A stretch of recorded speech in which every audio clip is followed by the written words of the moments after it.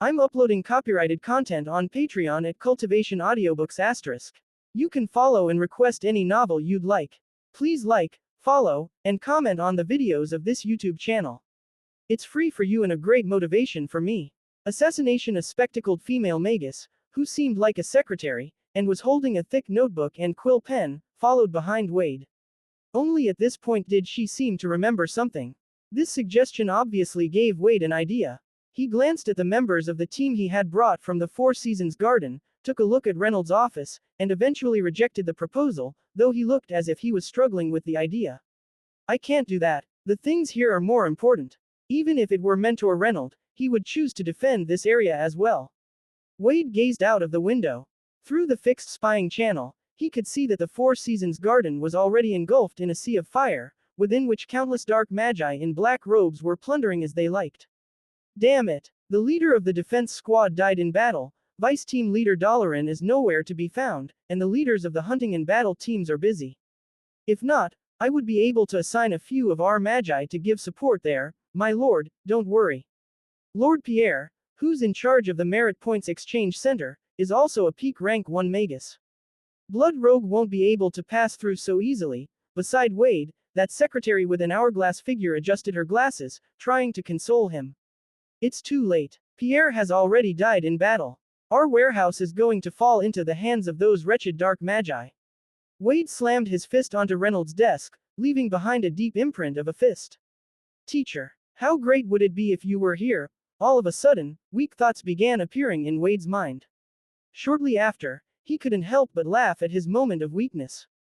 However, his hands were still trembling within the sleeves of his robes. Due to their superior spiritual force and senses, compared to the regular man, Magi's premonitions were quite accurate. Though they seldom appeared, it was a real possibility that such premonitions would actually come to pass. What? Pierre died in battle? How can that be? He's a peak rank 1 magus. Could it be that there's another rank 2 dark magus fighting here? The surrounding magi became restless at the thought. Peak rank 1 magi were, in normal circumstances, the most powerful beings in the South Coast. In a situation where rank 2 magus did not appear, they were the rulers, goals, and idols of most magi. However, what they had thought to have been a sturdy mountain they could count on had collapsed, leaving the magi present in shock. No, calm down, everyone. The moment the words left his mouth, Wade realized that he had misspoken, and quickly tried to steer the conversation away. Though the dark magi have a very aggressive approach this time, thus leading to a huge loss in our members and resources, please believe in the Four Seasons Garden. Believe in the elders, and believe in my mentor, the rank 2 magus, Lord Reynolds. Just hang on for 15 more minutes. The lightning fury from the Light Magi Alliance will arrive, and once that happens, we'll make the dark magi who killed our friends and family pay the price. Each word was dripping with blood, arousing feelings of hatred from the magi present. Faced with a common enemy, the magi calmed down. Upon seeing that the situation had stabilized, Wade could only sigh. The light magi of the Four Seasons Garden were similar to a few scientific researchers that Leylin had known. For them, their main work was to experiment, not to kill, and when they engaged with dark magi, these official magi performed very poorly. Besides the few small teams that were in charge of battling and defending, most of the other light magi who were in charge of exploring the secret plane and taking care of the plants had died.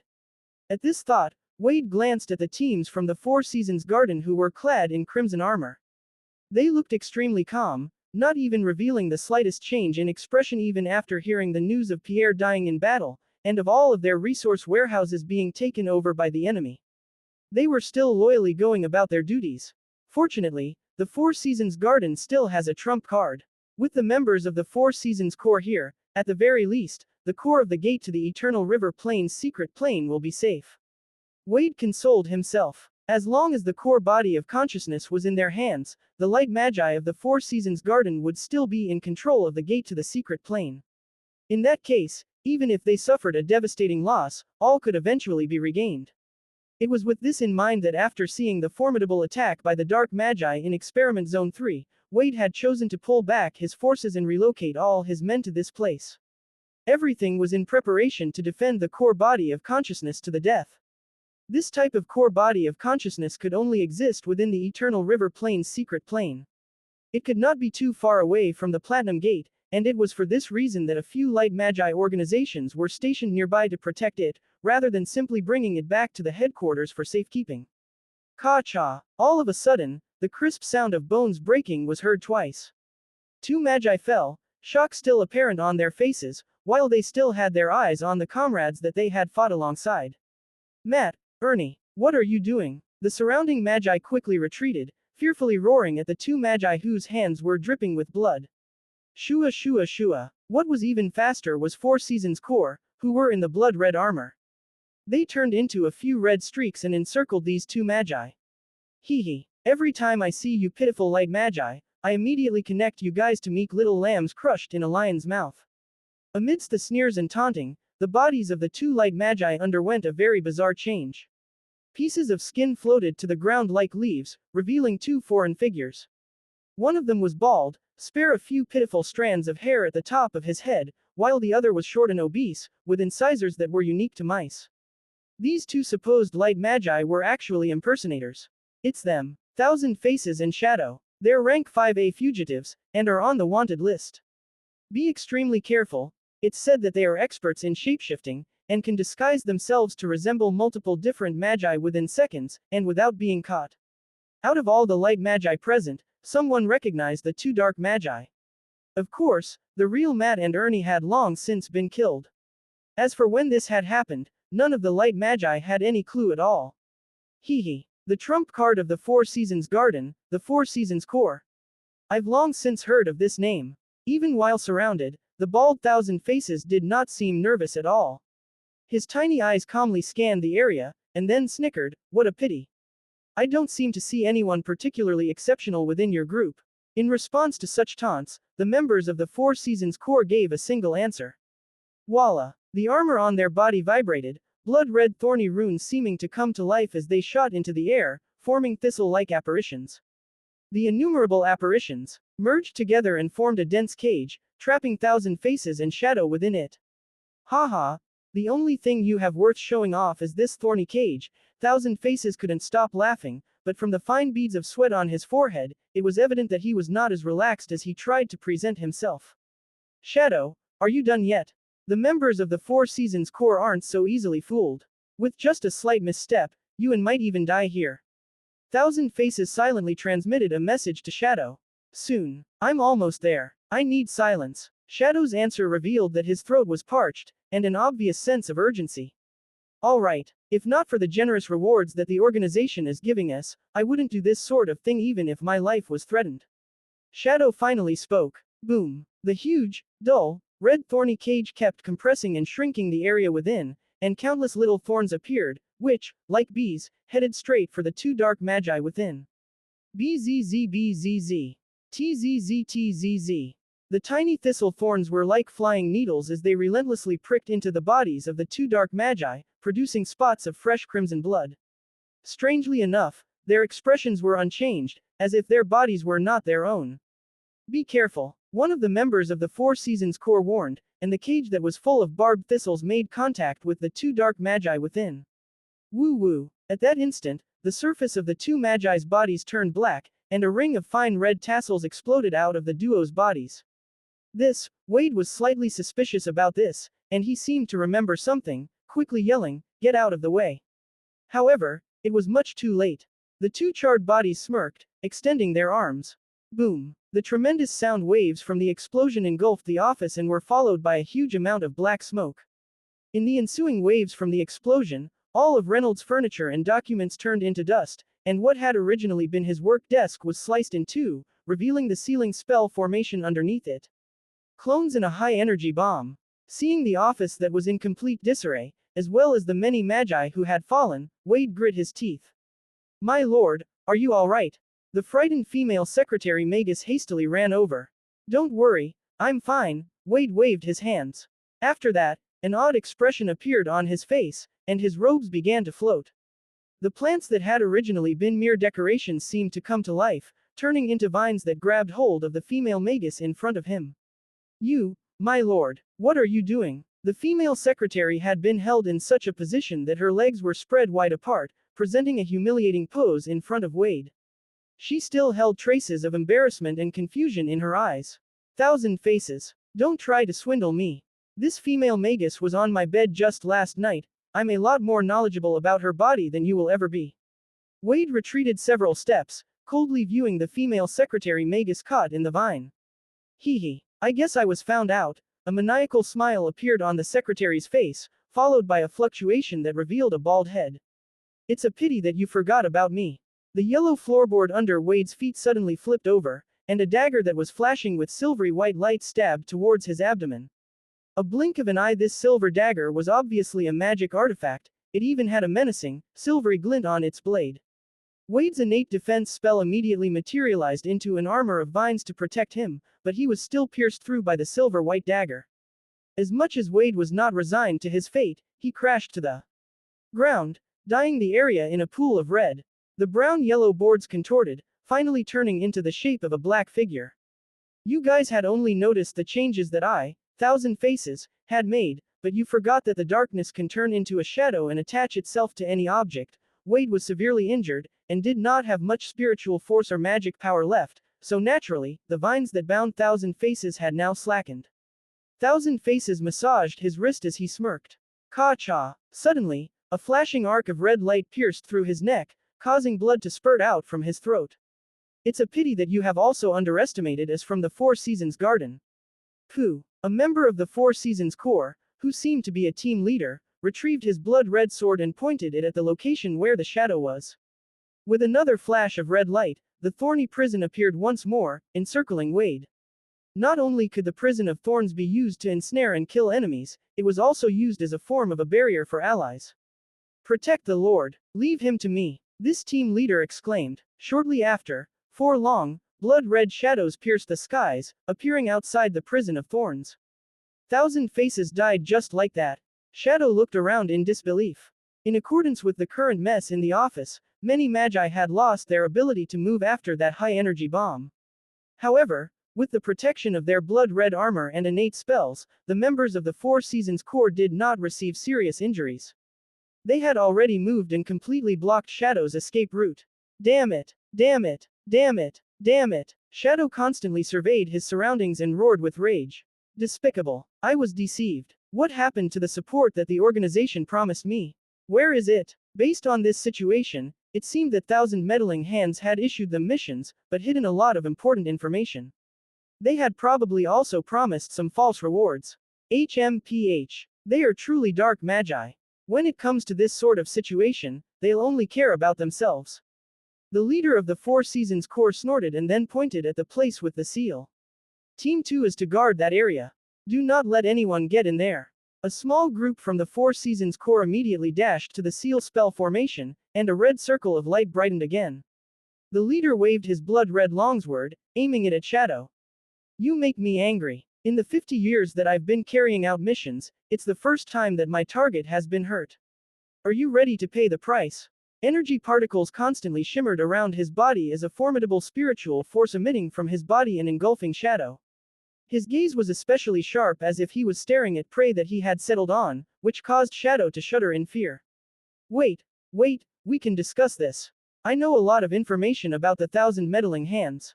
We can work together. Shadow yelled out insincere words that attracted attention, a layer of magic that was so thin it was almost invisible flickering under his feet. Shua. His body transformed into a black streak, basically surpassing the limits of what the naked eye could see. In an instant, he charged out of the circle of the Four Seasons Corps magi that had trapped him within.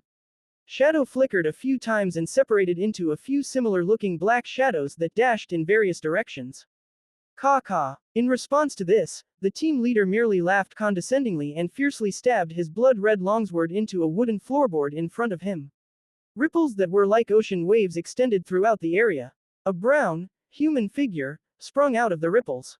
Rumble. The leader quickly came before Shadow, his blood-red longsword slashing across and forming a bright arc. Ka-cha. The transparent armor and pendant at Shadow's chest shattered just like that. The longsword then ruthlessly sliced into his chest, spilling fresh blood everywhere. Pock. Shadow fell heavily, and the leader of the Four Seasons Corps approached. With his right foot, which was clad in a metal shoe, he stepped on Shadow's chest. Run. Why are you running? Ka-cha. Ka-cha, tiny, and yet piercing, sounds of bones breaking was heard from Shadow's chest. Large amounts of foam and blood spilled out of the corner of Shadow's mouth as if he wanted to say something. That round of intense battle had happened so quickly. In almost 10 or so seconds, all of this had happened, and the magi who had fallen were unable to react at all. At this point, the faint black mist had yet to completely disperse. Wait. No. The leader who was stepping on the chest of Shadow suddenly turned, his expression changing to one of alarm and anger. Then, he simply gave up on Shadow and rushed to the front of the seal spell formation. Blood restraint. The leader's large hands grabbed forward into the air. Shortly after, a light green human figure was snatched out of thin air. This figure was very slender and small. It was like a child, with green mist surrounding it. Hee, what keen senses. It seems you're just one step away from becoming a peak rank 1 magus. The person shrouded in green praised with a little boy's voice. Pock. A bunch of crystal balls that shimmered with light were thrown out. Crash. Intense explosions sounded in front of the leader one after another, the immense shockwaves causing him to retreat. Green mist gathered and turned into a sticky fluid, adhering to the leader's body like superglue. Damn it, be careful. Their target has always been the sealing spell formation.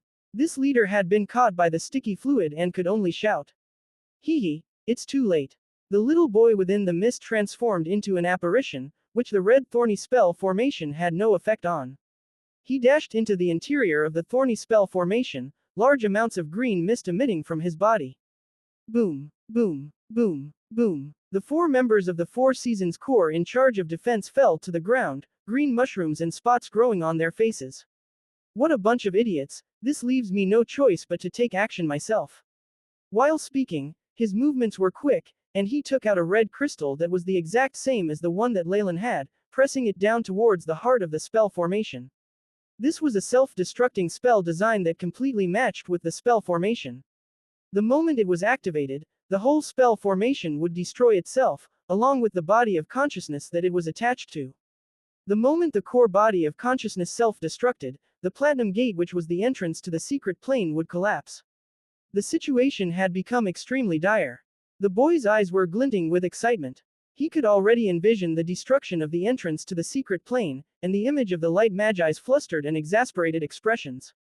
Gotcha. At this moment, a hand that was like white jade emerged from the air and grabbed the little boy's hand, black fog forming a python that crushed the red crystal into powder. Leylin dispelled Shadow stealth and quickly grabbed the boy. The moment his hand touched the little boy, Leylin's palm burst out into crimson flames, burning the green fog till it disappeared, and revealing a magus who looked like a young boy. He pointed at Leylin, preparing to say something in his anger. But why would Leylin give him the chance to do that? Several blood-red snakes quickly wriggled into the boy's orifices, thus sealing his sea of consciousness and ability to move. Leylin was still disguising himself as Blood Rogue. All that the other magi saw was someone in a crimson robe, emitting an evil aura as he appeared out of nowhere and quickly took care of the boy. After plundering the Merit Points Exchange Center, Leylin had returned to the nearby Reynolds office and had been lying in wait there. After waiting till Wade and the sneaky Thousand Faces came, Leylin had an idea and used shadow stealth. Like a python lying in wait for an ambush, he patiently waited for his prey to come knocking. After seeing Thousand Faces killed, Shadow severely injured, and the 4 Seasons Corp's attention diverted away, the little boy could no longer wait, and took a chance and acted. Leylin had made use of the ecstasy and astonishment that the boy had felt while he was on the verge of succeeding, and struck out. This method of using opportunities in battle could be said to be classic. If not for the AI chip's help in simulations of the operation, Leylin would not have been able to take the boy down so easily. I didn't expect you to be hidden this well. Leylin held on to the back of the little boy's collar, holding the frail and small body with his hand as if he were holding luggage. As Leylin had sealed the little boy's mouth, he was still unable to speak, and could only glare harshly at Leylin, as if he were wishing that he could hack him to pieces. This boy was evidently the member of the 1,000 meddling hands that had threatened Leylin while he was on the way to the 4 Seasons Garden. At that time, he was not even a semi-converted magus and had almost killed off Leylin, as well as causing him to lose a magic artifact. But now, Leylin sized up the little boy. From the energy waves emitting from his body, in that short period of time, the boy had not only passed through the bottleneck of being a semi-converted magus but had advanced until he was just one step away from becoming a peak rank 1 magus. This rate of improvement was something that made even Leylin, who had the help of the AI chip, gasp in awe. Blood Rogue. Its 1,000 meddling hands, Blood Rogue. Why did he stop his own comrade? The leader of Four Seasons Corps was rinsing himself with milky white holy water, finally washing all the disgusting green fluid away. With confusion in his eyes, he approached and resolutely stood before Leylin, thus blocking his way. Falling out, it's Blood Rogue from the 1,000 meddling hands. The S-ranked fugitive from Nightless City. Though I have no clue why you're helping us, I still want to thank you. The leader of the Four Seasons Corps bowed, and then slashed his crimson longsword at Leylin. I've thanked you as I should have. Now, leave the prisoners in your possession behind. In return, I will let you go. Seeing the leader acting this righteous, Leylin was slightly confused. Are you stupid? Do you think I'm so easily bullied? He guessed that this leader was rather egoistic, though it might have had to do with Leylin concealing his strength. Most people only knew that Blood Rogue was a semi-converted magus, and were still unaware that he had advanced to a peak rank 1 magus. At times like this, incorrect information could cost lives. Well then, I apologize. The leader spoke unenthusiastically, a huge wave of apparitions of sharp swords appearing from the longsword. Like a waterfall, they charged towards Leylin. Move. Second spell formation. The leader shouted as he attacked. With his yell, the Magi of the Four Seasons Corps seemed to have received some order, and other than the four Magi protecting Wade, the other members rushed him. TSS. Thorny plants constantly grew from their crimson armor. The vines that appeared from the armor seemed to have self-awareness, grouping together, and forming a green giant that was about 5 meters tall. This green giant formed from plants was full of thorns, and sinister black lines filled its body. At the area where its eyes were meant to be, there were 2 strange purple flowers. Awoo! The green giant snarled, opening its large hand and grabbing towards Leylin. Is their ignorance to the truth causing them to be so fearless? Leylin glanced at the leader of the Four Seasons Corps with a pitying look. Next, a black ring emerged from under his feet, climbing up his robes and seemingly draping black armor on his body.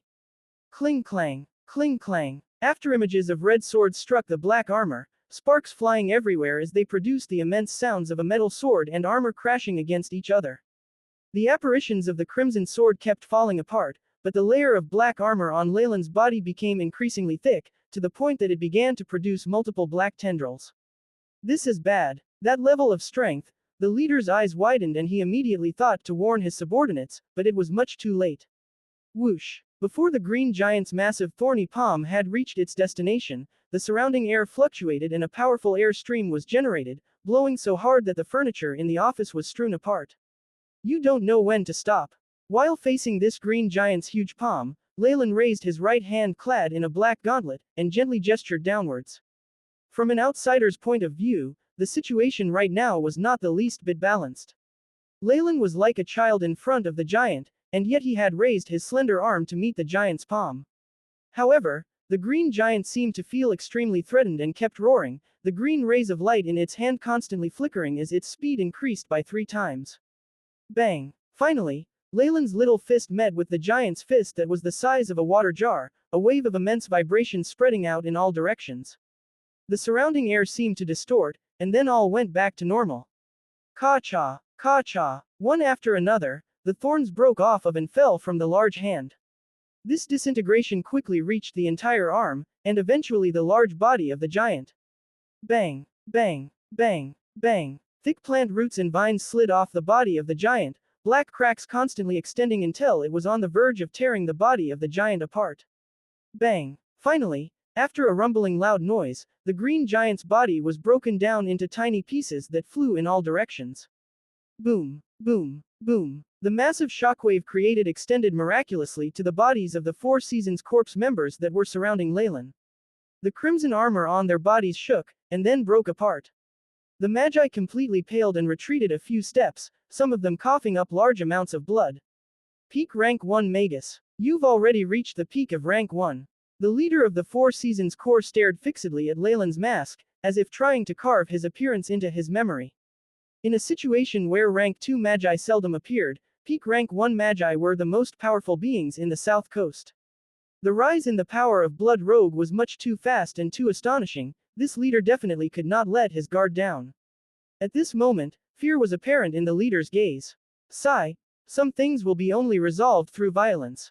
Leylin still maintained his pose where he held the little boy, and his other hand formed a mysterious hand seal and tapped against the ground. Shadow domain. A pitch-black shadow emerged from under his feet and quickly formed a dense, black sphere, crazily spreading to the surroundings.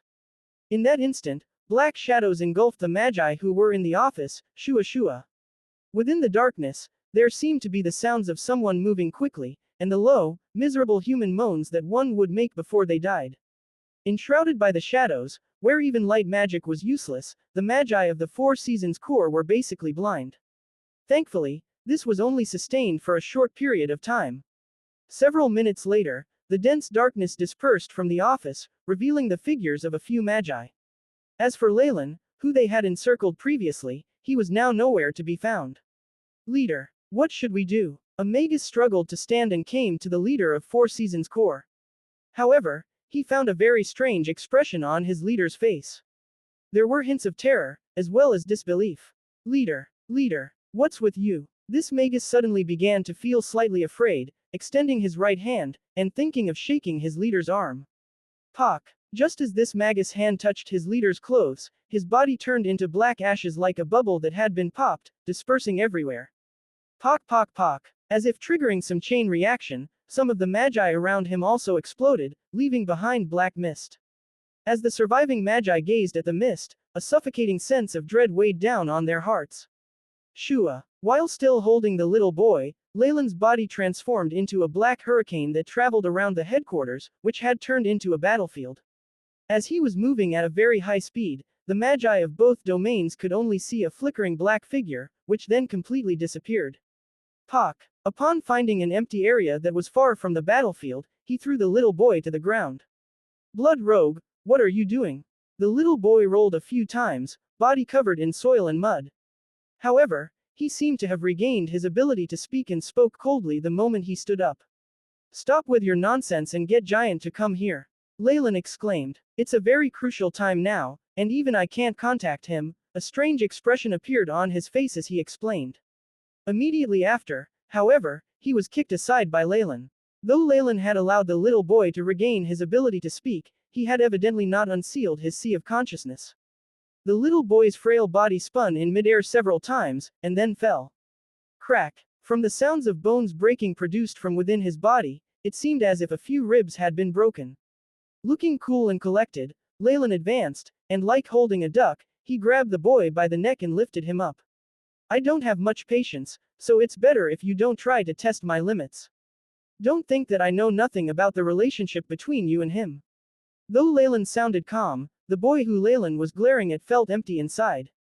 Under Leylin's relentless gaze, he felt as if the other man could see through him and know all his secrets. No. How can that be? I've always been very careful about it. A myriad of thoughts flashed past the little boy's mind, and he eventually gave in. Be quick about it. Leylin loosened his grip, and the boy immediately fell to the ground. Cough. The boy sat on the ground, two hands cradling his neck, on which purple marks were already apparent. Without requesting Leylin to unseal his sea of consciousness, he quietly sat in a corner, as if in a daze. Unexpectedly, Leylin actually waited for him. It did not take long, and a few minutes later, green mist permeated the air and filled the area. What do you need me for? Don't you know that our plan has entered a state of emergency, Leylin? Giant's voice was as hoarse as before, but this time, Leylin was able to hear fury in his voice, along with worry. Kill him. Quick. Kill him. At this moment, the little boy who had been staring blankly to the side suddenly burst into hysterics. Green mist had been protecting him, thus allowing him to regain his power. Our entire plan fell through because of him. Also, he actually dared to treat me in this way. I want him dead. The boy glared at Leylin, his eyes full of venomous anger. I know. Giant briefly nodded, looking at Leylin. What do you have to say for yourself about your slip-ups in the past, as well as the thwarting of our plan this time? As Giant spoke, the mist in the surroundings became increasingly stronger, to the point that bushes and soil began to emit white smoke, and melted like ice. What I have to say? Leylin smirked, and then snapped his fingers. Pock. The little boy's expression suddenly froze, and his brain exploded open like a watermelon. If you want an explanation, does this work? Leylin grinned widely. Flaming serpent faced with the little boy's head exploding like a watermelon, the green mist distorted, revealing a heavily muscled figure that was more than 2 meters in height. For a moment, his head was visible, but he covered his head, his eyes bloodshot and glowing red. You actually killed him, Giant roared, as if the little boy was very important to him. Seeing Leylin unceremoniously kill the little boy instead of letting him go, Giant was on the brink of going ballistic. Tendrils of green mist rushed towards Leylin, looking like a swarm of moths and bees, and appeared to envelop Leylin like a huge cloud. Chi-chi. Green meridians crawled over the muscles of Giant's body like small snakes.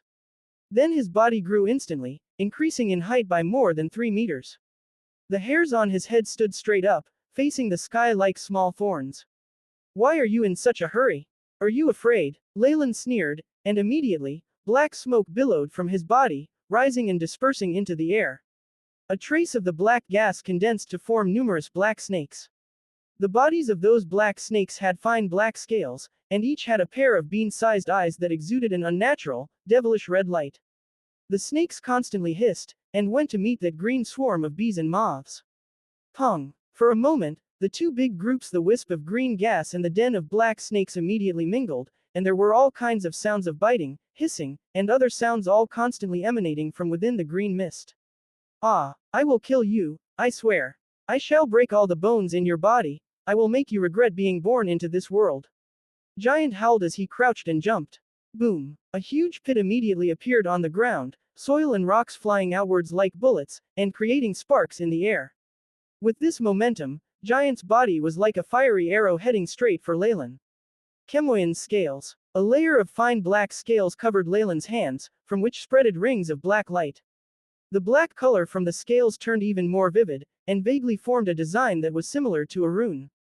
Following which, the muscles on Leylin's arm bulged, and his strength of 20.1 was then displayed. Boom! Green and black figures fiercely slammed into each other, explosions continuously sounding out. The two human figures flickered as they fought. Anything that the shockwaves from their battle brushed past, whether it was rocks or wood, would immediately explode into pieces. Bang! Leylin's left hand blocked Giant's fist. As quick as lightning, his right hand turned into a claw, blood red. Flames burning as it headed straight for Giant's chest, where his heart was. Currently, Giant's two hands were rendered immobile by Leylin, and it was basically impossible to evade an attack that was so close. Giant's expression became resolute and he adjusted his position, avoiding that fatal claw at his chase. However, his right chest had been caught by Leylin's crimson palm, and a huge chunk of flesh and blood flew out. Bone-piercing technique. Giant yelled, and his arms spread wide.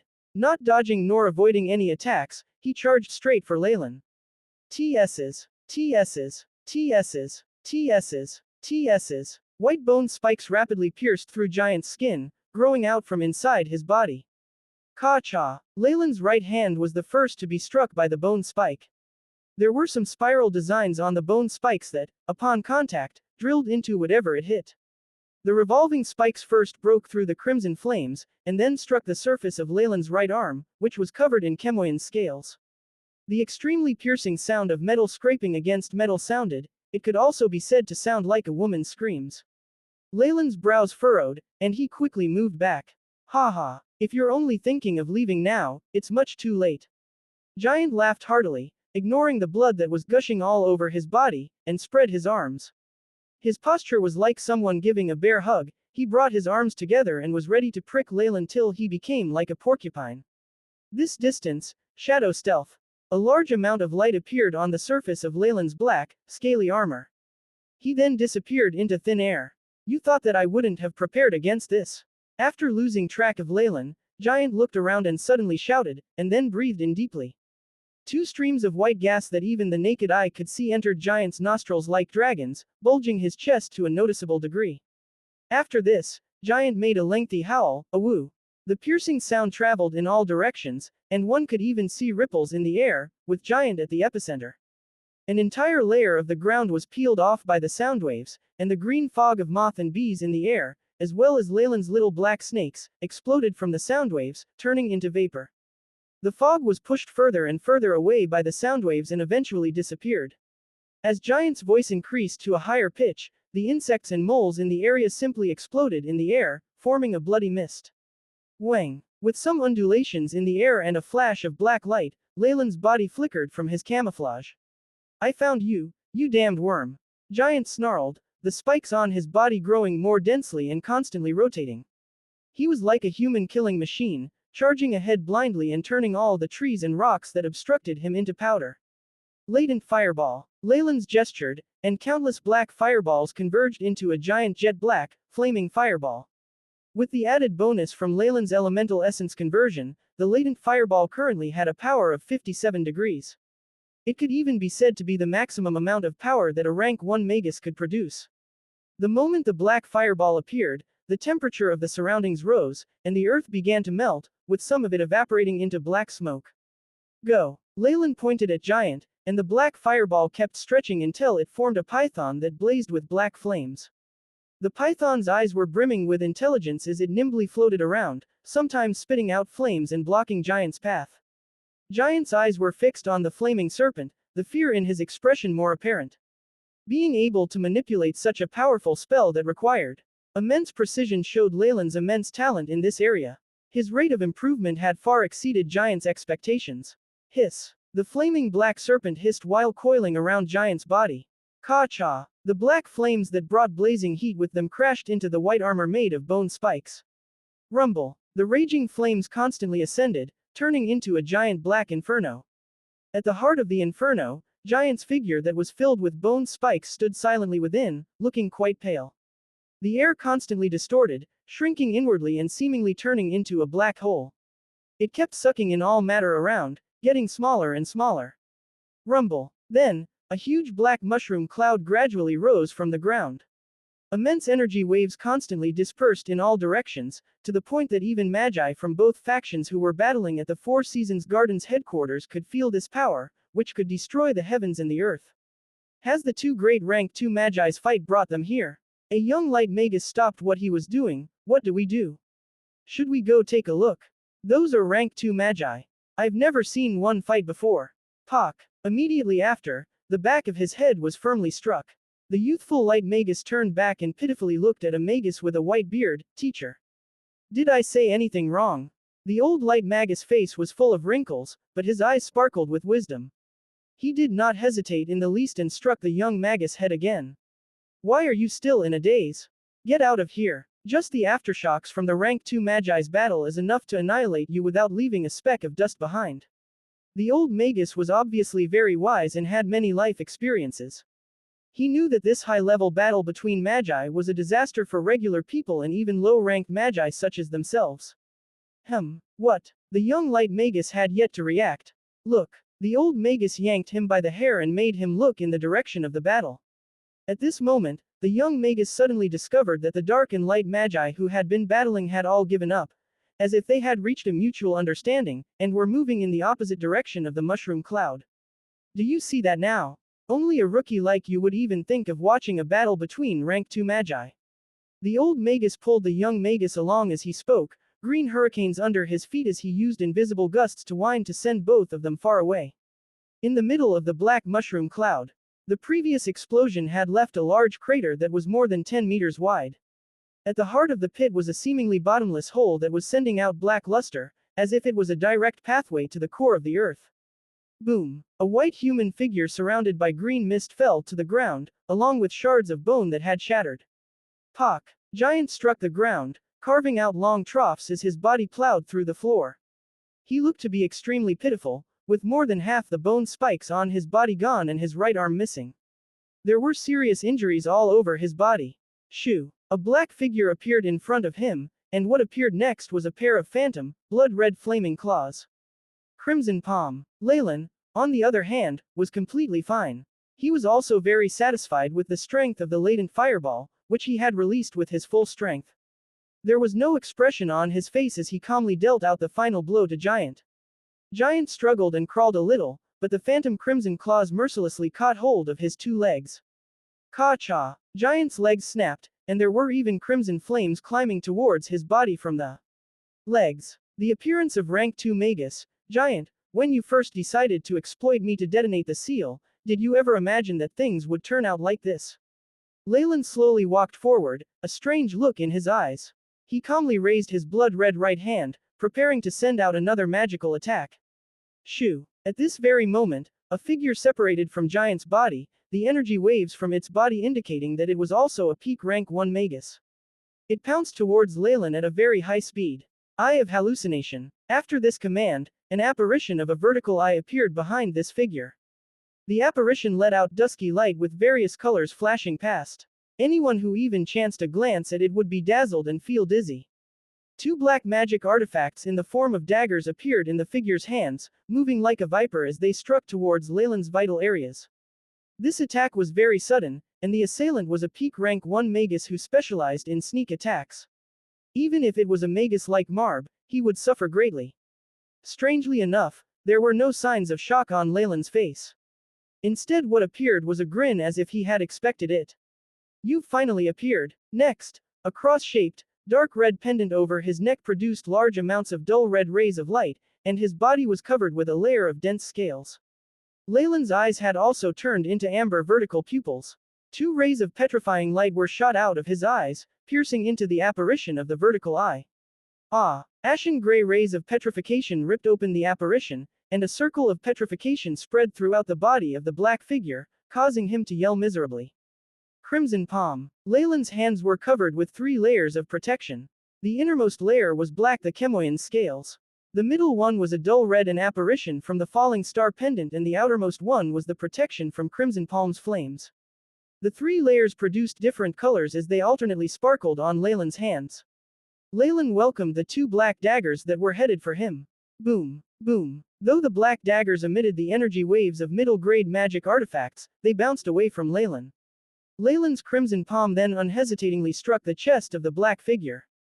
Rumble. It was obvious that the black figure's chest had caved in, and it was coupled with the ear-piercing sound of bones breaking. Boom. The figure was flung to the ground, revealing a magus that Leylin was very familiar with. Team leader Caesar, what are you doing here? And can you also explain why you chose to appear in such a strange way? Leylin came before Caesar and inquired. From his tone, it was obvious that Leylin was not surprised at Caesar's appearance here. Cough cough, the dark figure who had launched a sneak attack was, as expected, Caesar. However, he looked to be in a bad state, constantly coughing out blood, and his face ashen. Around his third vertical eye on his forehead, there was a ring of gray stone. This was the effect of the eye of petrification, and it was still spreading. When did you find out? Caesar did not reply to Leylin's question, and instead, countered with another question. From the very beginning. In all honesty, I really admire you for daring to train in 3 spirits in a body, which is an extremely dangerous ancient secret technique. You actually succeeded and forcefully separated your spirit into 3 portions. Admiration was apparent in Leylin's expression. He had previously used the AI chip to simulate Caesar's trump card, and then heavily researched about ancient secret techniques like these. Even in ancient times, these kinds of techniques were considered to be very dangerous. Only lunatics would choose to train in them, as they forcefully separated a magus soul into 3 parts, each having their own will, and having the ability to be spread apart or merged together in crucial moments. In other words, a person would be separated into 3 individuals. As long as a single body remained alive, the other 2 bodies could be resurrected given enough resources. This was basically a secret technique that defied the heavens. The situation was now very obvious. Caesar, Giant, and the little boy were the different bodies of a single magus who practiced 3 spirits in a body, and Caesar was a spy who was buried the deepest in 4 Seasons Garden, and the instigator of this entire thing. Leylin had found it strange that the 1,000 meddling hands knew so much about the 4 Seasons Garden, were able to come up with a spell designed to destroy the seal linked to the core body of consciousness, and possessed a map of the locations of the defense squads. From the looks of it, with Caesar, the leader of the hunting team, as a spy, everything made sense. Caesar forced a laugh. It's far from a success. Originally, if the boy had been able to become a peak rank 1 magus as well, I would have been able to merge all 3 bodies and try to advance to become a rank 2 magus. It's a pity, though, while speaking, a ring of stone-like skin had spread from the sides of Caesar's third eye, almost reaching his nose. Why did you lure us here? Caesar asked while lying on the ground, without activating any defense formation. He was now aware that he would not be able to withstand even a blow from Leylin and was not going to humiliate himself by trying to protect himself. You're smart. I want to make a trade with you. I hope that. Number. Don't listen to him. Kill him. I want to kill him. Giant, who was seriously injured, began to yell. Leylin sighed as he held his head. Looks like I have to take care of all the troublesome matters first. He could clearly tell that out of all the 3 bodies that Caesar had, only Caesar himself was relatively sane. Giant and the little boy obviously had a few screws loose, which might have been a side effect of the technique. The little boy's craziness was possibly even a level above Giant. After his death, his maniacal tendencies were transferred to Giant. Out of everyone present, Caesar was probably the only one willing to listen to his proposition. Giant was just an obstruction. At this thought, Leylin's eyes were filled with a murderous aura. He was prepared to act right away. Even if Giant and the little boy died, Caesar would still be able to revive them given a lot of resources, and as long as he was still around. It would just take a little more time. Caesar and Giant were currently heavily injured, and it was impossible for them to fight back. Young man, can you stop now? Just as Leylin was about to move forward and deal the final blow to Giant, an aged voice sounded by his ear. A silver ring of spiritual force descended upon the battlefield. This spiritual force was incredibly malicious and strong, to the point that the air was distorting. Silver spiritual force formed a large hand, which picked up Giant. The silver hand formed out of spiritual force was extremely sturdy. The flames from Leylin's crimson palm were still burning fiercely, but there seemed to be no effect on the hand. Grains of solidified spiritual force constantly fluttered around, slowly extinguishing the crimson flames on Giant's legs. Spiritual force solidification. As he watched the silver, solidified spiritual force, Leylin suddenly thought back to the Gargamel that he had seen previously. That being formed out of evilness also had the strength of a rank 2 magus, and at that point in time, Leylin was basically helpless against it. A rank 2 magus from the 1,000 meddling hands. Leylin halted his footsteps. The silver hand sent the heavily wounded Giant before a magus donned in black robes. This magus was tall and slender but was surrounded by a terrifying spiritual force that even Leylin was fearful of. His eyes were a sparkling green, and anyone who saw him would feel immense fear from the evilness they gave off. Father, father, after killing my little boy, spirit, he actually tried to kill me, the only member of your bloodline. He must pay the price in blood. Giant curled up beside the dark magus, beginning to wail like a little child. Caesar, on the other side, called out, "Father," his face ashen. So this dark magus is actually Caesar's father. Leylin realized. However, something that the rank 2 dark magus threw over made him feel anxious. It was the head of a magus. Its skin was pale, and its face was full of wrinkles. Leylin was extremely familiar with this face, as he had actually seen it not long ago. Reynold, you actually killed him. Leylin's eyes widened. This rank 2 magus was even more powerful than Leylin had expected, to actually be able to behead Reynold, who was also a rank 2 magus. Pock. At this moment, the petrification on Caesar's face had extended to his neck, and his expression was still as if he had become a statue. Rumble. A streak of green flames began to burn, and the dark magus traversed through space and arrived in front of Caesar. Ancient petrification technique. His voice was hoarse, like 2 metal pieces scraping against each other. Don't worry, my child. The dark magus extended a pair of thin arms, which had green spores on them, and caressed Caesar's stone head. Bzzz. Milky white light descended onto Caesar's head. Within the light, grayish-white stone skin fell off bit by bit, revealing Caesar's original skin tone. Thank you, father. Also, Caesar began to whisper in the dark magus' ear, and the magus constantly nodded. Upon seeing this scene, Giant, who was not far away, glared furiously like a child who had his sweets stolen. There was even some jealousy as he stared hard at Caesar. Aren't you all the same person? Are you jealous of yourself? Leylin was speechless. At this point, Caesar was done speaking. The rank 2 magus turned his gaze to Leylin. A powerful burst of spiritual force was fixed upon Leylin, to the point that he felt as if he was standing stark naked in a field of snow. Concede, your name is Leylin, and Blood Rogue is your alias, yes. Very good. You actually dared to thwart my plan. The dark magus laughed coldly, and suddenly made his move.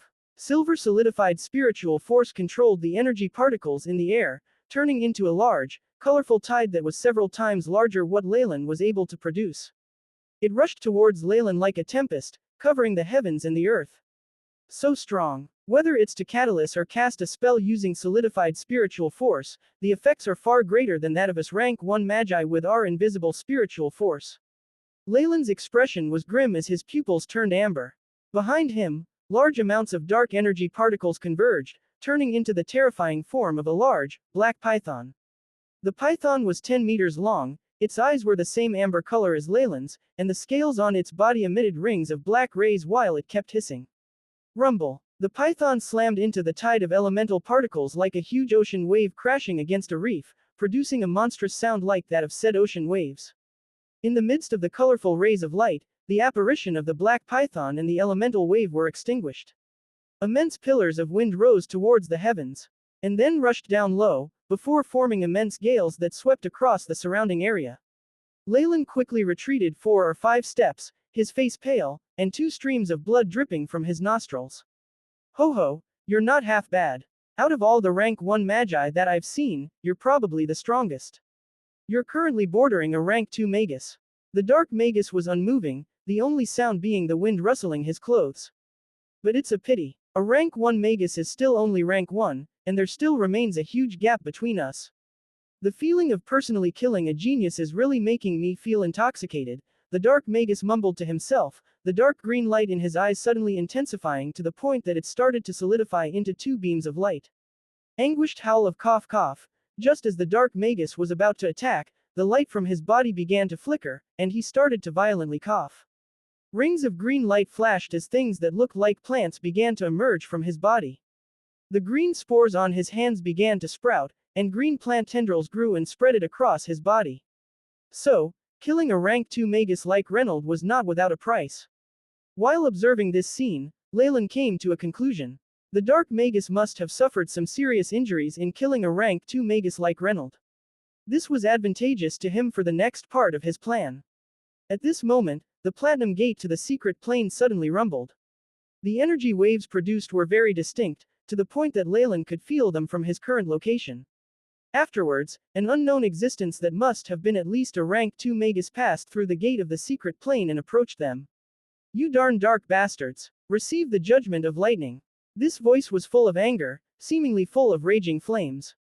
Hualala! Countless blue bolts of lightning that were like crazed serpents scattered all over the sky and fell like raindrops. Ka-cha! An electric current that was as wide as a bucket struck a dark magus who did not have the opportunity to dodge. This dark magus immediately turned into ashes in the midst of the lightning, his body crumbling away. Boom, boom, boom. The platinum entrance to the secret plane spat out light. Every time it flashed, groups of light magi descended into the area. These light magi were dressed in uniform, and the metallic smell of blood was apparent on their bodies. Compared to the dark magi, who were already experts in battles, the division of work between the light magi was even more efficient. The magi who were specialized in battles were extremely experienced in bloody battles. Some even had a strength that rivaled the dark magi. With the help of these light magi, the tide was turned. Rather than the Four Seasons Garden, the dark magi of Thousand Meddling Hands lost their advantage. They're here. The reinforcements from the Light Magi Alliance. Leylin mumbled. He quickly glanced at the dark magi, who were being suppressed by the bolts of lightning. Look, my lord, the reinforcements of the Light Magi have arrived. Are you still confident in destroying the gate to the secret plane? Leylin gave a slight smile as he asked. No, but I think this little bit of time I have left is enough for me to kill you before I retreat. The dark magus was silent for a moment, and then sneered. Is that so? The rune of the suction spell formation on Leylin's back lit up, and a brownish-yellow spell formation emerged in front of his chest. In that moment, a brownish-yellow light covered the earth, and the gravity around the area intensified by a factor of almost 30. The ancient suction spell formation and the gravitational spell formation. You're actually using both of them here. There was a subtle hint of fear in the dark magus voice. With the added bonus of these 2 spells, even if he were in his best condition, he did not have the confidence that he would be able to take down Leylin. Presently, his strength was depleted and his opponent would definitely be able to escape. I'm actually still on the dark magi's side. After all, a leopard can't change its spots. Leylin spoke hurriedly and quickly, rather than completely destroying the gate to the secret plane, I believe that gaining possession of it will be of even more value. His voice had a bewitching quality to it. What does that mean? The Dark Magus asked coldly but stopped his attack. Currently, Reynolds already dead, the team leaders of all the main divisions are dead, and Caesar and I may very well be the Magi with the most authority here. The reinforcements from the Light Magi will have to leave eventually. Once that happens, and before a new member is assigned here from headquarters, we'll be the people with the highest authority, and will consequently be in charge.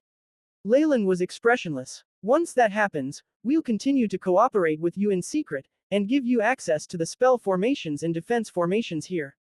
Wouldn't that make everything easier? The Dark Magus considered for a while, and then solemnly pondered over this question. It must be noted that this was a very attractive proposal, and was very much viable. After Leylin said this, he could even feel the Dark Magus tremble a little. We can assassinate him or make him a scapegoat. Anyways, all we need is some time. By the time headquarters finds out what had happened, we'd be long gone, Leylin answered swiftly. What do you think? The Dark Magus glanced at Caesar, who was already standing. Caesar was silent. I think it's possible. Considering that our original plan has already failed, the situation can't possibly get any worse than this. There was actually something else that both Leylin and the Dark Magus had not pointed out. When that happened, even if the rank 2 Dark Magus would be able to escape, his sons, Caesar and Giant, would definitely die here. Leylin was, of course, not so daring as to blackmail them so blatantly, but his hidden threat had been understood. I don't trust you. Unless you let me give you a branding of your consciousness, the Dark Magus slowly spoke. Impossible. Leylin resolutely refused. Though receiving a branding of consciousness was slightly better than receiving a branding of the spirit, who knew what a rank 2 Magus could do. He didn't want to be in a situation where he was unknowingly being controlled. Leylin had a rascally attitude. In front of real power, only a person with a strength that others would be jealous of could have the guts to say this. Though Leylin was not yet on equal grounds with a rank 2 Magi, he was confident that he could survive and escape, resulting in his more brazen attitude. A contract with the Trials That's the furthest I can go. The Dark Magus pondered silently, and then responded in a low voice. Fine. Leylin hesitated for a moment and then agreed. As compensation for helping you, I'll need a large amount of resources and magic crystals, as well as some high-grade knowledge. After this, you also have to guarantee that I'll be able to enter Lighthouse of the Night. All of these things have to be written into the contract. The Magi acted quickly, and minutes later, the Dark Magus left with Giant. Leylin glanced at Caesar, who was standing strangely, with a smile appearing on his face. Team leader Caesar. Do you need me to help you back? After signing another agreement that could be said to be very harsh with the Trials Leylin and Caesar were now allies once more. In the eyes of the Light Magi, the sight of two Magi who were always at odds with each other suddenly becoming friendly was quite strange. However, for the Dark Magi, this was just an everyday occurrence. In the Dark Magi faction, all sorts of battles happened every day. Betraying one's alliance for the prospects of more benefits was very common. Then I'll leave it to you. Caesar glanced at Leylin and actually let him assist him back. Doing something like exposing one's vulnerabilities was unthinkable to the Dark Magi, but Leylin could understand what he was thinking. Previously, Leylin and the rank 2 Magus from the 1,000 meddling hands had agreed and signed another contract. Through the Caesar's scrutiny of the contract, the conditions were very harsh. In order to prevent Leylin from making use of any loopholes, Caesar had practically gone through the contract word by word. He had basically made it impossible for Leylin to do whatever he wanted, not even giving him the chance to go back on his words. As he had to deal with a rank 2 Magus and the Dark Magi alliance, Leylin could only be placed at a slight disadvantage. In other words, the moment Leylin expressed bad intentions towards Caesar, the power of the contract would devour him before he could even use his magic. Hence, Caesar was quite trusting of Leylin now. We need to work quickly for our objectives regarding Wade. Caesar's lips moved slightly, his low voice traveling into Leylin's ear. As the one in charge of the hunting team, which actually had true authority, Caesar had a very high position in the Four Seasons Garden. He was second only to Reynolds, and only a handful of people could match his authority. What was even more coincidental was that a few peak rank 1 Magi had died on the battlefield for a variety of reasons. Some had even been personally killed by Leylin. As long as Wade was disposed of, Caesar would immediately be in control of everything. Lightning Corp Leylin reflected briefly. Currently, in the entire Eternal River Plain's secret plane, the Four Seasons Garden had received a fatal blow. Other than Reynold, a great elder, the combat and defense team leaders had all died in battle. The person in charge of the Merit Points Exchange Center had been killed by Leylin, and it was unknown whether Wade, the envoy from the headquarters, was dead or alive. Leylin was stunned at the discovery that in the headquarters of Four Seasons Garden in the secret plane, there might only be two peak rank 1 magi here, Caesar and himself. Under these circumstances, it would be an easy task to exploit his authority in the headquarters. Though the headquarters in the external world was sure to react quickly, dispatching large numbers of magi and even rank 2 magi here to investigate, that would take time. Caesar and Leylin could use this time to further diminish the power of the Four Seasons Garden and create opportunities for the dark magi. By the time the light magi found out, the battle array of the defense would have been controlled thoroughly by dark magi, and the situation would be set. Even if there were to be another large war, with the dark magi in charge of 4 entrances and 3 under the light magi's control, the dark magi would have an advantage. Leylin had thrown out such tempting bait, which was how he had gotten the dark magus to bite. It's Lord Caesar and patrolling Inspector Leylin. As they approached the headquarters of the Four Seasons Garden, the figures of Leylin and Caesar were quickly noticed by the large remaining numbers of the light magi. The surviving members quickly came forward to greet them. Leylin ran his eyes over everyone. These magi's robes were in tatters, and there were traces of dust and blood on their faces. To all these magi who had seen Caesar and Leylin, it was as if they had seen the pillars of their organizations. It seems like the loss of the higher levels in Four Seasons Garden is worse than I thought. Leylin admitted to himself that in the time he had been a patrolling inspector, he'd done nothing good, instead extorting much from every department. However, after these magi saw Leylin, they gathered and greeted him, their enthusiasm surprising him to no end. Unfortunately, there were no longer any peak rank 1 magus in the Four Seasons Garden. That meant that Caesar and Leylin were the only 2 peak rank 1 magi on the light magi's side, which was why they were welcomed with such enthusiasm and ardent hope. If they found out that Caesar and I were the instigators of this recent attack, who knows what expression they would be wearing. Leylin was slightly dumbfounded, but he still put on a solemn expression. May I know who currently has the highest authority in the Four Seasons Garden? At this moment, a magus with lightning designs on his silver-white robe separated the magi and approached them. I'm Caesar, the team leader of the hunting team. This person here is Magus Leylin, the newly appointed patrolling inspector. Caesar's face was pale as he spoke. We are the Lightning Corps of the Light Magi Alliance. The leader of our corps would like to meet you. The magus' expression was blank, as if he was incapable of expressing emotion. Not caring about Caesar's serious injuries, he forged ahead and led the way. The surrounding magi of the Four Seasons Garden cowered and did not dare to move forward.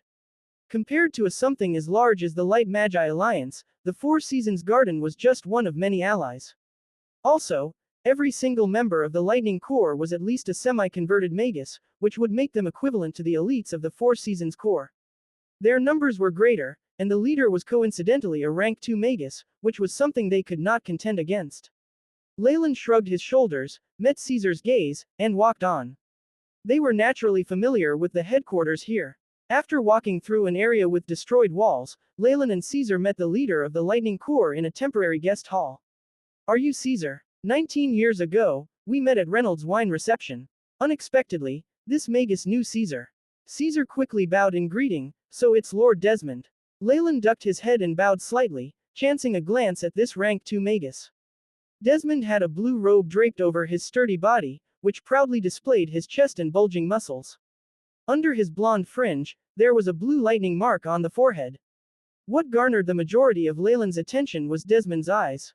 Every time they blinked, slight electric currents flickered. It was rather astonishing. Where did you go? The rank 2 magus asked right away.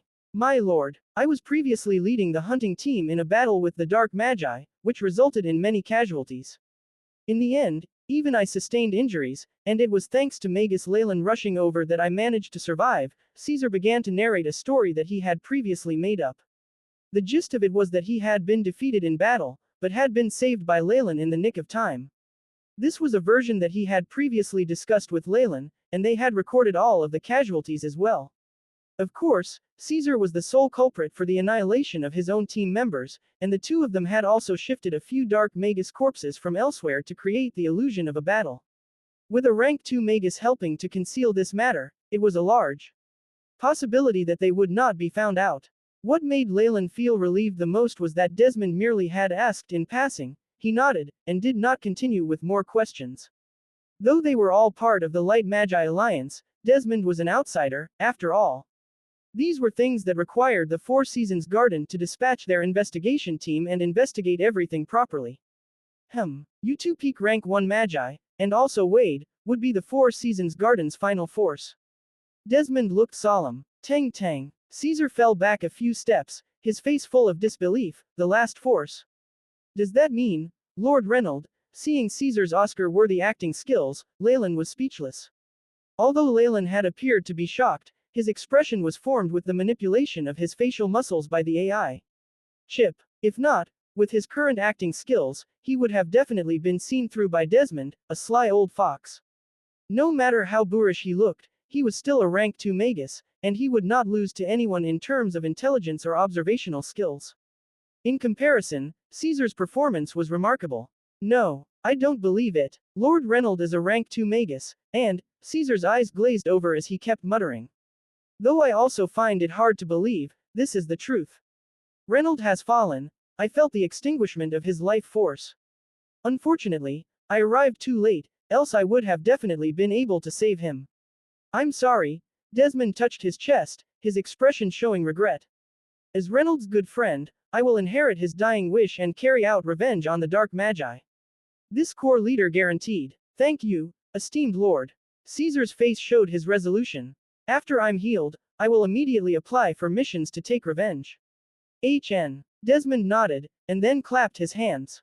Rumble. The floorboards at two ends of the temporary room split open, and a large, translucent, metallic pillar rose from the middle of the room. The sounds of turning gears sounded from the heart of the pillar. Streams of glowing runes constantly traveled upwards, creating a magical sight. This is the core control of the Four Seasons Garden's defensive formation. There had been a powerful interference, and the procedural spell design also had some issues. Don't worry about that though, as I've already fixed it. Based on the rules stated in the Alliance's proposed laws, I now announce, in my capacity as the leader of the Lightning Corps, the formation of the Four Seasons Garden's Crisis Team, which will be in charge of the defensive and spell formations. The members will consist of Caesar, Leylin, and Wade. If you have differences in opinions, you should decide based on the majority's decision. Desmond spoke as if he were reciting, and circles of light that represented a contract and celebration twinkled around the three of them. Now then, complete the ceremony for the formation genie to recognize its master. Desmond pointed at the metallic pillar in the center of the room. Press your palm on it. The formation genie will automatically record the aura of your spirit and give you authority. Caesar nodded, and then placed his palm on the surface of the metal pillar, closing his eyes and seemingly communicating with a body of consciousness. Moments later, while beaming with admiration, he withdrew his hand. Your turn. Leylin nodded and also placed his hand on the pillar. The surface of the metallic pillar was very glossy, and there was a strange feeling when he touched it. It was very soft, as if it were not metal, but rather cotton. It was also different from the iciness of metal. The surface of this pillar gave Leylin a rather warm feeling. Recording spiritual aura, conferring an authority of 7 stars. A robotic female voice sounded in Leylin's mind. It was different from the AI chip's genderless voice, and was instead a crisp feminine voice. Is this a formation genie? Leylin was a little rueful. Whether science or magic, when it came down to it, there were basically different means to achieve the same end.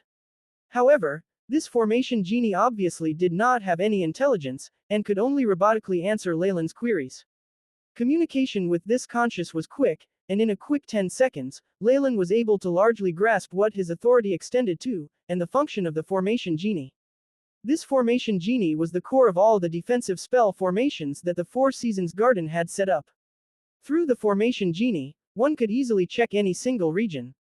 However, this spell formation had previously been heavily interfered with by the Dark Magi, which resulted in the unexpectedness of the attack this time. As for the limits of his authority, this referred to how much manpower he could command. The chain of command consisted of a total of 9 stars, with 1 having the least authority, and 9 commanding the most. Leylin currently had a ranking of 7 stars, and was therefore capable of dispatching most of the defensive forces in the Four Seasons Garden to besiege anybody, as well as having access to all available information, save a few top-secret documents. In the past, Reynold had 9 stars, and was capable of ordering the formation genie to self-destruct.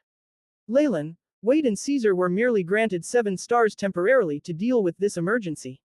Bribery, where's Wade? Why don't I see him right now?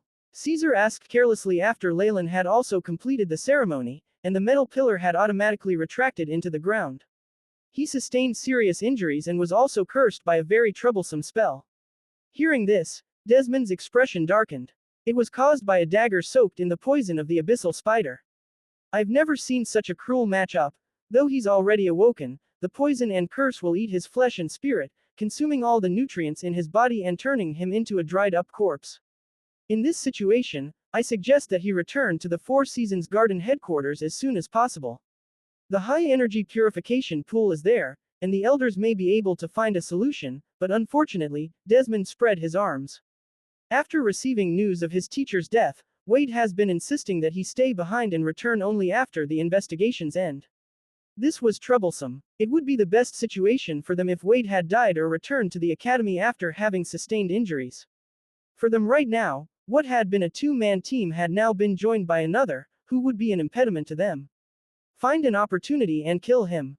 In Caesar's eyes, Leylin could see a glint of vehemence.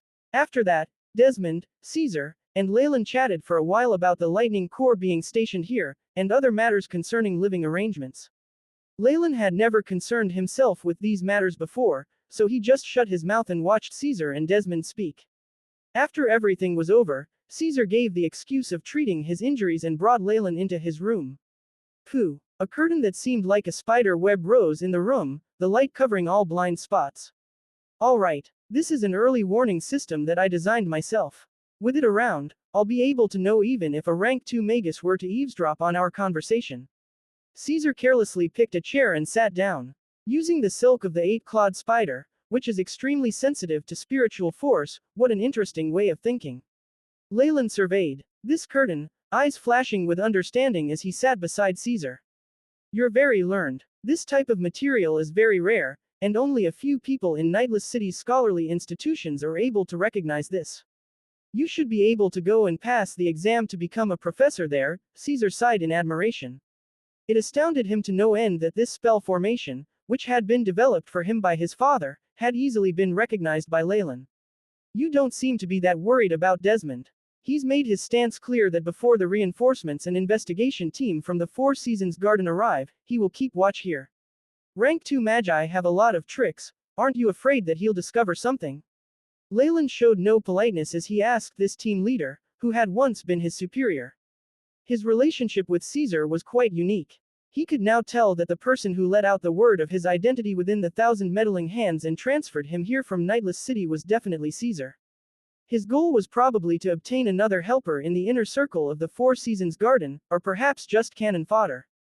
Hence, after seeing through this scheme, Leylin unhesitatingly chose to betray them and injured Caesar to the point that he was near death. However, with the knowledge that he was backed by a rank 2 magus, Leylin did not dare to go too far. After all, offending a rank 2 magus was not a very sensible decision.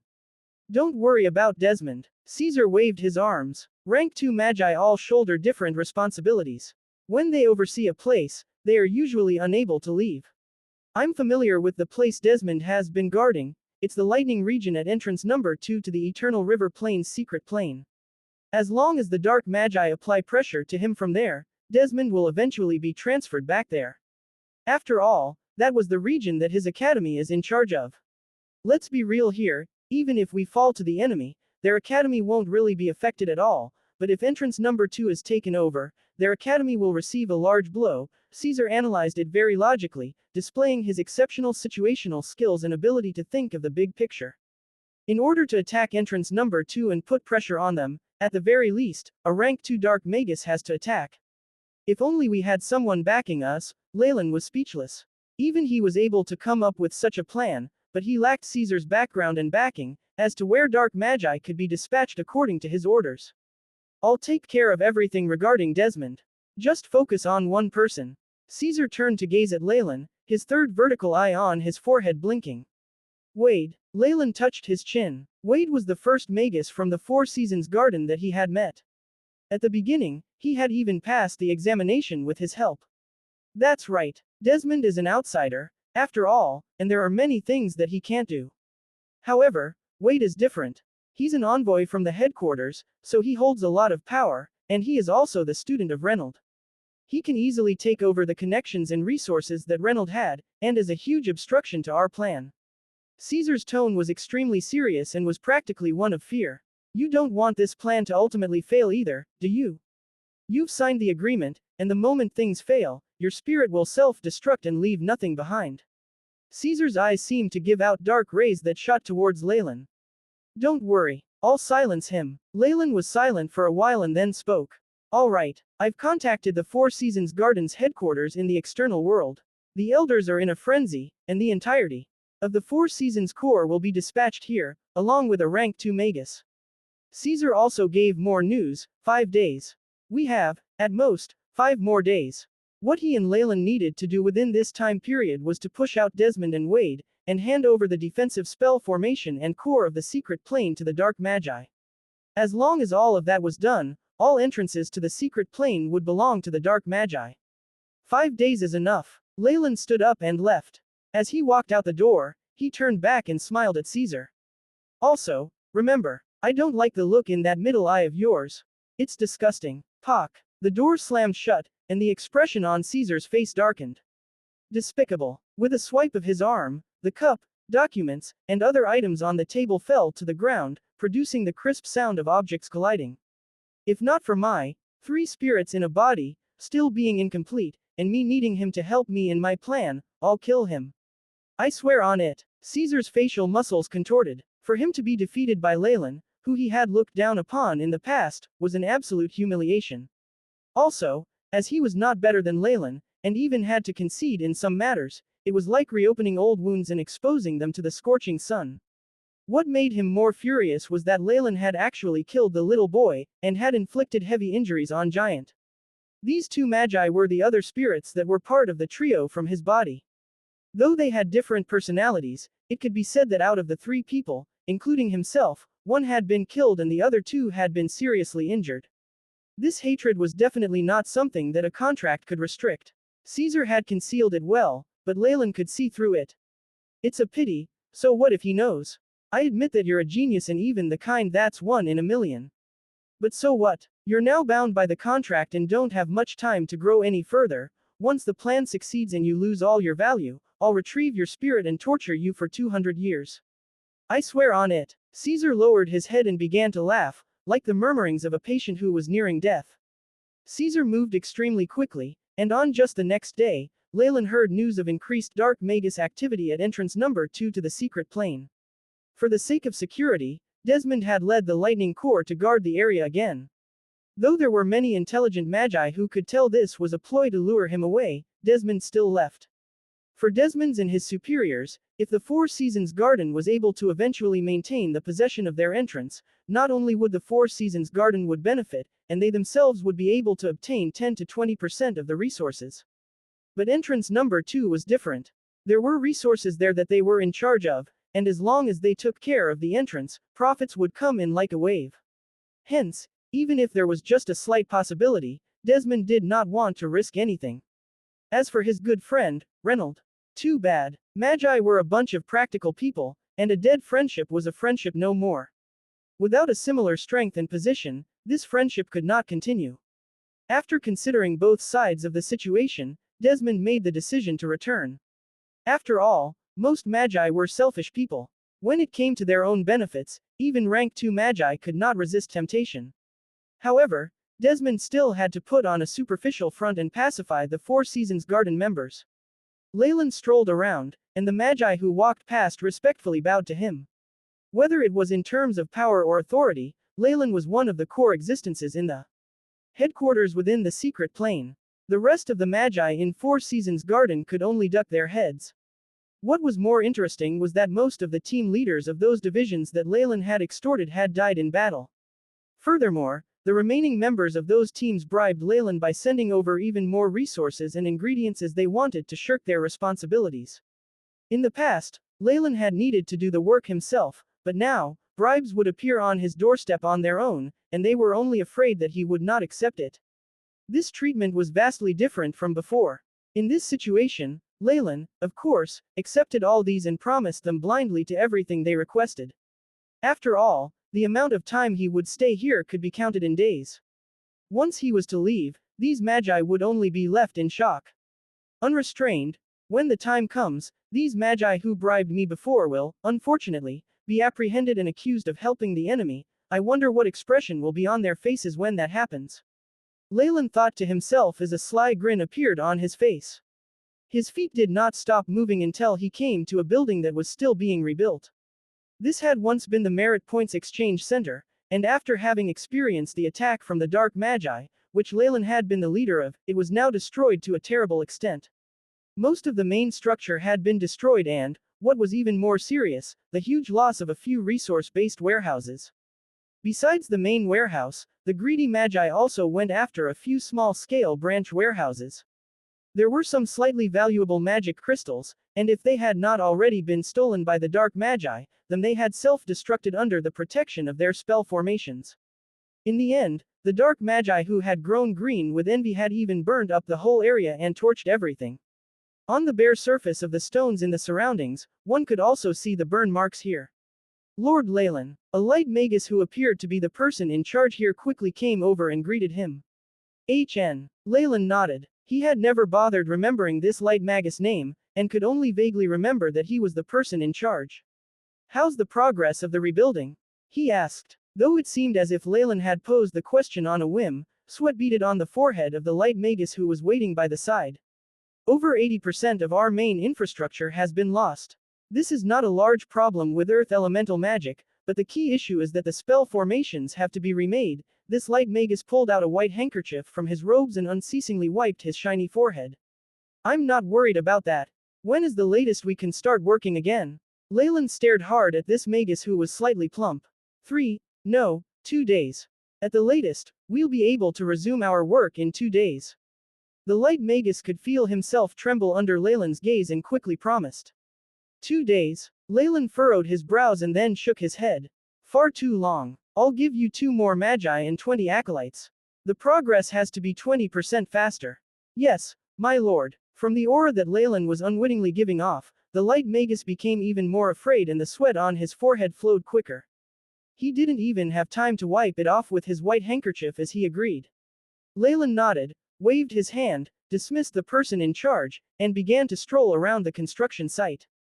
Leylin had experiences from an alternate world and was naturally aware that the protection from the headquarters in the secret plane was as good as the rebuilding work after wars in his previous life. There were 2 main points in this operation. 1. Regain the credibility of the administration, and 2. Guarantee the flow of trade. In terms of credibility, even though a rank 2 magus from 4 Seasons Garden had died, the main organization in the external world was still significant enough that no magus could look down upon them. There was no issue at all. What was more urgent now was to make the Merit Points Exchange Center operational. From what Leylin knew, contribution points were the currency in this world. In order to make things work in this place via getting many light magi to take on missions to help rebuild the area, what did they need? Merit points. But merit points were a virtual currency that could not be used to trade for material resources directly, and were thus meaningless. With the Merit Points Exchange Center, large amounts of merit points could be given out as the light magi performed specific tasks, which could then be exchanged. This process would allow 4 Seasons Garden to quickly regain their power. For this reason, even under these conditions, Leylin and Caesar quickly transferred a batch of resources over so that the Merit Points Exchange Center could resume operations. Though he and Leylin were dark magi spies, they were extremely cautious, and before they officially took action, they were as dutiful as any other magus from 4 Seasons Garden. Hence, Leylin would come over occasionally and closely watch the progress of the reconstruction. Caesar was buried in a sea of documents and had to deal with a pile of urgent and frustrating work. However, this was something he himself had instigated, and it could be said that he had caused himself trouble. Leylin looked past the acolytes who were busily using earth elemental magic to create large numbers of stone pillars and bricks and approached a few people who were vigilantly surveying the area. They were all wearing the uniform of Four Seasons Garden, which had lightning insignias on it. They were members of Desmond's Lightning Corps. Though a rank 2 magus had left, there was still a vice team leader and 2 large groups staying guard here. They were all official magi who had experienced multiple battles and combined with the formation genie and defensive spell formation. Even if a rank 2 magus were to attack, Leylin and the others had the confidence that they could withstand the attack for a period of time until reinforcements from the nearby Light Magi Alliance arrived. The system of our defense has been rebuilt. It can't be said to be watertight, but it's no problem if we talk about maintaining our current situation. If not for me and Caesar being traitors, Leylin felt some pity in his heart. To be honest, Four Seasons Garden had not treated him very badly. If not for the fact that he had little choice, he did not want to betray them either. Compared to the dark magi who would often change their minds, he actually preferred having to deal with the light magi, who kept their promises, even if this was only applicable to those on the same level of strength as them. With Reynold and Caesar pushing him into a corner, Leylin had little choice. Caesar had first let out news of his identity as Thousand Meddling Hands, Blood Rogue, causing Reynold to become suspicious of him. Caesar had then assigned him to continuously participate in the battlefield, and wherever it was dangerous was everywhere Leylin would go. It was a pace where he could possibly work Leylin to death. At the end, Reynold had even personally tried to identify Leylin's identity.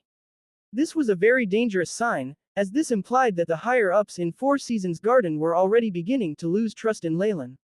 Or perhaps, they had never trusted him at all. Hence, whatever Leylin had done till now to increase his strength was for the sake of survival.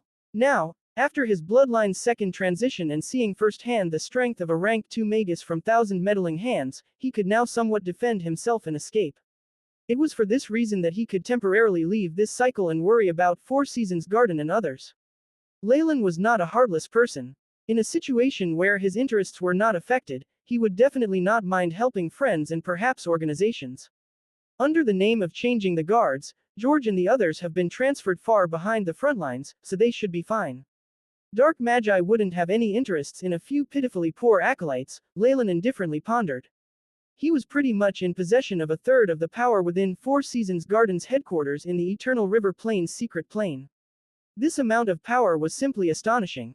But it was certain that he was going to betray them. In order not to implicate George and others, he could only work in a roundabout way. Are you ready? At this moment, Caesar appeared like a ghost behind Leylin and asked. All ready. We can start anytime. Leylin nodded. With us together, he definitely won't be able to escape even with just what the formation genie grants us access to. He and Caesar's conversations were transmitted using spiritual force, and nobody would find out. Wade expressionlessly got up from a bed that had a strange smell to it. His face was stiff as he came before a large crystal mirror. Like a transparent crystal mirror, what was reflected was a person whose hair had withered, facial features sunken and 2 eyes caved in, much like the corpse of a mummy. The curse on the dagger that had been used in sneaking an attack on him had constantly been eating at his life, causing his external appearance to undergo changes. Wade could be considered a pretty boy in the past, but now, any magus from Four Seasons Garden definitely wouldn't be able to recognize him. Teacher, a low mumble emerged from Wade's dry and cracked lips. For Wade, the first half of his life was the model of someone who was treasured by the heavens. Since he was young, he had been tested to have the first-rate talent in becoming a magus, and successfully entered Four Seasons Garden without much trouble. He had even become the student of a powerful rank 2 magus. He had then advanced to become an official magus, and even the bottleneck that happened while he was a semi-converted magus was easily overcome. However, everything had been destroyed the day before. In what seemed like the blink of an eye, his entire world had altered. Four Seasons Garden's entrance to the secret plane had been attacked, causing his teacher, Reynold, to die in battle. Even he himself had been struck with a curse that had maggots that burrowed into his flesh and bones, and could not be ridden of. This resulted in his current appearance, where he looked like an abomination. Teacher, I'll definitely avenge you. The corpse-like Wade in front of the mirror let out a low howl and a resolute look appeared on his face. For official magi like Wade, external appearances were of no concern. As long as he had time, he could slowly choose a look and make changes to achieve it. This curse was directed at his life force and even his spirit. The moment both were diminished, no healing techniques would be useful. Originally, he could have chosen to return to the headquarters in the external world and be treated. With the methods of the Magi there, even if they were unable to heal him, it was a large possibility that they could slow the development of the curse and give him more time to come up with more ways to deal with it. However, for the sake of his teacher, Reynold, Wade firmly chose to stay behind. He had too many questions regarding his teacher's death. There were also a few suspicious points that he needed to make sense with the help of the investigation team from Four Seasons Garden before he would leave. Hence, even if the conditions here were simply terrible and the curse was constantly eating at his body and turning him into a horrific state, he would still choose to stay behind. My lord, how do you feel today? A magus wearing an armor of thorns entered. Divulged. Guro, it's you. Wade glanced at one of the few surviving members of the Four Seasons Corps, his tone displaying his regret.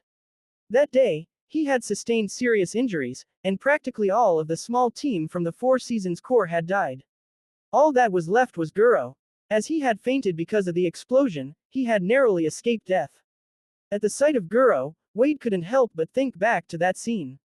Explosion. Figures. Green mist. Everything had happened so suddenly that even his secretary, who was also his girlfriend, had died in the attack. Now, even Guro is probably ridiculing me as well. Wade shook his head as he thought, and spoke in a hoarse voice. What's the matter? My lord, I've brought you your breakfast. Guro placed a silver tray on the table, on which were fruit salad, white bread, and steaming hot milk. Thank you. Wade was silent for a while before he spoke. My lord, please be careful. Guro bent his head slightly and quickly left. Wade did not have much of an appetite, but for the sake of his teacher and as well as his own well-being, he still forced himself to go to the dining table. He picked up a slice of white bread, preparing to slather some jam on it, but a slip of paper sandwiched in the loaf caught his attention. Wade retrieved the slip and spread it out. After being in contact with the warmth of Wade's fingers, rows of little letters appeared on the originally white paper. Danger. Dark Magi have infiltrated the headquarters and are planning to attack you. Leave immediately. The words were very strikingly written in red. Wade stared hard and immediately got up to set up a few detection and isolation spells. Next, with some astonishment, he focused on the slip in his hands. Like I thought, the Dark Magi's attack was way too ferocious, and they knew too much about our defense system. The formation genie was also interfered with, and could not be used at all. There has to be a spy. Hatred appeared on his face. If not for there being a spy, we definitely wouldn't be in this position, and even, Teacher Reynold wouldn't. His fists were clenched tightly, to the point that a few drops of crimson blood flowed out through the bandages on his hands. I'll definitely find you and avenge my teacher. I swear on it. A glint of resolution appeared in Wade's eyes, and he then rubbed the slip of paper in his hands. The paper used is the most ordinary parchment paper.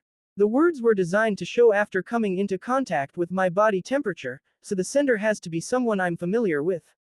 If he was able to warn me, that means that he's very clear on whatever's happened here, but, who could it be? Face after face appeared in Wade's mind, but he quickly pushed this thought down. It's not the time to think about this. Danger. Does this mean someone is planning on attacking me? Within the headquarters, Wade didn't quite believe it. Pooh, pooh, pooh. At this moment, explosions sounded in the air, and numerous black needles as fine as cow hair penetrated the air. They were sharp glints in the air, launching towards Wade like raindrops. Really? A green shield of vines appeared, and the numerous thin needles struck the surface and produced sparks. He then dropped to the ground and rolled. Boom. A black dagger punctured the area that he had previously been, and the bench split apart like tofu. Even the air had been cut, producing two pure, white gusts of wind. TSS. From the area where the chair had been sliced, the sound of an object corroding was heard, with much white smoke accompanying it. The bench that Wade had been sitting on was corroded in a few seconds, not even leaving behind any residue. The person holding the dagger was a dwarf-like figure. The dwarf was surrounded by a layer of black gauze, and his movements were extremely agile. After seeing Wade avoid the attack, he pounced towards him like the wind. The black dagger was like the tooth of a poisonous snake, searching for Wade's weak points. Formation Genie, activate the defense spell Formation here, and inform the Lightning Core. Wade looked pitiful as he dodged a few attacks, and quickly swiped at a ring on his hand. Boom. Green mist exploded at the scene, and with this chance, he began to yell. Order received. Activating defense at Zone B7, beep. Received a different command, canceling out both. Your authority has temporarily been superseded. A robotic female voice sounded by Wade's ear, causing his heart to sink. The formation genie had control over a large area, which practically included the entire headquarters of the Four Seasons Garden at the Eternal River Plain's secret plane. The moment he activated the power of the formation genie, he would definitely be able to break away from danger and arrest this killer. But now, the enemy was even able to control the formation genie. Didn't this mean that the headquarters was now being controlled by the Dark Magi? A huge sense of fear suddenly made itself known. Despite the strong defense here, he could not feel any security and rather, felt like he was being caged in. At this moment, the green mist in the room dispersed, and the dwarf-like killer's eyes had a cold glint within them. He seemed to transform into a black hurricane, which swept towards Wade. Tang, tang, tang. Outside the room, footsteps kept sounding. The guard magi who were outside had heard noises inside and quickly rushed here. The dwarf suddenly flung something, and the dagger in his hand turned into black lightning, streaking across the air and flying straight for Wade's heart. If I weren't seriously injured and cursed, this type of attack, an unresigned expression appeared on Wade's face, and he quickly tried to avoid the attack. Pooh! The black dagger stabbed his shoulder, leaving behind just the handle exposed. Large amounts of fresh blood spurted out, and Wade's face paled as he collapsed. The dwarf quickly ran forward, preparing to deal the final blow. Protect the Lord. At this moment, the door to the room was forcibly kicked open and was turned into wood shavings. A few magi wearing uniforms with lightning designs on them broke in. Seeing Wade collapsed on the floor, they roared, and a few people produced blue and white electric currents. The bolt of electricity arced across the air and arrived in front of Wade. Pock, pock. The blue and white electric arcs struck the dwarf, causing green smoke and the smell of charred flesh to spread throughout the room. The dwarf's body trembled, before he glared hard at Wade as if staring at his prey, and suddenly threw two black balls to the ground. Poof! A large amount of black gas billowed out and concealed the dwarf's figure. After the gas had dissipated, the dwarf assassin had already disappeared. My lord, are you all right? Inform and warn Lord Caesar and Leylin about this. The Magi of the Lightning Corps supported Wade and then instructed. Half an hour later, Wade had already moved to another room, his injuries having been treated. However, while he glanced at his surroundings, terror was beginning to engulf him. The assassination attempt just now made him feel like something was wrong. Within the headquarters, an assassin had actually managed to enter without obstruction and suppress the activation of the formation genie. What did this mean? Who could be the thief who seized the authority to command the formation genie? Or is it Caesar? Leylin? Did they both join hands? Wade was expressionless as the gears turned in his mind. No, the headquarters are extremely dangerous, and there are too many hidden enemies that I don't know of. If things really are like the what slip of paper said, where the dark magi have infiltrated here, I'm in even more danger. Wade glanced around his surroundings. A few magi were patrolling the area, walking back and forth. After the attack, Caesar had brought over guards, but all he could feel were bad intentions in their gazes, causing him to sweat profusely. This isn't going to work. I need to leave here as quickly as possible. It'll be best to meet with the Academy's investigation team. Wade's eyes showed his staunch resolve. What? Wade's missing. Leylin glanced at Caesar, shocked. How did this happen? You couldn't even carry out such a simple task. He must be suspecting us now. In front of Leylin was the three-eyed magus, Caesar, who did not look to be in a good mood. Even if he's an idiot, he'll definitely know there's something up with both of us after his authority in using the formation genie was suspended. If he were to report this to the investigation team, that's impossible. Leylin shook his head. The entrance to the secret plane is in our hands. I've checked all the recent records of people entering and exiting, there are no problems. Communication between the secret plane and the external world is very unstable, and the few communication towers we have don't work unless we use a spell formation exclusively for communication. Unfortunately, with our access to the formation genie, we can seal this entire area and turn him into a caged bird. So the only thing he can do is to escape to other light magi regions. Caesar added. Exactly. A very daring decision. Leylin nodded. The area of the Eternal River Plain's secret plane was enormous, and the distance between each entrance was vast. One even needed to pass through a few extremely dangerous zones. The difficulty would be too much for Wade while he was in his best condition, much less while he was cursed. This is your problem. You solve it, Caesar answered in annoyance. Alright, this situation is actually what we wanted, though, isn't it? Leylin got up while he continued speaking. Desmond has been transferred away, and nobody knows whether Wade is dead or alive. In these next few days, he won't have the chance to communicate with any magus from the external world. Hence, the entire headquarters of the Eternal River Plains secret plane now belongs to us. Query after having spoken, Leylin made a show of flinging his robes, with the intention to leave.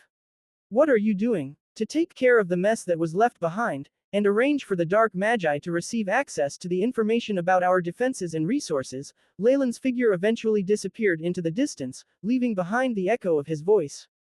Leylin went straight to his room, opened a secret door and revealed a basement. My lord, a dwarf in black clothing bowed towards Leylin. Leylin nodded, and then pointed at the dwarf. A bright light was sent out from his fingertips and disappeared into the dwarf's forehead.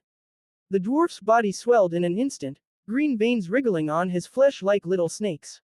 Ka-cha! The dwarf's body constantly expanded, and actually transformed. From a little dwarf to an adult, burly male. With the change in his body, his black clothes burst and revealed a manly and handsome figure. However, on what had once been a beautiful male body, all sorts of runic brands now covered it all over that formed a bizarre spell formation. The man's body, which was laden with brands, trembled involuntarily as bead-sized sweat constantly dripping.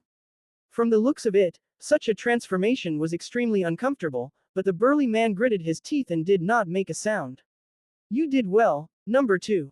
Leylin glanced at the burly man and praised him. It's my honor to be able to serve master. This burly man was actually one of the branded swordsmen that served Leylin. With his strength as a branded swordsman, the only way for number 2 to fail in killing Wade, who was already injured and weakened, was according to Leylin's special instructions. Even the slip of paper that warned Wade was arranged by Leylin. I've already helped you. Everything that happens next depends on your luck. Leylin lightly sighed, his pupils seemed to penetrate the void and see Wade, who was already fleeing. He had gone out of the way to do all this. After all, he was on somewhat good terms with Wade and allowed him to enter Four Seasons Garden. He did somewhat owe Wade. Though Reynolds had bad intentions towards Leylin, and Leylin had struck back mercilessly and indirectly caused Reynolds' death, this had nothing to do with Wade. Hence, Leylin did not mind letting him off when it was convenient. To take it further, Wade right now still had some talent in being a magus and was not someone Leylin had in his sights. Even if Wade wanted to avenge his father or anything like that, he could just kill Wade. After this act, Leylin believed he had repaid the debt he owed Wade.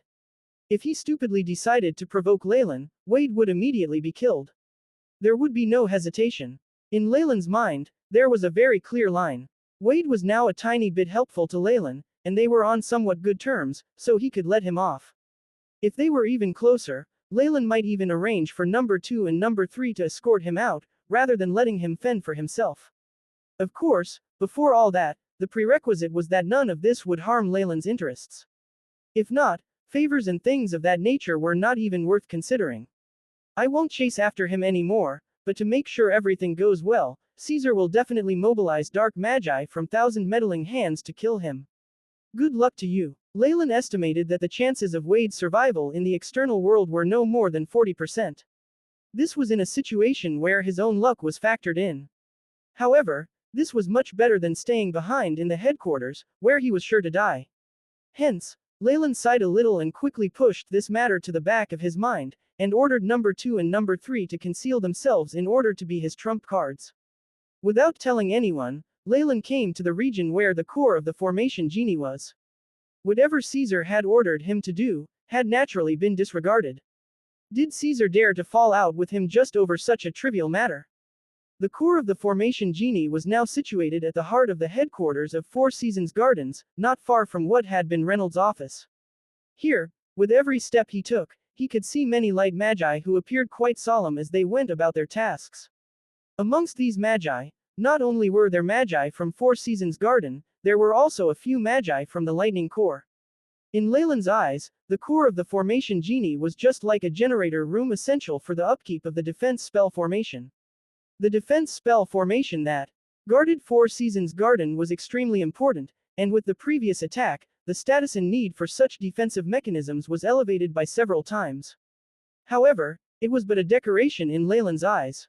He was one of the two most important people in Four Seasons Garden now, and not only did these magi not question his being here, but they bowed to him. After sending away the magi outside, Leylin entered the room in which the spirit genie was located. This room was very empty, and wisps of cool air floated about, which caused the temperature to drop. In the center of the room, the metal pillars within what was the main body of the formation genie that Leylin had seen the previous time were standing tall. Usually, this sort of formation genie was a being that had no consciousness and only carried out procedures. It could not compare to Leylin's AI chip, but to be able to construct this thing with magic was something that astounded Leylin to no end. This was the product formed by a rank 1 and rank 2 magus. Did that mean that rank 3 or 4 magi could use magic and produce artificial intelligence, and even generate life? There was a level of excitement in Leylin's heart, as well as some vigilance. Though he had the AI chip and had a much better start than the other magi, the developed brains of highly ranked magi were comparable to regular computers. His advantage was becoming less obvious, and would eventually be rendered obsolete. However, he was still very confident. Even if there was a day where the advantages the AI chip granted him were evened out, or even surpassed by other magi, he was confident he would accumulate enough power before that happened and would not fear any challenges. With a grin on his face, Leylin pressed the palm of his hand to the surface of the metal pillar. Welcome, Magus Leylin Farlier, an authority of 7 stars. Please choose the function you require. The formation genie's voice sounded in Leylin's mind, instantly separating a few fundamental modules, which included the monitoring of the spell formation, checking information, alteration of basic runes and so on. Leylin's spiritual force touched the module that allowed him to check for information. Immediately afterwards, a large amount of information appeared in his mind. This formation genie was, in actuality, a massive central computer, with large amounts of information about the magi of Four Seasons Garden, recorded in its database. What he had right now was access to everything except a few absolutely secret documents. Map to the Eternal River Plains secret plane. Distribution of resources. The best missions. Inventory of each warehouse. Backup of academic knowledge. A subdirectory dazzled Leylin as it streamed past his eyes. This was just a newly formed formation genie, and if it were a high-level formation genie that had recorded over 1,000 years of history in Four Seasons Garden, all the information within would cause Leylin's brain to explode. A platform to control data entry has been discovered. Proceed with remote control. At this moment, the AI chip's voice sounded by Leylin's ear. Yes. Leylin nodded. Next, a streak of spiritual force covered the metal pillar. AI chip. Make a copy of the information stored in the formation genie, and establish a catalog for browsing. Leylin ordered. Beep. Mission established. Beginning copy of information. Progress. 1%, 34%, 100%. The AI chip's efficiency was extremely shocking, and the amount it could store far exceeded Leylin's expectations. All the information stored in the formation genie only required a few seconds to be duplicated, and it had not taken up that much space either. It looks like after transmigrating, not only did the AI chip fuse with my spirit, its storage space has also been increased. Even if I were to copy information from a high-level formation genie like the one in Four Seasons Garden that has over 1,000 years worth of information stored within, there wouldn't be any problems. Glee flashed by Leylin's face, and he then commanded, search. Rare items column. Instantly after, a picture was sent to the AI chip to be compared with. It was a bizarre honeycomb coal briquette, with many pearls that looked like eyeballs, was dazzling and demonic. This was what Leylin had found after sweeping through the main warehouse of the headquarters of Four Seasons Garden. It was definitely a top-grade item found within the secret plane. Though Leylin had no idea what it was, and there was no record of it in the AI chip's database, the rank 2 Magus Reynold was sure to recognize it. If not, he would not have treated it so preciously and protected it well. With this image, there was sure to be a record of it in the formation genie. As expected, after adding the database from the formation genie, the AI chip quickly produced an answer. The fossil of the flesh from 1,000 eyes starfish. Degree of rarity, level 5S. Place of discovery, Lima Channel in the Eternal River Plains secret plane. Note taker, Reynold. Thousand Eyes Starfish. It seems to be an ancient creature. Leylin rubbed his chin and looked through the introduction to its uses. The flesh of the Thousand Eyes Starfish contains extremely rich life energy, and can instantly regenerate a broken limb, and even give magi at the brink of death a chance to live. It is also very effective in the strengthening of organs. With just a gram of the flesh of the Thousand Eyes Starfish, it can increase the rate of the organ's adaptability by 2 levels. Leylin had a crazed look of excitement in his eyes as he read up to this point. Adaptability of the organ. Doesn't that mean it's useful in the remodeling of my heart? The progress of the remodeling of his heart had been stuck at 69%. After all, reforming the body was a very dangerous process, especially as Leylin intended to transform his heart such that it was similar to that of the giant Chemoian serpent. Contribution token. Even in Leylin's previous life, during the process of transplanting organs, there would always be the possibility of the body rejecting the new organ. It was like this for transplanting between human bodies, and especially so for an exceptionally powerful organ such as the heart of an ancient being that was to be stuck into the body of an ordinary magus. Even with the help of magic, Leylin had to spend large amounts of time to increase the compatibility of his body and the heart. The progress of the remodeling of his heart had slowed considerably. Now, however, the flesh of the Thousand Eyes Starfish was actually able to suppress the body's antibodies and increase the rate at which organs adapted to the host body. How could this not get Leylin excited? After knowing the uses of the flesh of the Thousand Eyes Starfish that he now possessed, Leylin left the room in a better mood. Soon after, a message came for him. What? Does someone want to see me? And is holding a rank 1 contribution token? Leylin rubbed his chin and asked, who is it? The person who came forward to notify him was a young female magus, who reverently gazed at Leylin. Well, after being transformed by his bloodline, his appearance would be lauded as handsome, no matter where he went. Also, for him to have reached the level of rank 1 magus at such a young age showed that he was frighteningly strong. This caused a reasonably large commotion, which resulted in admiration and adoration from many female magi. It's an old, and very, haughty lady. The female magus ducked her head and thought for a moment, and then chose these words.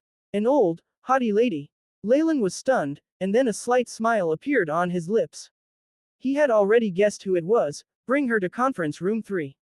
I'll meet her there. The female magus bowed and quickly retreated. Leylin was left behind, looking as if he was deep in thought. From the curse he had planted on Manla and Jenna's body, he could somewhat tell what was happening around them. After seeing the curses on Manla's body detonate, Leylin had a feeling that the family behind Jenna would try to compromise with him. From the looks of the current situation, this had come true. Come to think of it, the time for the curse to take full effect was nearing. They must have tried all the methods they had access to, and only after having no other way did they choose to compromise with him. What should I ask for this time? Leylin scratched his chin. He did not have any good feelings towards this family that considered themselves above others and was preparing to make them pay a high price and watch them fall to rock bottom. However, to be so arrogant on my territory, a cold glint flashed in Leylin's eyes. 3 hours later, in conference room 3, the piercing screech of an old woman's voice could be heard. I don't care what he's doing, but I've already been waiting here for over 3 hours. No matter what you do, I want to see him now. Immediately. If not, I'll use my contribution token and fire you. I swear on it. Crash. Next, the sound of glass breaking could be heard. The female magus who had notified Leylin ran out, her expression unhappy. That darned old lady. Is she commanding just because she has a contribution token? One day, the female magus cursed under her breath.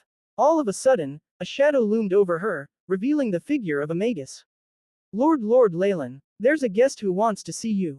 She was shocked and immediately bowed, her cheeks rosy red. I understand. Leylin restrained his laughter with great difficulty, and the female magus walked into the room looking a little dazed. He had purposefully taken a longer period of time to come over here so that she would calm her anger. However, for people like her, whose spirit had affected her neurotic characteristic, time was not going to change anything. Didn't I say to call Leylin over? Conference room 3 was very large, with a few long leather sofas and a few tables in the middle. This was where guests could comfortably sit, have a drink and chat. Now, however, one of the tables had been flipped over, and there were the shattered remains of a few cups and plates on the ground. An old woman who had on the clothes of the upper class had her face covered with gauze. She wore black gloves and held onto a small bag, her temper foul. Upon seeing Leylin, she was at first stunned, and then hatred shot out of her eyes. The old woman's chest constantly heaved up and down, as if trying to suppress the fury in her heart. Then, with a haughty accent, she spoke, "Leylin, is it? You actually dare to offend our noble Botelli family. This is an absolute sin. However, the Mother of Power and Peace is benevolent and merciful. Now, confess to your wrongdoings and cure Jenna. I can even consider lightening your sentence." While she spoke, she acted as if she was being noble to him by allowing him to repent, as if he had committed a huge sin that required her forgiveness. Hold on. Such a pitying gaze made Leylin extremely annoyed, and he rudely interrupted her. What? Are you preparing to confess? The old woman held her head high. No, I just wanted to ask you, are you crazy? Leylin did not beat around the bush. What did you say? The old woman's expression showed her shock. She could not believe that someone dared to speak to her in such a manner. If you didn't hear it clearly, I'll say it again. Leylin's voice rose a couple of notches. Are you crazy? You actually dare? The old woman pointed at Leylin, the joints in her fingers turning white and trembling in her anger. You actually dare to speak to me, the current wielder of power in the Botelli family, in such a manner? You even dare tarnish my family's reputation? Hell forbid. I'd even been so kind as to hope that I could pardon you. Oh, powerful and merciful Mother of Peace, please forgive my stupidity. Stop. Leylin did not wish to listen to this any longer. He was now clear of the situation. Jenna's family, which was the Botelli family, must have a family illness of craziness. I'm just going to say one thing. Only I am able to undo the curse on Jenna's body, and she is very important to you. After trying all available methods, you had no choice but to come here and ask me for help. Since you're here to ask for a favor, you must first have a good attitude. Leylin raised a finger. If not, you can only watch as Jenna dies. Such an unrestrained way of speech seemed to pierce through the old lady's pretense of being honorable, the redness on her face quickly dying away, and leaving her looking pale. I knew it. There's no use in bargaining with sinners like you because you'll just try to make use of us. The only thing awaiting you is eternal death, the old woman incessantly muttered. The anger in his heart stirred. However, immediately after, his facial expression slightly changed and he calmed down. At this moment, the old lady took out a gold token that was the size of her palm, swaying it in front of Leylin and grinning proudly. See this. This is a rank 1 contribution token my ancestors received from the Four Seasons Garden. It makes me a noble here, and if I choose to use it, the Four Seasons Garden has to fulfill one of my requests. I wonder if I want them to expel you, what would happen? So the reason why you were this unrestrained was because you have a token. Leylin suddenly felt the urge to laugh. Not even counting the fact that he was planning to leave the Four Seasons Garden, he did not view them very highly in the first place. However, this old woman seemed to be banking her hopes on the Four Seasons Garden, and used it as a method to threaten him. Whatever it is, you now have two choices. The first is to obediently admit to your wrongdoings and come back with me to cure Jenna. The second is to be banished from the Four Seasons Garden, and eventually, be chased down and killed.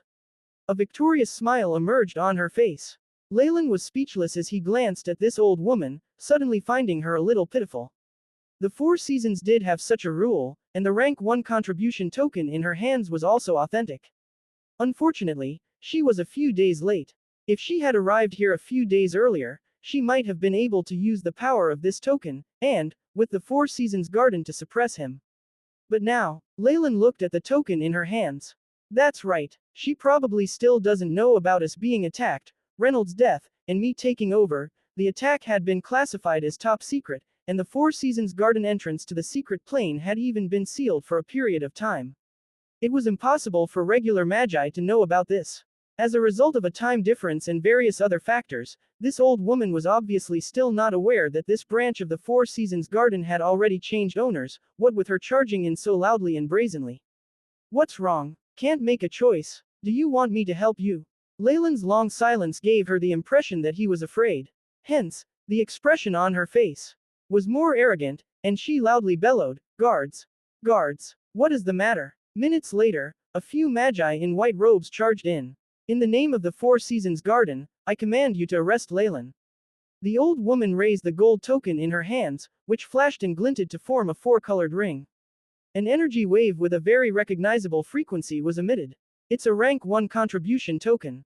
It can't be fake. The guard magi glanced at it, bowed to greet the old woman. She nodded, still exuding arrogance. Capture him. She pointed at Leylin. Him. A few guard magi looked at the old woman, then at Leylin, finding this situation difficult to handle. What's wrong? Her voice was piercing, to the point that one wanted to close their ears. Do you wish to go against an age-old agreement? Threats? I guess I should let you know. Seeing this old lady acting like this, Leylin suddenly found her quite pitiful and lost the urge to play with her any further. He waved at the few guards. You may return first. Yes, my lord. The guards gave Leylin a deep bow, appearing as if a heavy weight had been lifted off their shoulders, and quickly dashed out of the room. Wait, what did they call you? My lord, aren't you just a regular magus from the potioneering team? Aren't you also ostracized? The old woman spoke agitatedly. She could feel that things were beyond her control, as if a stone had lodged deep in her heart. It seems like you've investigated me quite thoroughly. Unfortunately, I've climbed up the ranks a little faster than that. Leylin spread his hands, a mischievous grin on his face. Was he merely fast in climbing to this position? He had practically flown here. First, by killing large numbers of dark magi, he had obtained the position of the vice team leader of the hunting team. With his battle achievement of killing Marb, he had been named the patrolling inspector of the headquarters. In theory, he was just as powerful as Caesar, the leader of the hunting team. After the attack of the Dark Magi and Reynolds' death, he had seized a third of the power within this branch of Four Seasons Garden. But wait, there's more. After chasing Wade out, the authority he possessed had increased to 2/3. His position was infinitely nearing the chairman with this much power.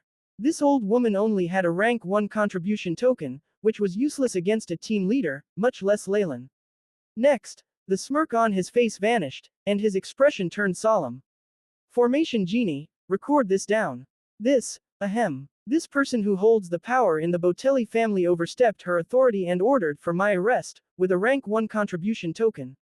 I hereby announce that she be stripped of the authority and the contribution token in her hands. Wang. Magical light brightened in the middle of the room, and the walls were filled with a ring of wandering illuminated runes. Recorded. Verifying. Verification complete. Removing authority from rank 1 contribution token. A robotic female voice was heard, and the rays of light from magic suddenly flashed outwards. The old lady seemed to be scared silly by such a strong energy wave. If all the spell formations around them exploded in one go, her body would simply vanish. The colorful magic rays did not attack her, but transformed into a hand the size of an adult, grabbing the rank 1 contribution token in her possession. Then, the fingers exerted force. Ka-cha, ka-cha, the sound of an object breaking sounded. A web of cracks spread across the surface of the entire token, and under the hopeless gaze of the old woman, it turned into little bits of dust. TSS. The magical light receded after destroying the token. Even the spell formation on the wall vanished. The old woman was now, like a duck grasped at the neck, unable to utter a word. She naturally knew the amount of authority needed to be able to order the Formation Genie to destroy a rank 1 contribution token. That was something only the chairman was able to do. Could it be that this young man had already advanced to become a rank 2 magus, and had become the chairman of the Four Seasons Garden? This world was just too crazy. The old woman supported her head, feeling as if she was dreaming. How is it? Do you have any other trump cards? You can try using them. Leylin crossed his arms, staring icily at this old woman.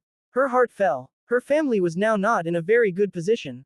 This token, which was something their ancestors had left behind, was the last resort, but had been rendered useless without properly being made use of. She herself would even be in trouble upon returning. What do you want? Her voice was hoarse as if she had aged by 10 years.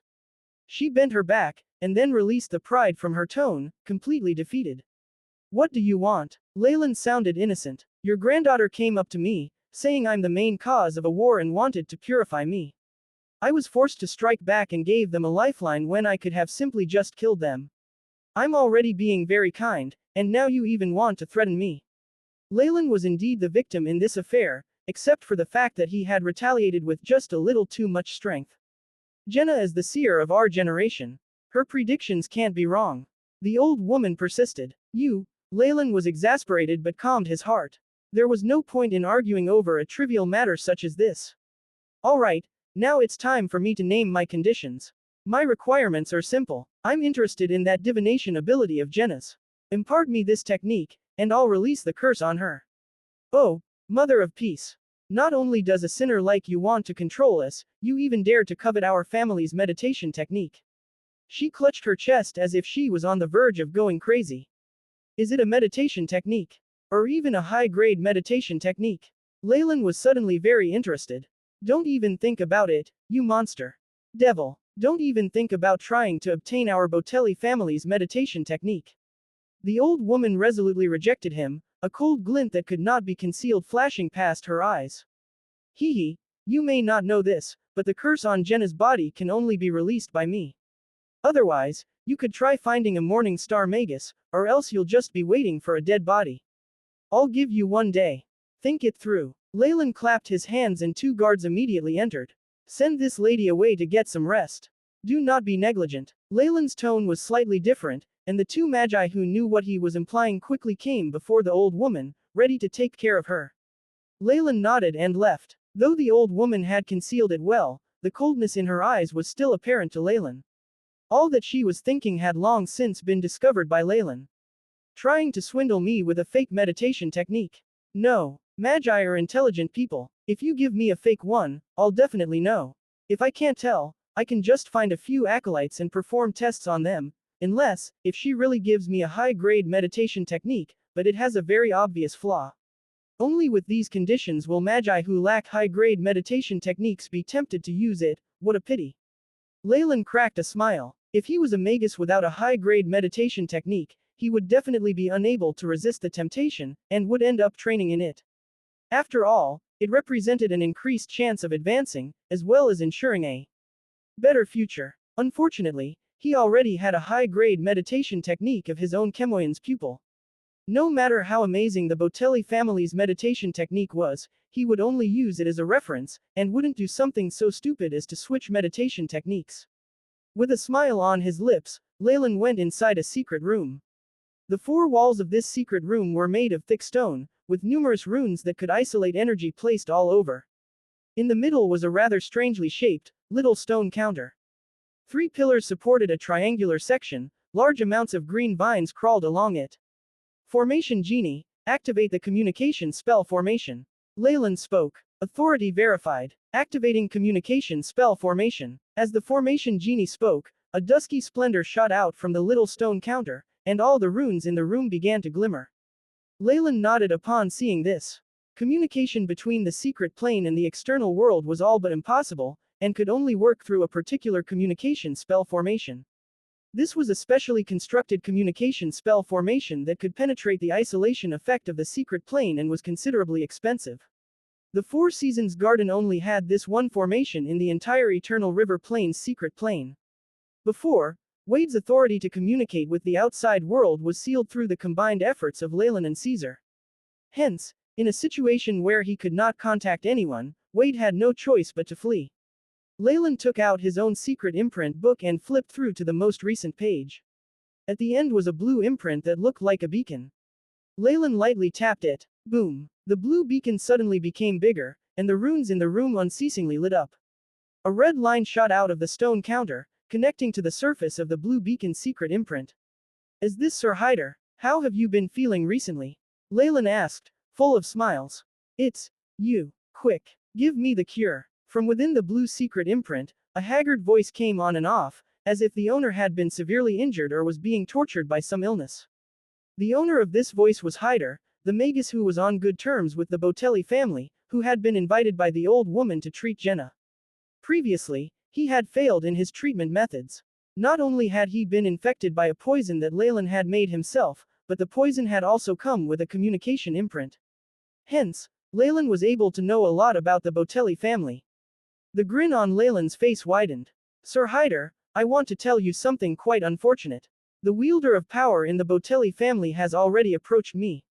She implored me to remove Jenna's curse, but never said anything about you. Upon hearing his words, the imprint became quiet, and then came the sound of something breaking. That whore, that lunatic.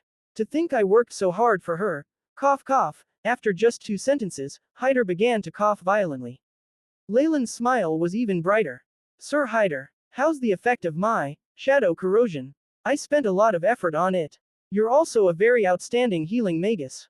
I would like to know your evaluation of it.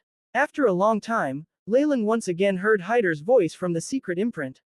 You've won. The composition of the poison is much too complicated, and they're intricately linked together. I really have no way to remove it. Give me the cure, and not just medication to suppress it, and I'll tell you everything I know. Fine. I want to know everything, especially your knowledge regarding the contents of the meditation technique. Thousand-eyed starfish. A day later, Leylin met the old woman from the Botelli family once more. This time, however, she looked to be pale and in a bad state, as if she had not rested well. At the sight of Leylin, her eyes seemed to come to life and she spoke in a low voice. I can give you information regarding the secret high-grade meditation technique that belongs to our family. However, I want to make this clear first. This technique is incomplete, and there are stringent limits and restrictions applied to those who train in it. If you were to forcefully train in it, there are sure to be residual effects. That's my problem. Just give me the meditation technique, and I'll give you the solution to releasing the curse. It's as easy as that. Leaning against the comfy back of his reclining chair, Leylin's fingers were crossed as he calmly spoke. Fine, but we will first need to make a contract with the presence of the trial's eye. The old woman straightened her back. Of course, I don't trust you either. Leylin nodded. Let's start. A moment later, the old woman took what she wanted and left. Leylin was left on his chair, fiddling with a light golden crystal ball, and looking to be deep in thought. What an interesting meditation technique. He had briefly looked through the contents of the meditation technique the old woman had given him. Due to the contract under the watch of the trial's eye, she did not dare cheat him, though Leylin had found out she had pulled a few tricks as well. For instance, she had either exaggerated or understated a few facts. Based on what Hyder had said, male magi in the Botelli family who had forcefully trained in this high-grade meditation technique had all died after going mad. However, all that was written here was that there would be aftereffects that would affect one's mind. The old woman had also exaggerated the effects of training in this meditation technique, distorting the fact that one could catch glimpses of some vague fragments of the future into one being able to see the future. Upon seeing the frightening effects of a high-grade meditation technique that could aid one in seeing the future, most magi would not hesitate to train in it. They would then fall into the old woman's trap. How clever, but that's it. Leylin assessed as he played with the crystal ball that had information about the meditation technique recorded within it. As the meditation technique the old woman had given him was real, it complied with the trial's eye contract. There were only a couple of small changes that she made to the results and side effects, which would not cause the trial's eye to retaliate against her. However, in Leylin's eyes, whatever she did was just a joke. However, the fact that there is an ability to predict the future is quite alarming. Through the spiritual force from the supernatural world, one can sense fragments of what's to happen in the future. Leylin rubbed his chin. He had briefly looked through the technique, through which, with training, magi could practice and form a unique type of spiritual force. With the extension of this spiritual force, one could then gain information and see images relating to the future. In general, the results were astounding, but unfortunately, the technique was incomplete. AI. Chip, how's the scanning and recording process going? Leylin asked inwardly. Beep. Information on Sacred Flame, a high-grade meditation technique, has been recorded. Inputted into database, meditation techniques, classified information as 5 stars. The AI chip intoned. After scanning through, the percentage of incompleteness of the meditation technique is at least 79.52%. If this technique is trained in, it will result in mental issues. Chances of developing bipolarism is at 98%. 98%. Then there's definitely going to be a problem. Leylin sighed and then asked, AI chip, is it possible to complete this meditation technique? He suspected that the strict limitations of one's body and bloodline, as well as the horrifying aftereffects, were all issues born from the incomplete state of the technique. If the rest of it could be filled in, most of the problems would be solved. Beep. Due to a lack of information regarding high-grade meditation techniques, this technique cannot be completed. Unsurprisingly, this was the AI chip's answer. There was nothing he could do. High-grade meditation techniques were connected to the life or death of a magi organization or family. Even with his power now, he could only get a hold of 2 high-grade meditation techniques. One was his own Chemoyan's pupil, and the other was the incomplete Sacred Flame. Based on his guess, the AI chip would need a large number of samples to analyze and compare. Only after that would it be able to analyze and complete the sacred flame technique. The samples required would be around 10 high-grade meditation techniques. They also would have to be completed. 10 high-grade meditation techniques. Leylin gave a long sigh. Even in the entire South Coast, it was uncertain if there were that many high-grade meditation techniques. With his current power, it would be impossible for him to obtain them. No matter what it is, this is still a high-grade meditation technique. It's priceless. Leylin caressed the golden crystal ball in his hands. All of a sudden, black mist appeared within his hands. Ka-cha, ka-cha. Cracks appeared on the surface of the crystal ball, and the ball turned into dust in front of Leylin's eyes. All the information about Sacred Flame had already been recorded in the AI chip's database, and he would not be able to lose it. There was no point in keeping this crystal ball, and Leylin was naturally a little suspicious of anything the old woman left behind, and he found it best to destroy it. Within Leylin's room, in a laboratory. As one of the two current leaders of the Four Seasons Gardens branch in the Eternal River Plains secret plane, arranging a better room and a laboratory for himself was nothing difficult. This laboratory had once been provided to Magi who were team leaders. The equipment here was the best and newest technology brought in from the external world. No laboratory that Leylin had worked in his previous world could compare to this. Leylin was currently in front of a large, silver experiment table. On the surface of the metallic table, there was a black honeycomb-like coal briquette that silently lay there. There were many depressions on the surface of it, in the middles of which were dark green pearls that emitted dazzlingly bright lights. This was one of the 3 most precious ingredients found in the main warehouse of Four Seasons Garden, the fossil of the thousand-eyed starfish. After receiving the information regarding its name and uses from the formation genie, Leylin quickly found himself a laboratory, and prepared himself to make good use of it. The flesh of the thousand-eyed starfish has already turned into a fossil. It's going to be troublesome to extract and use the useful portions of it. I'm going to need many potions to do that. Thankfully, I have this, Leylin laughed, retrieving a mysterious test tube from his pouch. After obtaining the spatial high-grade magic artifact made from the skin of the void white-eyed snake, Leylin had placed all his belongings into it. As all of his baggage was gone, Leylin now looked much slimmer. The entire test tube was made from glass, and the liquid contained within had a very strange color. The top half was an olive color, while the bottom half was a grayish-black. There was a clear line of separation between these two. A high-grade reactive potion. Even in ancient times, this was one of the most precious potions used to awaken the life energy hidden deep within an item. The formula for making this ancient potion had been found within the database of the formation genie. As a few of the ingredients required to brew it had already gone extinct, this formula was not made confidential. For Reynold, this was probably something of little interest. But Leylin was different. The resources he possessed through looting and extortion were plentiful, and he was easily able to gather the required ingredients. As for the ingredients that were extinct, fortunately, Leylin had them. While he was still a level 3 acolyte exploring the Dylan Gardens, not only had he gained the high-grade meditation technique in the Book of Giant Serpents, he had even obtained a few extremely precious plants. These ingredients were much too precious, so Leylin could not bear to use them. He kept all of them after going through some procedures to keep them fresh. Now, however, after obtaining the formula to make the high-grade active potion, he suddenly came to the realization that the few ingredients that were known to be extinct were, in fact, plants that he possessed. This was simply too lucky for him. Now that he had gathered all the ingredients, coupled with the fact that Leylin himself was a highly accomplished potion master, brewing the potion was a very simple task.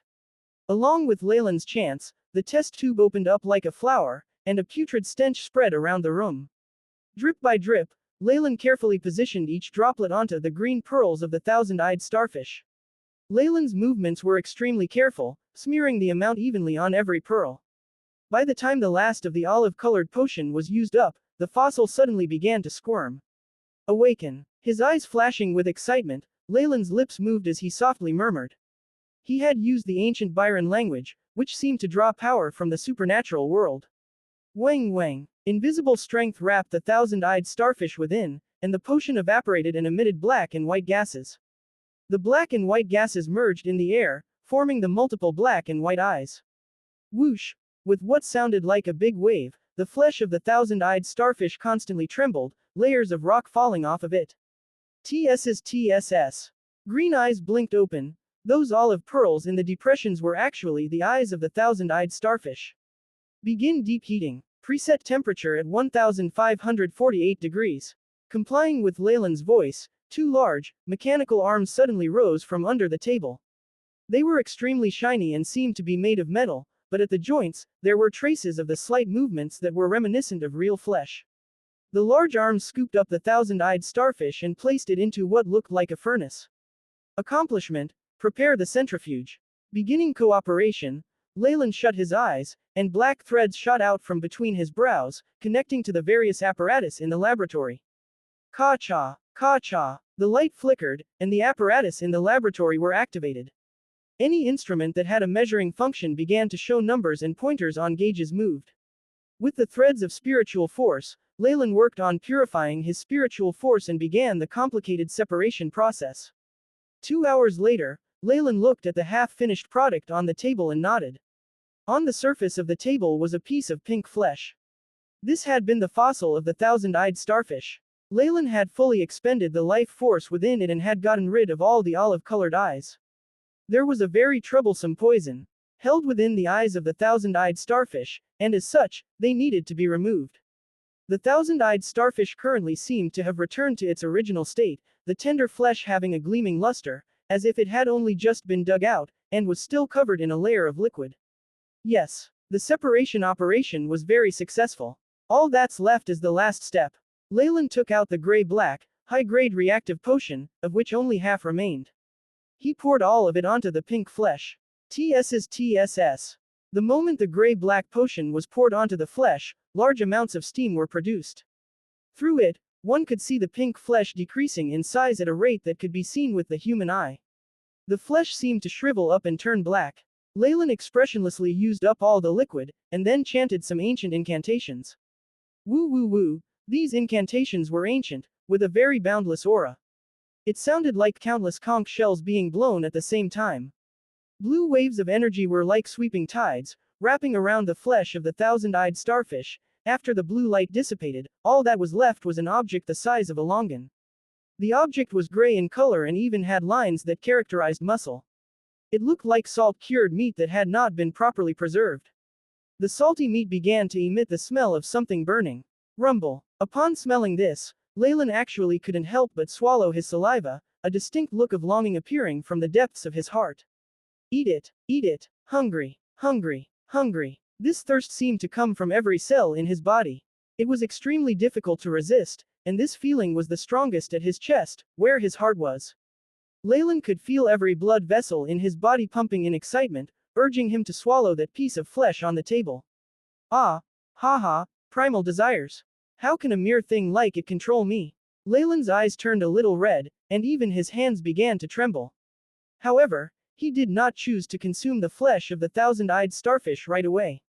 He first used the AI chip to analyze its composition and nature in detail. During this whole time, the meat in his hand was a huge temptation for him. However, even though every cell in his body shook with excitement, his expression stayed the same, as if he was unaffected, as cool and grim as a glacier that had existed for thousands of years. In his previous life, he had already developed an extremely staunch willpower.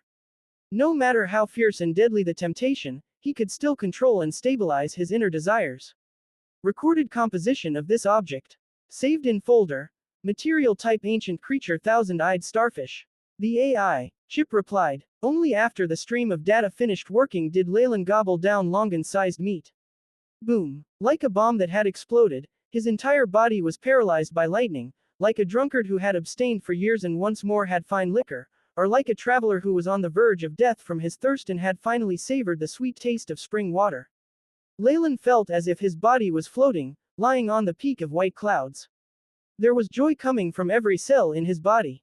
An exceptionally sweet and refreshing feeling spread from his mouth and down his throat.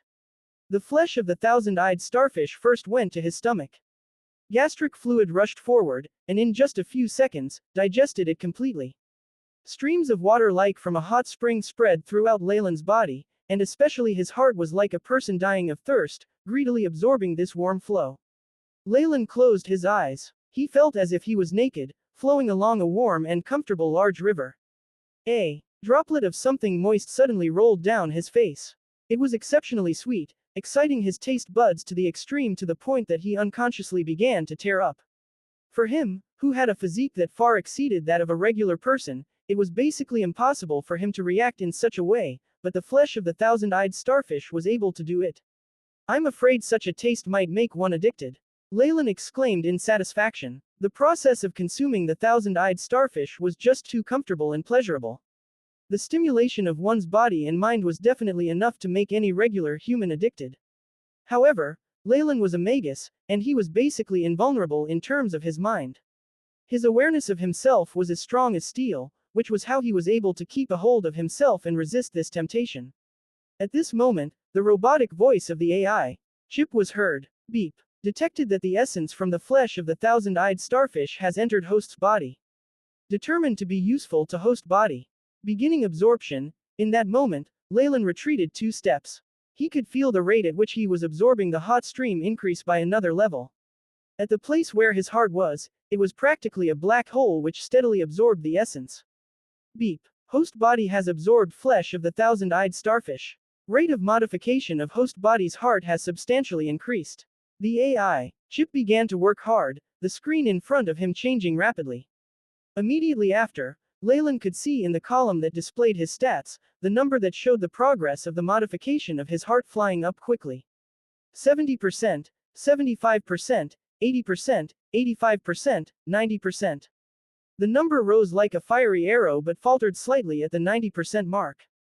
What came next was an eruption of heat, and the progress broke through 90% to reach 91%, and continued to rise. 97%, 98%, 99%, 100%. When the modification of his heart reached 100%, Leylin suddenly felt faint, as if he had been pounded on the head with a large metal hammer. Bang, bang, bang. His heart, surrounded by purple-red light, seemed to stop for a while. Next, his heart began to once again pump with a huge amount of force. Bang, bang, bang. This force was extremely powerful, to the point that people would be able to hear his heart beating from outside Leylin's body. Blood that held hints of purplish red began to form at his heart. Through his arteries, they were transported all over his body. The purplish red blood, which had a slight chilling quality to it, formed a stark contrast with the heat from the flesh of the thousand-eyed starfish. Leylin suddenly felt an overwhelming orgasmic feeling coursing through his body. Minutes later, the heat dissipated, and what replaced it was an extremely comfortable, refreshing feeling. Beep. Modification of host body's heart is complete. Detection of an increase in all body stats. Beginning recalculation of data. The sound of the AI chip's voice was heard, and Leylin found the column with his stats being refreshed again. Beep. Leylin Farlier. Rank 1 Warlock. Bloodline, Giant Chemoyan Serpent. Strength, 21.1, Agility, 14.4, Vitality, 27.9, Spiritual Force, 85.6, Magic Power, 85. Magic power is in synchronization with spiritual force. Elemental essence conversion, 99%. In a moment, a feeling of extreme power spread and seeped into his limbs and bones. After modifying my heart, it means that I have achieved a fusion of the deepest level with the bloodline of the giant Chemoyan serpent. Now, it is replacing my blood. In the future, if I have children, they will automatically inherit this warlock bloodline. Leylin seemed to sigh, and looked at his stats once again. Although my strength and agility did not increase by much, my vitality had increased by a large amount, which makes sense. The physical body is a carrier for the mind and spirit.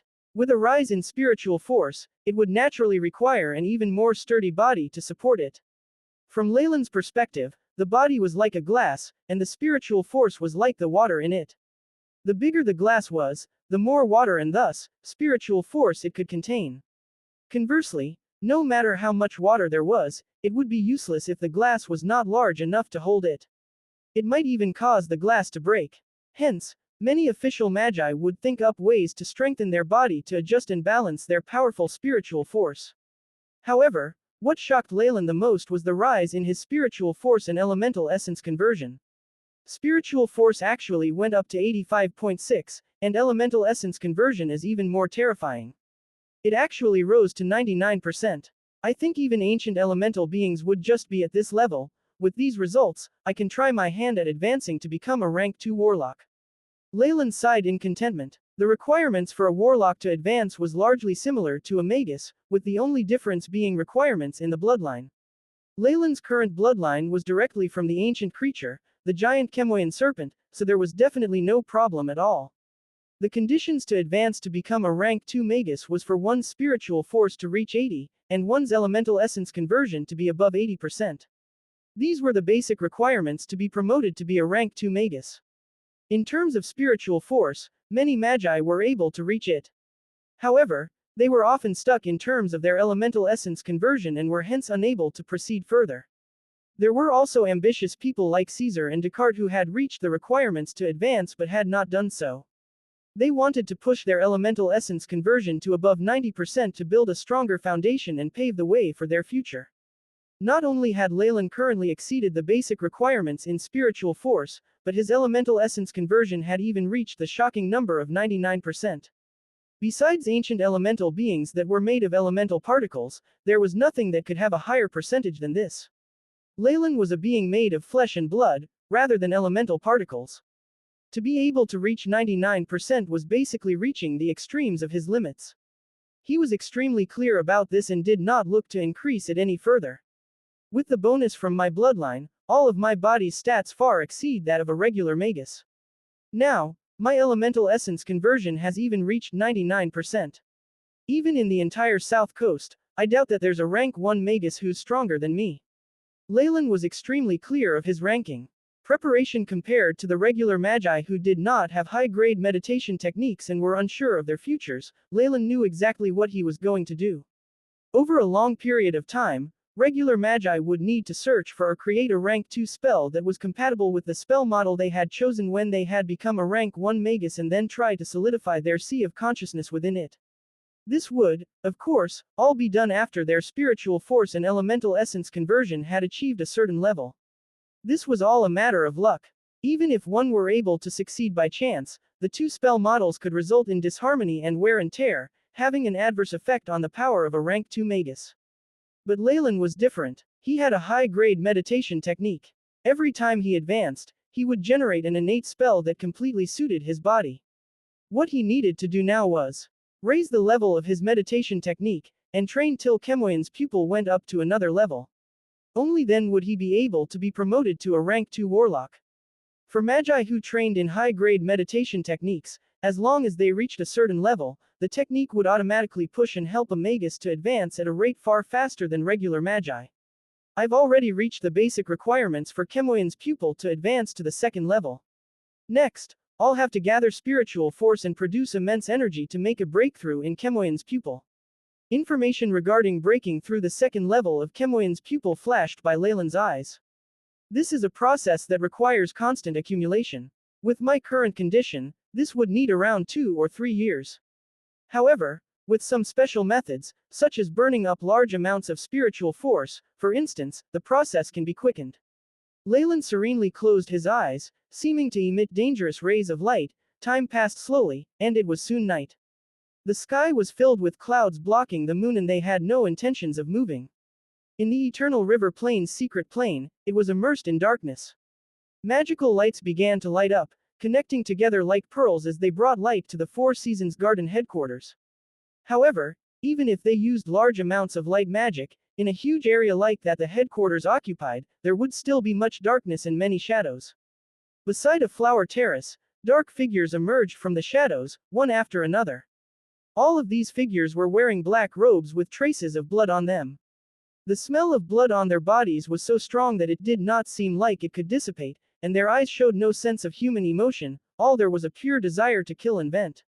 How is this? It's the Magi army from the Dark Magi's headquarters. They're not that different from the Light Magi, are they? Leylin and Caesar stood aside.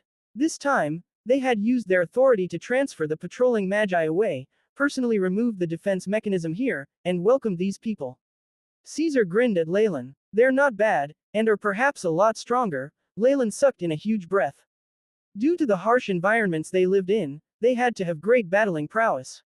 In general, being able to live until now was only possible with their own two hands. The army trained by the light magi had also gone through arduous and bloody battles, but the only way in which they surpassed the dark magi army was in their cooperation. In terms of individual battle power, they could not compare. It's been already 2 days since the previous attack. We only have 3 more days before the investigation team from headquarters arrive. It'll be troublesome when that happens. Caesar's expression revealed his discontent. How about Wade? Haven't you taken care of him yet? He's concealed himself quite well. The people I sent to search for him haven't discovered anything yet. Leylin waved his arms, looking helpless. He won't be able to flee out of the secret plane anyway, so he won't leak any information.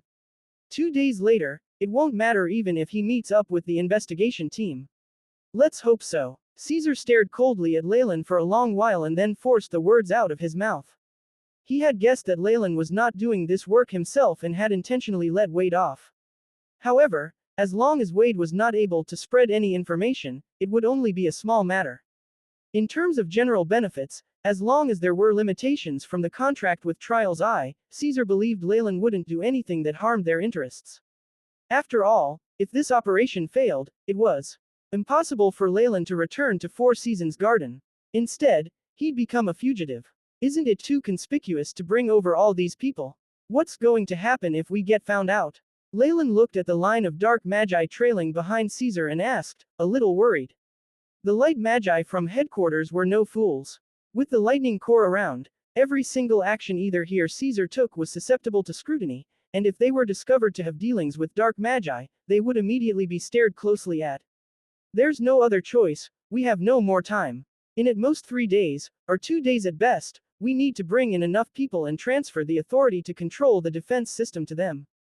Caesar's face was stern. I can temporarily arrange for them to stay in a few abandoned laboratories and warehouses.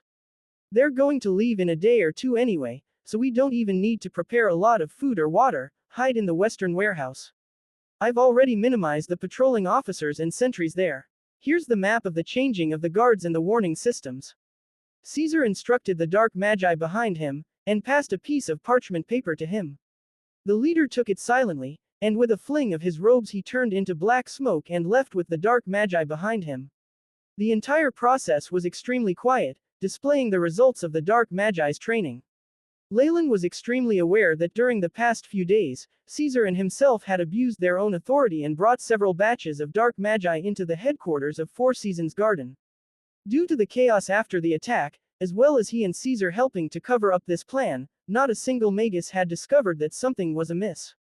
By the time the authority to command the formation genie was transferred, the dark magi would cooperate with those in the external world. Even if all the official magi within the secret plane now, as well as the 2 large groups from the lightning core were gathered, they would still be powerless. Leylin sighed deeply and closed his eyes. He could already imagine the confusion and puzzlement on these magi as they died. Tomorrow, you'll come with me to unseal the core body of consciousness of the secret plane. After the attack, Desmond added another seal, and without enough authority, the formation genie will fight back.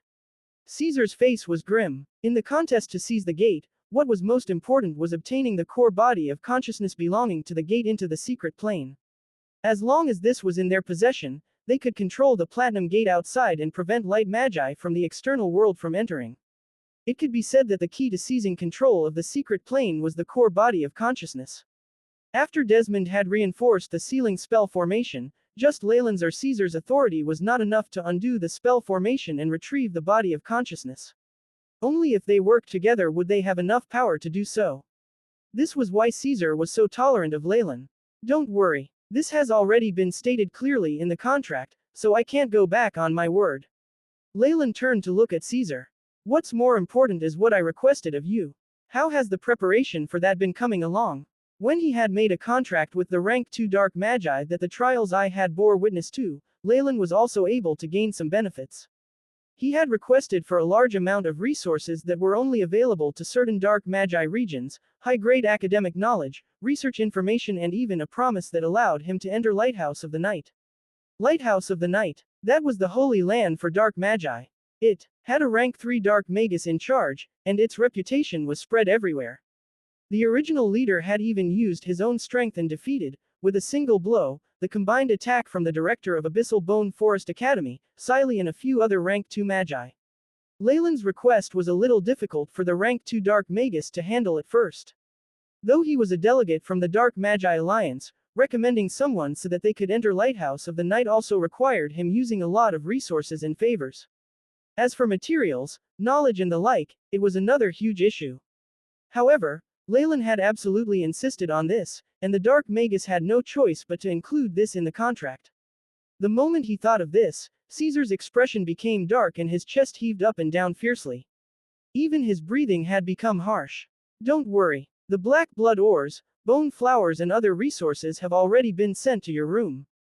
As for the promise for you to enter the Lighthouse of the Night, you'll get it after we succeed here. Very well. Leylin nodded, and then disappeared into the darkness. Pock. Behind him, there was the sound of something shattering.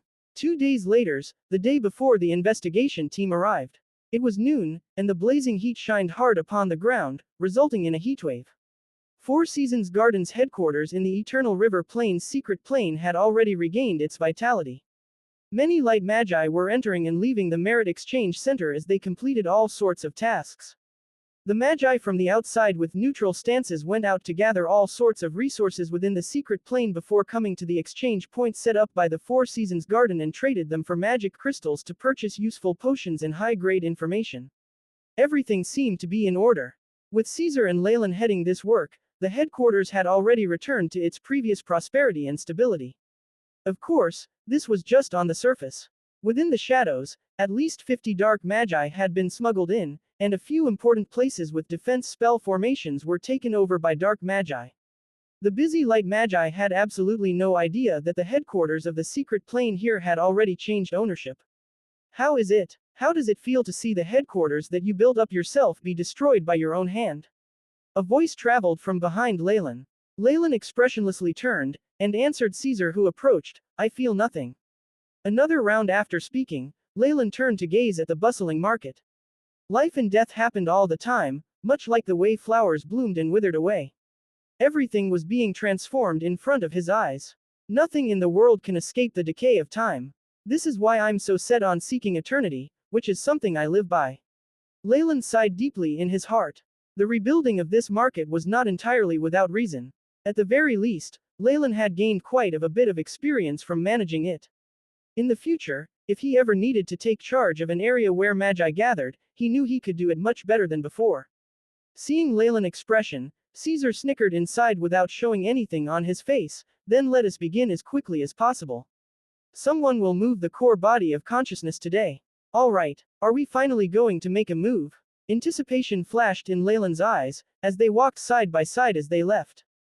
Callist wore the robes unique to magi from Four Seasons Garden, and ambled over to the region he was in charge of. Along the way, acolytes stood by the road and bowed to him. He walked past them expressionlessly, and occasionally nodded aloofly. This is it. Respect. Reverence. This is what it feels like to be an official magus. As someone who had just been promoted to be an official magus, Callist had yet to adjust to this situation. Such treatment that was reserved for those who were more powerful than the regular human had him feel a little intoxicated. However, all these thoughts vanished after seeing the large hole beside the fort. At the outer layer of the headquarters of Four Seasons Garden, there was a huge hole. This was the masterpiece done by the Dark Magi in their previous attack. Leylin and Caesar had ordered for people to mend this, but it had yet to return to its original state. As he looked at the light magi and acolytes who were carrying out construction work, Callist felt as if all the wounds had been reopened as they sniggered at him. This huge wound was a disgrace to all the magi of Four Seasons Garden. Those darned dark magi. One day, Callist's complaints and curses suddenly stopped as he recalled the insane power the dark magi had displayed. For a magus like him who had grown up in a safe environment, every movement from the dark magi, which were filled with bloodthirstiness and violence, made him feel a little stifled. In this condition, even those who were of the same rank might lose quite badly. If they attack once again, will I be able to do anything? Callist was filled with self-doubt. After all, it was his luck that had allowed him to survive while other, more powerful, light magi had died in battle. I don't care anymore. There's still the lightning core, large-scale defense, and amplification spell formations here, as well Lord Caesar and Lord Leylin. With this level of power, there's definitely no problem for us to hang on for 1 or 2 more days. Besides, The people from the headquarters are going to arrive tomorrow. Callist exhaled slowly. Boom. At this moment, green flames suddenly streaked across the sky like a meteor, a tail of light following behind it. Shoo. Accompanying the flames was the piercing sound of friction with the air. Pock. Green flames rumbled as they exploded in the middle of the sky, forming the image of a green skull. This is the symbol of the dark magi. Callist's voice became hoarse, his expression displaying his disbelief. Enemy attack. The patrolling magi bellowed, and layers of black magical beasts charged forth like a tide. The biochemical army of the dark magi. This is an army made out of cannon fodder, formed due to the radiation and poisoning of beasts in the secret plane. The real enemy is still behind. Activate the defense formation and notify the two lords.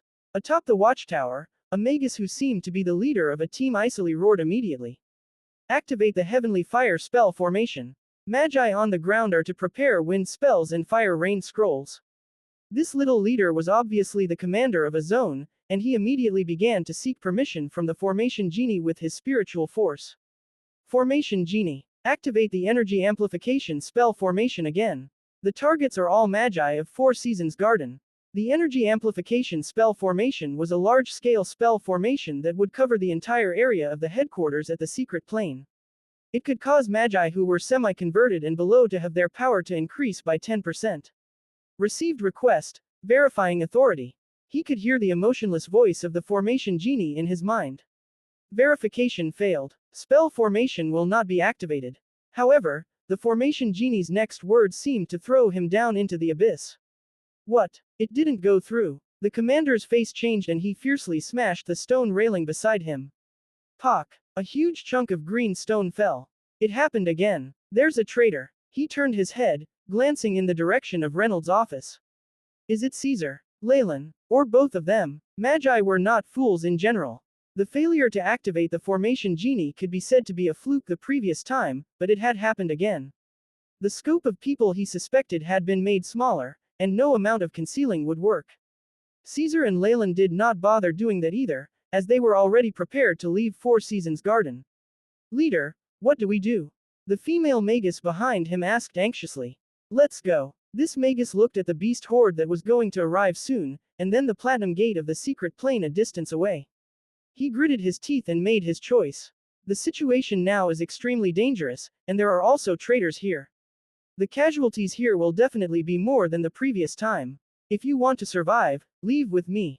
Immediately. Now. The leader quickly explained. He was deemed to be very trustworthy in this team, and a few members chose to leave with him. The rest stayed behind. At this point, those who chose to stay behind were completely loyal to Four Seasons Garden.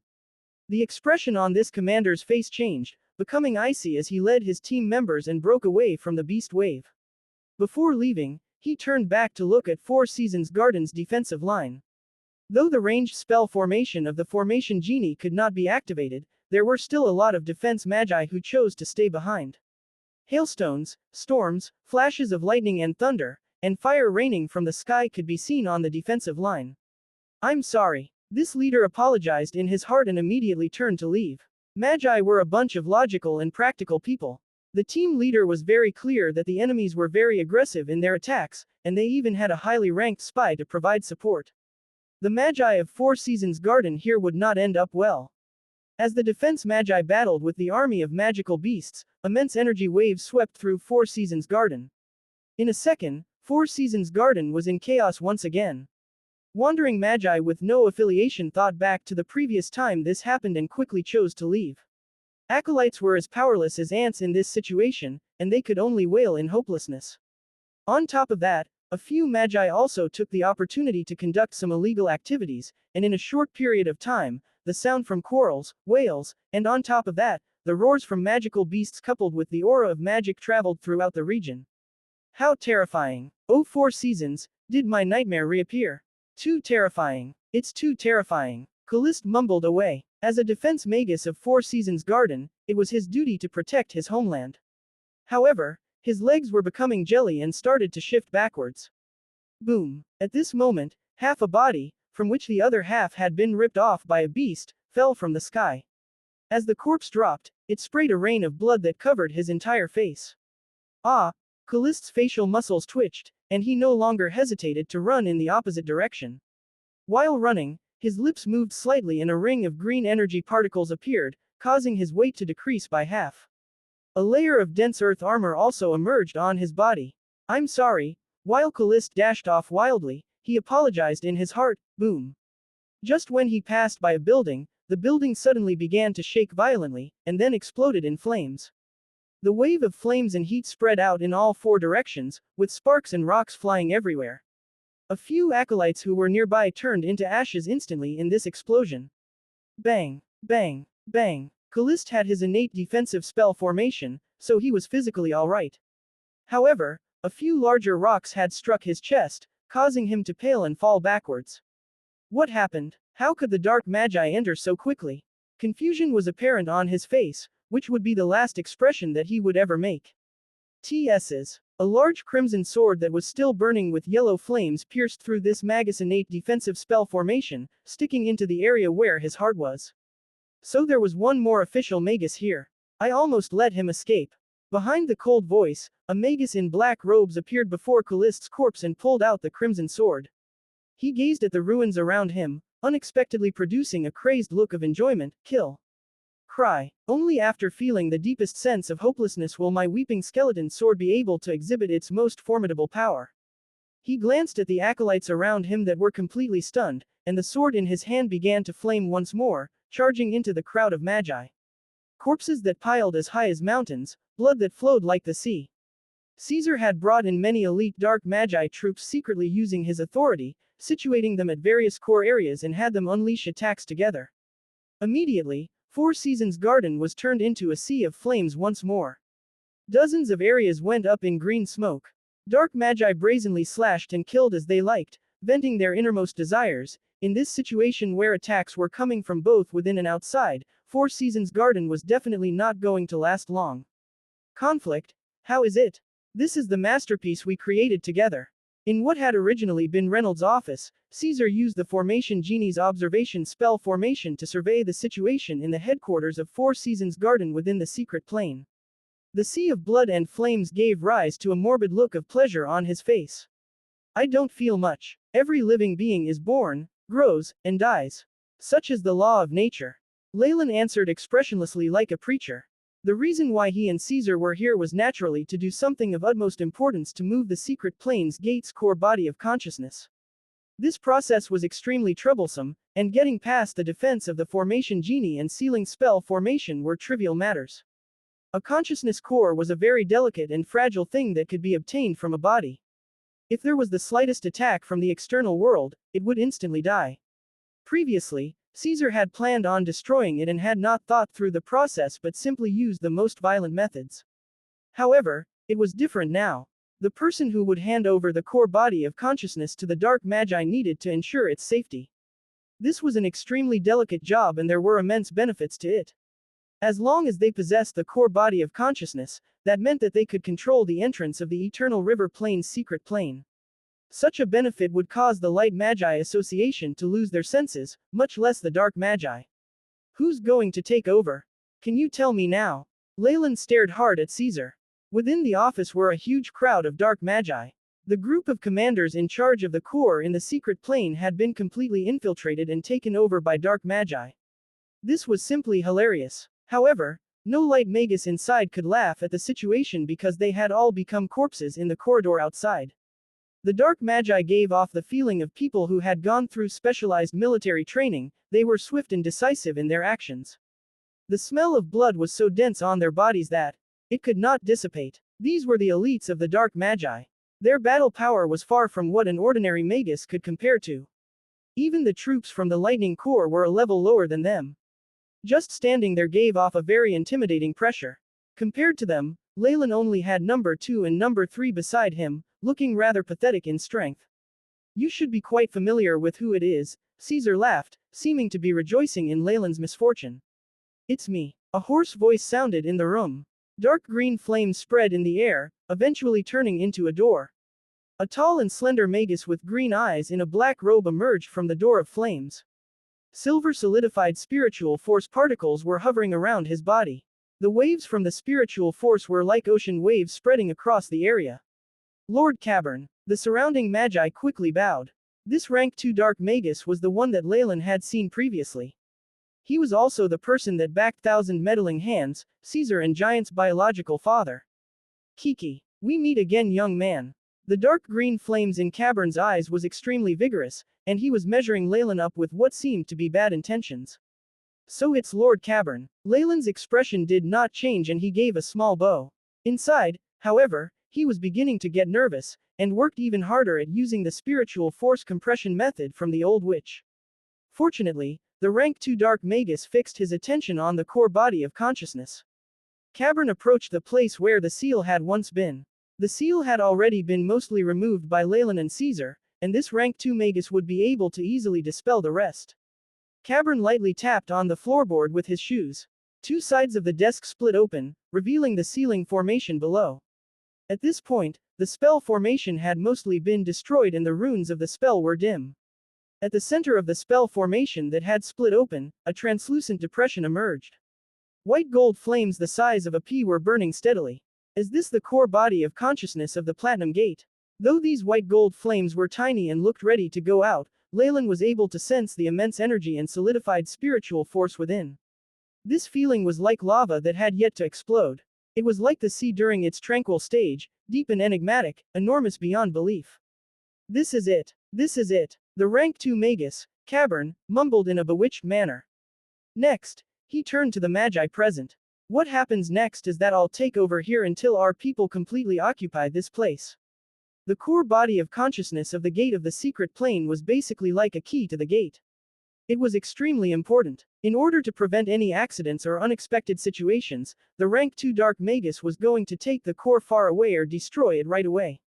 Black Blood Core. You are to guard the corridor that leads to this area. Unless I order you to do otherwise, do not let anyone enter. Cavern immediately began to arrange defensive duties. After giving the dark magi in the room their orders, the rank 2 dark magus switched his attention to Leylin, eyes unable to conceal his desire to toy around with him. It looked like he was eyeing a white mouse inside a laboratory. Magus Leylin, the Dark Magi Alliance has seen your efforts. I wonder if I can get you to do a little more. Caesar, who was standing behind Cavern, began to snicker. From his point of view, Leylin now held no value, and anyone controlled by his father in this situation would not have a good ending. What is it? Leylin's face did not change. Please die. Cavern grinned strangely, and suddenly made his move. Silver solidified spiritual force unhesitatingly swept through the office, books and bookshelves flying everywhere and turning into dust under the silver light. The rank 2 magus, Cavern, was actually not at all afraid of the contract with the Trial's Eye and had brazenly raised his hand against Leylin. Silver solidified spiritual force transformed into strange, huge bony claws, and bright red blood seemed to drip from the joints. You dare threaten me? A rank 1 magus like you actually dared to threaten me, Cavern. You even treated Caesar that way. I want to extract your spirit and roast it under white bone flames for 10,000 years, Cavern roared. Shua. Leylin's expression was solemn as he faced a rank 2 magus who was going all out against him and in peak condition. A layer of dense black scales emerged on his body. At the same time, the defensive layer from the fallen star pendant formed on his body, turning into a phantom set of armor. Leylin immediately entered his strongest defensive state. Wang. Brownish-yellow gravitational spell formation appeared in front of his chest, instantly covering an area of over 100 meters. A gravitational power of more than 40 times stronger than normal descended. As if affected by gravity, the strange white bone claws sunk down a little, their speed also slowing. Latent Fireball. Leylin rapidly chanted incantations, and a huge black fireball emerged, constantly expanding in midair. 2 blood-red eyeballs were formed, as well as a blazing tongue that emerged from its mouth. A huge serpent blazing with black flames hissed as it went forward, mercilessly colliding with the strange white claws. Rumble. An immense explosion swept through the office. Cavern was alarmed and immediately swung his arms.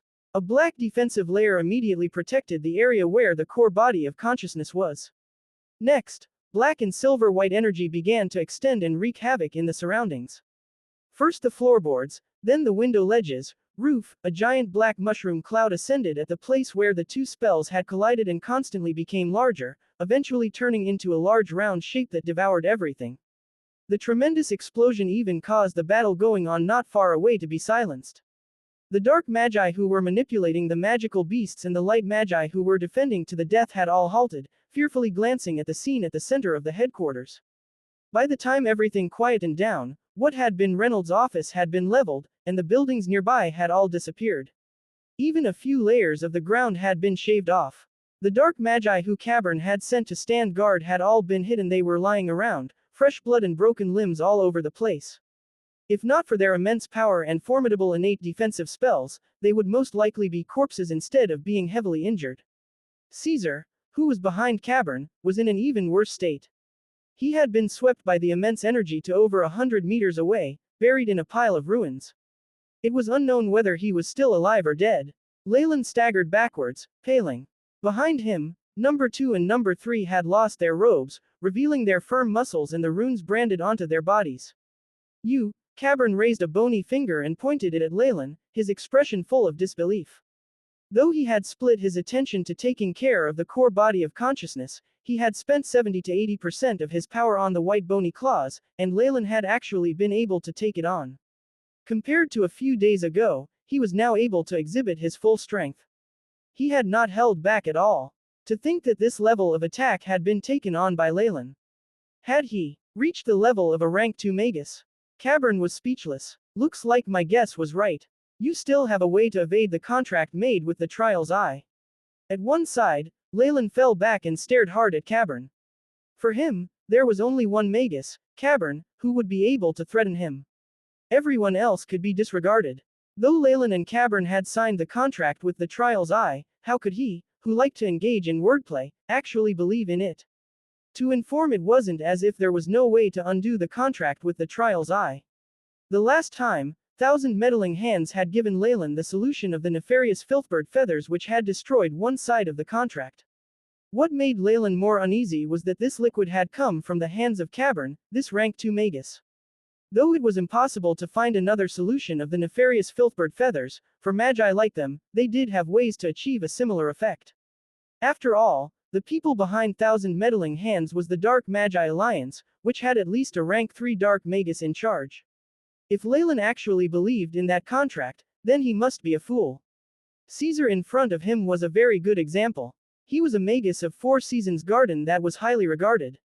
The force of the contract on him must be even stricter, and yet he had been able to betray 4 Seasons Garden without the slightest hesitation. He must have used some method to break away from the effect of the contract. Hence, though they had stated in the contract that they would not attack each other, Leylin did not take this to heart. Just as expected, the rank 2 magus had outrageously attacked him after obtaining what he'd wanted, not caring about the effects of the contract. This meant that he had destroyed his side of the contract. Fortunately, Leylin had been wary of this rank 2 magus from the start and been able to improve his strength after modifying his heart. Only then was he able to take on the attack. How? How were you able to retaliate? How are you able to break away from the influence of the contract? Cavern first disregarded his shock at Leylin's strength, and first asked this question. The contract with the Trial's Eye was not something to be made light of, otherwise it would not be used so extensively. Besides its mortal enemy the nefarious filthbird, there were few other ways to deal with this sort of contract. Even he himself needed guidance and help from the rank 3 magus in charge of the Dark Magi Alliance and paid a large price to eliminate the limitations of the contract on his end. The meaning of eliminating the limitations of the contract on his end was to remove the effect of the Trial's Eye on him, while Leylin would still be bound by the contract. In other words, he could attack Leylin, but Leylin would not be able to strike back. The moment he did, the Trial's Eye would punish him. It was because of this that he had been so fearless and brazen in wanting to eliminate this untrustworthy factor first. However, the powerful effects of Trial's Eye did not work on Leylin. How could this not surprise him? Could it be that Leylin also trained in some magic that is similar to 3 souls in a body? Cavern was beginning to realize that he could not fathom this young magus. His son, Caesar, had used the special effects of 3 souls in a body that allowed Caesar to violate the contract with 4 Seasons Garden. He had died once, and after the effects of Trial's Eye had completely disappeared, he had come back to life and thus evaded the power of the contract. Cavern did not think Leylin had any rank 3 magus aiding him, and the only other way for this situation to happen was that he trained in some ancient techniques. Fools. Cavern glanced around coldly, and then coldly hummed. Due to the immense explosion, they had exposed themselves entirely to the light magi. There were already a few wandering light magi that wanted to investigate and find out what was happening. Their surroundings had turned into barren land, and only the place sealing the core body of consciousness had a layer of black energy guarding it. A few magi wearing the uniform of the Lightning Corps had quickly made their way here. The leader was someone Leylin was extremely familiar with. It was the vice leader that Desmond had left behind, who was a formidable peak rank 1 magus. The Lightning Corps. What an eyesore. Cavern let out a roar as if he had some animosity towards them, and he moved his arms forward, withering breath. A ring of silver-gray stream was generated between his hands, and like a tornado violently revolved towards the Lightning Corps. This stream seemed to have an immense corrosive effect and produced long, deep tracks on the ground. In an instant, it arrived before these magi. TSS. The stream charged towards a Lightning Corps magus. With a strange expression on his face, he suddenly began to wither. In the blink of an eye, this powerful magus had turned into a dried-up corpse and collapsed to the ground. Kiki. Cavern laughed in a way that sent shivers down one's spine, and the silver-gray tornado killed the magi one by one. It then pounced towards the face of the vice leader, who was struck with hopelessness. The rank 2 magus, Deathbringer Cavern. Lightning's fury. The vice leader of the Lightning Corps obviously recognized Cavern and roared, raised his metal arm and struck towards the tornado. With his movement, 2 large balls of lightning appeared in front of his fists. The huge lightning fists brought with it thunder, flames, and inexhaustible fury, and hissed as it pounced towards the silver-gray tornado in the air. Unexpectedly, the 2 lightning fists charged into the tornado and somehow completely disappeared without even having produced a sound. Pooh. The vice leader paled and coughed out black-red blood that emitted some gray gas. Kiki. Ever since I suffered a loss the previous time, did you think I wouldn't research your lightning magic? Cavern could not stop with his strange laughter, and the huge tornado continued to howl as it sucked this man in. Woo-woo. The tornado constantly revolved where it was, and in a few seconds, dissipated, revealing the scene within. Pock. A spotlessly white skeleton fell the moment the tornado disappeared, which cracked in many places before turning into powder. What had been the vice team leader had had his flesh and blood stripped from him. Even the life force in his bones had not been let off. Cavern was able to take care of the Lightning Corps in a single blow. Such fearsome power intimidated the light magi nearby, and the magi of 4 Seasons Garden unhesitatingly turned to leave quickly. Though they were loyal to 4 Seasons Garden, they were no fools. A person able to kill a peak rank 1 magus had to have reached the level of a rank 2 magus. If they went up against this sort of magus, then they were simply committing suicide. Cavern nodded in satisfaction and turned to look at Leylin. I've taken care of the hindrance. Now it's time for us to start again. Leylin had been standing quietly while Cavern had attacked and slaughtered the members of the Lightning Corps. Nobody had an idea of what he was thinking about. It's time. All of a sudden, Leylin exclaimed quietly. What time is it? Cavern suddenly felt cold, having a bad premonition. Wang wang, the sound of something vibrating emerged, and the metal gate to the secret plane across the center of 4 Seasons Garden began to buzz. The Magi were no strangers to this situation. This had happened just once before, and this was when a rank 2 magus had brought in a whole army of Magi through the gate of the secret plane. TSS's blue electric currents swept along the metallic gate. What had been a cloudless blue sky suddenly dimmed, and dark clouds appeared. A pair of large hands formed out of lightning charged in through the gate and swept through the dark magi around. In an instant, the dark magi who had been brazenly plundering and looting turned into ash with shock still apparent on their faces. What followed the large hands was a blond, burly man with a lightning symbol on his forehead that gave off eye-catching rays. Desmond. Cavern gritted his teeth as he forced out this name. Next, he gave Leylin a withering look. Did you do this? Within the Eternal River Plain's secret plane, the only person who was so clear about their plan and was able to communicate with the external world was Leylin. What Cavern just could not understand was how this would benefit Leylin. What he had done was enough for the Light Magi Alliance to kill him hundreds of times. Even if he disclosed this information, he would still not be let off lightly.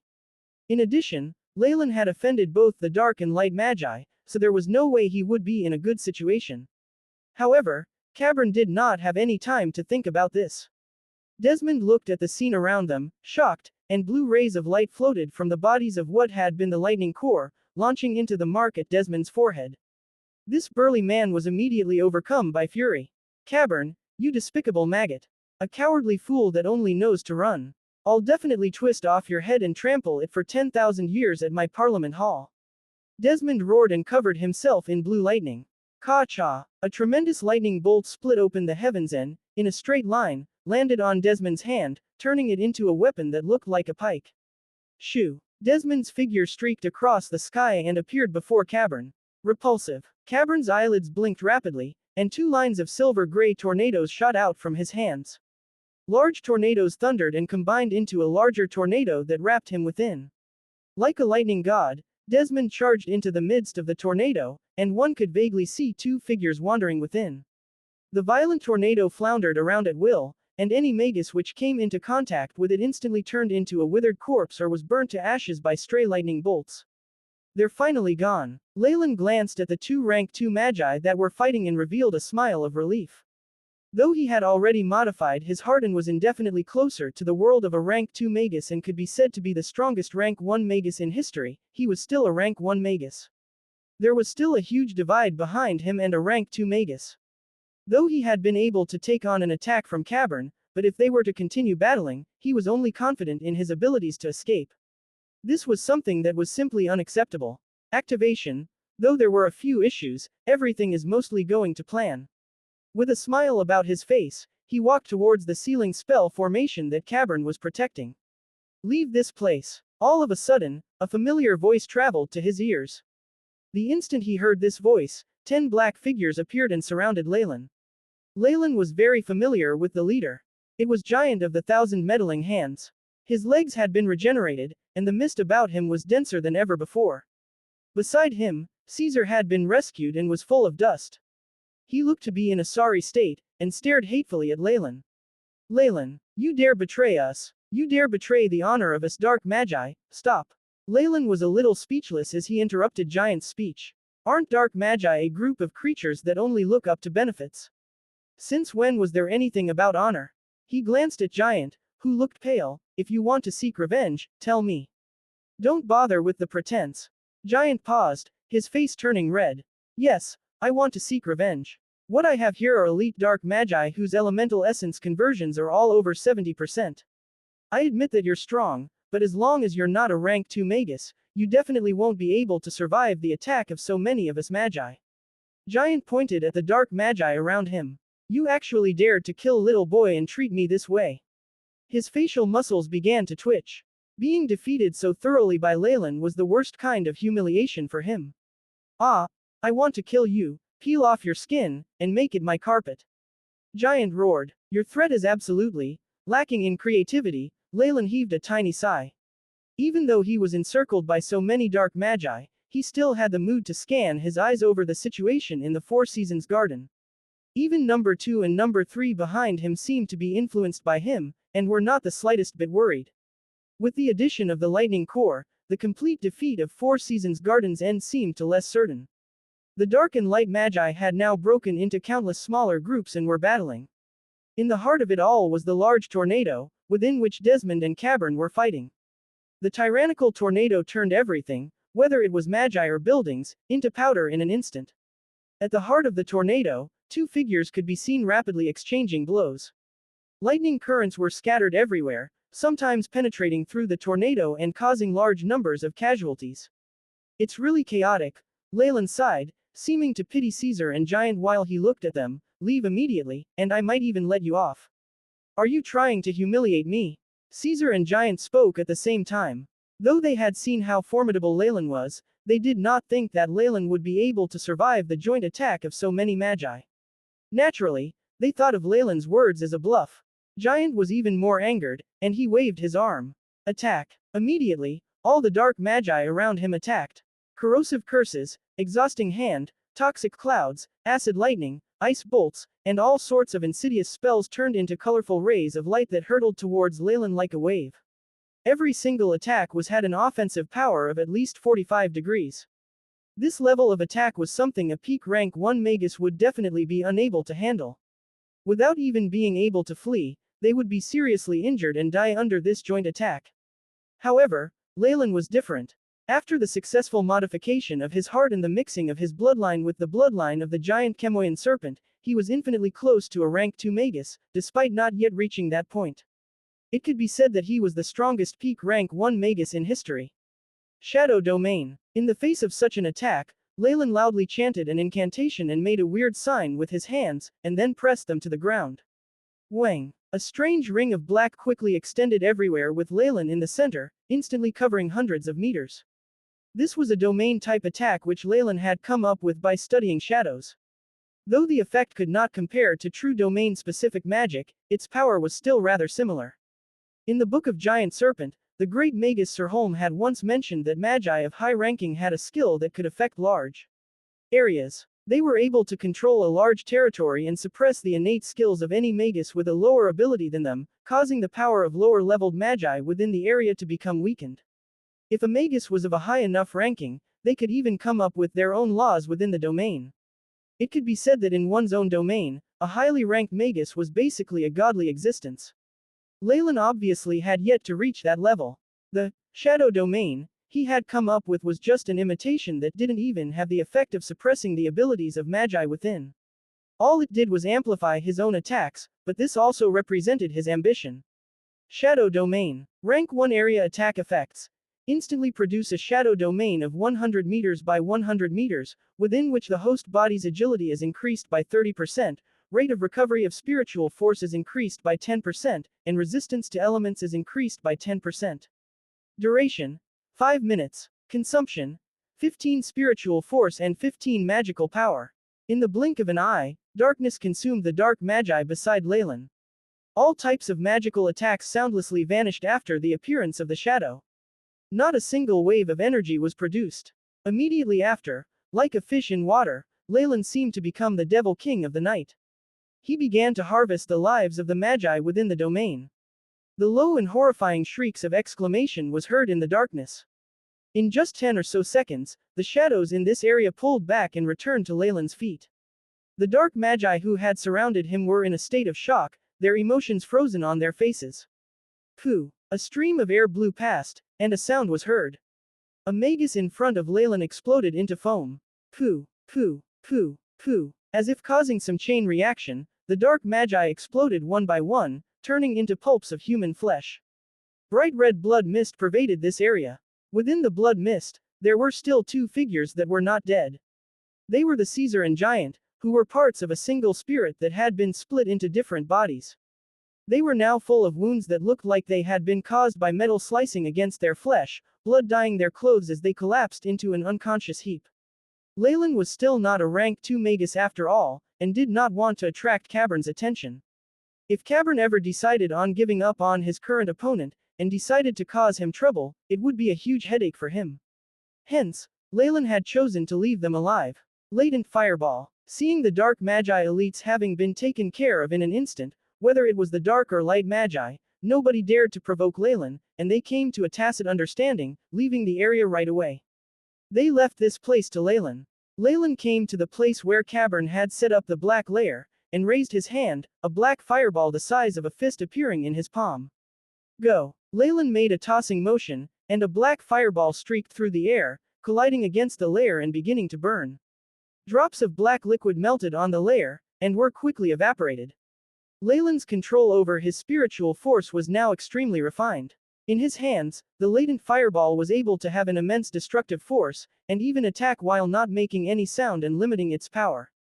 Poe! The black layer kept vibrating and was eventually unable to endure the attack, cracking into little pieces, and revealing the sealing spell formation within.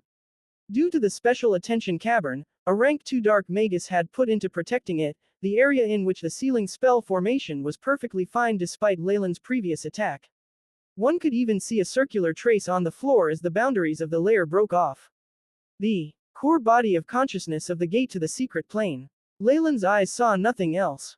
He concentrated on the white gold flames of the core within the sealing spell formation, eyes revealing his enchantment by it. Go according to the original plan. He spoke to number 2 and number 3 behind him, and headed into the spell formation. Understood, Master. Number 2 and number 3 glanced at each other.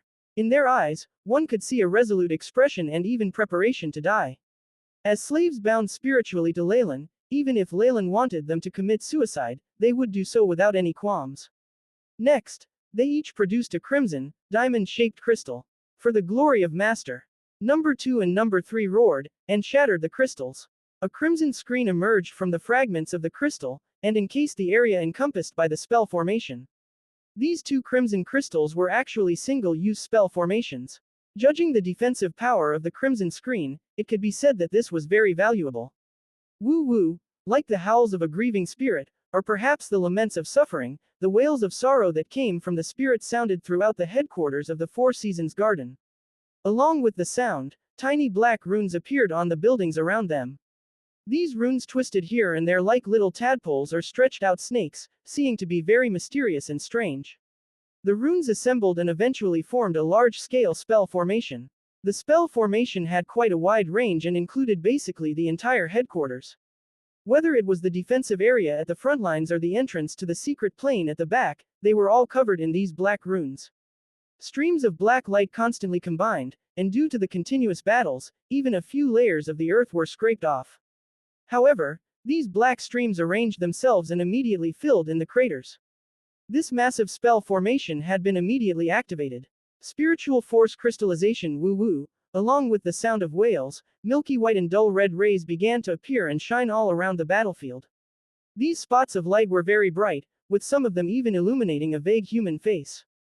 The magi nearby kept crying out in alarm because what they saw within were the faces of their family and friends. Spirits. This is a spell formation that specifically targets the spirits of those who died in battle. A magus not far away immediately yelled, "Where have I seen something that can cover such a large area and not destroy anything before?" These white and red spots seemed to be attracted by an immense force and shot towards the surface of the crimson light screen at the center of the spell formation. TSS. The spirits dissolved into the crimson screen the moment they touched it. The crimson screen did not refuse anything that approached it. Whether it was the spirit of an acolyte or a magus, whether dark or light magi, all of these spots of light which represented spirits were absorbed into it. As the number of spirits that it absorbed increased, the reddish layer became darker until, in the end, it became a dark red large-scale defensive spell formation. It targets just spirits. This is magic that the Light Magi Alliance ordered to be made a forbidden technique. It even dares to gather the spirits of magi. This is simply blasphemous. The eyes of a magus with a snowy white beard turned red. Just now, he had personally witnessed his lover's spirit being absorbed by that sinister screen. Even without using his brain, it was obvious that Leylin did not have any good intentions in gathering these spirits. Destroy it quickly. This sinister black spell formation immediately caused the magicians present much fear. Whether dark or light magi, neither wanted their spirits to be extracted and used by anyone else. All sorts of magic such as frost arrows, fireballs, mysterious spirit spells and holy magic of the light element struck and exploded against the building that was filled with runes. Rumble. Under the joint attack of the magi, the building was quickly reduced to ashes, but the black runes were like brands deeply etched into the air. Even the residual energy of the battle in the tornado between two rank 2 magi was not enough to destroy these runes. I remember what this is. It's the large formation of 10,000 spirits, Hades' sacrificial rites. The magus who had previously recognized the function of the spell formation yelled again. This is a forbidden technique that was considered taboo even in ancient times. It's able to absorb all the spiritual energy from the spirits of the dead within its range. As it has a trace of protection from Hades, before the time limit is up, it will not disappear. I've heard about this spell formation too. Hasn't it been lost though? The magi stopped their attacks and turned their attention to the dark red screen in the center of Four Seasons Gardens, their eyes displaying their fear. The huge black spell formation constantly thundered as it absorbed large numbers of spirits. Such a strange sight caused even the magical beings outside to feel a sense of dread. The battlefield was silent. Whether it was the dark or light magi or even the rank 2 magi who were battling shifted their attention to find out what was happening with the crimson screen. Within the crimson screen, Leylin gazed at the white gold flame in his hand and grinned. Power. He spoke. He had not had any intentions of abiding by the rules of the contract made with the Trial's Eye. All that he did was for this thing that was now in his hands. All that talk about a recommendation to enter Lighthouse of the Night was just a smokescreen. Compared to relying on another organization, how could it be any better than the thrill of freedom? As for the contract with the Trials Eye, that was just a joke in Leylin's eyes. Using the solution from the feathers of the nefarious filthy bird, he was easily able to remove traces of the contract from his body. Though there was only one portion of the solution, Leylin still possessed many void hallucination flowers. This flower had a very unique property in that with some simple methods it could imitate all sorts of complicated ingredients. It was for this reason that the void hallucination flower was an essential ingredient in ancient potions. Giant had delivered the solution of the feathers of the nefarious filthbird into Leylin's hands. Leylin had confirmed the authenticity of the item and did not consume it straight away, but had instead used the AI chip to record the details concerning the composition of this solution. Next, after many rounds of testing and a little help from the AI chip at the atomic level, Leylin successfully made use of the void hallucination flower and simulated the composition of the solution. What happened next was obvious. With his authority of 7 stars for the formation genie, he had naturally secretly carved the runes for the large formation of 10,000 spirits and prepared for today. The runes in the setting up of the energy points was naturally information that he had gathered from the Book of Giant Serpent. Based on records regarding Chemoyan's pupils, Leylin needed to burn up large amounts of spiritual force and stimulate his high-grade meditation technique in order to spur on his own advancement to becoming a rank 2 warlock. Rather than accumulating slowly, he could use large amounts of ownerless spiritual force to replace what he required with this method. Spiritual force was as precious as one's own blood. If one were to burn up large amounts of their own spiritual force, this would definitely result in very dire consequences. And even if one could advance, a long period of time would be needed to recover from the damage. If he were to use spiritual force from the external world, this would not be a problem. If there was enough spiritual force and it was pure enough, it might even support the Magus and set up a strong foundation for them. After being made aware of this fact, Leylin immediately fixed his attention on the core body of consciousness. This core body of consciousness had formed after tens of thousands of years, and had a tremendous amount of spiritual force. However, its intelligence was very weak and was not even comparable to a 3-year-old. It was for this reason that it was so easily caught and sealed by Magi. The spiritual force that would stimulate the meditation technique to power up would require refinement and purification of his own foundations.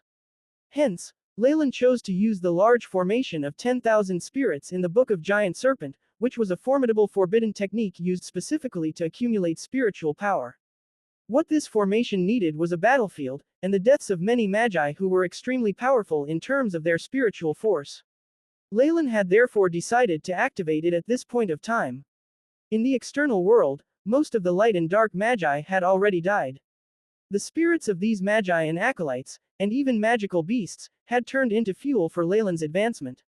Let's not waste time. Let's begin. With a thought from Leylin, milky white and dark red spiritual spots were like moths flying into flames, pouncing towards the white gold light in the palm of his hand. At this moment, Leylin seemed to feel the howls of a confined consciousness at the heart of the white gold flame. The spiritual spots were numerous but were heterogeneous. The core body of consciousness had a boundless spiritual force, but had a very weak consciousness. As these two collided, it was like boiling oil meeting water. They created a violent reaction. With the interference from the large formation of 10,000 spirits, Hades' sacrificial rites, the script that Leylin had prepared was beginning to put on a good show.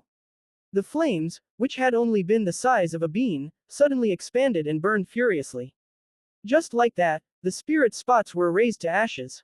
However, these spots seemed to be boundless. Even though the spots in front of them had been burnt to nothingness, they still did not hesitate to pounce towards the flames. This was especially so for the spiritual spots that belonged to official Magi.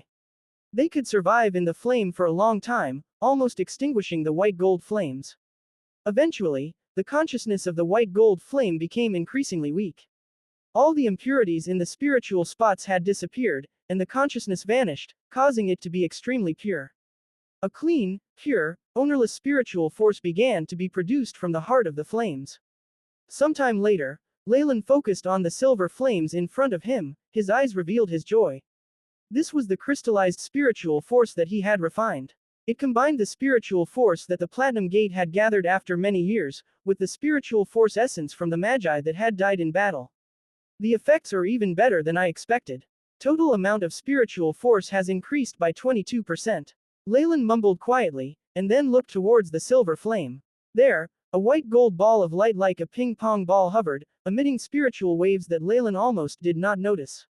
However, the spiritual waves seemed to communicate with the silver flames, and there was even an urge to return to within the silver flames. This was the consciousness that he had separated. After fights with other spirits, it had become very weak and would probably be destroyed with just a blow from Leylin. However, as long as it was still not destroyed, the crystallized spiritual force flames in Leylin's possession would never be able to be considered pure. My apologies. Leylin spoke to the ball of light, and then blew. Pooh. Like a bubble, it popped, and the ball completely broke open and it was on the verge of disappearing in the air. With the destruction of the core body of consciousness, the crystallization of the silver flames in Leylin's hands were transparent, like a totem of flames created using crystal. It produced a very pure feeling. This was its form after removing its pure consciousness. Large amounts of crystallization of spiritual force. Purity. 100% the AI. Chip came up with a conclusion. 100%. Leylin shook his head. He was clear that at this point, he would not be able to identify the impurities in the spiritual force, and it could not be said to be perfect. The spirit was a wondrous thing. Even the AI, Chip right now was unable to examine it properly. Though it might not be able to detect a few ingredients, this did not mean that rank 4 or 5 great magi would not be able to find out. In the Book of Giant Serpents, there was a warning from the great Magus Sirholm. This spiritual force seemed to be very pure, but in actuality, there were still a few spiritual marks left behind and could not be absorbed. Otherwise, the road ahead would be difficult, and might even cause residual effects. Self-destruct runes, however, I don't want to absorb it, but to use it as a single-use stimulant to level up the meditation technique. Leylin chuckled and reached for the crystal in the heart of the flames. Wang. The spiritual force crystal glistened as it turned into a large silvery flame that engulfed Leylin within. Where the crimson light screen formation was. The magi outside would naturally not know what happened in here, but at this moment Leylin destroyed the secret plane's core body of consciousness. Wang, wang, wang. The giant metal gate of the Four Seasons Garden headquarters creaked loudly as various runes on it dimmed. Right after, large cracks began to appear on the surface of the gate. Ka-cha, ka-cha. The noise produced from the giant metal gate was akin to that of ice cubes melting, as chunks of the gate began to melt like lava and rolled to the ground. Under these circumstances, even the two rank 2 magi inside the tornado stopped fighting and directed their gaze towards this scene. Finally, with the faces of the dark and light magi showing their disbelief, the gate collapsed and produced a large amount of grime and dust. The secret plane's entrance has self-destructed. Damn it! That Leylin must have destroyed the core. Cabern, who was in the tornado, charged at the crimson light screen formation. As for Desmond, his eyes gleamed as he remained rooted to the spot, not planning to stop Cabern. At this moment, outside of the crimson light screen formation, number 2 and number 3 brandished their metal great swords, which were even larger than they were. The brands on their bodies shone resplendently, and surrounding them lay the bodies of countless magicians. All these were magicians who had foolishly rushed forward earlier to stop Leylin from harvesting the spirits from both dark and light faction. However, under the two branded swordsmen's teamwork, they were all slain here. Branded swordsmen had always been one of the stronger classes in ancient times. This could clearly be seen from the mighty battle prowess. Stemming from number 2 and 3. Regular semi-converted magi were not their match at all. Even if those magi were a tad stronger, under the combination of the instantaneous spell casting innate to their bodies and their battle techniques, the magi were still easily disposed of. Formidable physical qualities with an expert fighting technique, combined with instantaneous spell casting abilities, have granted number 2 and number 3 the title of meat grinders on the battlefield. It required at least a peak rank 1 magus to finish both of them. However, how rare was a peak rank 1 magus? Previously, Leylin had already swept the battlefield clean of the peak rank 1 magi. Not to mention those dark magi spies who were now dead, and even Caesar and Giant were severely injured and unconscious. At this moment, number 2 and number 3 were unstoppable. However, no matter how powerful a branded swordsman was before they advanced, they weren't a match for rank 2 magi. With the attack from Cabern, number 2 and number 3 looked at each other with undying loyalty written over their faces. For our master. They grunted as the brand and runes on their bodies flashed 10 times more powerful than before as they charged to receive Cavern's attack. You're overestimating your abilities. Cavern smirked and released 2 black tornadoes from his hands. The tornadoes, which contained a corrosive effect, hit the branded swordsmen bodies, but it only left several white marks. Their skin was even intact. What kind of modification is this? This time, it was Cavern who was astonished. However, he no longer had any time.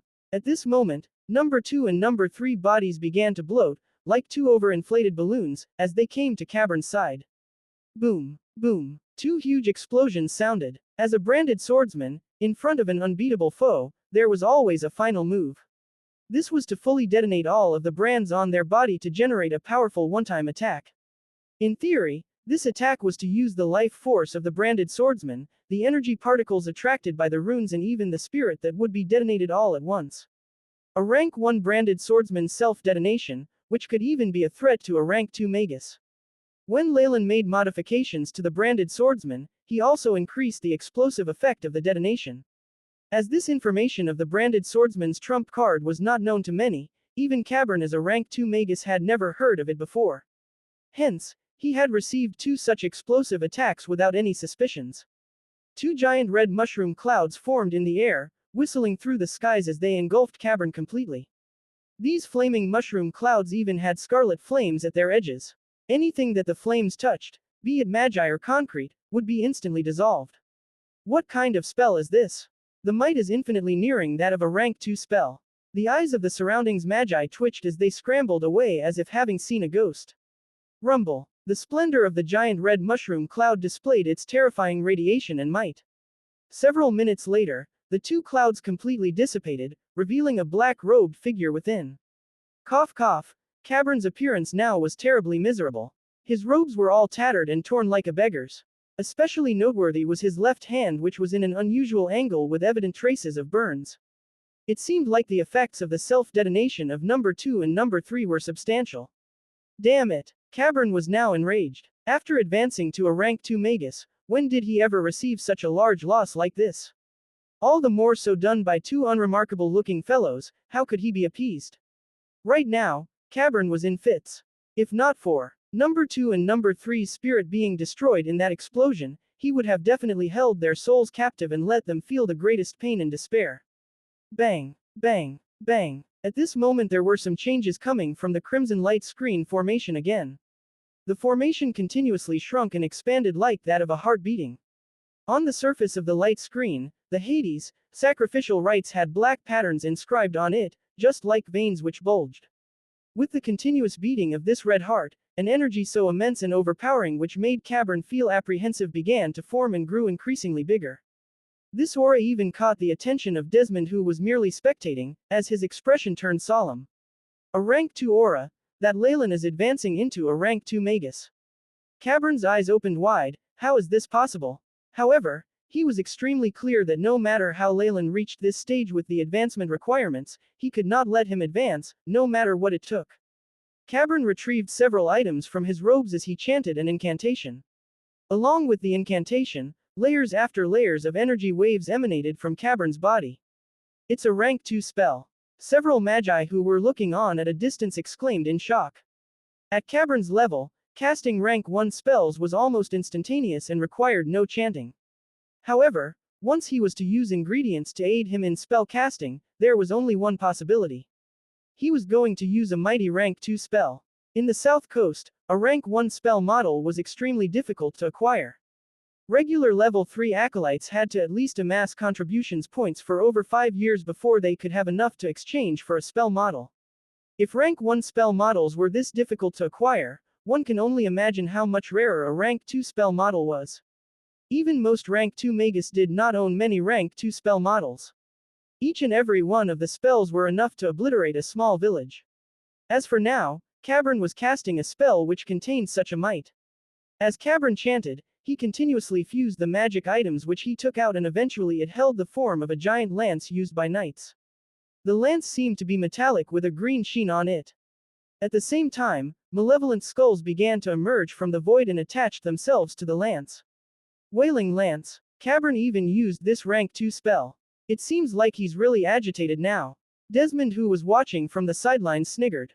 He dispersed the golden blue lightning ball on his hands. It seems like I don't need to strike anymore. Although Cavern was his enemy, Leylin, who had destroyed the secret plane's core, was not a good person either. Right now, Leylin was about to be killed by Cavern, so naturally, Desmond would not stop this. Furthermore, if Cavern were to fail, Desmond could then strike after and kill Leylin. The skulls on the giant green lance wailed loudly, emitting a loud whistling sound as they struck the crimson light screen formation.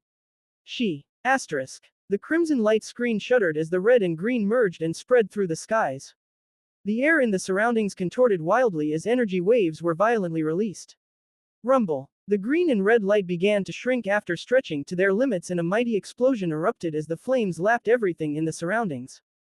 The surround buildings had previously gone through a large-scale battle and were already damaged. This time, the explosion shattered them to pieces and turned them into a rubble. The rebuilding efforts that Leylin and Caesar had put in were now completely destroyed by this explosion. Pooh. This Hades, sacrificial rites that was harvesting spirits, finally succumbed to the pressure and completely shattered. What was left now was Leylin's final line of defense, the crimson light screen. The crimson light shuddered and then black cracks began to appear on the surface. Ka-cha. The light screen shuddered and finally shattered. The green lance that contained a monstrous might pierced the center of the light formation. Under the dazzling light, a barely visible human figure was seen. This figure was wrapped in a silvery flame which very soon was extinguished. Crimson Palm. The human figure in the center spoke softly. Immediately, his hands turned into a fresh blood-red color. Two burning holographic claws appeared and grabbed the green lance, which created a whistling noise. As the red flames touched the green light was extinguished. Toxic. Although Wailing Lance was a rank 2 spell, after going through Hades, sacrificial rites and the crimson light screen defensive spell formation, it had been weakened, and eventually perished under Leylin's crimson palm. The might of his crimson palm caused Cavern, who was not far away, to turn pale and exclaim, "You've advanced to become a rank 2 magus." Only a rank 2 magus would be able to withstand his magic so easily. Phew. Leylin heaved a huge sigh, feeling the transformation completing in his body. And could not help but mumble, "Such formidable strength really makes one feel intoxicated." The AI chip had also shown a few notifications. Beep. Detected the burning of large amounts of ownerless spiritual force.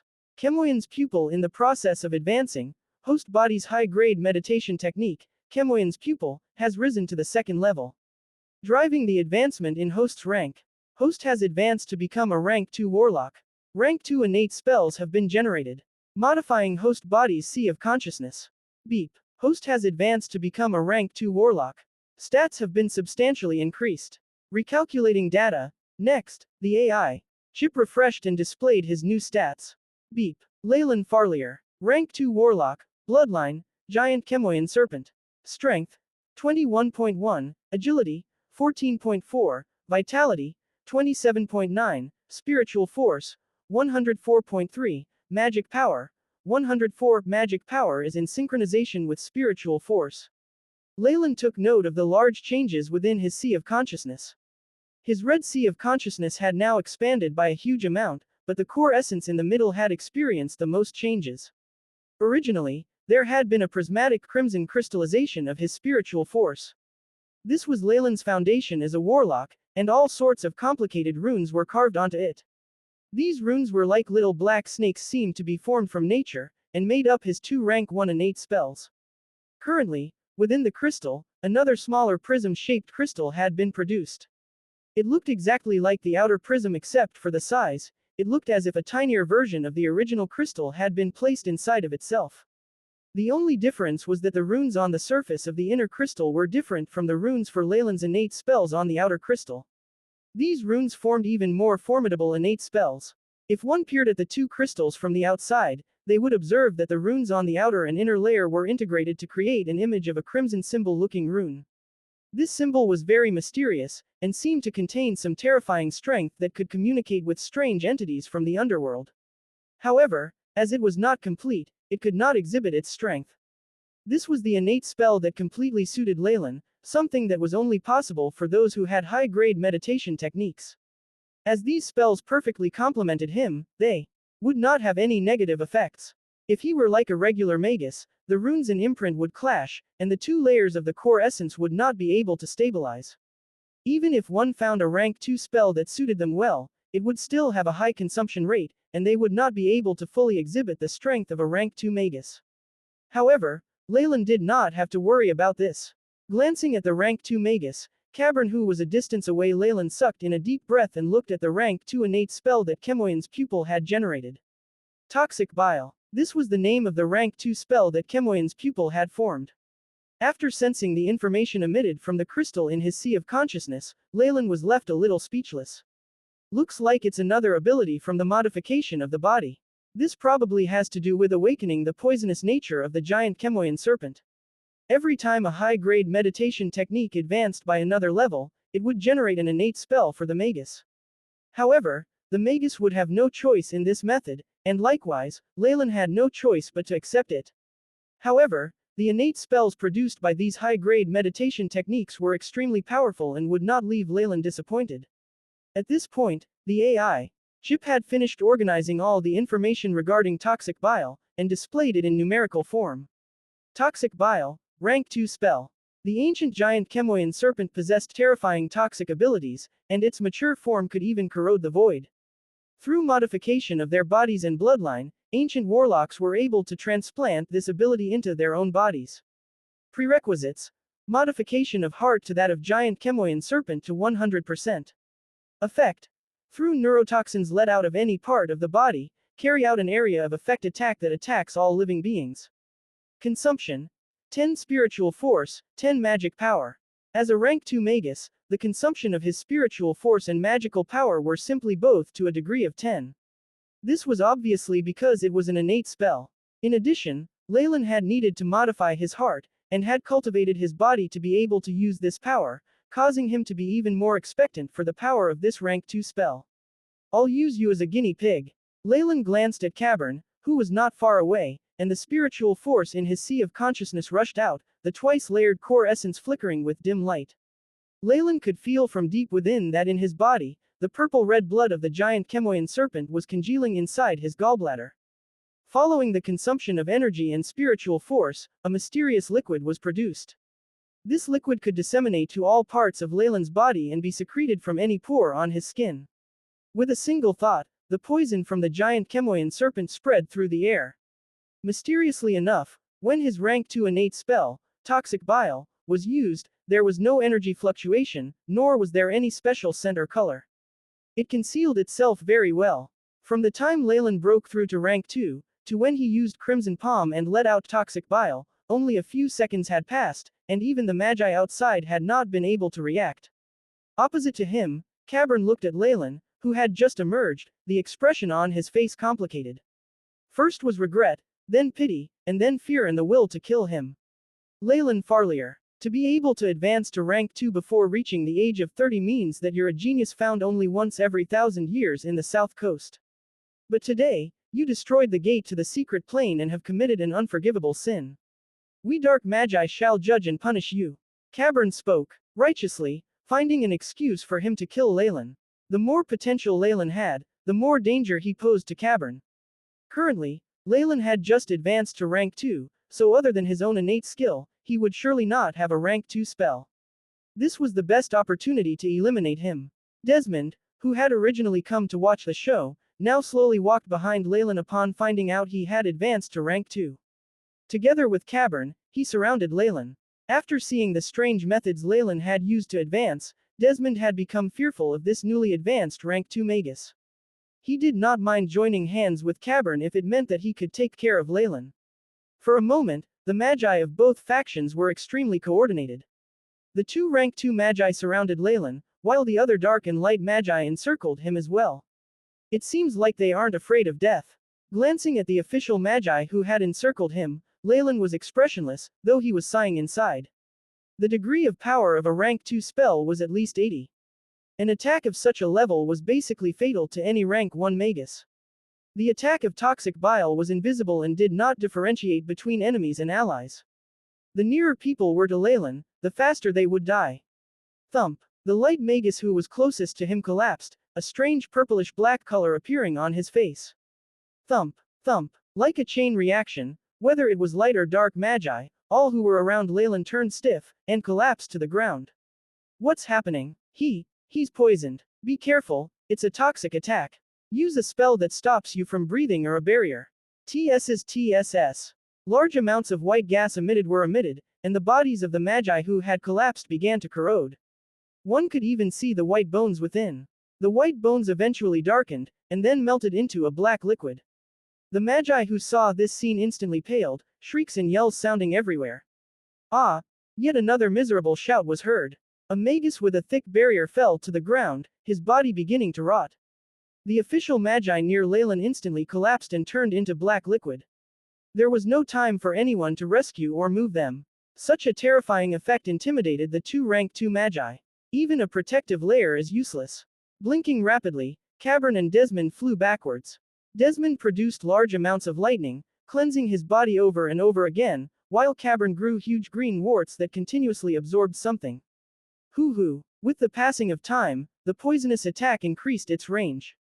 It started where Leylin was, and then spread to the entirety of the Four Seasons garden. In the end, even the magical beings in the external world began to collapse in large groups and turn into black liquid, the tart smell of decay spreading everywhere. Besides the magi who had quickly retreated from the very beginning, there were no living beings apart from Leylin and the two rank 2 magi. This situation surprised even Leylin, who had caused this. This is akin to the biochemical attacks in my previous world. For there not to be a single living being within the area of his attack shocked Leylin to no end. In addition, he knew the method through which his poison was spread. The toxin from the giant Chemoian serpent could penetrate through any protective layer made from energy, and enter a magus circulatory system through his skin. For spells that helped one hold their breath, that was even more useless. This sort of poison not only corroded one's physical body but also did not let off one's spirit. Scorching touch. The largest issue Leylin had with this was that the poison worked too quickly, and even he himself did not have any methods to save the poisoned ones. The poison from the giant Chemoian serpent was not simply a neurotoxin. Some ancient sinister thoughts and intentions had been mixed within, which made it difficult to dispel. The reason that Leylin was not afraid was because after modifying his heart, he was now considered to be partially a giant Chemoian serpent. Naturally, he would not be affected by his own poison, but it would be too difficult for him to save someone else. Based on his estimations, even a rank 3 magus would find it nearly impossible to deal with this poison. Perhaps only a rank 4 Morning Star magus would have a solution to this. Looks like I can't use this ability as I like. It can only act as a trump card. Leylin forced a smile. The area of attack was much too vast, and it did not differentiate friend from foe. If he used this, it would definitely result in the loss of many innocent lives and give rise to public anger. Though Leylin would not feel any guilt or shame, he did not want to become hated by many due to a simple accident. For instance, after seeing all their subordinates dead, the two rank 2 magi, Cabern and Desmond, were on the exploding with rage. You actually, Desmond howled, the lightning imprint on his forehead shining crazily, you actually destroyed my lightning core. I will kill you. He had brought all the elites of his lightning core here. On top of that, he had left 2 large armies here. In other words, Leylin's toxic bile had utterly decimated his subordinates, which caused Desmond's eyes to turn red. A violent aura undulated around his body. Compared to Desmond, Cabern was dealing with this situation much better. After all, he was a dark magus, and was used to massacres. No matter how many of his underlings were killed, it wouldn't affect him. His mind was focused only on the strange spell that Leylin had displayed that intimidated him. What a terrifying ability. Is this his innate spell? A toxic area of effect attack that even a rank 1 magi cannot withstand. As a veteran dark magus, Cabern immediately began to estimate Leylin's battle power. He could envision how terrifying such an ability would be in a war. This was a battle power that had a destructive power that could rival a natural disaster. Crap. Cabern and Desmond paled at the same time, and their bodies, which were in midair, began to tremble. A purplish-black gas rose in front of their faces. This was the poison of the giant Chemoian serpent. Even a rank 2 magus could not completely dispel it. Seal of 10,000 poisons. The lumps on Cabern's shoulders exploded, and a red ring of flesh twisted into a circle rune, sealing the purplish-black gas within. Only after the poison was sealed did he have the time to look at the state of his old rival. Desmond was in worse shape than he was. Great amounts of lightning were in front of Desmond's face, and the lightning rune between his brows was moving around, forcing the black poison to coalesce into his right arm. With a resolute look, his left arm struck down as quick as lightning, and he chopped off his entire right arm. Though magi could use all sorts of methods to regenerate their limbs, their battle power would be largely diminished if they had just lost an arm. Old fart, how are you? Cavern and Desmond were old rivals, and in front of Leylin, whose strength was scarily powerful, these two had joined hands to oppose this enemy. It's nothing. Desmond huffed. A ring of lightning flashed by his wounds and immediately stopped the bleeding. It's just that I can only use 70% of my peak strength. How about you? A little better than that. I can exhibit 80% of my strength. Any more than that and my seal will lose effectiveness. Cavern forced a bitter smile. Leylin actually dared to kill my kin. I will definitely kill him. Under Leylin's all-encompassing toxic attack, Giant and Caesar, peak rank 1 magi who were seriously hurt and in a coma, were obviously not spared. In addition, since the little boy who Leylin had previously killed did not come back to life, Caesar's 3 spirits were all dead. In other words, he had really died. Cavern was Caesar's father, and was not on good terms with Leylin. In this situation, he had another grudge, which was for the death of his son. It looks like we need to work together. Desmond looked grim. I have no idea how that freak trains. Cavern and Desmond inched a little closer to each other. Sigh. Leylin sighed at this moment and approached Cavern and Desmond. Kill. Leylin initiated the first attack, and huge black fireballs filled the sky like large stars. At this point, Leylin's conflict with these two rank 2 magi could no longer be resolved peacefully. This fight would only end when one side was completely eliminated. After being promoted to a rank 2 magus, the might of the rank 1 spells that Leylin used had also obtained a huge boost. The latent fireball now held a power that was more than several levels stronger than when Leylin had used it while being a rank 1 warlock. Huge waves of black fire streaked through the sky, almost evaporating the molecules in the air into nothingness. He's only just advanced and has yet to record the spell model of his rank 2 spell. Beware of his poison innate spell. Cavern and Desmond exchanged glances. One person produced tremendous amounts of lightning, while the other sent out grayish-black tornadoes that charged towards Leylin. Lightning, tornadoes, and black flames mercilessly collided against each other. Silver spiritual power split the air, giving rise to a huge spiritual force maelstrom. Under the manipulation of solidified spiritual power, the rank 2 magi exhibited magic that far exceeded the might in rank 1 magi, reducing the Four Seasons Garden's headquarters into rubble. 3 large silver hands that were over 10 meters long wrestled like giants from ancient times. Toxic bile. This fight continued for over 10 turns, and with a glint in Leylin's eye, a formless ripple of poison dashed towards the 2 opposite rank 2 magi. This time, even the air slightly rippled. Be careful of his poison attack. Cavern and Desmond retreated as if they had seen a poisonous snake. Wang wang. Formless ripples smashed into the 2 magi's innate defensive spell formations, producing sounds of corrosion. A strange glint flashed through Leylin's eyes, and the formless ripples turned into transparent hands that grasped towards Cavern. Pock. The innate defensive spell formation in front of Cavern could not withstand the attack from this transparent hand, and a large hole was made. Ah! Omni Decay. Cavern looked torn as he yelled the incantation. Black tornadoes whirled in all directions, looking like a black flower bud that was blooming. Rumble. The large transparent hand and black flower collided. Both attacks dissipated, and the stray energy spread outwards. A transparent tear in the sky exploded, and black spatial cracks formed. Leylin and Cavern attacked in 2 different directions. At this moment, a sinister smile flashed in Leylin's lips. With a wave of his hand, a large amount of red powder spread into the air like a red cloud of fire, scorching touch. 2 lines of fiery energy shot out, and in an instant, they streaked through the air and appeared before Cavern. The energy fluctuations from the attack caused Cavern's face to change. Rank 2 magic. How can this be? Hasn't he only just advanced? Pooh. Pooh. The 2 fiery streaks drilled through Cavern's lower abdomen and right shoulder, creating 2 large wounds that had been charred black. The reason why Leylin had been in a tussle with these 2 rank 2 magi was to stall for time, so that he could analyze the rank 2 spells in the Book of Giant Serpent. After obtaining the Book of Giant Serpent, Leylin had received 3 rank 2 spell models. However, while he was still a rank 1 warlock, the AI Chip had been unable to make anything of them. Only now, after his advancement, could the AI. Chip finally analyze these spell models.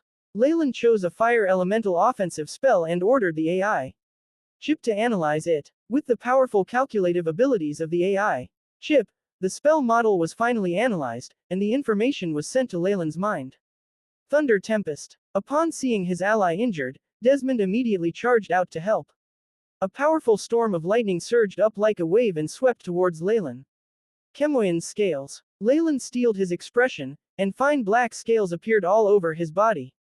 After advancing to a rank 2 warlock, the scales on Leylin's body emitted an even deeper black luster, and there were even incomplete patterns on the surface of the scales, which vaguely formed dark elemental rune barrier. The barrier instantly shaped into a huge, solid black runic shield that situated itself in front of the Tempest. Leylin did not care for Desmond's attack from behind, and his eyes turned into amber vertical pupils that stared straight at Cavern, who was quickly retreating while spitting out blood. Eyes of petrification. From Leylin's amber vertical pupils, 2 lines of petrification rays caught up to Cavern, who was in the middle of retreating. Ah! Cavern let out blood-curdling screams and covered his eyes, from which a layer of ashen white stone skin began to extend. The power of a rank 2 warlock was even more powerful than a rank 1 magus, and the 2 rank 1 innate spells Leylin originally had received a huge boost. Even a rank 2 magus was affected. Leylin's speed increased rapidly, and in an instant, he caught up to Cavern, who was still fleeing. There was no trace of emotion in his eyes.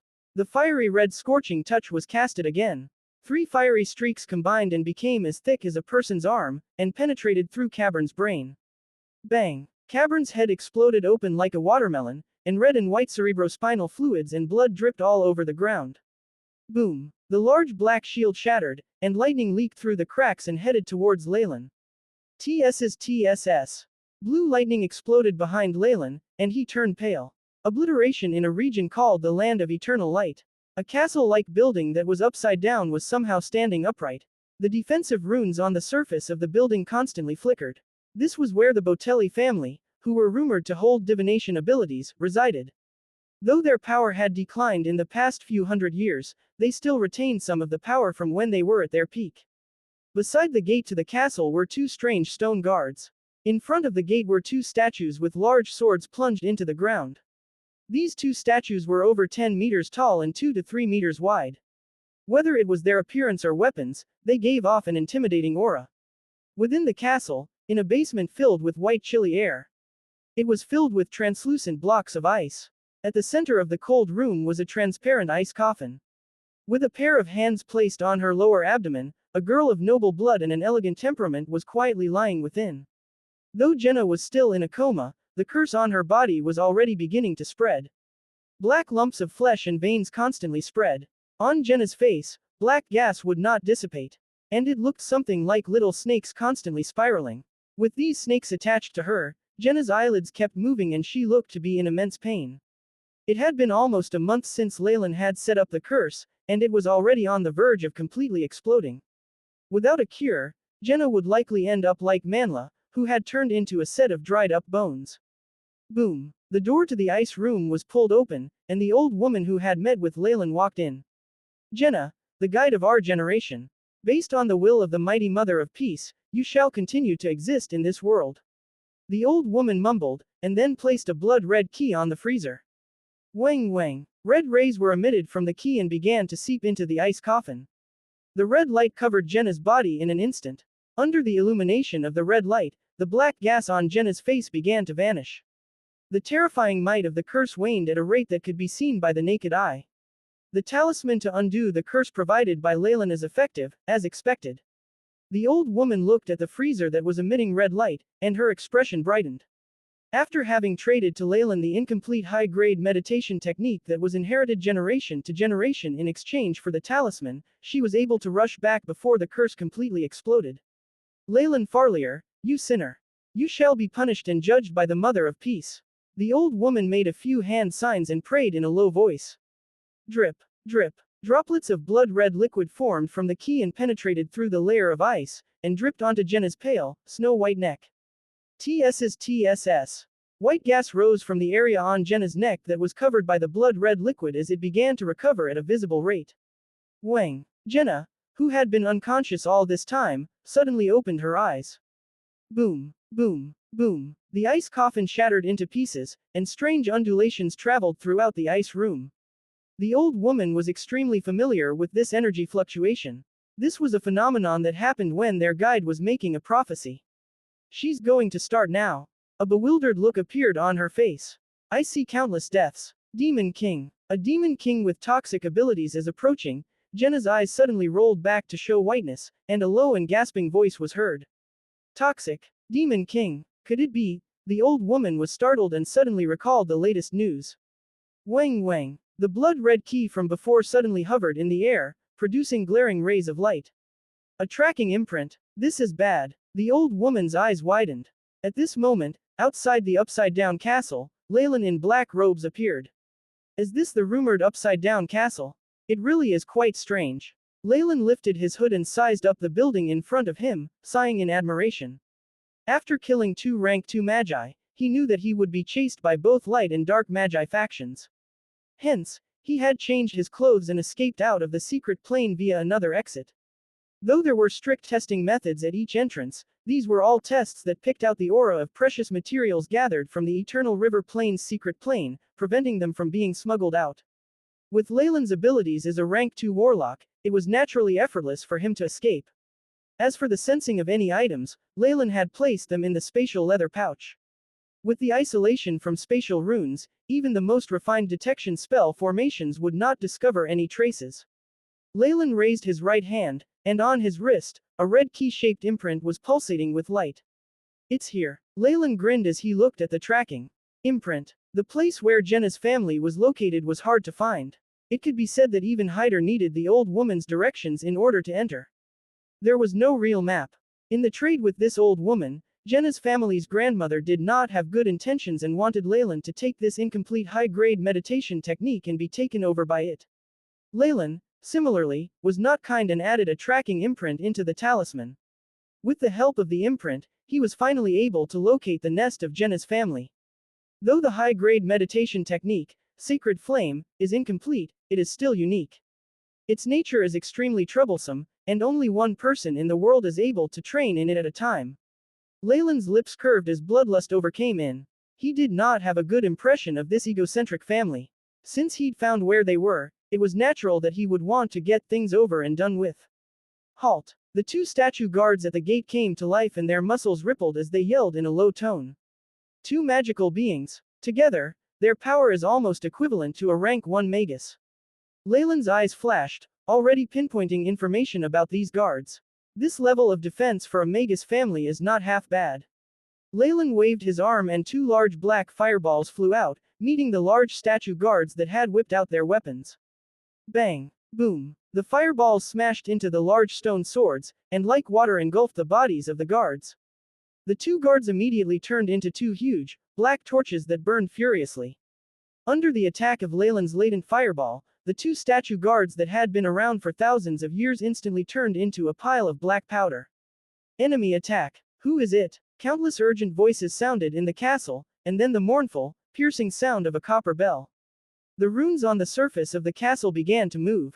For the defense of such an ancient family, even a peak rank 1 magus would not be able to penetrate through if it was completely activated. Ha! Leylin let out a long sigh, and streaks of silver spiritual force extended from his body. His body then mysteriously hovered in midair, forming a huge silver face. Toxic bile. From the lips of the large silver face, a cold incantation was exclaimed. The poison from the terrifying ancient creature, the giant Chemoian serpent, soundlessly penetrated throughout the insides of the castle. The runes outside were entirely useless towards poison attacks. Every single person inside, whether it was an acolyte, servant or even official magi, collapsed to the ground, their bodies beginning to rot. Not only the castle but in a range of half a km away, all the plants were beginning to dry up and rot. Silence. The eerie silence of death. It shrouded the area, with the castle at the center of it all. In this large area, no being was lucky enough to survive and sunk into the eternity of death. Bang! The old gray gate that was still full of patterns that had an ancient aura silently toppled. Under the corrosion of the poison, not only the defensive formation, but even the building itself was affected by the destructive force. In the granite that seemed to be extremely solid, there were hundreds of thousands of little holes that were the result of the corrosion. The entire building swayed and looked on the verge of falling.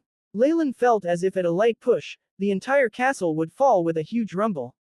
In the corridor that was filled with a putrid smell, rotting corpses were everywhere. Leylin followed the tracking imprint and advanced further, finally reaching the ice room that was far into the castle. He entered the ice room filled with chilly white gas and saw the two corpses. The old woman had died extremely painfully, holding test tubes that held all types of antidotes. Of course, there did not seem to be any use in it and her flesh was still rotting. As an official magus, her resistance was obviously more powerful than a regular person. Even when dead, her body was still more difficult to destroy. Chapter 269 Arrangement on the icy counter in the middle, Jenna's corpse lay silently. On her face, which had mostly been eaten into, all sorts of craziness could be seen, as if the expressions of different people had been mixed together. There was even a trace of relief in her smile, which made it even stranger. The poison from the giant Chemoian serpent had a vigorous corrosive effect, and the spirits of all the spirits residing in Jenna's body were being eaten into by the terrifying toxins.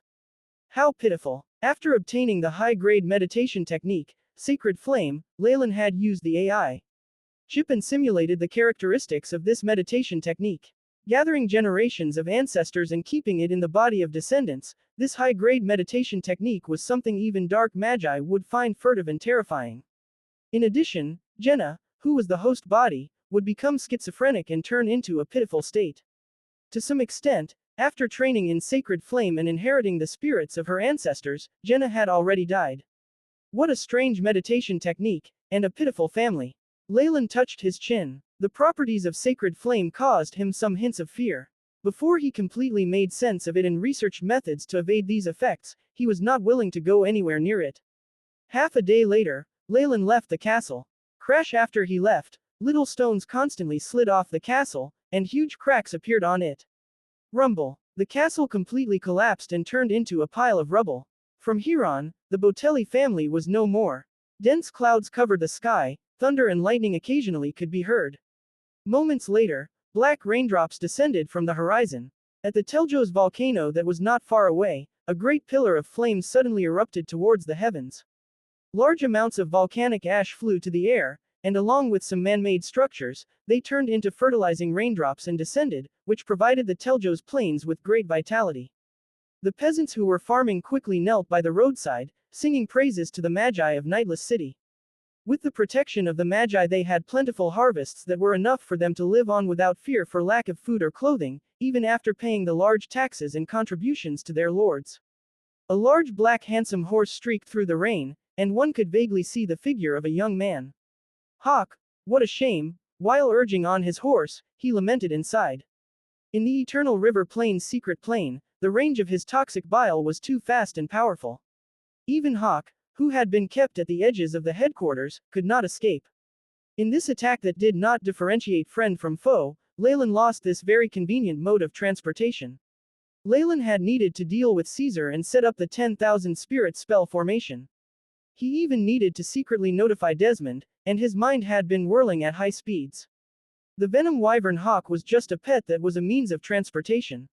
Without taking it into account, it had died together with the Magi on the outer layers under Leylin's poisonous attack. However, due to the limitations of its kind, the venom wyvern can only become as strong as a rank 1 magus.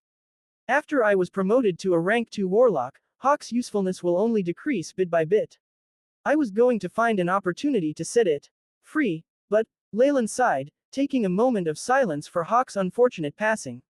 He then tossed this thought to the back of his mind, focusing his attention on the large nightless city that was towering in the rain, a cold smile about his face. He turned the horse's head, and it diverged from its original route and galloped towards a little town inhabited by regular humans. Due to its huge popularity, there were tens of large towns near Nightless City where regular humans lived. Like satellites, they surrounded Nightless City. Everyday regular humans from all walks of life, people having the desire to become a magus, fugitives, or even people who were only here because of their youth and adventurous nature discovered the brutality of reality. These humans were chased out of Nightless City and could only dither around in this sort of town. Leylin came to a town called Clint, found a bar and entered, ordered mead, and drank it silently. Master. 10 or so minutes later, a few people dressed in black clothes with hoods arrived, and an old man who was the leader exclaimed, Come with me. Leylin tossed out a silver coin and brought this group of people away from the bar. Next, the old man brought Leylin to a villa on the outskirts of the town. Master. After receiving your message, we immediately tidied up the supplies and left Nightless City. We rented this house and have been awaiting your return. After entering the villa, the leader removed the hood and revealed a silver-haired old man. This was Damien, the level 3 acolyte slave Leylin had bought, who was also his butler. He was in charge of Leylin's property in Nightless City. Number 4 and number 5, the 2 female Grand Knights were also around. Like guards, they were vigilant by the door. The first time he had met the boy and accepted Thousand Meddling Hand's mission to be a spy, Leylin had had a bad feeling about the whole situation and passed down the order for Damien and the rest to leave Nightless City as soon as possible. Upon hindsight, his initial decision was the correct one. If not, Damien and the rest would have long since been taken captive by the Light Magi.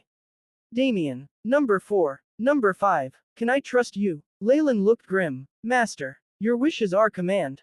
Hearing Leylin ask this so seriously, Damien and number 4 and number 5 immediately knelt on one knee, chanting the reply. They were slaves spiritually bonded to Leylin. Like number 2 and number 3, they could not disobey even if Leylin wanted them to kill themselves. Good. Now, I want you to cross the Death Channel and return to my hometown, the Chernobyl Islands, and protect my family. Understood. Damien and the other 2 immediately agreed. I want you to leave inheritances on Chernobyl Islands, and make an oath that your students will continue this mission, till the end of the world. Leylin's voice became hoarse. Understood, Master. The 3 spiritually branded slaves trembled and bowed their heads lower. Good. Leylin nodded. With a wave of his hand, 3 black streaks flew from his hand and entered the foreheads of the 3 people. TSs. The spiritually branded slaves immediately grimaced, hands tightly grasping the ground. On their foreheads, Leylin's own secret imprint emerged. This is my blessing. Within is a magic attack that is as powerful as an attack from me going all out. With some rituals, it can also be passed down. Leylin was now a rank 2 warlock, and there were few who had this level of strength in the entire South Coast. Just an attack would cause an official magus to be seriously injured, or even die. The secret imprint had even more uses.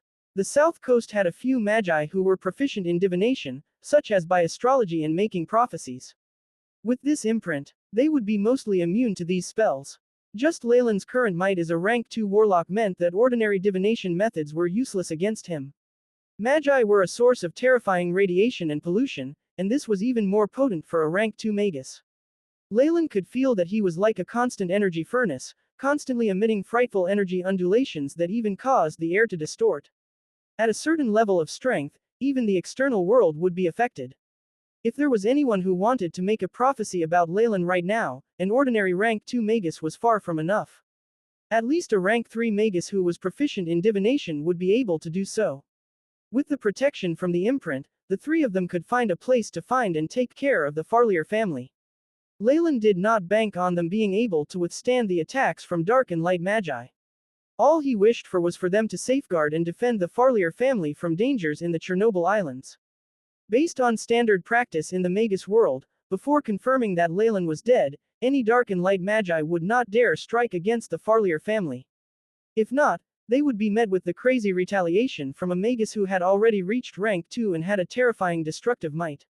This level of attack was something that not even the Lighthouse of the Night, which had a rank 3 magus, would be willing to go up against.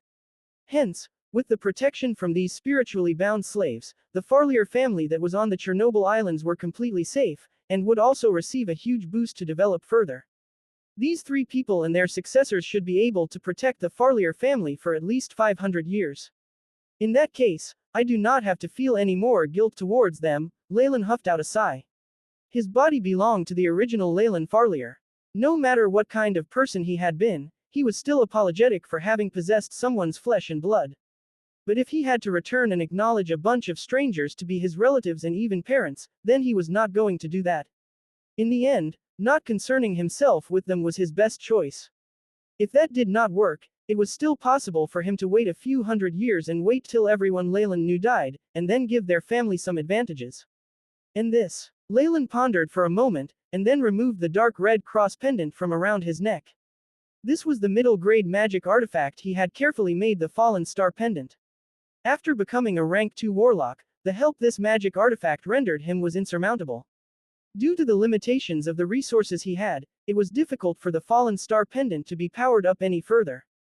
Bring this back too. If a successor of the Farlier family with potential to become a magus appears, give it to him. Leylin handed the Fallen Star Pendant over, and at the same time, he felt as if a weight had been lifted off his shoulders. Returning to town, the cold breeze swept past, leaving behind pieces of dried leaves swirling in the air, which danced like butterflies. The crystal-clear stream flowed silently, adding to the tranquility in this area. A gray squirrel shook its fluffy tail and ascended the tree as fast as lightning, and rapidly gnawed on the acorn it held. From time to time, it would twist its little head to observe its surroundings. Ka-cha! A dried piece of wood was stepped on and broke. The squirrel was startled as it let go of the acorn it held and climbed even higher in the tree. It looked down in apprehension at the human figure who had broken the piece in the area. The last time I've been here was less than a year ago, wasn't it? To think that it had actually changed this much, Leylin exclaimed as he glanced at his surroundings. He had returned back to the small town where the old devil had brought him on an expedition to the ancient spirit-slaying sect. Only this town had already been reduced to ruins. A murky green vine crept around the town's ruins, in which the occasional figures of animals could be seen flitting past. However, there were no signs of human traces at all. From the many visible indications, the inhabitants of this town had voluntarily chosen to forsake their homes soon after Leylin's expedition. This is the fear towards magi. Leylin shook his head and did not feel the slightest shock regarding this turn of events. Although Leylin and the others came here covertly and did not slay any of the inhabitants, they still put the town's people in a deep slumber for 3 days. However, the residents would only associate these eerie methods with magi. It was known that magi of the light magi domain would be more friendly to regular humans on the surface. However, who could have guaranteed that the residents would not see a dark magus? Hence the flustered residents immediately chose to report it to the authorities. However, during that time the Eternal River's secret plane had just been made public knowledge to all magi. The strength of the light magi had been concentrated there, so no one had the leisure to bother with a desolate little town who had suspected dark magi activities. Furthermore, no deaths were reported. Hence, the Light Magi Alliance only sent out several level 3 acolytes to investigate the matter. Naturally, these acolytes would not be able to see past the disguise set up by an official magus. Hence, the entrance of the ancient spirit-slaying sect's secret plane was not discovered. After searching the area to no avail, the group of acolytes could only conclude and report that there were dark magi who had long since left, apparently achieving their goals in the area. This degree of danger would naturally not attract the attention of the Light Magi Alliance, and things had been dragged till this state. Even if the Light Magi did not treat it with importance, how could the residents who had been living in the town their whole lives not mind? After all, under the influence of the Light Magi, they had often heard of dark magi eradicating kingdoms throughout their childhood and as they aged into adults. Although the investigators had already concluded that the dark magi left, there was always the what-ifs. Hence, without any further support, the residents chose to leave this town. Afterwards, several supernatural incidents in the area had caused the few elderly folks in the town, who had chosen to stay back, to disappear without a trace. These incidents had caused the town to be fully abandoned by all. Leylin indifferently thought back to the news he had received of the town. After instructing Damien and the rest to defend his family, he had journeyed to this area and prepared to look at the ancient teleporting spell formation once again. For the sake of advancing into a rank 2 warlock, he had destroyed one of the gates to the secret plane and even killed 2 rank 2 magi. This animosity that was created was unusually huge. Although Leylin had confidence in his own strength, he still had to be wary of the fact that the light and dark magi had their trumps cards, magi who had reached rank 3. Right now, Leylin was admittedly not a match for opponents of that level, hence he had decided not to tarry after choosing his escape route. The dark and white magi had already infiltrated every corner of the south coast, hence it was not possible to hide here. Many terrifying and dangerous regions were also located on the south coast. Even for official magi, going there would mean a 90% chance of death. If Leylin were to wander in those areas without any detailed information, then he would be a fool. Moreover, Even if Leylin's luck was good and he successfully managed to traverse past those domains, he might arrive in a barren wasteland like the Chernobyl Islands. Leylin still wished to walk further down the path of a magus, hence he would not be willing to go to such an area. However, the ancient teleporting spell formation was different. The distance of the teleportation was vast. It would at least span a distance several times that of the south coast. There was even a possibility that it would lead to another world. Around the Magus world, there were several mighty worlds and planes. In ancient times, the ancient magi conquered one world after another, and analyzed the unique laws in those worlds to strengthen themselves. This ancient teleporting spell formation was very likely linked to a world or domain that the ancient spirit-slaying sect had once dominated. Moreover, the place that the teleportation would lead to was definitely a place abundant with resources, at the very least on par with the south coast. Otherwise, why would the ancient magi have the leisure to create this teleporting spell formation? The cost of creating one was not a small figure, it was enough to cripple the finances of a faction like the ancient spirit-slaying sect. Leylin strongly believed that its creation was not merely for the sake of having a means to escape. Speaking of which, I wonder how that Gargamel, Old Devil, and Jr. Leylin stroked his chin. Although he had already advanced into a rank 2 warlock, he still had fear towards the Gargamel which had been born through the fusion of countless vengeful spirits. After all, it had been sealed for God knows how many years by the sect, and actually had the strength of a rank 2 magus immediately upon its return. One must know that the black Horal snake back in the Dylan Gardens had regressed from a rank 3 magus into an acolyte's level after such a long sealing period. According to Leylin's estimation, the Gargamel inside the secret plane had at least reached the strength of a rank 4 magus before it was sealed. In ancient times, magi of these levels had another term coined after them, morning star magi. According to the description of the Book of Giant Serpent by the great magus Sir Holm, after a magus enters rank 3, their body will undergo a very long bottleneck period. For a rank 3 magus to advance into a rank 4 magus, the difficulty will surpass every prior advancement. It could even be likened to the fact that the difficulty of a regular human into a rank 3 magus was far simpler than that of from a rank 3 magus to a rank 4 magus. Even in ancient times, rank 4 magi were rulers of their regions. As for their title, it was Morning Star. What was a morning star? High above in the sky. Unparalleled. Eternal. Magus who were able to advance in rank 4 were worthy of such a title. Moreover, their lifespan would be lengthened by a massive amount. Even living to 1,000 years old was just child's play. To regular humans or even lowly ranked magi, this was already reaching the realm of being immortal. At this level, magi would really be able to control the devastating powers of flipping mountains and burning seas. It was ineffective to use a sea of people to fight against such power. Just one of them would rival the existence of an army of lower-leveled magi. It was a totally different idea from the Lightning Corps. Magus armies back in ancient times had at least tens of thousands of official magi, including several tens of rank 2 magi. As for captains and vice-captains, rank 3 magi were definitely the ones who held these posts. If the Lightning Corps was of a standard like this, Leylin would have long since been dead. However, a morning star magus could obliterate the forces of the ancient magus army. The Gargamel which Leylin had seen before had already undergone a long sealing period. However, upon its return, it had the strength of a rank 2 magus. The strength it had before must have at least been that of a morning star magus. To put it bluntly, such an existence could kill Leylin with just a finger. If not for several sources of information which had confirmed the departure of the Gargamel from this area, Leylin would have never dared step foot in here again. In an area close to the Nightless City, Leylin had given several of his spiritually bonded slaves missions before infiltrating the city. With his methods now as a rank 2 warlock, he could even avoid detection from a fellow rank 2 magus, not to mention regular guards, by using the spiritual force compression technique. After spending some of his magic crystals, he then easily obtained the information he needed. All of the attention in the south coast was still on the Eternal River Plain's secret plane. As for the latest and hottest news, it was the birth of a newly advanced rank 2 magus, Leylin.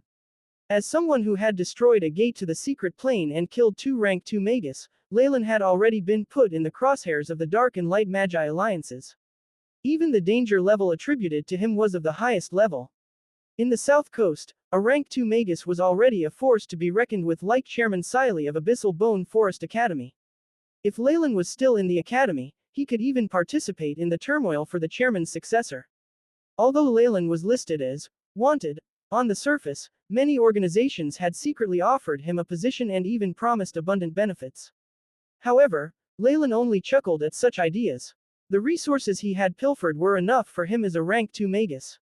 Moreover, it was not easy to come out from this mess. He did not wish to be embroiled in such troublesome issues once again. Apart from his information, the other news which had piqued his interest was the spirit plague in the western part of the south coast. In several regular human kingdoms, there had been a very odd disease spreading. People who had caught this disease would not suffer from any illness. Only that several tiny black spots would appear on their face in waist areas, where they would slowly be thinned down. After 7 days, when the black spots became extremely huge, the diseased would then die without a sound. After the light magi's investigation, the spirits of the afflicted had disappeared without a trace. As for such methods, they were very similar to the spirit plague released by the ancient spirit-slaying sect. This disease had a high contamination rate, which had already amounted to a casualty number of over 100,000 regular humans. Even the Light Magi Alliance, who had their sights set on the Eternal River Plain's secret plane, sent a rank 2 magus as the investigation head for this matter. The most useful piece of information they had acquired was that in areas where the contamination rate was the highest, they had discovered the traces of the devout from the ancient spirit-slaying sect. As for their leader, it was none other than the Gargamel. Materialization, hey, it's harvesting spirits to recover its strength, huh? Leylin figured out the purpose behind this Gargamel's actions. This Gargamel, which had apparently regressed from the Morning Star Magus rank, would most likely be harvesting a massive amount of human spirits in order to regain its former strength. As a collective body that was fused from countless vengeful spirits, the Gargamel did not have to increase its spiritual force through meditation like other magi. What it needed to do was to absorb vengeful spirits. The more afraid and in anguish they were, the faster it could recover its strength. And after it had collected all the spirits it needed, the Gargamel would regain the power it had once wielded. For the south coast, this was a calamity. To regain back its strength, the Gargamel had to absorb the spirits of at least 30 million regular humans. This number was equivalent to 1/3 of the total population in the south coast. The dark and light magi would definitely not agree to it. Moreover, no one could say for sure what the Gargamel would do after regaining its strength. Leylin sneered. But what has all this got to do with me? I'll leave this headache to the respective chairman of the Dark and Light Magi Alliance. He was no saint, nor was he like that bunch of lunatics from the Botelli family, who had assumed the role of the protector of the world. With his memory, Leylin was extremely familiar with the route to the small town. He walked towards what had once been the town's center, to where the 2-story wooden house was. This location itself was rather remote, and cobwebs and dust were strewn in the entrance. This appearance made it look extremely unstable, as if a gentle breeze would blow the house down. However, Leylin was not fooled by such an appearance. He raised his finger, on which a white glow of light converged. Wang wang. Leylin's finger seemed to have caused some sort of resonance, and covert runes began to crawl like ants to where Leylin's foot was.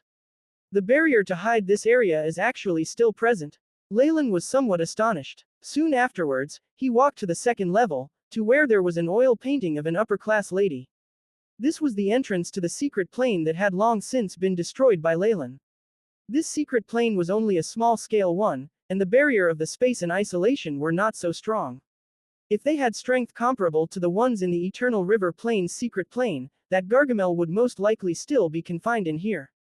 Leylin reached out his right hand and touched the rough, black surface of the wall. There was a thin layer of grayish-black material, which had a granule-like feel to the touch. Leylin's expression was extremely solemn. On the wall, apart from him feeling that his fire energy particles were affected, there was an additional spiritual force. This force was extremely subtle, and could not have been discovered if one was not being cautious enough. It gave Leylin a vaguely familiar feeling. This spiritual force is filled with evil intent. There's no doubt about it, it's the spirit residue from that Gargamel. It had already escaped.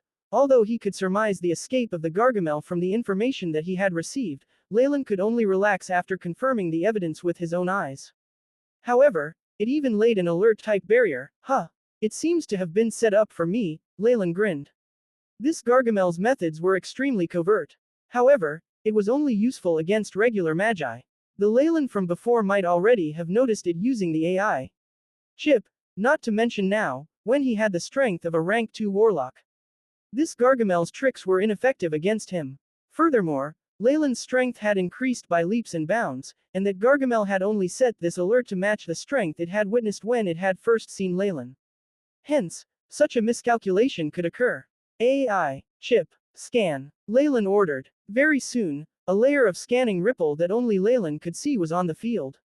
After Leylin advanced into a rank 2 magus, the AI chip seemed to have received a very large improvement. The task of scanning was completed in an instant.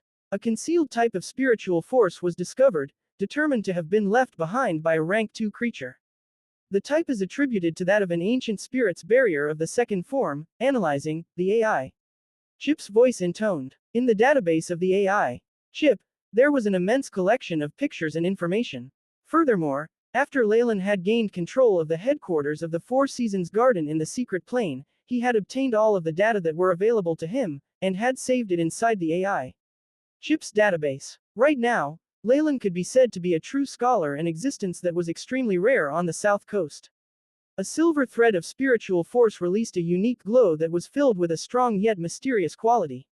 It stretched out from between Leylin's brows and spiraled in midair, before writhing into the shape of a rune and imprinting itself onto the wall. Ka-cha! As if something had been shattered, the alert-type barrier that the Gargamel had left behind was completely destroyed. With Leylin's current strength as a rank 2 warlock, the act of breaking such a barrier was extremely easy, and would not raise the awareness of the other party. The might of the materialization of spiritual force is definitely not ordinary. The corners of Leylin's lips curled up as he felt the firmness and power of his own spiritual force. A rank 2 magus had definitely reached a higher realm than a rank 1 magus. Between the levels, not only did they have superb control over the modification of their own body and obtain various types of power, but they could then choose from the various paths and specializations and walk further down the path of their own specialization. However, there was one ability that all rank 2 magus had to cultivate in. That was the materialization of their spiritual force. This process was to materialize a faintly discernible spiritual force from nothingness using energy particles. This type of materialization could only be performed after having their elemental essence conversion reach at least 80%. The materialization of the spiritual force using energy particles far surpassed the might of regular spiritual force. It was also one of the criteria needed to advance into a rank 3 magus. Breaking through to a rank 3 magus required a minimum amount of spiritual force, and also a certain threshold where a rank 2 magus could materialize their spiritual force. Right now, Leylin was only at the starting point for the materialization of his spiritual force, but he had already discovered the benefits of using such materialized spiritual force. Spiritual force was, in fact, a catalyst for spells. After increasing in power through the use of a spell model and conversion, it would draw from the energy particles in the surroundings. Right now, the spiritual force, which was acting as the catalyst, had been strengthened. No matter which spell was cast, its might would be increased.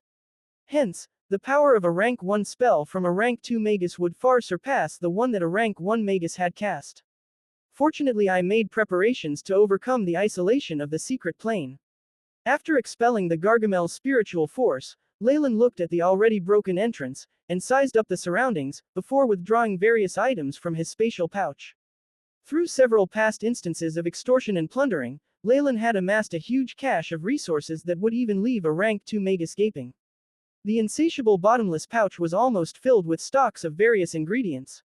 Hence, setting up a spell formation was not a problem. Leylin's movements were extremely quick as he withdrew many different colored gems and other bizarre items from the pouch and placed them on the floor. He also used a silver powder to draw out a triangular magic symbol on the floor. Shua shua shua. Leylin's right hand turned into claws, and several crucial spots in the spell formation were hollowed out to form the necessary shapes.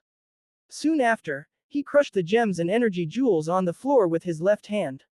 Kacha. Resplendent layers of light slowly spread out from the energy nodes of the gems, and like water, they slowly filled up the boundaries of the formation. The spell formation seemed to have come alive, and it began to tremble, emitting beams of light. Large amounts of visible distortion began to appear in midair above the spell formation. Tiny specks of red light seemed like fireflies as they flickered within these distortions. What's next is the localization of the secret plane's position. Leylin shut both his eyes and recalled the memory of when he was last in the secret plane of the ancient spirit-slaying sect, searching for this familiar aura within the distortions in the air. The various red specks of light, which were the weak spots of the void, flickered. If Leylin were to choose the wrong one, he would immediately be lost in the chaos of space and ripped into shreds by it. At this moment, a darker colored red glow appeared, and in it was an aura of spirits that Leylin was familiar with. Leylin opened his eyes in solemnity, and a silver light flashed from his pupils. It's in here. Sword of Memphis. Leylin raised his right hand and clenched his fist as he slashed downwards. In the twinkling of the silver light, a transparent longsword appeared in his hands. The slim blade accurately slashed at the darker red glow of light. Ka-cha! The slash was as fast as lightning, and very soon, the darker red glow exploded, turning into a pitch-black tunnel. Without the slightest hesitation, Leylin dashed into it. Moments later, after traveling through the darkness, Leylin once again emerged in the ancient spirit-slaying sect's secret plane. Woo! Leylin rubbed his forehead. Opening the isolation tunnel of space is, indeed, very troublesome. It's very difficult to pinpoint it through the chaos of space. Very soon, he sized up his surroundings. It was not very far away from the entrance that he had entered before, and Leylin still had some recollections of this place. However, what was different from before was that the surroundings here seemed to have been abused by a hurricane that was over magnitude 10. The surroundings were in shambles. Gargamel definitely threw a tantrum in here. I hope the teleporting spell formation is still alright. Leylin thought, before sitting cross-legged on the floor. Hiss. A huge black mist spread from behind his body, turning into many tiny black snakes with red eyes. Go forth, Leylin whispered. With his command, the countless tiny black snakes began to roam around in the surroundings. As for Leylin, he closed his eyes and used his spiritual force to sense everything inside the secret plane. As he had the map of the secret plane that he had previously recorded, the searching was much simpler this time around. Mending previously, on the peak of the mountain of white bones where the Gargamel was sealed, Leylin had made a map. He later found out that this was the main map of the ancient spirit-slaying sect, and it was essential in his escape from there. What he now needed to do was to explore the area and make a comparison with the map that he possessed. Time passed slowly, and the state of the secret plane was presented in front of Leylin.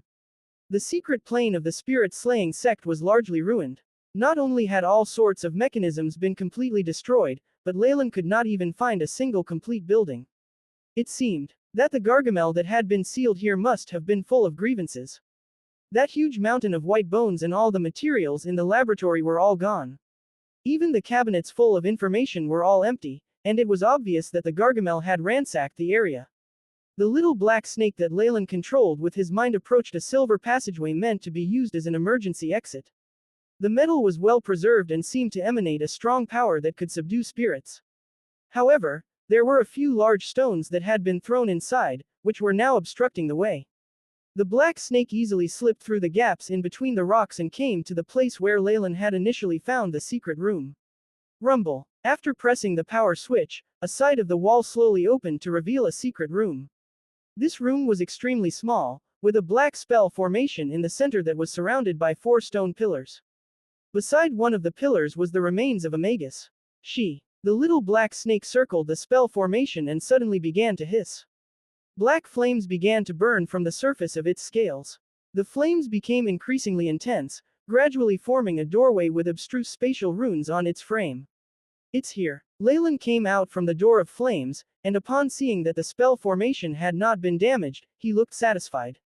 AI. Chip. Scan the teleportation spell formation. Leylin pressed his temples, and a blue light that only he could see began to sweep the spell formation. Beep. Scanning complete. Intactness of spell formation is 98.7%. Lack of energy present. The AI chip quickly responded. Compared to 98.8% from the previous time, it has slightly been worn down. Looks like the area of destruction by that Gargamel was quite substantial, for even this place to have been affected. Leylin rubbed his chin and ordered, based on the information I received regarding teleportation, begin test simulating the restoration of the formation. In his previous exploration, Leylin had obtained a diary from the skeleton here, which included information regarding the teleportation formation. With additional information that he later gathered, He had learned the complete technique of the ancient teleportation spell formation. Correcting this little imperfection would not be the least bit difficult. Based on the calculations of the AI chip, the formation only needed to be 97% completed to work, but it was still possible for there to be problems.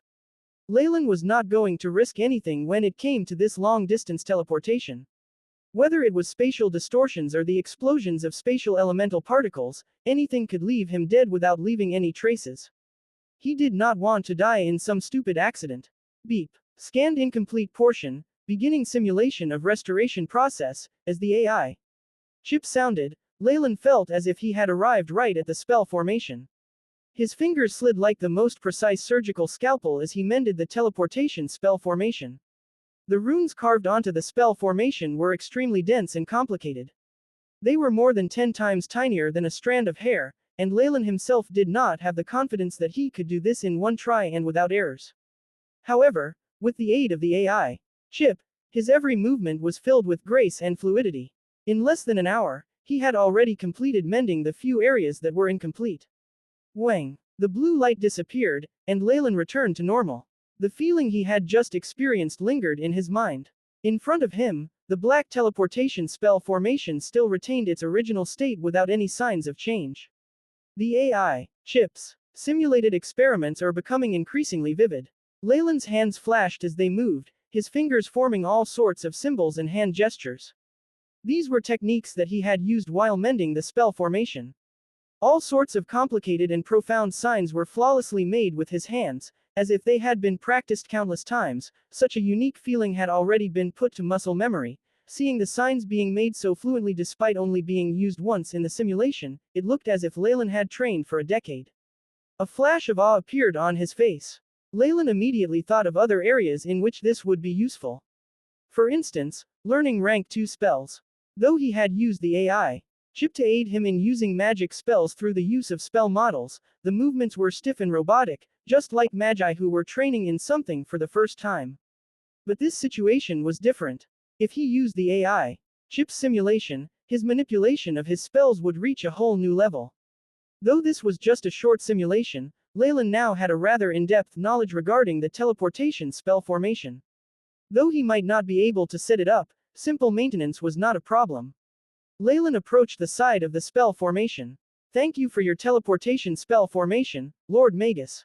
He first went to the skeletal remains of the Magus and bowed towards it. A large black hand then descended, countless tendrils extending and propping up the skeleton. Boom! A huge pit was dug with the hand and the skeleton was placed within. Soil and stones fell, and this became a grave. The area is ugly, so this is the only way to give you a proper burial. Leylin sighed and then came to the front of the spell formation. Naz's hand, third formation. Leylin made a spell pattern, and from the tip of his fingers, silver threads were sent out and entwined themselves along the surface of the spell formation. 2 hours later, the teleportation spell formation was now completely restored to its original state, as if it were brand new. Not only were a few damaged portions mended, even some of the original runes were improved using the AI chip. Leylin looked at the surface of this new spell formation, and his breathing became a little coarse. Next is the most important step, which is to test whether this spell formation is functional. The leather pouch at his waist automatically opened, and a black crystal flew out and dropped into the energy groove in the teleportation spell formation. Within this crystal was a pure darkness, with even some transparent, distorted flames burning within. This was the essence of the magic crystals he had purified. The consumed had totaled over 1,000 magic crystal cards, which meant a value of over 10 million magic crystals. Although the ancient teleportation spell formation could send a magus far away, the energy required to do was also monstrous. If not for Leylin's recent successes in plundering, it would be difficult to gather this amount of magic crystals. Rumble. After the essence of the magic crystal was deposited into the groove, the spell formation began to rumble. Mysterious magic runes began to light up, and bright rays lit up every corner of the spell formation. Ka-cha. Ka-cha. Ka-cha. Ka-cha. Threads of pure energy from the magic crystal was extracted from the spell formation and poured into the ancient spell formation. From the bottoms of the 4 stone pillars, rings of light emerged and spread to the tops of the pillars, until the top suddenly exploded to reveal a hole. Piercing light rushed out of the center of the pillars and formed 4 differently colored bundles of light, which hovered at the tops of the pillars. Earthen, brown, fiery red, heavenly green, and azure balls of light silently appeared in midair. Oh, this power! Within these 4 balls of light, Leylin could feel the familiar air of energy particles. These are earth, fire, wind and water. Leylin was dazed and immediately recognized the natures of these balls of light. He touched his chin and pondered deeply. In a few ancient schools of thought, there had once been a concept that earth, fire, wind, and water formed the foundations of the world. From the looks of it, the spirit-slaying sect also held such a thought. Activate! Leylin exclaimed loudly, using a language that he had never utilized, which was full of a cryptic and ancient aura. This was the Turian language that the spirit-slaying sect used. After recording information regarding this with the AI chip, Leylin had effortlessly learnt this language. Wang wang. 4 energy balls constantly fluctuated, and different colored rays extended from the balls, converging above the heart of the teleportation spell formation. Ka-cha. As if the fabric of space had been split in 2, and as if lightning had descended, huge spatial distortions appeared in front of Leylin and became a depthless hole. Now the teleportation is working. Leylin immediately came up with a backup plan.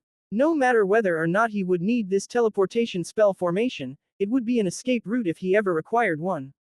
Should I go over? A tempting thought appeared in his mind, but he mercilessly suppressed it. Based on his conjectures and the AI chip's estimations regarding space, spell formations like these did not consume a lot energy from the magic crystals, but the moment a real and living subject went through, the required energy would be enough to extract and consume all the power in the essence of the magic crystals. Leylin was still not clear about the situation at the other end of the teleportation formation, and naturally could not take such a risky chance. In addition, the magic crystal consumption from the trip was bound to break Leylin's heart. Without seeing the teleportation spell formation at the other end, Leylin was unable to tell if he could return safely. What if it was a one-way trip? Spiritual force can't penetrate through, and detection spells are useless. There has to be another way. Bramble's iron door. After that, Leylin used a couple of different methods to try to investigate the situation at the other end of the tunnel, but none of them worked. His spiritual force still wasn't able to see through space, and every detection magus spell was connected directly to spiritual forces, so all of his plans didn't work. After taking one last deep look at the tunnel, Leylin was extremely reluctant as he deactivated the magus formation. Ka-cha! The magic stone crystal in the groove of the magic formation automatically flew to Leylin's hand, and the various light rays emitted from it became slightly dimmer.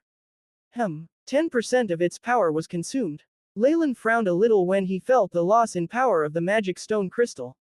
It was similar to using 1 million magic stones in the span of a short moment. Moreover, Leylin didn't send any living creature through it and just used his spiritual force to investigate it. Otherwise, the magic stone crystal would have been instantly depleted.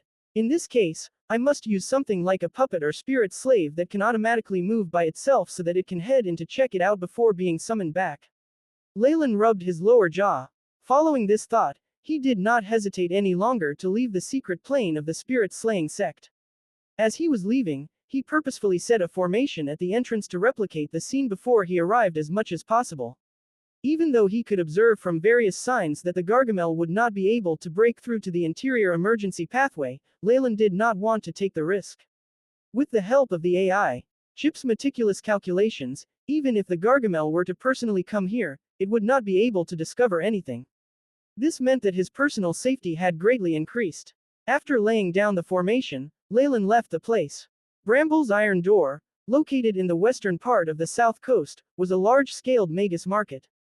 The reason why this place had this name was due to an enormous iron door that was completely covered with thistles and thorns that was nearby. Behind it was a medium-sized magus's secret plane.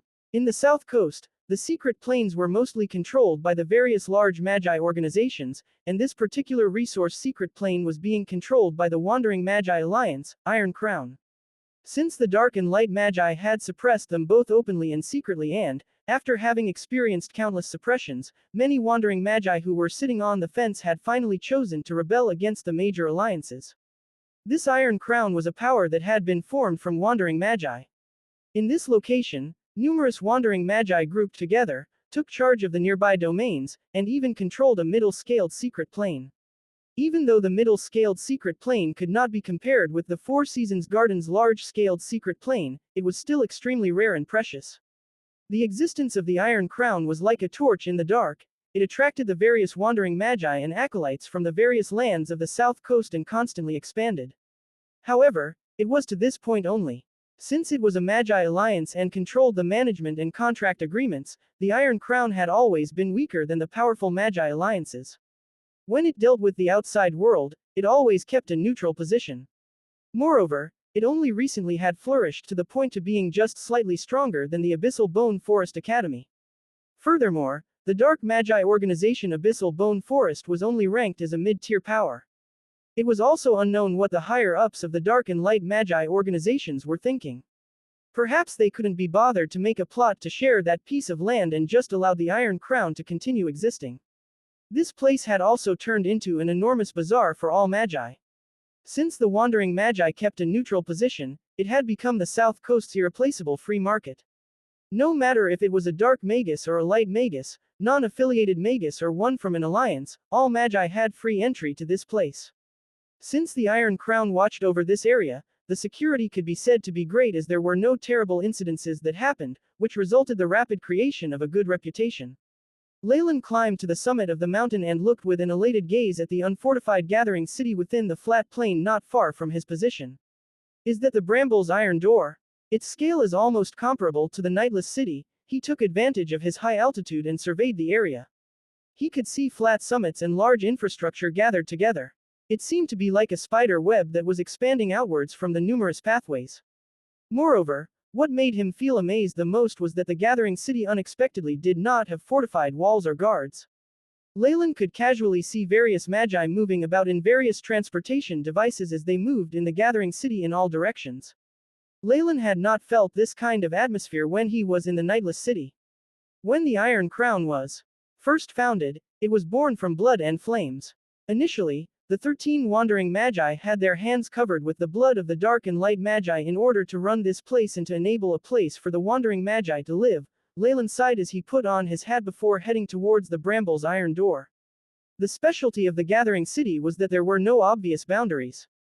After entering the perimeter of the Bramble iron door, Leylin saw various kinds and types of stalls on the roadside. Those stalls were set up by the wandering magi. Leylin could also see acolytes, magi, and even humans that were mending the stalls.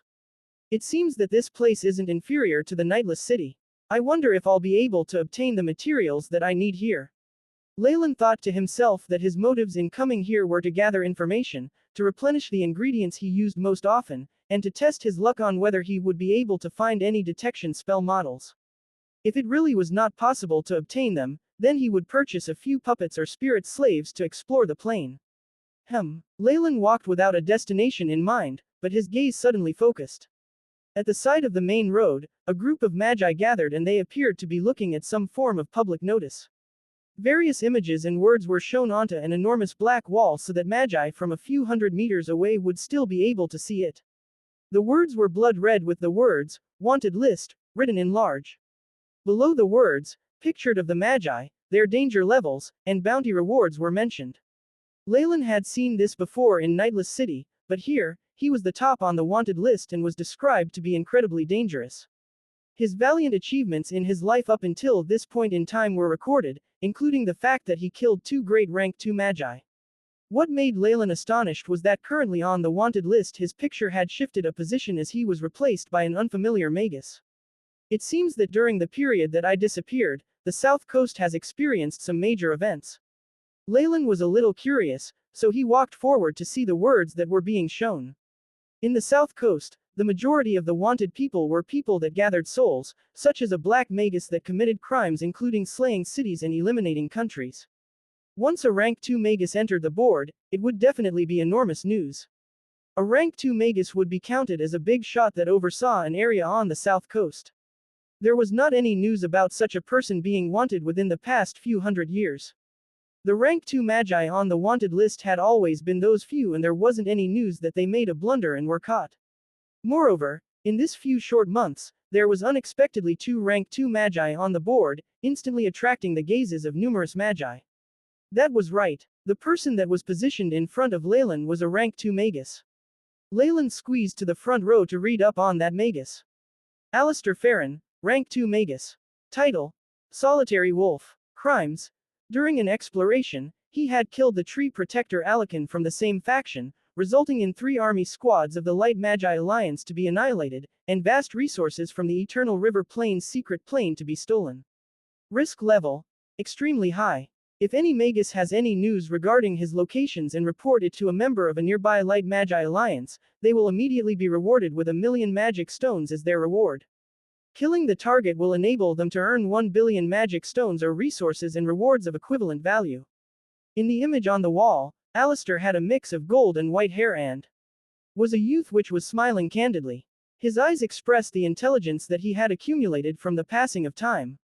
He had an extremely peculiar personal charm and a scholarly temperament. After becoming an official magus, magi were able to undergo local surgery to change their appearance. Rank 2 magi were able to undergo more extensive flesh and body alterations. Since Alistair could kill 2 level 2 magi, he definitely would be at least at the rank 2 magi's level. After all, he definitely would not be young since not everyone could be as perverted as Leylin, who could succeed in breaking through to being a rank 2 magus level before he was 40. As a matter of fact, when he broke through to the rank 2 magus level, the entire magi realm of the south had viewed him as an unprecedented genius. According to what the Abyssal Bone Forest Academy had said, they were extremely regretful of their initial actions. However, there were 3 level 2 magi. They seemed to be the guards of the magi of the Light Magi's Alliance at the Eternal River Plain's secret plane. It looks like something major has happened there again. Leylin rubbed his chin as he was extremely interested in the Eternal River Plain's secret plane. It was vast and had everlasting resources. It wasn't something that ordinary ancient magi organizations could establish. According to Leylin's hypothesis, those who built it should be in alliance with a few Morning Star magi. Moreover, the secrets in the secret plane still had a lot of areas to be investigated. It was to the point that it was unknown which magi organization had created this secret plane. Currently, the Dark and Light Magi were also unable to give an accurate answer. From the circumstances that made rank 2 magi to fall out with one another and even kill each other, including the high rewards that were to be given out by the Light Magi Alliance, there should be a remarkable incident that happened in the Eternal River Plain's secret plane. Leylin lips curled up into an interest-filled smile. He wore his cap as he re-entered the crowd.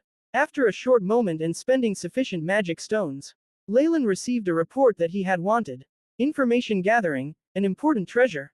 What is it? Leylin had now changed his appearance to that of a middle-aged man.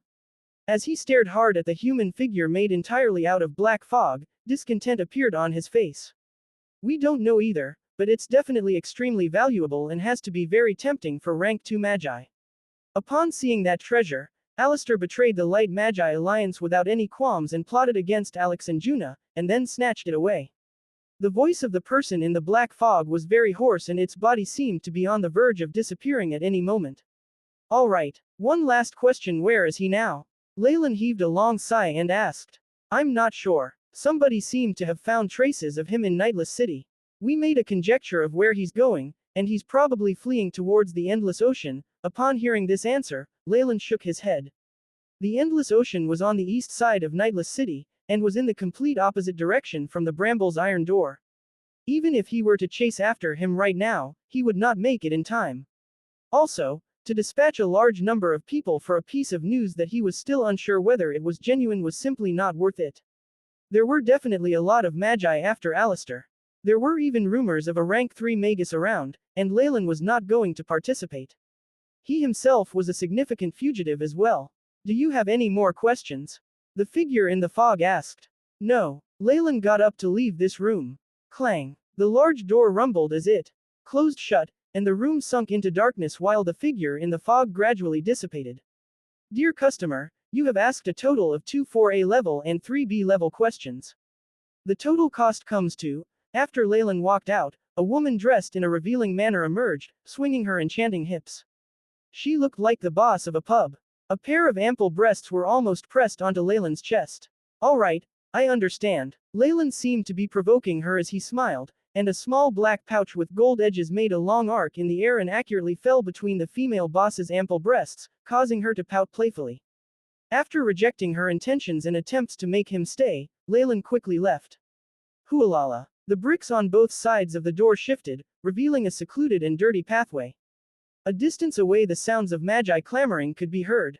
Leylin turned back, only to find that the door had already vanished without a trace. There was only a regular wall there, and the place where he had first entered was completely different from where he was now. These magi organizations that sold information as a living usually had a perfect mastery over methods in concealing themselves. Leylin could guarantee that their entrance at the Bramble's iron door was definitely one of many others, and it was impossible to find out where their headquarters were from these entrances. Even this female boss was not easily dealt with. Leylin rubbed his fingers and left with a smile about his face. After Leylin left, in the place where the trade had taken place, the female boss's face changed and she collapsed onto a sofa, revealing her beautiful curves. At the same time, the immense spiritual force that did not lose out to a peak rank 1 magus was gradually exhibited. This female boss was actually a peak rank 1 magus. Even in the entire south coast, such strength could be enough to awe or intimidate anyone. Now, however, cold sweat rolled down her face. How terrifying. This spiritual force, the female boss patted her chest, fear still lingering in her heart. He's definitely a powerful rank 2 existence. Why is he here? She could sense Leylin's probing at the beginning, and in actuality if not for Leylin holding back at the end, she would definitely be in a worse state. The alluring female boss lay on her sofa for a while longer, thoughts rapidly running through her mind. All of a sudden, her expression changed. Could it be that he's here because he received that information as well? Immediately, she paled and murmured in a low voice, "It's getting harder and harder to do business here. This is not good. I need to leave as soon as possible. These kind of things happens every 2 or 3 days. I can't take it any longer." Leylin, who was elsewhere, was also recalling the whole matter. Strictly speaking, this matter did have a connection to him. After he had destroyed one of the gates into the secret plane, some mechanism seemed to have been triggered and resulted in the mysterious changes in the Eternal River Plane's secret plane. A huge ruin had appeared at the heart of the secret plane. Overjoyed at the unexpected good fortune, the dark and light magi broke out in battle and, after much difficulty, settled on an agreement and developed this place. The light and dark magi had put in a lot of effort in their exploration. These were the remnants left behind by the magus who had created the secret plane. If there was a possibility of gaining some inheritance, then who wouldn't jump at the chance? The light and dark magi immediately dispatched their elites and teams that were headed by at least rank 2 magi entered and explored the ruins. In this exploration, Alistair, Alex and Juna's 3 teams worked together and overcame a few difficulties. It seemed like they had obtained some incredible item. This treasure seemed to be an amazing item effective for rank 2 magi. Alistair had chosen to betray his teammates for this item, and after dealing with Alex and Juna on the sly, he had swept up the treasure and fled. Upon receiving this news, dark magi immediately attacked, and this had serious repercussions on the light magi's end. Not only had 2 rank 2 magi died, even the core that were guarding the area outside the ruins were attacked. At least 3 core had been systematically annihilated. Ever since that matter, the dark and light magi in the south coast were in a tense situation. Though the light magi had had the upper hand previously, it was not as if the dark magi were completely powerless. The difference in their might was not very big. Now, in the span of a few months, including Alistair, the Light Magi Alliance had lost a total of 4 rank 2 magi. This definitely had an effect on the ratio of the power between the 2 factions. Though there were no losses in terms of their rank 3 magi, which were the strongest they had, the dark magi were starting to become restless. Of course, this had nothing to do with Leylin. He was mostly attracted by that mysterious treasure. What could it be that would cause a rank 2 magus to betray his faction and even plot against his companions? Traces of red appeared in Leylin's eyes, and there seemed to be a voice inside shouting, "Snatch! Snatch it! Snatch the treasure!" A desire that he could feel deep inside his bones invaded Leylin's senses. That's weird. When did I become so irrational? Leylin's expression changed and he grimly looked at the crystal at his wrist. The crystal at his wrist was currently emitting a circle of red rays, looking about to drip fresh blood. The situation is getting worse. An imposing look flashed by his eyes, and he opened a flask and drank from it. Gulp, gulp. Large amounts of liquid that had a medicinal taste to it traveled down his throat, and Leylin's expression seemed to calm down. As time passed, the rays from the crystal dimmed, and it turned into a transparent, colorless crystal. It's getting increasingly serious. Leylin kept the crystal and a solemn expression appeared on his face. After drinking the potion he had brewed, Leylin could feel his spirit becoming tranquil, the impulse from before vanishing. The effects of being a warlock are really troublesome to deal with. Leylin furrowed his brows. After his heart had been modified such that he had completely fused with the bloodline of the giant Chemoian serpent, Leylin could feel that the intense emotions due to the bloodline, which he had suppressed with this potion of tranquility, were now beginning to stir restlessly. After advancing to become a rank 2 warlock, this situation had become increasingly serious. Leylin now had no choice but to set up an early warning spell design on his wrist. This colorless crystal was a ward that Leylin had set up. The moment bloodline-induced emotions began to affect his rationality, the crystal would immediately emit blood-red rays. The graver this issue was, the more piercing the red rays on the surface of the crystal would be. Leylin now had no choice but to prepare potions of tranquility and keep it at hand, occasionally drinking some to prevent the emotions from affecting his mind. After all, for him to be able to come so far, the AI chip was an important factor, the other being a clear mind. If he lost this factor, no matter how powerful he became, it would simply be a tragedy. These emotional issues of warlocks were definitely complications in ancient times. Though the great magus Sirholm had come up with this potion of tranquility, it can only treat the symptoms, but not the root cause. I need to find a way that can permanently deal with it. Leylin looked grim. As for that Alistair, it's not my place to think about that. Also, he's so much further away. After regaining a clear mind, Leylin touched his chin. Of course, if he's so blind as to offend me, then that's a different matter altogether. After thinking this through, Leylin wore his hood once more and left this deserted alley. A few hours later, Leylin emerged from a large building that had been built using gold and silver, a helpless look on his face. Behind him, a magus that seemed to be the owner was watching him leave, an apologetic expression on his face. This was one of the top 3 commerce centers in the Brambles Iron Door, and Leylin had just purchased some items. It was a pity that besides replenishing a few frequently used materials, there was no mention of the long-distance detection spell that Leylin had been hoping to obtain. As for a method to solve the warped emotions from his warlock bloodline, Leylin didn't even bother asking about it. Trading event The inheritance of the warlocks had been lost from the south coast for many years, so Leylin did not think that he would be so lucky as to be able to find a remedy so easily. In addition, he did not want to reveal his trump card. I'm afraid I'll have no choice but to rely on the great magus Sirholm. Leylin scratched his chin, walking as he pondered over this. As a rank 4 warlock at the Morning Star level, the great magus Sirholm must have had certain methods to withstand the emotional side effects that ailed them. The potion of tranquility from before was evidence of that. Leylin planned to find some vestiges or ruins that had been left behind by him, and hopefully discover something. Leylin, who had already made up his mind, proceeded to the outer layer of the Brambles Iron Door. He urgently needed some information or news regarding the great magus Sirholm. From this, he would be able to find some methods to relieve himself of the side effects of his bloodline. Is our guest here planning to leave already? Just as Leylin was planning on leaving the Brambles Iron Door, he was suddenly stopped by a strange person who was wearing a hood. Who are you? I don't know you. Leylin, whose appearance was now that of a middle-aged man with a dangerous aura emanating from him. The person he was facing could definitely sense this. He was currently like prey that had been marked by an ancient creature, and his 2 legs began to tremble involuntarily. Wait, my lord, I have no evil intentions. The strange person began to wave his arms.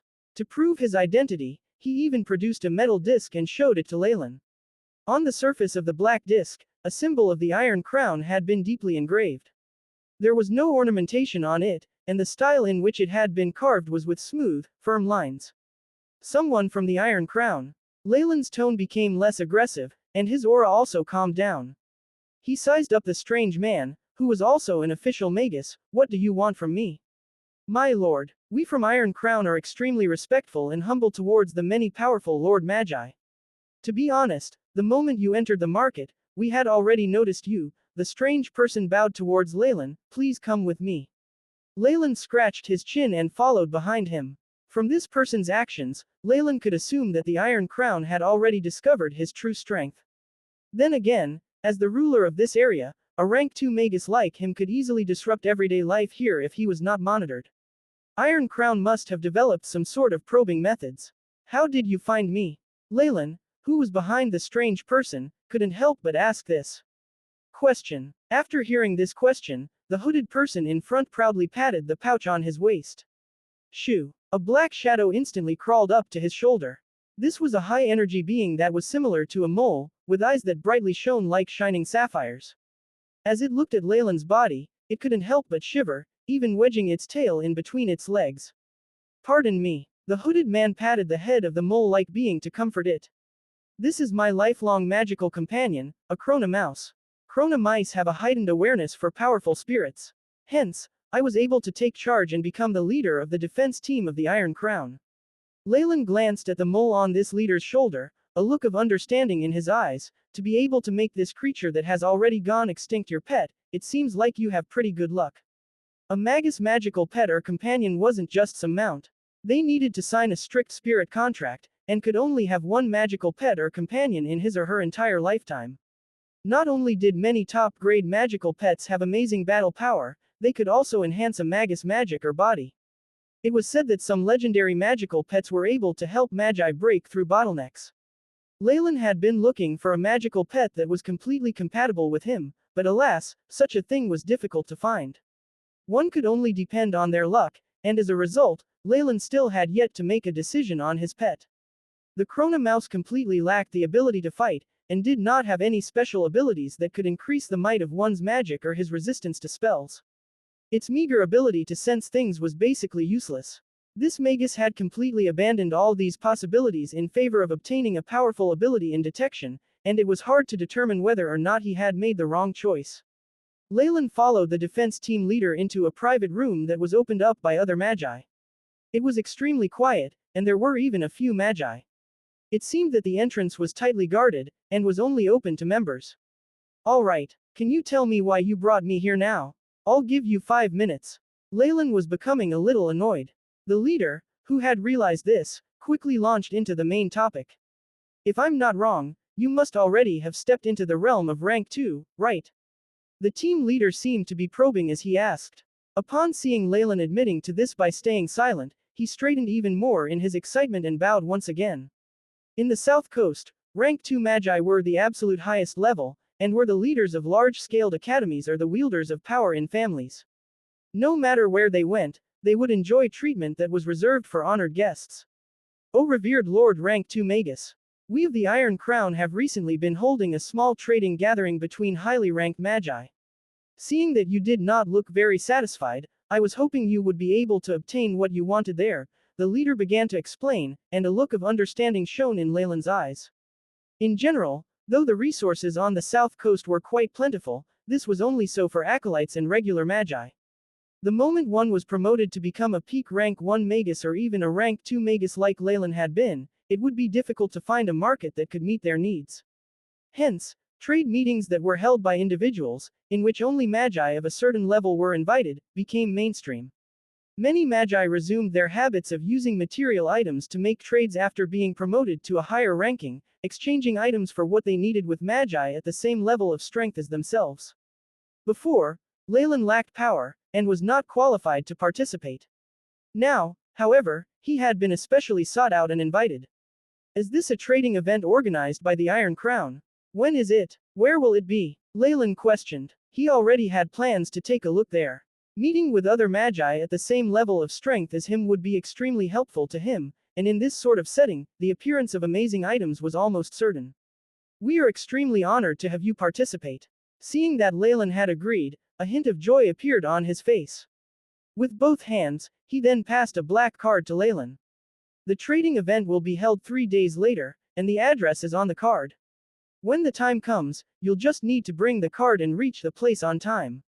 In addition, the sages of the Iron Crown would like to have a long talk with all who are at least rank 2 magi before the trade meeting. You'll definitely not be disappointed. This leader provided more news, which seemed to be the most important part of this invitation. A meeting with them. Leylin was surprised. The sages of the Iron Crown were naturally not those who started the organization, but they had the strength of at least peak rank 1 or even rank 2 magi. Without this much strength, the Iron Crown would long since have been destroyed countless times over by magi who harbored bad intentions towards them. May I know what it is about? Leylin fiddled with the black card in his hands. It was made out of some crystal and was cool to the touch. There were even rings engraved onto it that connected to form an intricate pattern that formed a large metal sword. I can't really reveal the details, but I can tell you that it has to do with the incident at the Eternal River Plain's secret plane. The leader of the defense team smiled, but Leylin began to get nervous. The incident at the Eternal River Plain's secret plane. Was my identity revealed? Beneath his clothes, black scales protruded through Leylin's skin. However, he quickly reacted, and asked without changing his expression, "Are you talking about Alistair?" "Yes. He's the lord who betrayed the Light Magi Alliance." At the mention of Alistair, this leader's tone was still one of reverence towards a rank 2 magus, causing Leylin to nod inwardly. Of course, this had to do with his neutral stance. If this leader was a light magus, he would not call him a lord, or else he would be punished by the enforcement team. Interesting. Very interesting. After coming out of the private room, Leylin touched his chin, and a smile appeared on his lips. He quickly disappeared into the throngs of people. After finishing up this business, this defense leader politely encouraged Leylin to partake in the services provided here, which he did. It must be said that these places that were catered to service highly ranked magi were truly different, whether it be in terms of food, liquor, women, or anything else. Whatever Leylin could think of, they could provide, and the quality was also first-rate. For large organizations like this, any rank 2 magus was worth roping in. In addition, Leylin was extremely unfamiliar to them, which had piqued their curiosity. The Iron Crown obviously did not dare look into his background, though some sorts of observations and investigations were definitely underway. However, Leylin paid this no mind. This middle-aged man that he currently looked like was completely different, and there was absolutely no information regarding him. By the time the Iron Crown might have found anything out or linked him to anything, he would probably have been long gone. But Alistair. Leylin suddenly felt as if this was fate. He had already been prepared to let this man go, but somehow, he was nearby. Leylin again. He's thought to have fled towards the endless ocean, but in actuality, he escaped towards the west. He's a little shrewd, but that's it. The diversion made by a rank 2 magus was not so easily seen through. From Leylin's guesses, there was probably a rank 3 magus involved. Entry. After having lived in the south coast for so many years, Leylin now had a basic knowledge of the situation there. Geographically speaking, though the south coast was said to be a coast, it was a huge continent that covered mountain ranges, marshes, plains, snowy areas, and all sorts of topography. There were even a few concealed, savage ruins that even official magi did not dare explore. The largest population on this continent consisted of the native people. There were around 100 million of these regular human, and were divided into hundreds of dukedoms in various sizes. Behind these dukedoms were the dark and light magi controlling them. The nobility and lords who were in power were basically the descendants of many official magi. Every once in a while, large magi organizations in the south coast would test the spirit and talent of these noble families and recruit them to become acolytes. They would provide them with knowledge for them to continue governing for generations. Though these academies would also bring in peasant acolytes, the percentage was very low. Only those of exceptional talent would be considered, and most of the times, their lives could not be guaranteed. Some light magi academies would not even recruit peasant acolytes, only the dark magi were willing to do so. Even with such a large population, the number of peasants with spiritual talent was simply too small. Out of over 10,000 plebeians, only one would be lucky enough to be born with talent to become an acolyte and a magus. Even amongst them, their talent was nothing exceptional. If one talked about 3rd or 4th grade aptitudes, one really needed quite some luck. Hence, a lot of academies and schools disappeared not due to enemy invasions, but from not being able to find a successor. This resulted in the gradual diminution of their power and their eventual demise. The dark and light magi both divided their powers well and forbid the recruitment of acolytes at certain boundaries. Due to their conflicting ideas about management, the population that was under dark magi jurisdiction and their prosperity could not compare to the light magi. Hence, the method of recruiting acolytes from outside their region became another way for dark magi organizations to gain more acolytes. In Abyssal Bone Forest Academy, this was also the case. They eliminated so many acolytes every year and were not able to steal people from the light magi domain. This sometimes resulted in a lack of new students to recruit, and they had no choice but to try getting students from the Chernobyl Islands. Though there were so many methods that could be employed, there were still few official magi in the south coast. In addition to this, the difficulty of the process of advancing to a new rank made this problem even worse. Those acolytes with grade 1 or 2 aptitude would basically be unable to advance. Their limit would be becoming a level 3 acolyte. Advancement to an official magus was even more difficult, and the method to being promoted was controlled. Acolytes who were peasants had not even heard of a high-level meditation technique, and even if they were lucky enough to advance, they would be mediocre at best. Rank 2 magi were even more rare. In the entire south coast, there were only less than 100. For this reason, the light magi alliance's might was diminished after the loss of 4 rank 2 magi, and caused the dark magi to be stirred up. If it was said that a rank 2 magus was the highest level that could lord over rank 1, then rank 3 magi were basically the real owners of the entire south coast. Based on what Leylin knew, rank 4 morning star magi had virtually vanished, and rank 3 magi were truly the ones in control. This was so much so that of all the rank 3 magi who had had notable achievements, there were less than 10, and every one of them were leaders at the level of magi from the Lighthouse of the Night. From Kemoyan's pupil and descriptions from the Book of Giant Serpent, after a magus entered rank 3, one would awaken a lot of mysterious abilities. The difference between rank 3 and rank 2 was like that between heaven and earth. If he was pursued by a rank 3 magus, no matter what preparations Alistair had made, then all of them would come to naught. That Alistair is probably being pursued by a rank 3 magus, and has been fleeing in this direction. Leylin felt like he had deduced the truth. That scamming inn actually dared to fool me with false news. If I ever see them again. When comparing the inn and Iron Crown, Leylin was naturally more inclined to believe that local tyrant. In addition, he was quite interested in that exchange meeting. An exchange meeting held by the Iron Crown. I think I really should go take a look. Leylin pondered, and turned in a corner. Next, a silver-haired old man walked out, quickly vanishing into the market. 3 days later, not far away from the Bramble's iron door, at an overhanging cliff. The high black cliff seemed to cross the horizon. In the air, there was a little platform that was formed from a large protruding rock. On its surface was some soil, and weeds as well as vines and flowers that nobody knew the names of were growing. Woo-woo! A black ray of light shot out from a distance away, arriving on the platform. Rumble! A pit appeared in the soil, revealing a middle-aged, burly magus. Based on the directions provided by the AI chip, this should be the place. The burly man took out a black card and came beside the rock stratum. The simple methods used by regular magi to conceal things were easily seen through, and the burly man laughed, sending out spiritual force waves towards a layer of rock wall. Bow!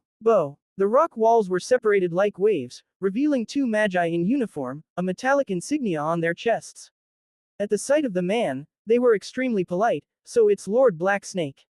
We're the Black Iron Guards of the Iron Crown, and we've been here waiting for you. Upon seeing him tossing out a card, these 2 were even more respectful as they bowed, please come with us. They then entered a hallucinatory spell formation, and the burly man expressionlessly followed them. Within the spell formation was a flight of stairs, and after walking hundreds of meters, the magi respectfully guided the burly man into a luxuriously decorated room. After sending away the servants, the burly man surveyed the area. In front of him was a huge crystal glass, through which one could see a large dome of spectators' seats and raised platforms. There were a few magi already seated, and the energy waves on their bodies were concealed well. However, under the eyes of this burly man, nothing could be hidden. This might was that of a peak rank 1 magus, on the verge of breaking through. Recalling the many passageways and large number of magi, the burly man could not help but sigh, Iron Crown has really worked hard to open up a passageway for us rank 2 magi. This burly man was naturally Leylin's disguise. After receiving the invitation, Leylin lost his desire to look around Bramble's iron door, and found a random cave. He spent the day training in his high-grade meditation technique, and quietly waited for the time of the exchange meeting to arrive. For magi, meditation was something that had to be done every day, and this was even more so for Leylin. Kemoyan's pupil was a meditation technique that was extremely compatible with him. Every time he meditated, he could feel his power increasing bit by bit, and this speed was basically astonishing. Based on his estimations, his current speed was several times faster than those rank 2 magi that also had high-grade meditation techniques. The reason had already been analyzed by the AI chip, and it had to do with his bloodline of the giant Kemoyan serpent. After his heart had been remodeled, Leylin thoroughly fused with this bloodline. The mysterious strength held within was beginning to be activated by Kemoyan's pupil, thus increasing his strength. Each high-grade meditation technique had a different nature. As a magus trained more, this could even increase a magus in a certain area, raising one's elemental resistance or even creating a mysterious ability. In Leylin's eyes, a high-grade meditation technique like Kemoyan's pupil allowed one to modify one's body and strengthen it through training. A magus body would draw closer to that of the ancient giant Kemoyan serpent. As for that incomplete sacred flame, a magus would train and produce a special spiritual force. It did not have any uses other than to extend into the extensive consciousness of the continent, and from the huge amount of historical information, pick out useful fragments and get some premonition. However, this ability had a large amount of uncertainty, and were sometimes ineffective. The technique was also incomplete, which Leylin found to be a pity. Behind the crystal glass covering, there was a comfortable white sofa, as well as a communication device that was covered in runes beside it. Leylin sat without a word, dull silver spiritual force instantly connecting with the communication device, and instantly understanding the way to use it. This was a communication device, which was also used to send the quoted price to Magi. Magi could manipulate their spiritual force to proceed with all sorts of exchanges, and avoid being recognized by people they knew. The south coast was not that big, and there were plenty of rank 2 Magi who held resentment against each other. If they were to flare up and fight, then Iron Crown would definitely be in a difficult position. Hence, they did not dare hold this exchange meeting at the headquarters, but rather set up this place. For rank 2 Magi, Iron Crown was even more eager to please. On the little table beside the sofa, all sorts of snacks and fruits were placed. Some of them even had the ability to increase spiritual force and the effects of meditation, and their value was something that would even cause regular official Magi to become green with envy. All these items were silently displayed here, letting Leylin pick as he pleased. Metal-leafed fruit. Leylin easily picked out an apple that was emitting a metallic luster, and bit into it. The metal-leafed fruit was truly the specialty from the secret plane that the Iron Crown controlled. It had the ability to condense spiritual power and increase the effects of meditation, and was highly sought by some official Magi. However, Leylin almost could not feel any effects. After advancing to become a rank 2 warlock, most of these resources that were useful to rank 1 Magi had lost their effectiveness. For items like this, the Iron Crown's special product, it was only a means for him to quench his thirst. First glimmer of dawn. Ding ling ling. Accompanied by ringing sounds, an old magus suddenly appeared on the high platform. His golden attire looked extremely formal. Beside him were 2 female servants, who were more attractive than him, holding silver plates. They displayed something that looked like a root and showed it to the Magi below. Surrounding them were multiple projections of enlarged images. The devil's antenna is an object retrieved from the body of a beast that had the strength of an official magus. It has been well preserved within a liquid, and its worth is from 200 to 500,000 magic crystals. It's a pity that it's of no use to me anymore. Leylin merely scanned the item that appeared on the platform, and immediately lost interest. Before the trade meeting begins, is there a need for this auction? How pointless. Though Leylin found it boring, the item on the platform seemed to be extremely attractive to the rank 1 Magi below. The shouts of people haggling could be heard, and the auction was extremely lively. The items on auction by Iron Crown could be said to be of good quality and quite inexpensive, making them highly sought after by the rank 1 Magi. Magic artifacts, high-level slaves, precious materials, knowledge, and even potions that could increase one's spiritual force were displayed one after the next, allowing the Magi below to compete with them and choose. These were obviously not attractive to the rank 2 Magi. Neither Leylin nor the other rank 2 Magi in the VIP rooms shouted out a price. Leylin simply closed his eyes and rested, using the AI chip to simulate the spell models of rank 2 spells. Though the spell models of the 3 rank 2 spells in the Book of Giant Serpents were already in his head, he had realized the other uses of the simulation methods of the AI chip while mending the teleportation spell formation. Through the AI chip's simulations, he could actually accelerate his own understanding of the activation and firing of these spells, allowing the once robotic movements to be more agile. This was a function that the AI chip did not have before and was something that had been created after his advancement. With this function, Leylin's understanding and manipulation of rank 2 spells could almost surpass that of rank 2 Magi who had been accumulating knowledge over many years. However, The number of rank 2 spell models that I have is just too small. Leylin practiced Scorching Touch once more and furrowed his eyebrows. A rank 2 magus would usually be backed by a powerful organization that would have no lack of spell models as they would have been accumulated over time. However, Leylin was different since he was now going solo. The difficulty of this path was exacerbated by the strict regulations for rank 1 magi in the south coast, which were even worse for rank 2 magi. Even when he was in Four Seasons Garden, Leylin didn't even have the qualifications to come into contact with rank 2 spell models. From killing Cabernet and Desmond, he had gained some experience and realizations regarding the use of rank 2 spells. However, what he lacked was the most important thing: spell models. Leylin only had these experiences as a reference. It's not quite possible to buy this sort of thing using magic crystals. Perhaps if I lie low for a period of time, I can try to use other methods. As the auction went on, some items that could attract rank 2 magi began to appear, and some prices were shouted from several VIP rooms. At this moment, the announcer's voice from below attracted Leylin's attention: middle-grade magic artifact Saber of the Dawn. This is a saber found in an ancient ruin, and it is said that its previous owner was a mighty branded swordsman. Starting price: 5 million crystals, or any precious materials of the same value. Leylin opened his eyes, and through the transparent glass screen, focused on the platform below. At this moment, there was a dull gold metal long sword put on display by the servants behind the announcer. This long sword was around 1.5 meters long and 2 fingers wide. For branded swordsmen, such as number 2 and number 3 who used swords that were the size of regular humans, this was merely pocket-sized. However, a hint of glee appeared on Leylin's face. On the surface of the long sword of the Rays of Dawn, there were some strange runes which were quite similar to the runes he had branded onto the bodies of number 2 and number 3. Looks like it's the real deal. He nodded, and a slither of spiritual force quoted a price through the communication device: 5 million magic crystals. A middle-grade magic artifact naturally was not so valuable, but this long sword was evidently worthy enough to do research on, which garnered the interest of the rank 2 magi. Quickly enough, a price was quoted from a VIP room not far from Leylin: 5.5 million. Leylin's face darkened and he looked towards that VIP room. It was a pity that he could see naught but a blurry shadow. The glass in the VIP rooms had naturally been processed. Guests could see outside through the glass, but people on the outside could not see anything inside the room. 6 million. Leylin immediately increased the price.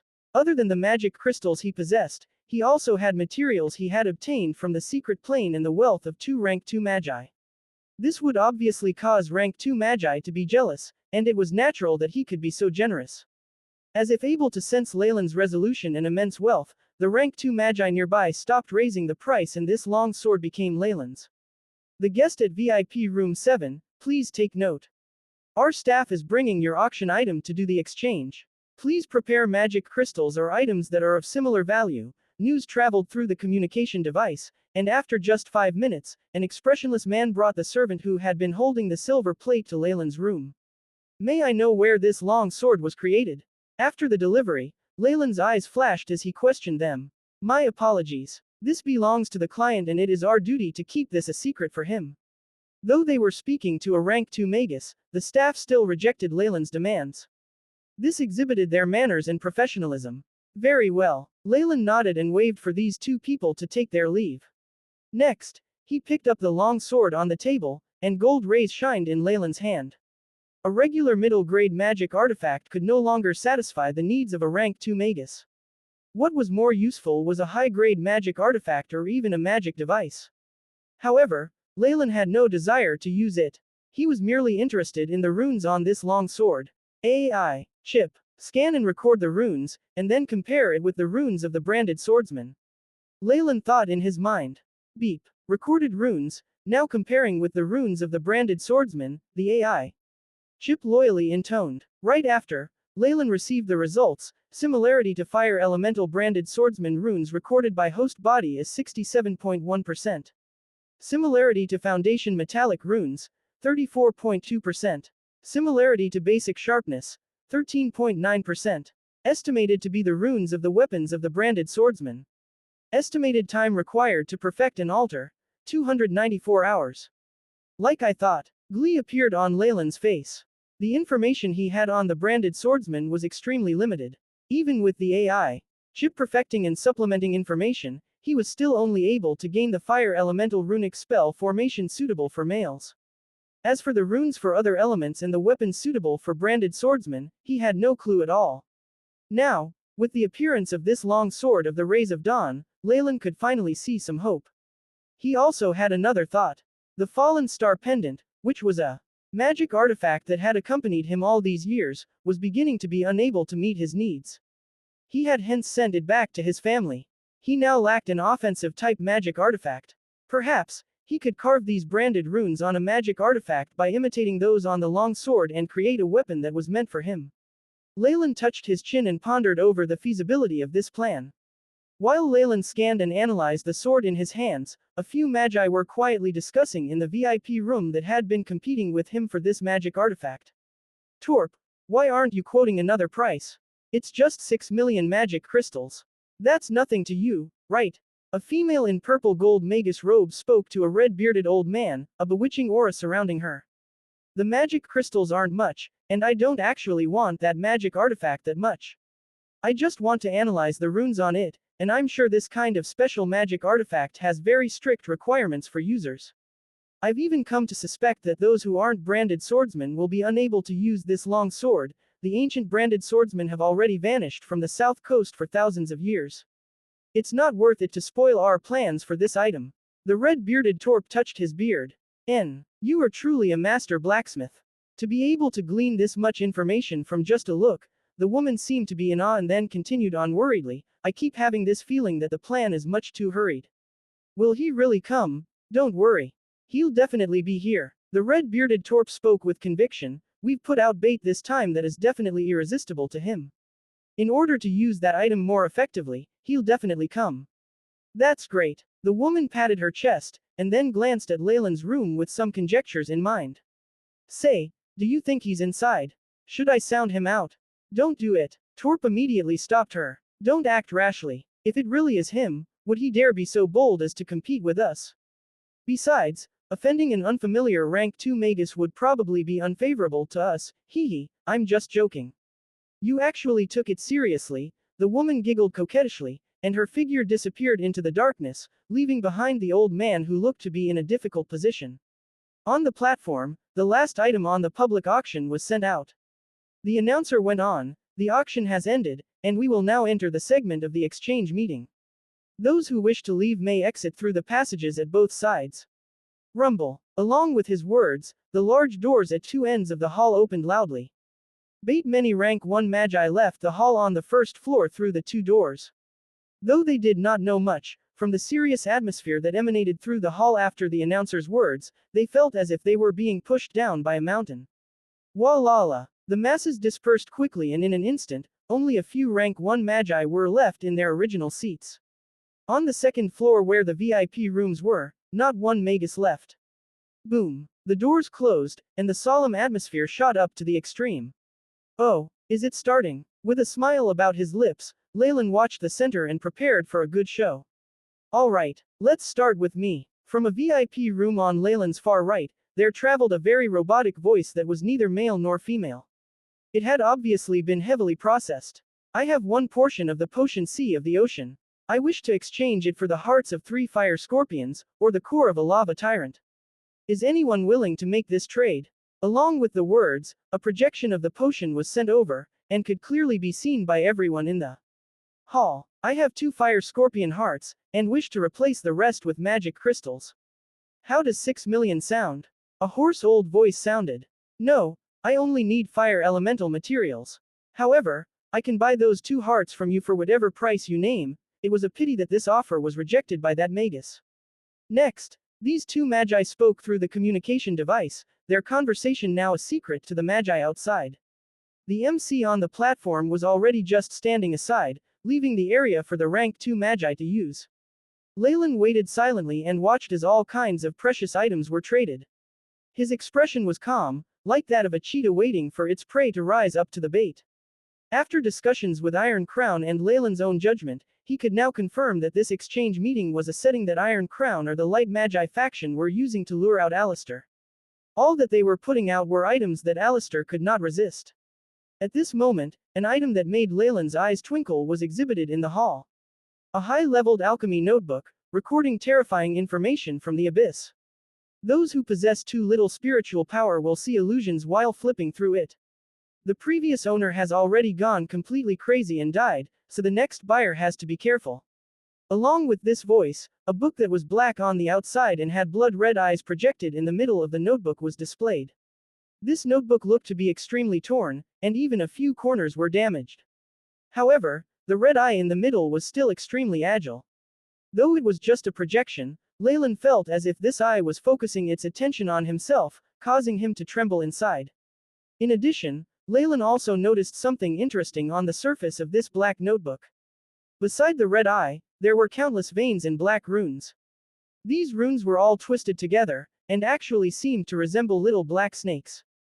This silver light flashed at Leylin's palm, and the book of giant serpent that had been kept in his spatial pouch appeared in his hands.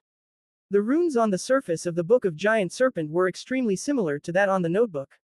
The great Magus Sirholm, this is likely to be the notebook left behind by him, Leylin mumbled to himself, eyes shooting out crimson rays. At the same time, blood-red rays furiously exploded forth from the crystal on Leylin's wrist. 89. Warning. Warning. Too much adrenaline is being secreted, and there is an 89% chance that this will stimulate the nerves indefinitely, and result in a detrimental effect on the mind. The AI chip sent out blue words before Leylin. How troublesome. Leylin roared lowly, and then loosened a black water flask from his waist and gulped deeply. The water that had the potion of tranquility mixed inside calmed the impulse that had risen in Leylin. At this moment, the sounds of people quoting prices out there could be heard again and again. It was evident that this notebook that recorded information about the abyss had garnered the interest of many rank 2 magi. After advancing to become a rank 2 magus, a lot of magi who did not possess high-grade meditation techniques had lost their direction. Hence, they were extremely enthusiastic about researching information regarding the ancient era as well as other geographical locations, hoping to discover methods for them to advance. The aura of the abyss on this notebook was extremely strong, to the point that Leylin's face paled slightly. For this reason, this alchemic notebook had received the attention of numerous rank 2 magi. I really like this notebook. What do you want? Leylin contacted the magus selling this notebook through the communication device, speaking in a low voice. What do you have for me? Evidently, this notebook was extremely popular and the seller was waiting for something good before he would sell it. 3 standard portions of an ancient spiritual force potion that can be said to be useful in helping a magus break through. I can even add in 500 grams of filthy magic dust.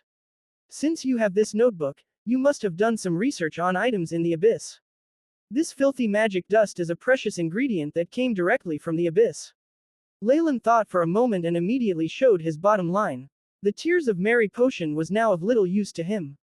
In addition, after advancing to rank 2, they were now nothing in his eyes. Also, he was now disguised and this person would not be able to investigate his background. Even if that happened, would anyone dare make things difficult for a rank 2 magus? Leylin now had the power to take care of himself on the south coast, and was not afraid of any challenges. HS's ancient spiritual power potion that's useful in breaking out of a bottleneck. And filthy magic dust from the abyss. It was evident that after Leylin quoted this price, the magus was shocked into silence for a long while. After a few minutes, Leylin received his reply. Show me the potion. Fine. Leylin pondered for a moment and then produced a test tube filled with the Tears of Mary. Some silver light bundled up a bit of the potion and disappeared into that magus room. It really is an ancient potion. Alright, let's proceed with the trade. Though the magus tried his best to suppress it, Leylin could still hear the impatience in his voice. Alright, however, I'm not getting the better end of the deal here, so you need to tell me about the origins of this alchemy notebook. Leylin, on the other hand, was extremely composed and hoped to gain more clues. Alright, I'll tell you everything I know. The voice was quiet for some time and then sent some information over to Leylin's room. Leylin carefully skimmed through the information and then nodded. The trade between these 2 VIP rooms was extremely rapid. Outside were the spiritual forces of many rank 2 magi, seemingly extremely curious about the trade between these 2 people. However, Leylin nor the magus had any intentions to reveal anything. A moment later, Rank 2 magi continued with the exchange, and one after another, all sorts of precious and rare items were displayed. Next up is a treasure from the Eternal River Plain's secret plane. A lazy voice sounded from the VIP room right smack in the middle. In a split second, people seemed to even stop breathing, focusing on the VIP room from which this voice was produced. The secret plane was now a hot topic, and all the precious materials from there were sold at a very high price. Upon hearing that the rank 2 magus in the VIP room wanted to make a sale, even the few rank 1 magi downstairs began to whisper amongst themselves after getting over the shock. Is it coming? Kemoyan's scales surfaced on Leylin's skin as he stared hard at the room. From the information he had gathered, Leylin knew that the rank 2 magus Alistair had only stolen a treasure from the ruins.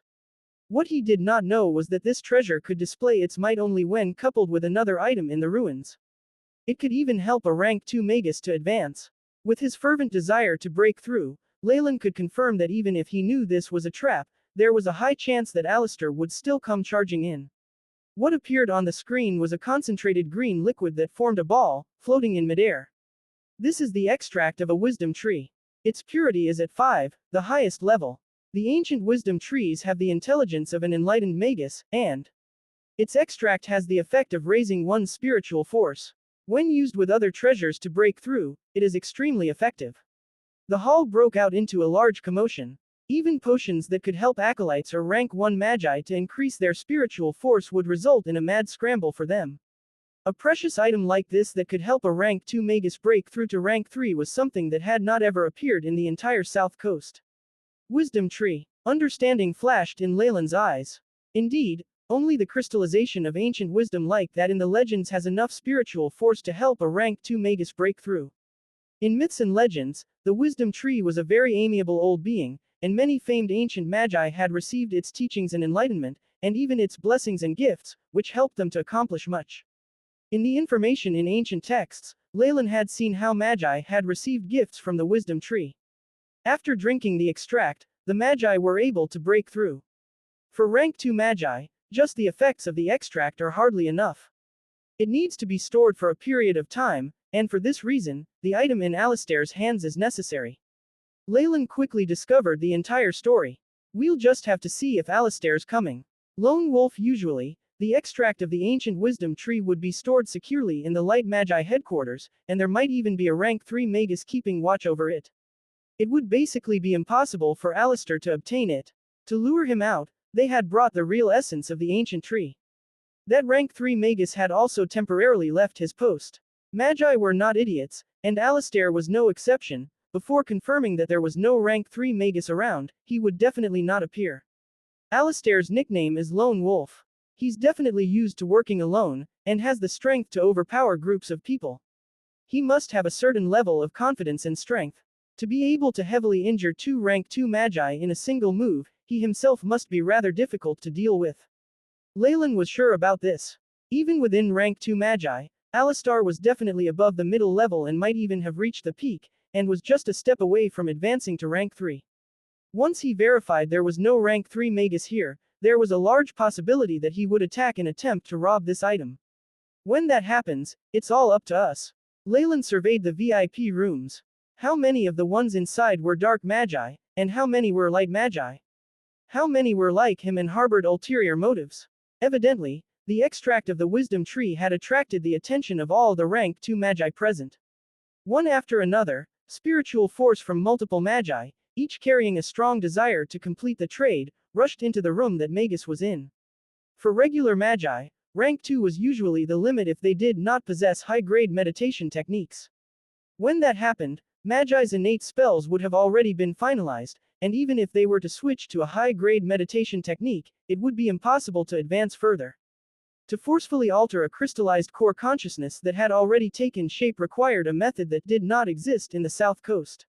There were rumors that it could be found in another world or in the central continent, but this was not something that magi in the South Coast would ever have the chance to come into contact with. Hence, the essence of the wisdom tree that could provide enlightenment and help a rank 2 magus raise their spiritual force was their only hope to being promoted to rank 3. They were willing to pay any price for this. While rank 2 magi in the VIP rooms were fiercely communicating by way of their spiritual force, a voice broke the silence. 100 million magic crystals, and 50 standard portions of the crystallization of spirits. This voice used no spiritual force and was instead shouted from one's throat. The place where this voice originated made Leylin even more surprised. It was actually from a rank 1 magus on the lower level. Interesting. He's just a rank 1 magus, but he dares to stick his hand into this contest between rank 2 magi. Leylin sized up the magi who was shouting with interest. There was a certain set of rules in private trade meetings like this. Rank 2 magi formed their own circles, and it was impossible for rank 1 magi to participate. This rank 1 magus actually dared to speak so loudly. If he didn't have outstanding might, then it meant there was a huge organization backing him. Or could it be that their target had appeared? Leylin focused his attention on this rank 1 magus. He was of average build and donned a black robe. His face wasn't able to be seen, but under the gazes of numerous rank 2 magi, he was still able to maintain his composure. This Lord rank 2 magus did not specify any materials, and only stated that the person who can give the most valuable materials will obtain it. I wonder, is what I'm offering of the highest value here? For lower rank magi, having the attention from rank 2 magi was like being a weak, frail rabbit that had been dropped into a pride of lions. Most magi would long since have been scared stupid, yet this rank 1 magus was still very calm. How is it? Can you confirm that it's Alistair? In the room of the magus that Leylin had vied with for the rays of dawn, the lady asked the old man, Torp. I can't tell for sure. The old man, Torp, who had a red beard, stroked his chin. His attire is extremely unfamiliar, and I don't feel the aura of anyone I know. Out of all the people who were invited here, we have the least information about him. That means there's a high possibility that it's him. The woman extended a forked tongue and licked her lips. It's very possible. Prepare to attack. Torp nodded, and concealed waves from a spirit imprint began to spread. Target is suspected to have appeared. Prepare to attack. All right. Understood. Clear. Different voices sounded in the surrounding VIP rooms. All right. The place became silent, and the voice of the rank 2 magus who was selling the extract of the wisdom tree was heard from the VIP room. As he spoke, golden yellow rays of light wrapped around the green extract that was filled with vitality, and it slowly floated out of the VIP room. Many thanks, my lord. A glint of excitement appeared in the eyes of the rank 1 magus who had bid, and he bowed slightly. A bunch of materials and crystals flew from his body. The items that were to be traded met in midair.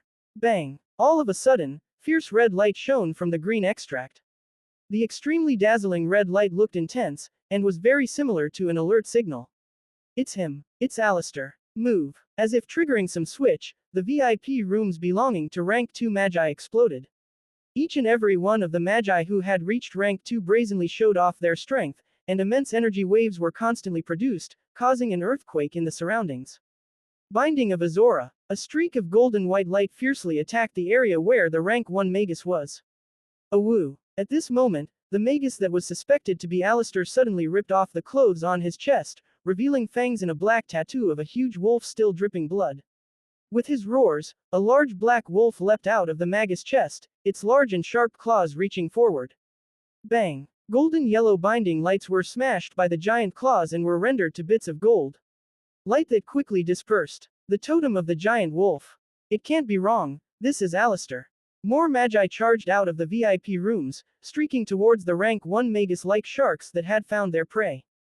An immense repressing force field suddenly appeared in the arena of the trade. The wandering rank 1 magi that had been on the first level quickly retreated, looking pitiful as they left. Some were even more unfortunate, the powerful spells of rank 2 magi having brushed past them and causing serious injuries. Damn it, I shouldn't have come here. A black figure had been caught by the intense red rays and could only dodge pitifully, their body charred over. The figure's hood was pushed back, revealing the face of the black figure. Surprisingly enough, it was the lady boss who Leylin had seen before, specializing in selling information. Damn it, are the leaders of the organization stupid? Everyone here is a rank 2 magus. They hid this information from the other magi and wanted me, a puny rank 1 magus, to coordinate with their plans and go into the lion's den. Did they want me dead? Bang! At this moment, the sparks from a huge green fireball brushed past and crashed into buildings behind her. There was even a corroded crater from the aftermath of the attack. The female magus was stunned for a second and then ran for the door without looking back.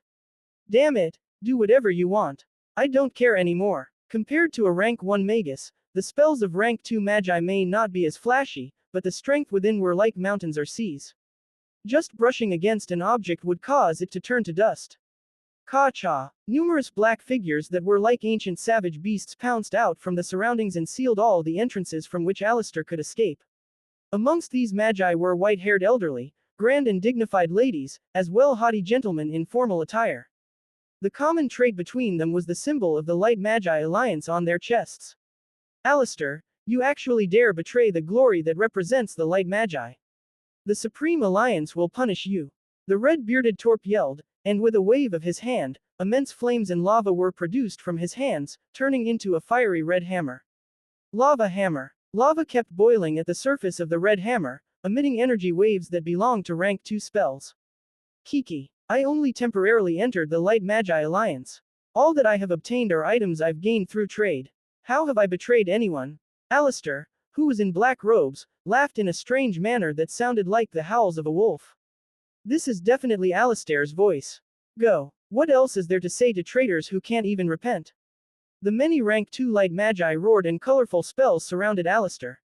The black totem of a large wolf that Alistair had let out quickly turned to dust under the combined attacks of the rank 2 Magi.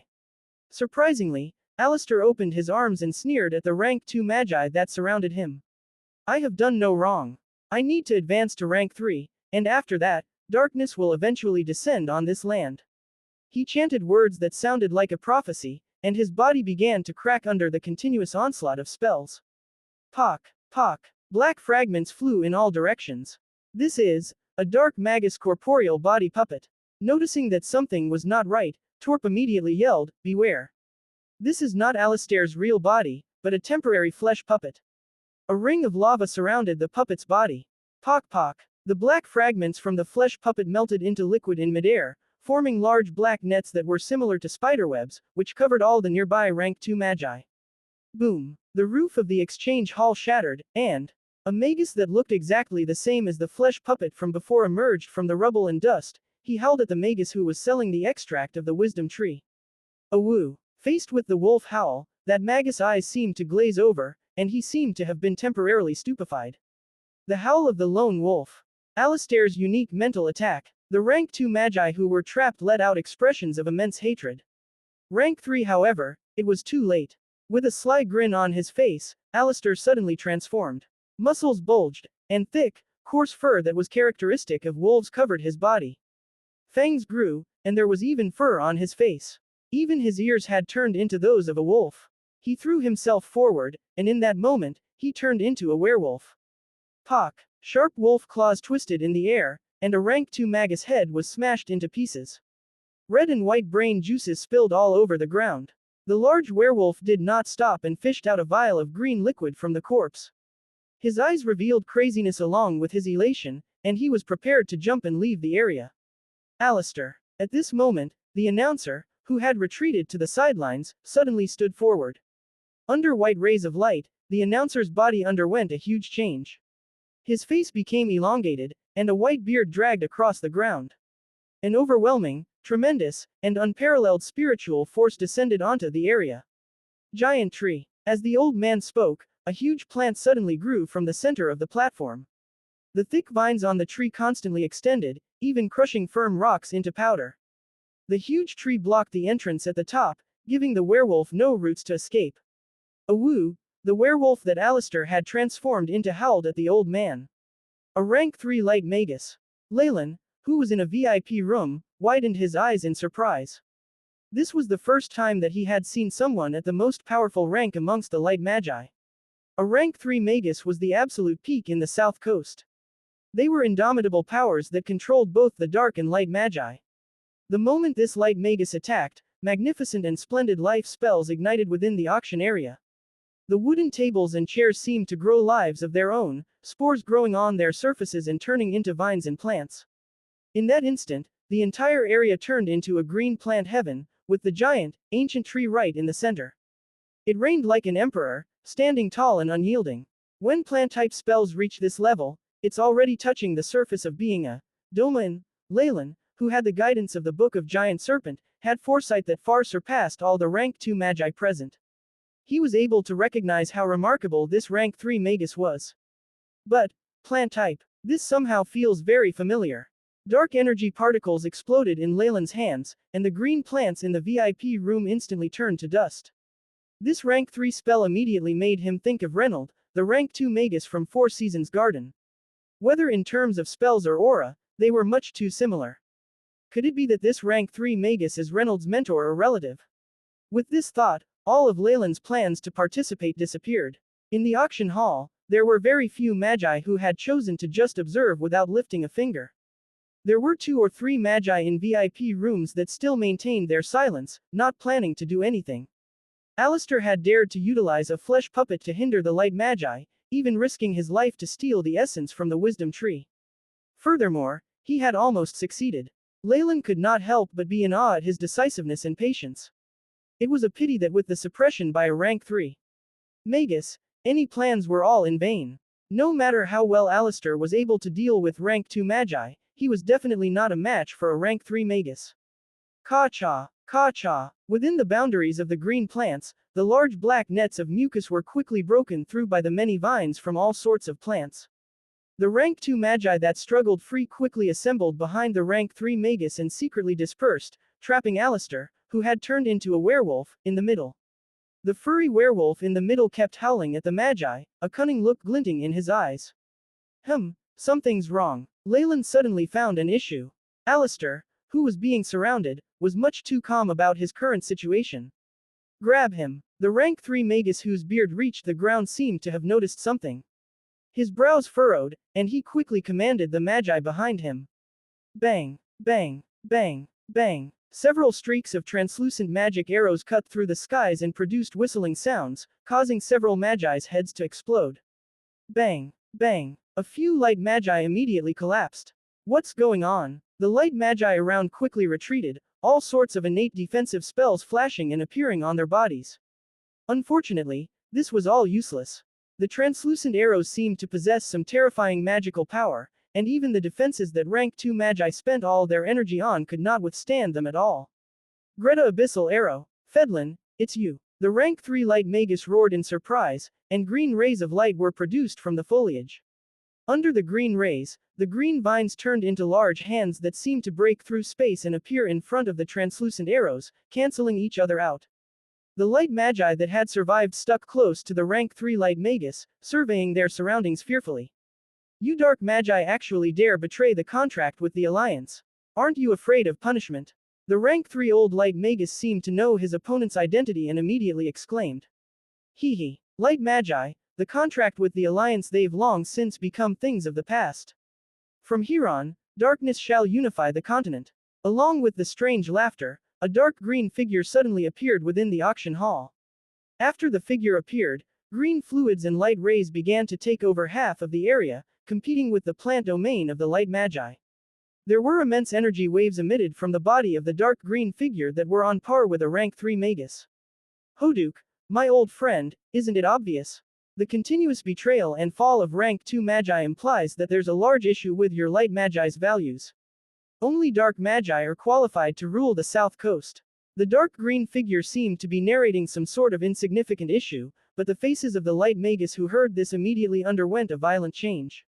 With the huge temptation of the Eternal River Plain's secret plane, as well as the continuous damage dealt to the Light Magi Alliance, the Dark Magi finally decided to break this fragile balance and bring war to the rest of the south coast. Come out, Shua Shua. As the Dark Magus spoke, a few figures suddenly appeared in the middle of the hall. All these people had used black head covers to cover their face, and there was an overpowering scent of blood on their bodies. On top of that, the energy waves they emitted were not lower than that of a rank 2 magus. Upon seeing this, the rank 3 light magus expression worsened. Rumble. Black mucus reached the heart of the giant tree, and covered by white gas, the tree shriveled up at a rate that could be seen by the naked eye. Eventually, it toppled and revealed a black rock with a hole in it. Let's go. Don't forget our agreement. Fedlin spoke to Alistair, who was still in his werewolf form. Awoo. The werewolf howled at Fedlin a few times as if in reply, jumped into the black hole that was a passageway and then vanished. The essence of the wisdom tree is extremely precious. They absolutely can't gain possession of it. Hoduk, whose beard touched the ground, turned pale. Upon seeing that Alistair had fled, he quickly ordered the magi behind him, "I'll hold back the dark magi. You need to get the essence back." As a rank 3 magus, Hoduk was well read and knew that the dark magi were not very prepared. Whilst they were at a huge disadvantage, they couldn't just let Alistair leave. If not, it wasn't going to be just the problem of losing a few rank 2 light magi. This was a matter of imbalance of power between rank 3 magi. A portion of the extract of the wisdom tree might not be enough to help a rank 2 magus break through, but with the treasure in Alistair's hands, it was a real possibility. Hoduk knew very well that the treasure in Alistair's hands would create a heaven-defying effect when paired with the essence of the wisdom tree. "My old friend, we haven't exchanged blows in 200 years.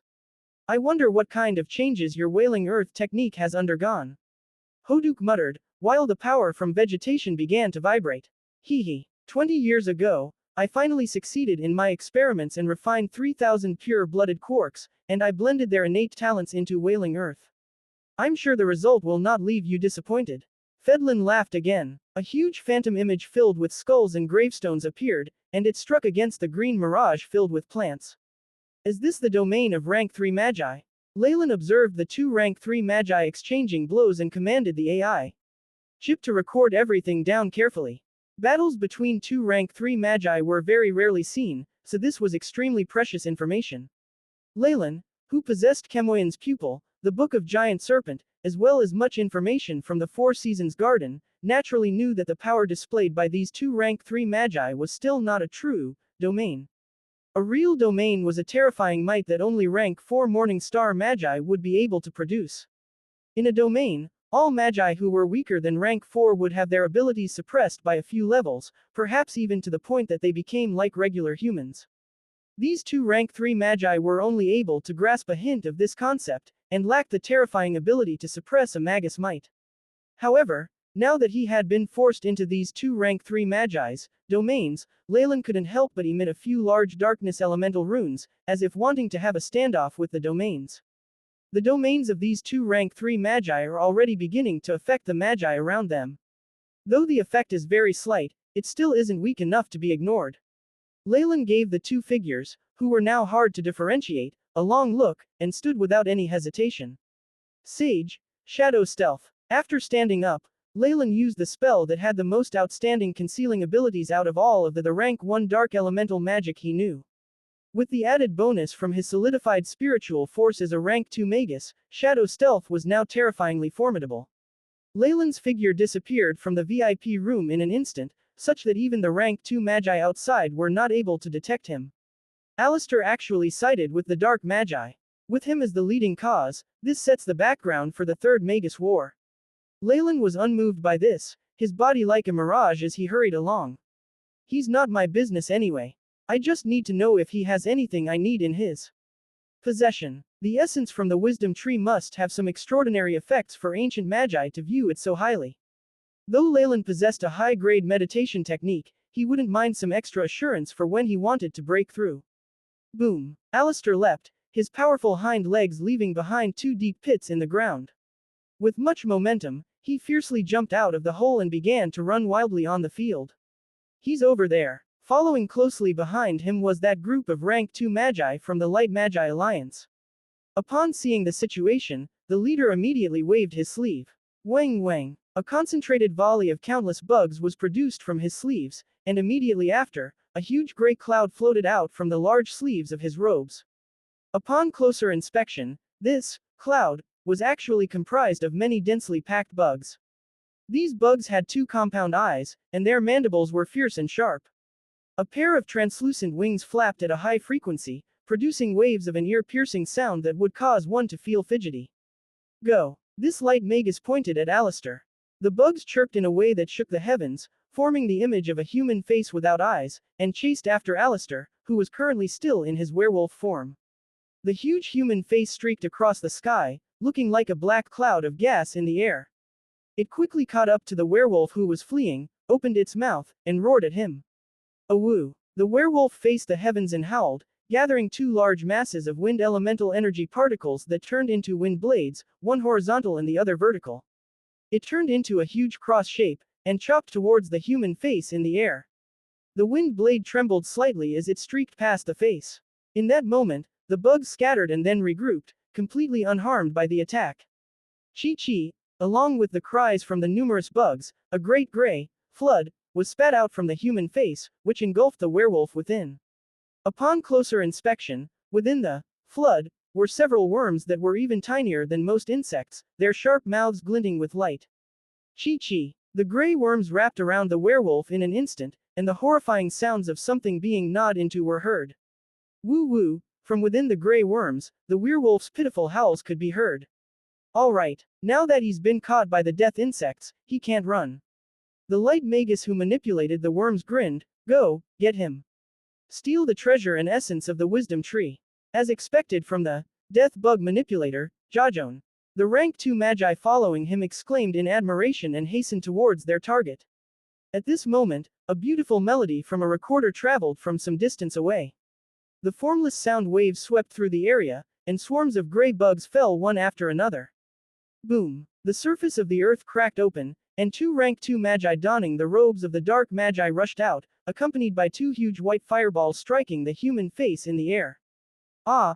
The human face emitted a sound similar to the shrieks of a female, and the face then began to distort. In merely a couple of seconds, the face was shrouded with white flames, and large groups of death bugs dropped. It looks like you've long since sided with the dark magi. The huge face formed out of bugs seemed to be connected to the spiritual force of the light magus. After it had been burnt through, he visibly paled.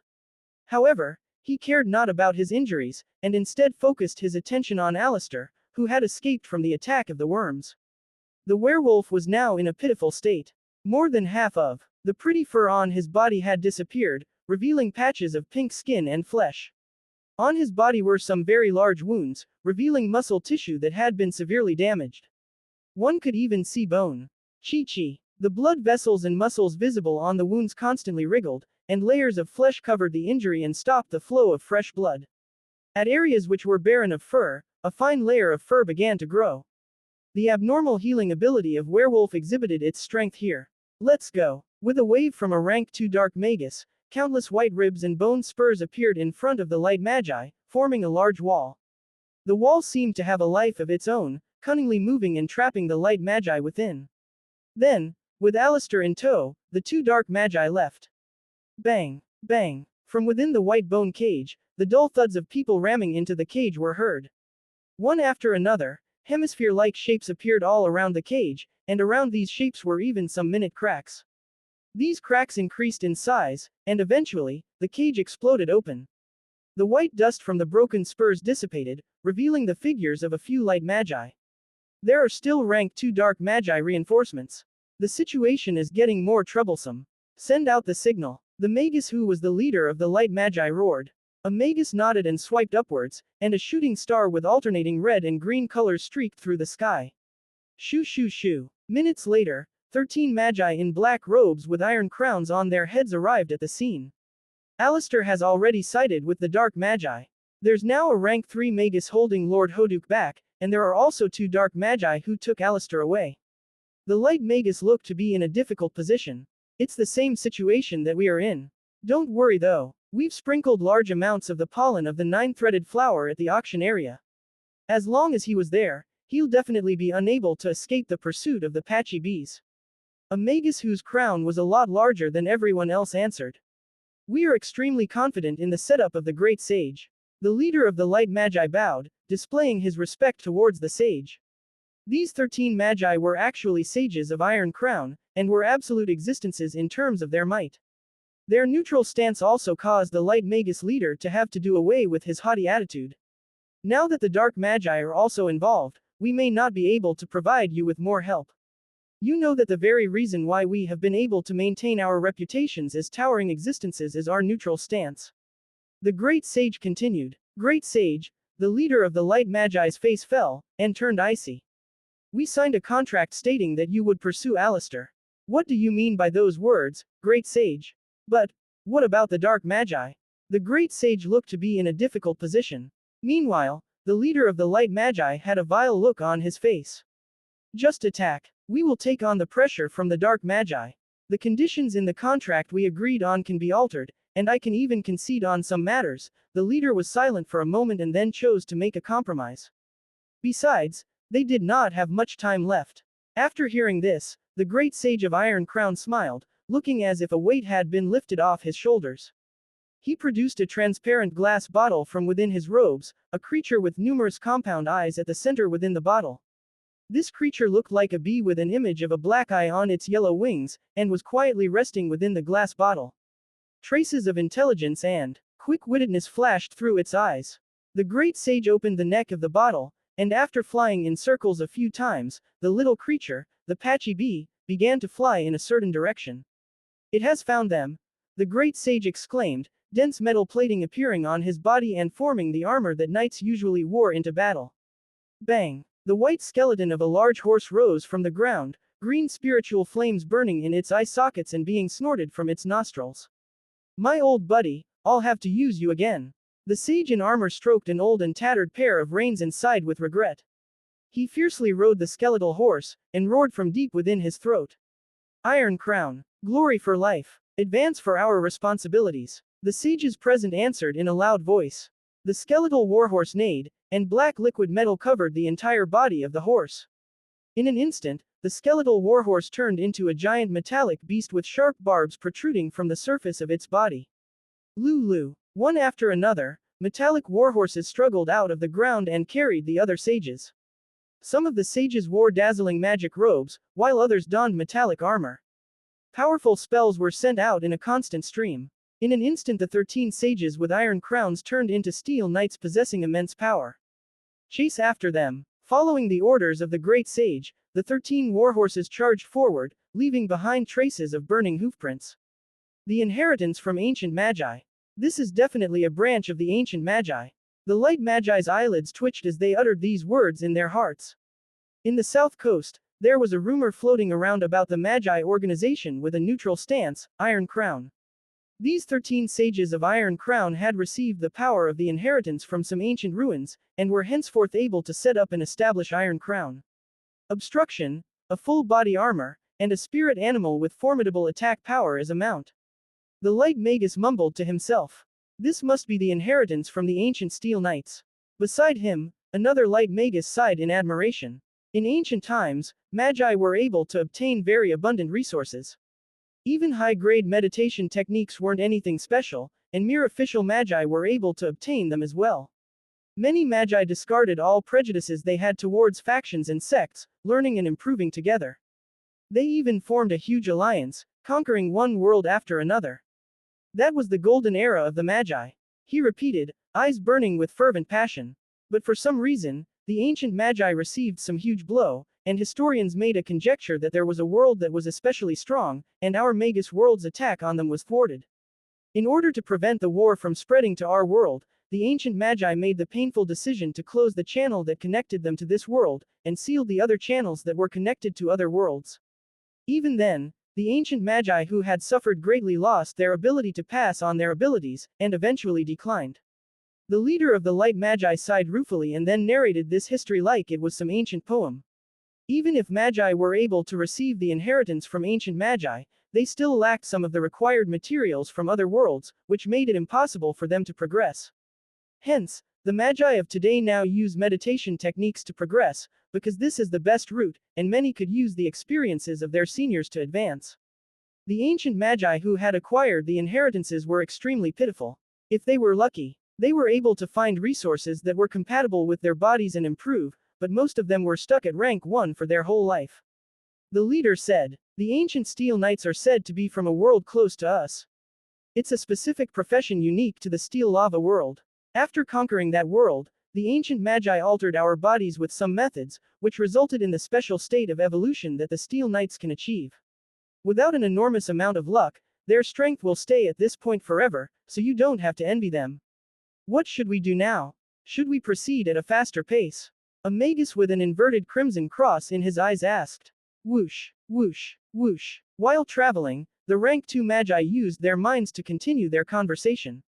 With the help of their solidified spiritual force, their thoughts were processed at a rate many times faster than that of a rank 1 magus. With just a wave of spiritual force, large amounts of images and words could be contained within. No, We're going to slow down. With a cold glint in his eyes, the leader of the light magi slowed. Just let those iron crowned steel knights charge at the front lines. A portion of the essence of the wisdom tree and that treasure should be enough to motivate them to go all out. We'll follow behind them, the leader exclaimed coldly. This was actually a ploy.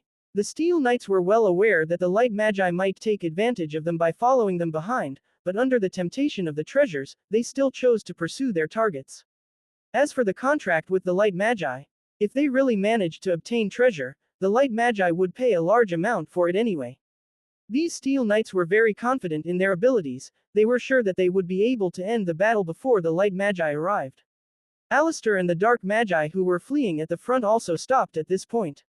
In front of them, a figure suddenly appeared out of thin air and blocked their path. This man looked to be extremely plain, and if he were ever to be in a crowd, he would be difficult to be picked out. However, he had the unique energy waves that belong to rank 2 magi, causing the three's faces to change. Hand over the essence of the wisdom tree and the treasure you possess. The middle-aged man sounded extremely haughty, taking a large gulp from the flask at his side and looking unperturbed. The 2 dark magi behind Alistair became extremely annoyed. So what if this middle-aged man was a rank 2 magus? They had 3 magi who had reached rank 2. Awoo. Alistair's answer was extremely simple, howling at Leylin. His face, which had already turned into that of a half-wolf, produced an angry expression as he pounced towards Leylin. Pooh. While running, he opened his mouth and 2 balls of giant wind elemental energy particles flew towards Leylin like explosives.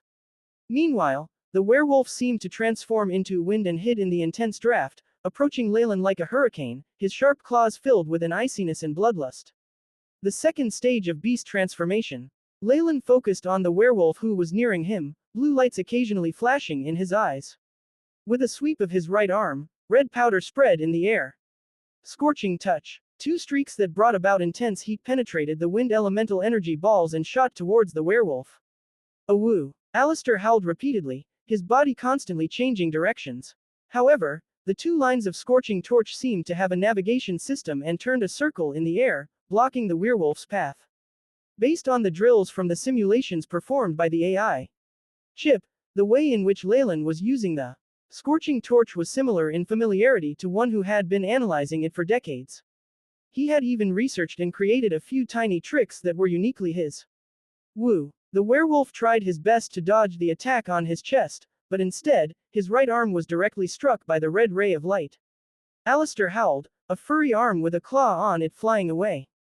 Bind. Leylin stretched his arms forward, and slight shadows formed 2 black figures that twined around Alistair, who had now lost an arm.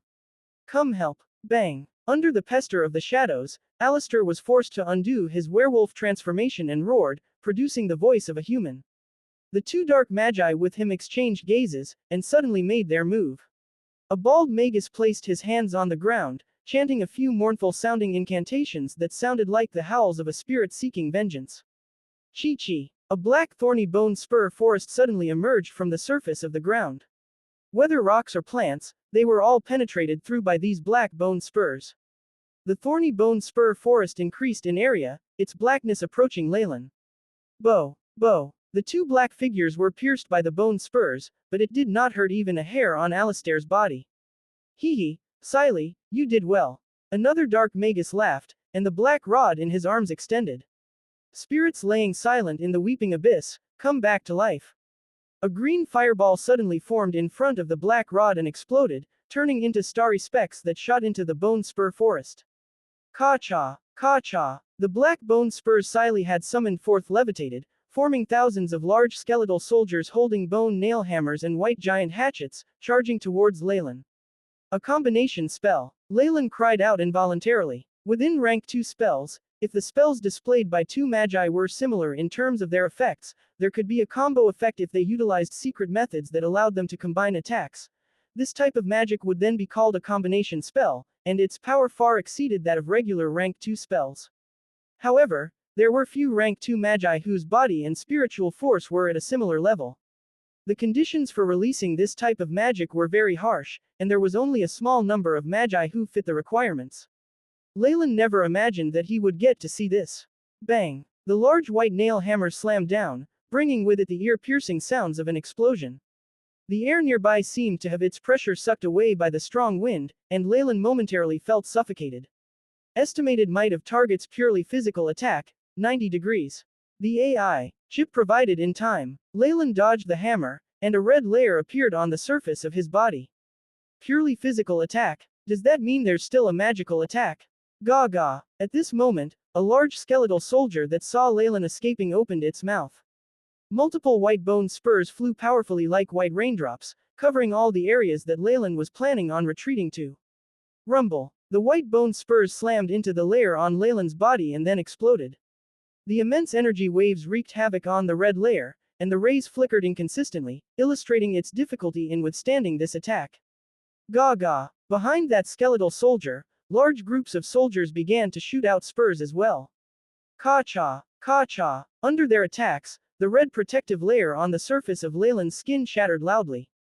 Bang, bang. Large amounts of black, densely packed scales appeared as his body was thrown a long distance away by the undulations from the explosion. Yellow rays flashed as the shape-shifting effects were destroyed, revealing Leylin's true appearance. Latent fireball. Scorching touch. Red and white flames extended, and the bone spurs that filled the skies were burnt to ashes. Black flames. Your Leylin. The bald magus who produced the black bone spurs couldn't help but exclaim, stunned. Long time no see, Director Siley. Leylin grinned as he greeted Siley. Siley. Is this the student that betrayed the academy? He's actually advanced to rank 2.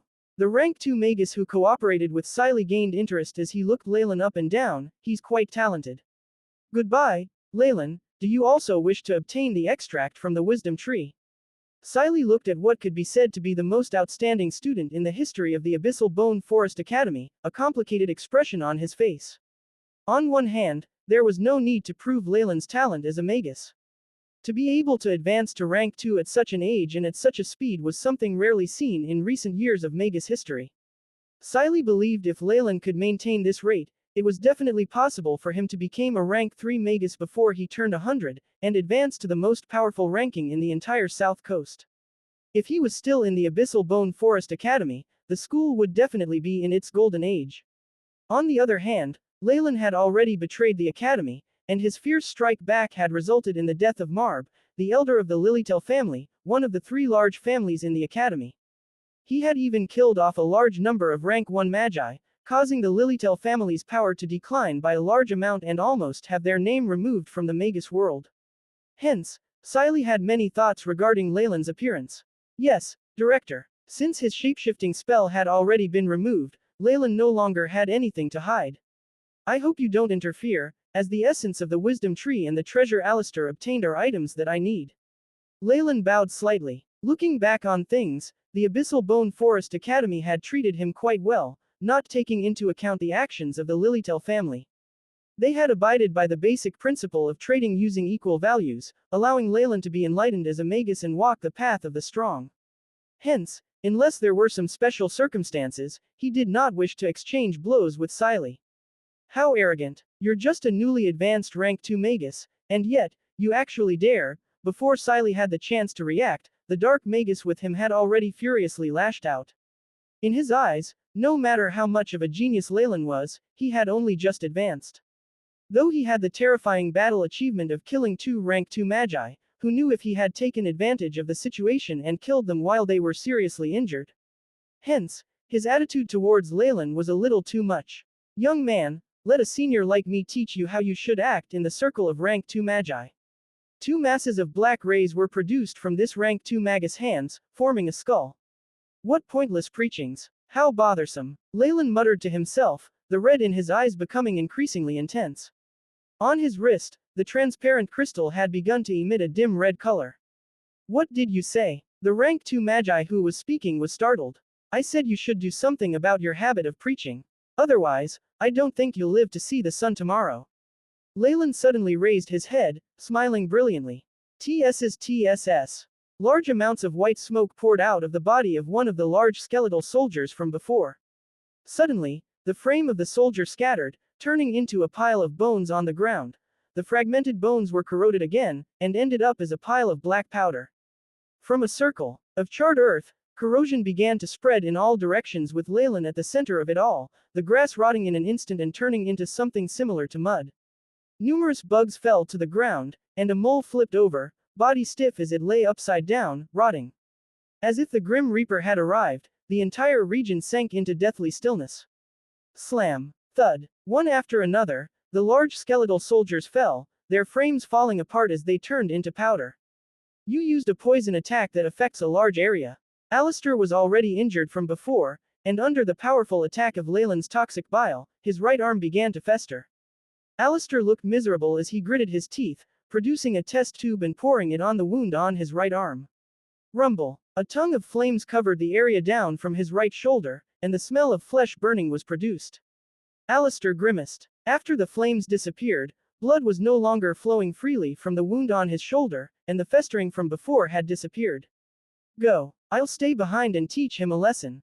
The dark magus exclaimed coldly, with a hint of bloodlust.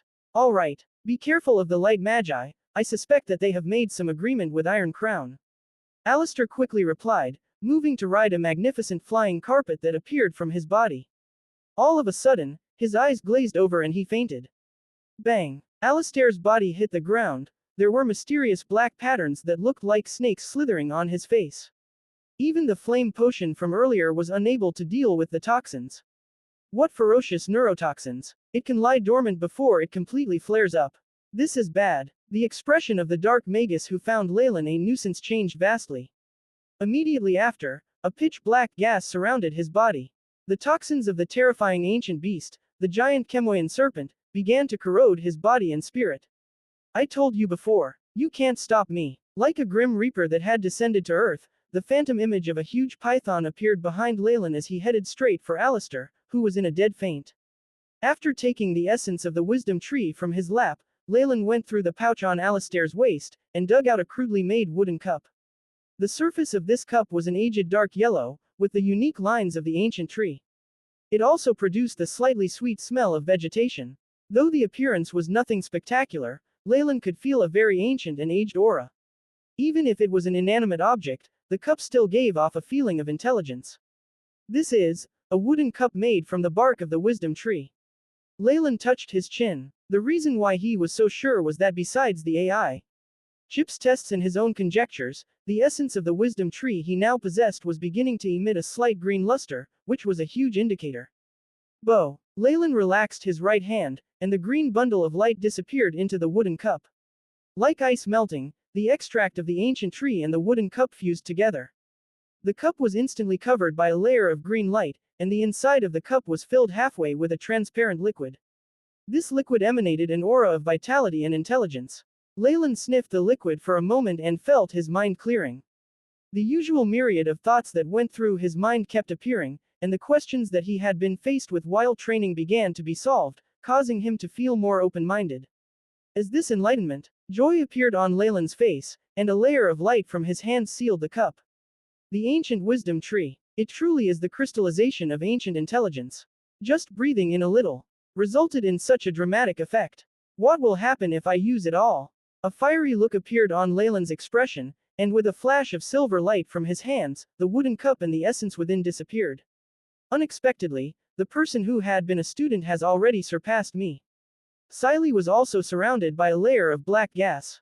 While glancing at Leylin, a bitter smile appeared.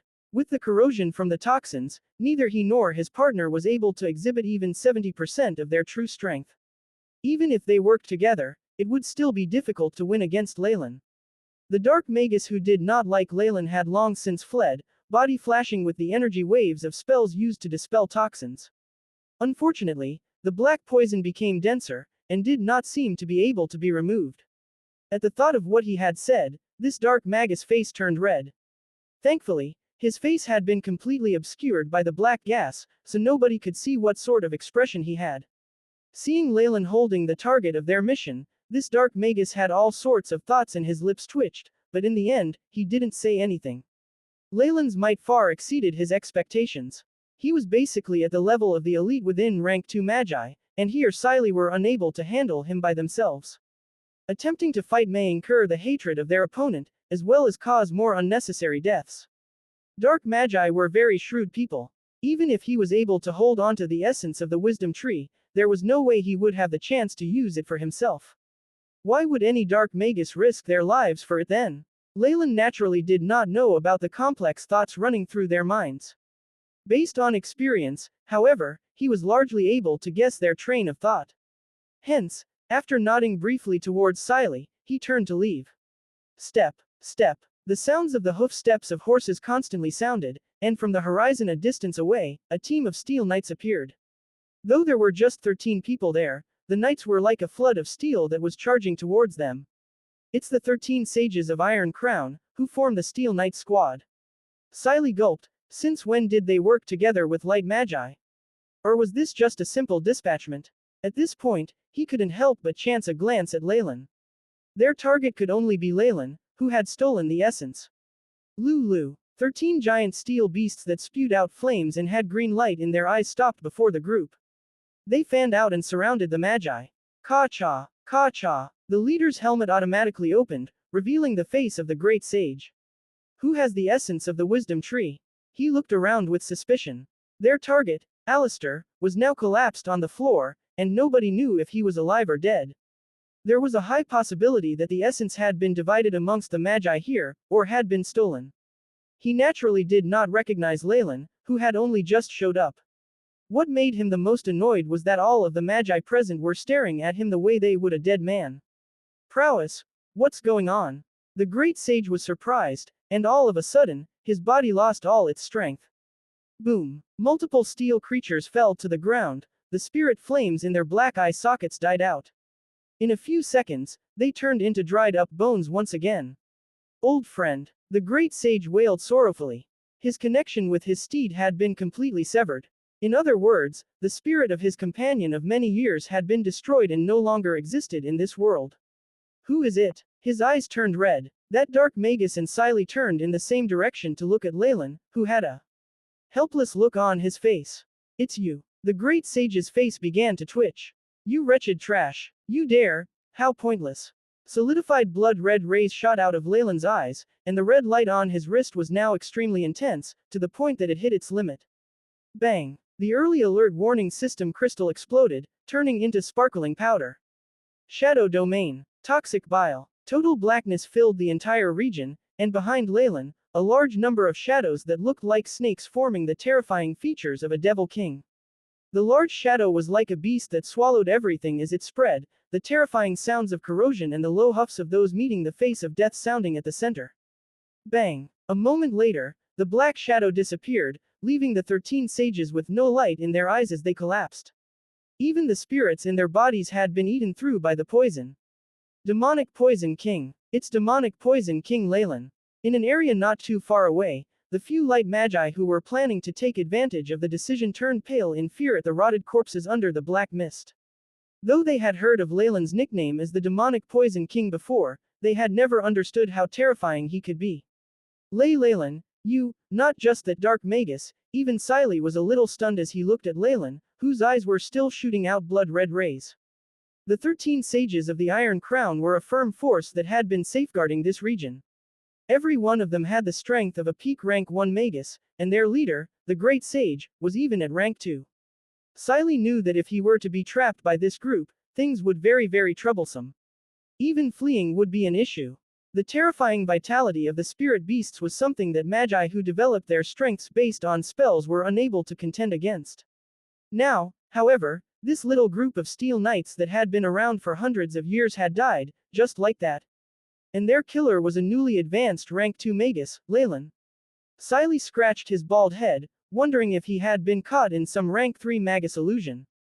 Who else is there? Leylin's expression was a little strange and he began to roar, the blood red in his eyes more prominent as they swept in the direction where the light magi were hidden. This is bad. He's found us. The leader whispered softly, and the entire group rapidly withdrew a large distance. It couldn't be helped. Leylin's poisonous attack that could affect a large area had terrified them. Leylin's current situation was not good. Not only were there a few small wounds left behind by the retaliation of the Steel Knights, his expression was also crazed. White streams of air exited from his orifices. Liveliness of blood cells in host's body has exceeded threshold. Beginning procedure to forcefully control situation. All of a sudden, a flash of bright blue rays covered Leylin's body, and his body temperature lowered. The white mist condensed into fragments of ice inside and scattered all over Leylin's body. Damn it, I got emotional again. Under the control of the AI, chip and the stimulus from the biting cold, Leylin was finally able to regain his senses, eyes flashing with intelligence. I can't fight anymore, or else I'll descend into a crazed state and go on a killing rampage till I die. Leylin surveyed the area, keeping the sight of the battlefield in his mind. Though walking the path of a warlock with a bloodline allowed him to possess an incredible might, to the point that he could use his innate talents from his bloodline to achieve victory against experienced rank 2 magi or even kill them and gain a reputation for himself, this branch of ancient magi, the warlock, had quite a few flaws. The issue of becoming overly emotional was one of the problems. Compared to the rational magus, warlocks were easily affected by the external world and were often extremely emotional. Slaughter and battles would easily result in fury for warlocks, causing them to descend into a crazed state and lose part of their rationality. If he were to be surrounded by enemies, he would not be able to escape at all. My bloodline is much too pure. The moment it flares up, even the potion of tranquility will be rejected from my body. Leylin checked his stats. Leylin Farlier. Rank 2 Warlock. Bloodline, Giant Chemoyan Serpent. Strength, 21.1. Agility, 14.4. Vitality, 27.9. Spiritual Force, 104.3. Magic Power, 53. Magic Power is in synchronization with Spiritual Force status. Large amounts of adrenaline is being secreted. Similarity to Emotional Outburst of Warlock, 98.7%. Dispelling Potion of Tranquility. AI. Chip. Use Plan C. Leylin could only laugh bitterly and give out the command. Received authorization, beginning small operation on host's body. The AI. Chip loyally answered. In that moment, Leylin's pupils turned sky blue, and cold energy particles were produced from all over his body.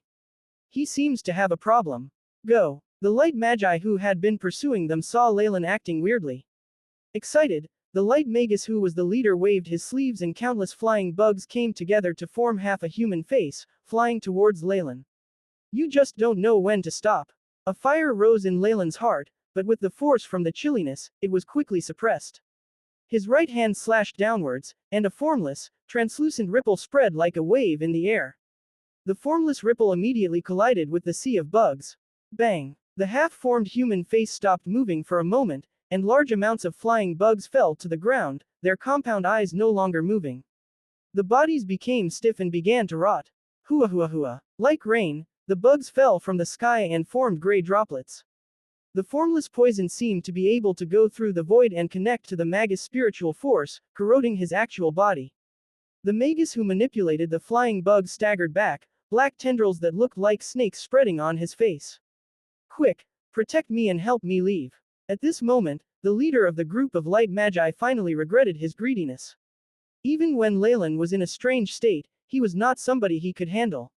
You're thinking of leaving? Not far away, Leylin's lips curved up in a sly smile, and the black defensive item on his hand exploded.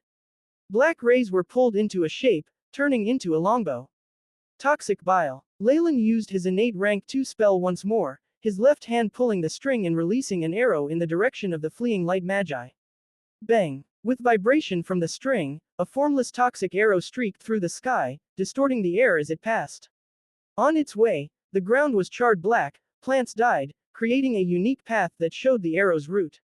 No, you can't kill me. My father is. The light magus who was in the middle of escaping was so terrified that it seemed as if his spirit had departed. Next, his body trembled and his expression changed. Ka-cha! The clothes on his back were ripped open, revealing a translucent palm. This palm was the size of that of a regular human, and it grabbed towards the transparent toxic arrow. Bang! A formless ripple spread, and the surrounding magi quickly retreated, fearing the toxins. The protection from a rank 3 magus.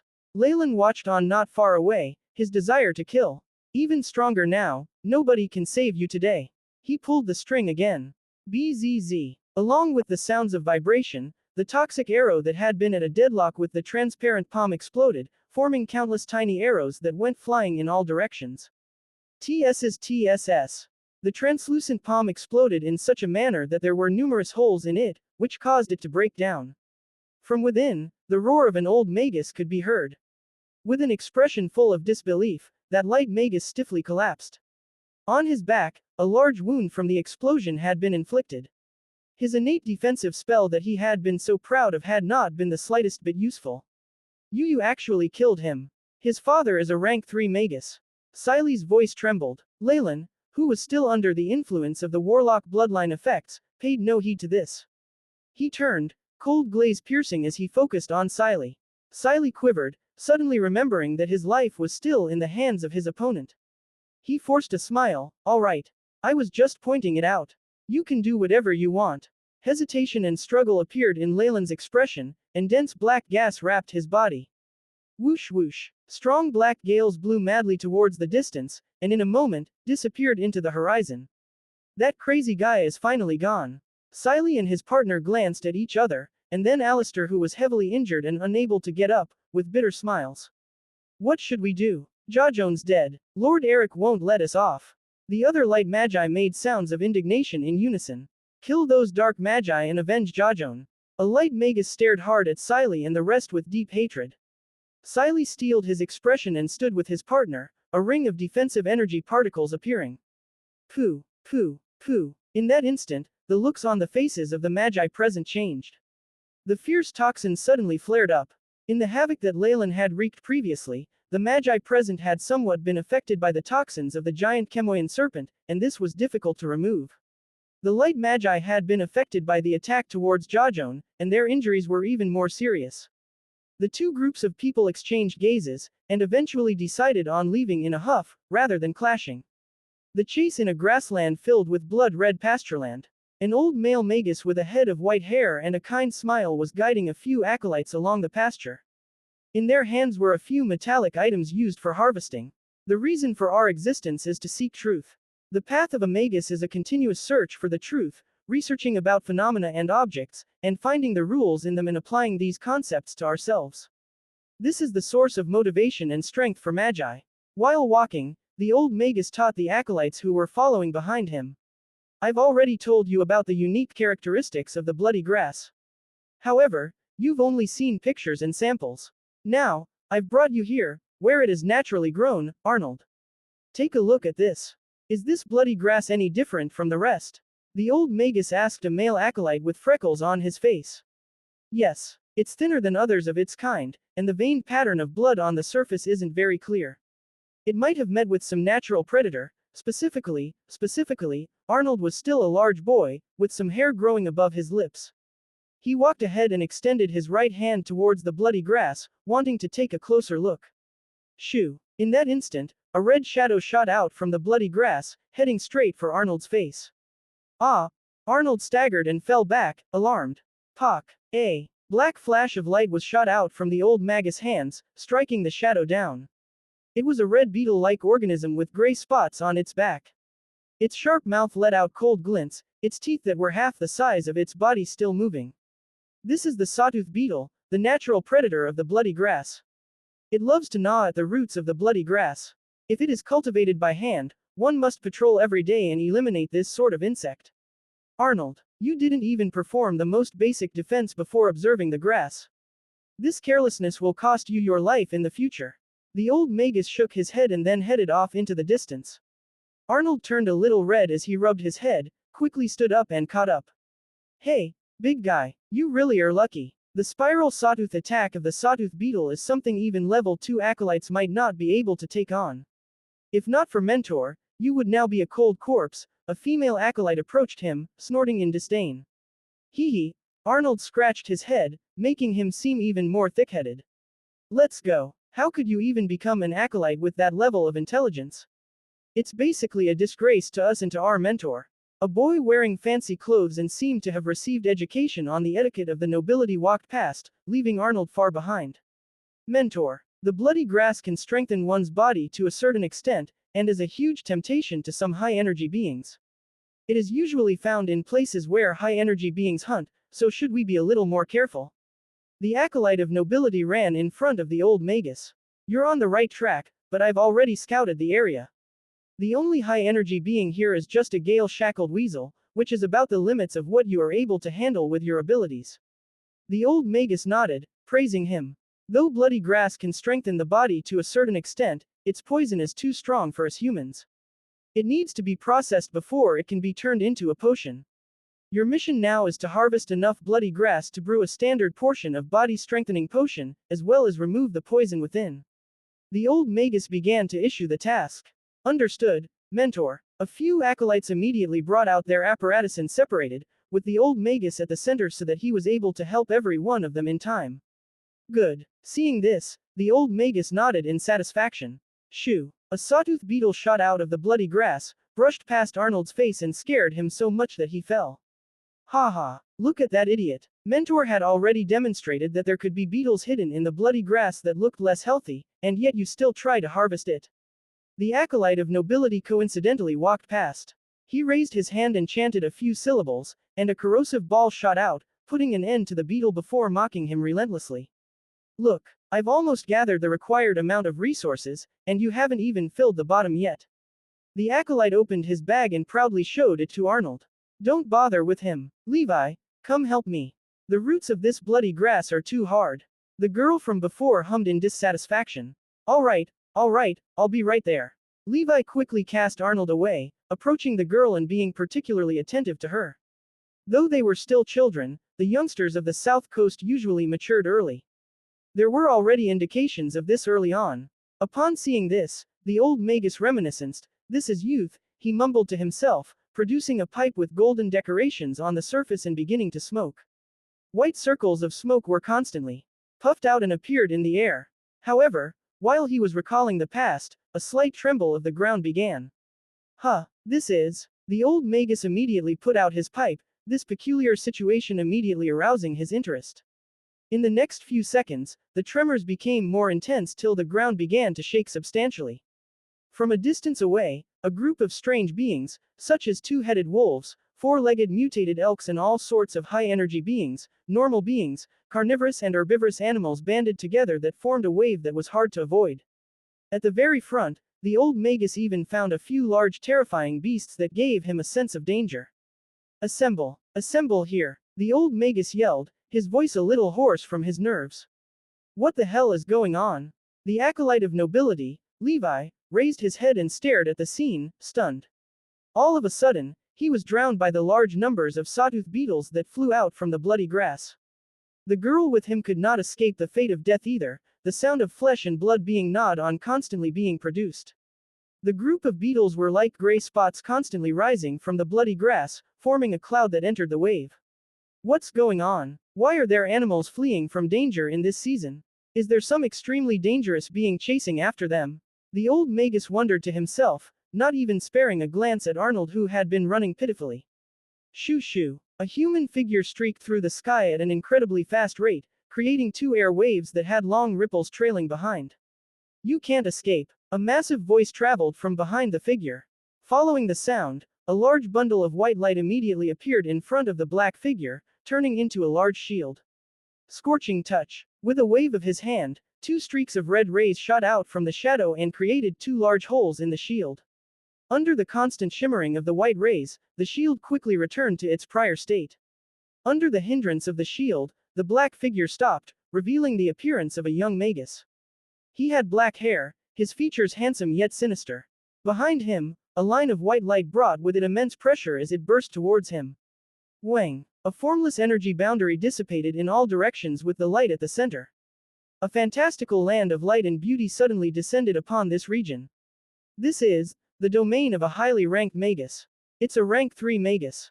The old magus gaped, his eyes on the verge of popping out. Who in the world is he chasing after? Is it also a rank 3 Lord Magus? The rays dissipated, revealing the figure of a blonde magus. Poison King Leylin, you dare kill my blood. Even though Jajon was just trash, our family name must not be tarnished. Countless rays were emitted from his body, forming a huge pike made of countless other pikes. Heavenly pike. The large numbers of pikes shot towards Leylin like raindrops. Toxic bile. Leylin spread his arms and a wave of toxins rippled towards the pikes. TSS. A large amount of white gas sizzled out, and the sounds of corrosion was produced from the pike formed of heavenly rays. It quickly began to fill with holes. However, though the pike's power seemed to have been weakened, it still charged towards Leylin. Chemoyan's scales. From the surface of Leylin's skin, countless black scales with incomplete runes on it emerged. The black light exploded from the scales, forming a huge shield in front of him. Ka-cha, ka-cha. The pike penetrated the shield with black runes, focusing on Leylin's body and created a large number of sparks. An unnatural flush appeared on Leylin's face, and he retreated. While flying backwards, he waved fiercely. Latent fireball. Large amounts of black flames wrapped the shield of light from before, combusting fiercely. The shield of light had become slightly thinner after the attack of the scorching touch. Now, with the attack from the latent fireball, white rays constantly flickered and eventually exploded, turning into little milky white lights that were burnt till nothing was left by the black flames. Light domain. The blonde rank 3 magus suddenly spread his arms, looking ready to give a hug. Boom. The boundaries of light shifted such that it increased in area, including Leylin within. A huge suction power exploded from the light magus, and Leylin was involuntarily dragged closer to him. As expected of a rank 3 magus. Though this light domain is but an imitation, it is still slightly able to suppress my strength. Feeling the rapid increase of the number of light elemental particles in the air and the huge decrease in dark elemental particles, Leylin's expression became grim. Die. A white bundle of light carrying with it a terrifying destructive power rose from the rank 3 light magus hand, advancing towards Leylin. Possession. Activate gravitational spell formation at full power 100 times gravity. Leylin pressed his temples and ordered. Wang wang. A large, dark brown formation lit up and rose from the ground and tore apart the milky white domain. The light magus was stunned for a moment, the ball of energy in his hands changing its course and missing Leylin. An ancient spell formation. When did he set that up? The light magus saw the terrifying formation that spanned for kilometers, shock apparent in his expression. I'll take advantage of this. Suction spell formation. An inverted, L-shaped rune brightened on Leylin's body, and as if he was being sucked in by a black hole, he turned into a black streak and vanished. What an interesting little guy. It's a pity that all your methods are useless against me. The light magus calmly looked in the direction in which Leylin had fled, and suddenly laughed, shooting a glance at the old magus from the corner of his eye. He turned into a ray of light and quickly left the area.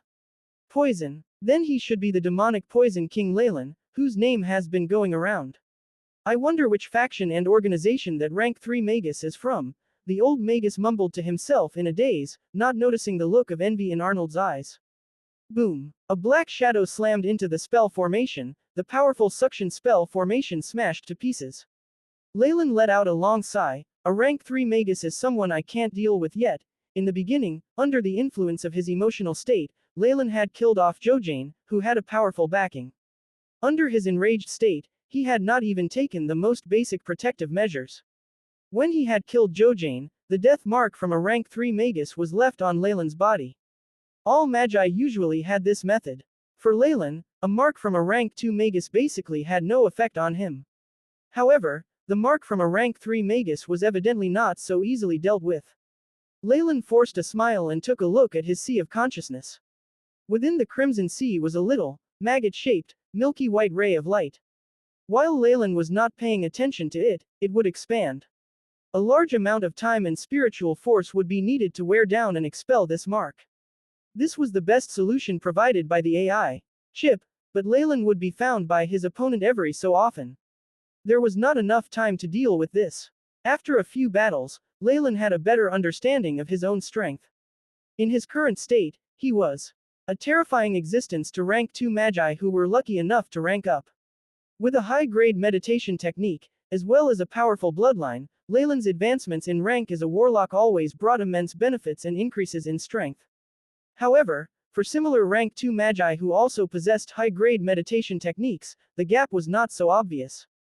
In my current state, I am considered an elite amongst rank 2 magi. However, in the face of any rank 3 magi, I have no confidence at all. Even being able to escape would depend on my luck.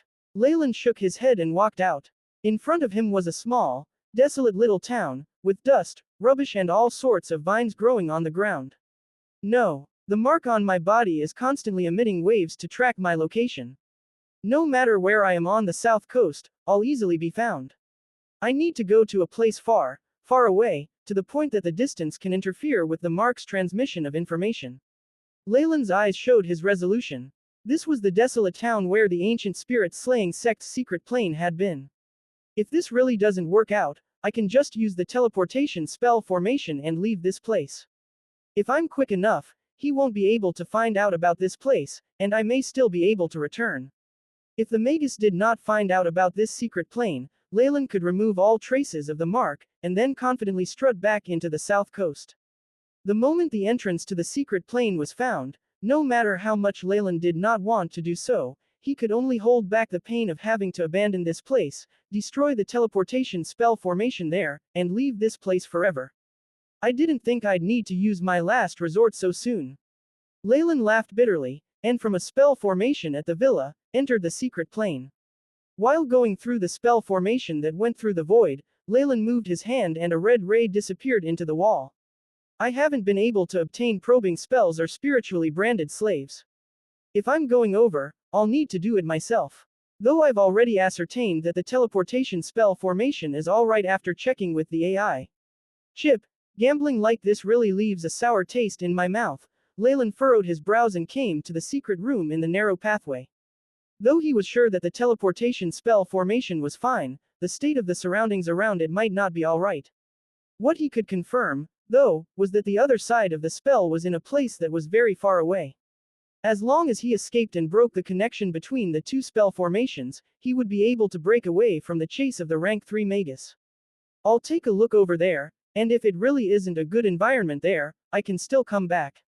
Leylin consoled himself. Phew. All of a sudden, a bright, milky white beam shot out from Leylin's body and up into the sky, heading upwards in a straight line as if penetrating the hindrances of the secret room. Leylin covered his head and staggered back. In his sea of consciousness, that milky white light was spreading outwards, and no matter how Leylin used his spiritual force to obstruct it, it was of no use. Leylin seemed to see a blonde rank 3 Magus rushing towards him. The time he takes to detect me has shortened. He's found this place. Leylin's expression turned grim. I'll have to use my last resort and completely give up on this place. Not only that, even the teleportation spell formation had to be destroyed as well.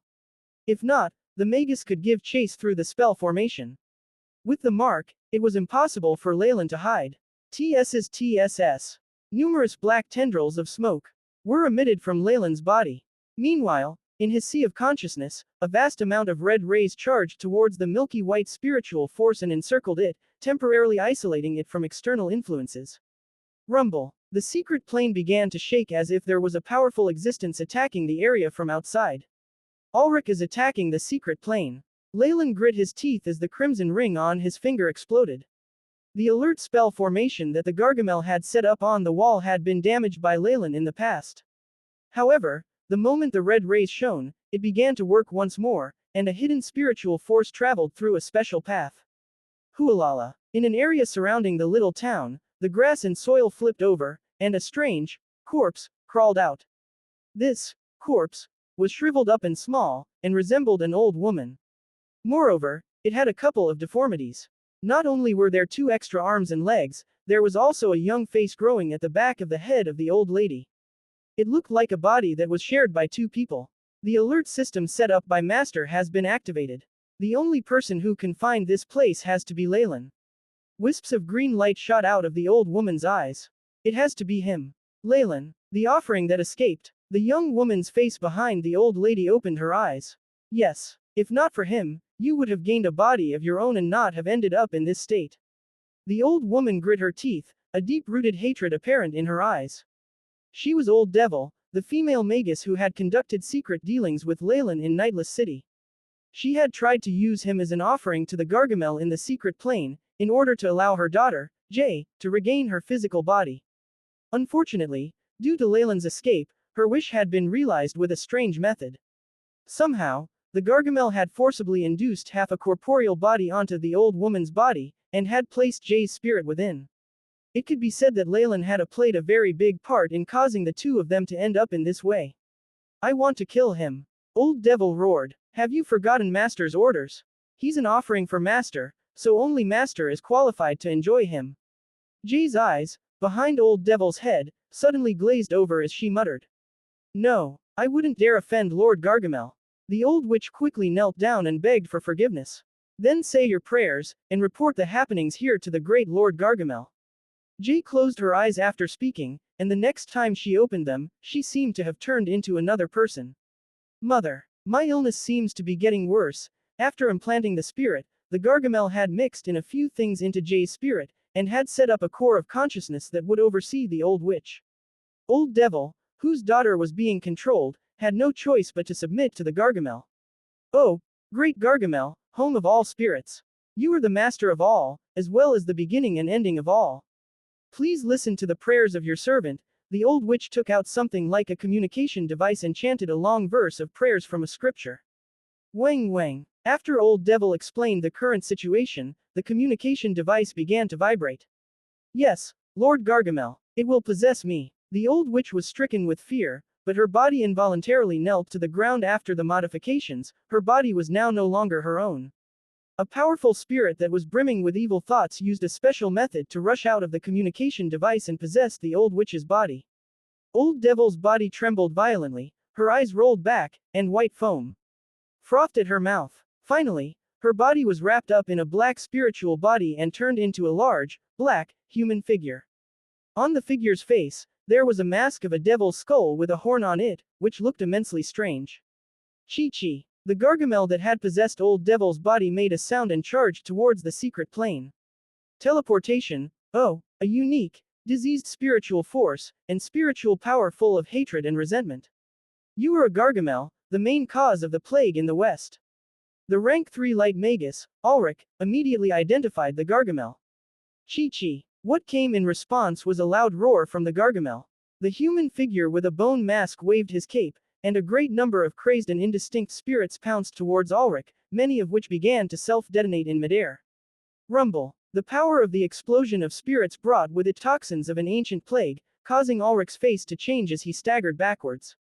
Light of Saint's glory, he shouted, like a bishop not at all afraid of death, his face radiating with a dazzling light. A large amount of milky white, divine light was produced from Ulrich's body, and the silhouette of a large building that commanded respect appeared behind him. The moment these spirits met with the sacred light, black gases emerged from their bodies, and their crazed expressions became peaceful. Afterwards, with their faces full of tranquility and smiles, they threw themselves towards the building behind Ulrich. It really is the Gargamel, with a body constructed of resentment. The light magus roared, and like a madman, rammed into the huge figure. The divine, milky white cleansing light and the black power of loathing offset each other. At this moment, Leylin was currently placing a black, magic crystal into an energy slot. Rumble. The teleportation spell formation came to life, rings of light brightening and 4 energy balls that represented earth, fire, wind and water hovering on top of the 4 stone pillars. The red, yellow, green, and blue lights came together, sparkling brilliantly all this while. I never expected the rank 3 magus to come so quickly.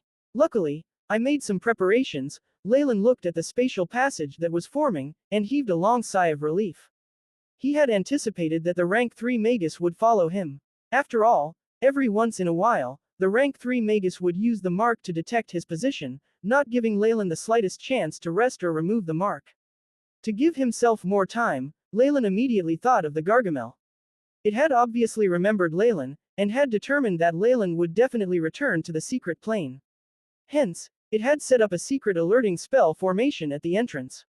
However, with Leylin's powers of detection, this was very obvious, and the spell formation had been temporarily damaged and sealed by him. Leylin's previous actions had completely activated the alerting spell formation and had drawn the Gargamel here, which would give him more time. Since the rank 3 magus was from the Light Magi Alliance, how could it just let the Gargamel, a body formed from resentment, go? In addition, the Gargamel was directly responsible for the recent huge plague in the West. From the looks of it, everything was going according to plan. A pitch-black spatial passageway that emitted silver rays of light was constructed from nothingness on top of the spell formation. I need to leave this place, and I don't know when I'll be able to return. Leylin turned back to look at this region, suddenly feeling reluctant to leave. No matter what, this was the place that he had grown up in. The memories of this place had already been branded into his heart. If the other side was a place with terrible conditions, and if the rank 3 magus was unable to find this place, Leylin might even make use of the teleportation spell formation on the other end and return. However, it was evident that this was no longer possible. Leylin had no idea how long it would take for him to use his own strength to return instead of using the teleportation spell formation. Goodbye, South Coast, Leylin murmured. Rumble. Just as he put one foot into the teleportation passageway, a rumble sounded out, and everything around him began to shake, as if there was a magnitude 10 earthquake. Voila! The roof of the secret room was torn open, and boundless amounts of sacred light flooded in. Leylin, don't even think of running. Ulrich roared, bearing terrifying injuries from spirits detonating themselves on his body. The Gargamel was an ancient being after all, and its might even reached the thresholds of the level of a morning star magus. Though its power had not fully recovered and it was merely using a borrowed body, it was still able to cause some trouble for Ulrich. An ancient teleportation spell formation. Upon seeing the spell formation with its 4 glimmering, colored lights, he shouted. As a rank 3 magus, he had lived a few centuries. How could he not know what an ancient teleportation spell formation represented? That signified another continent with endless resources and boundless benefits.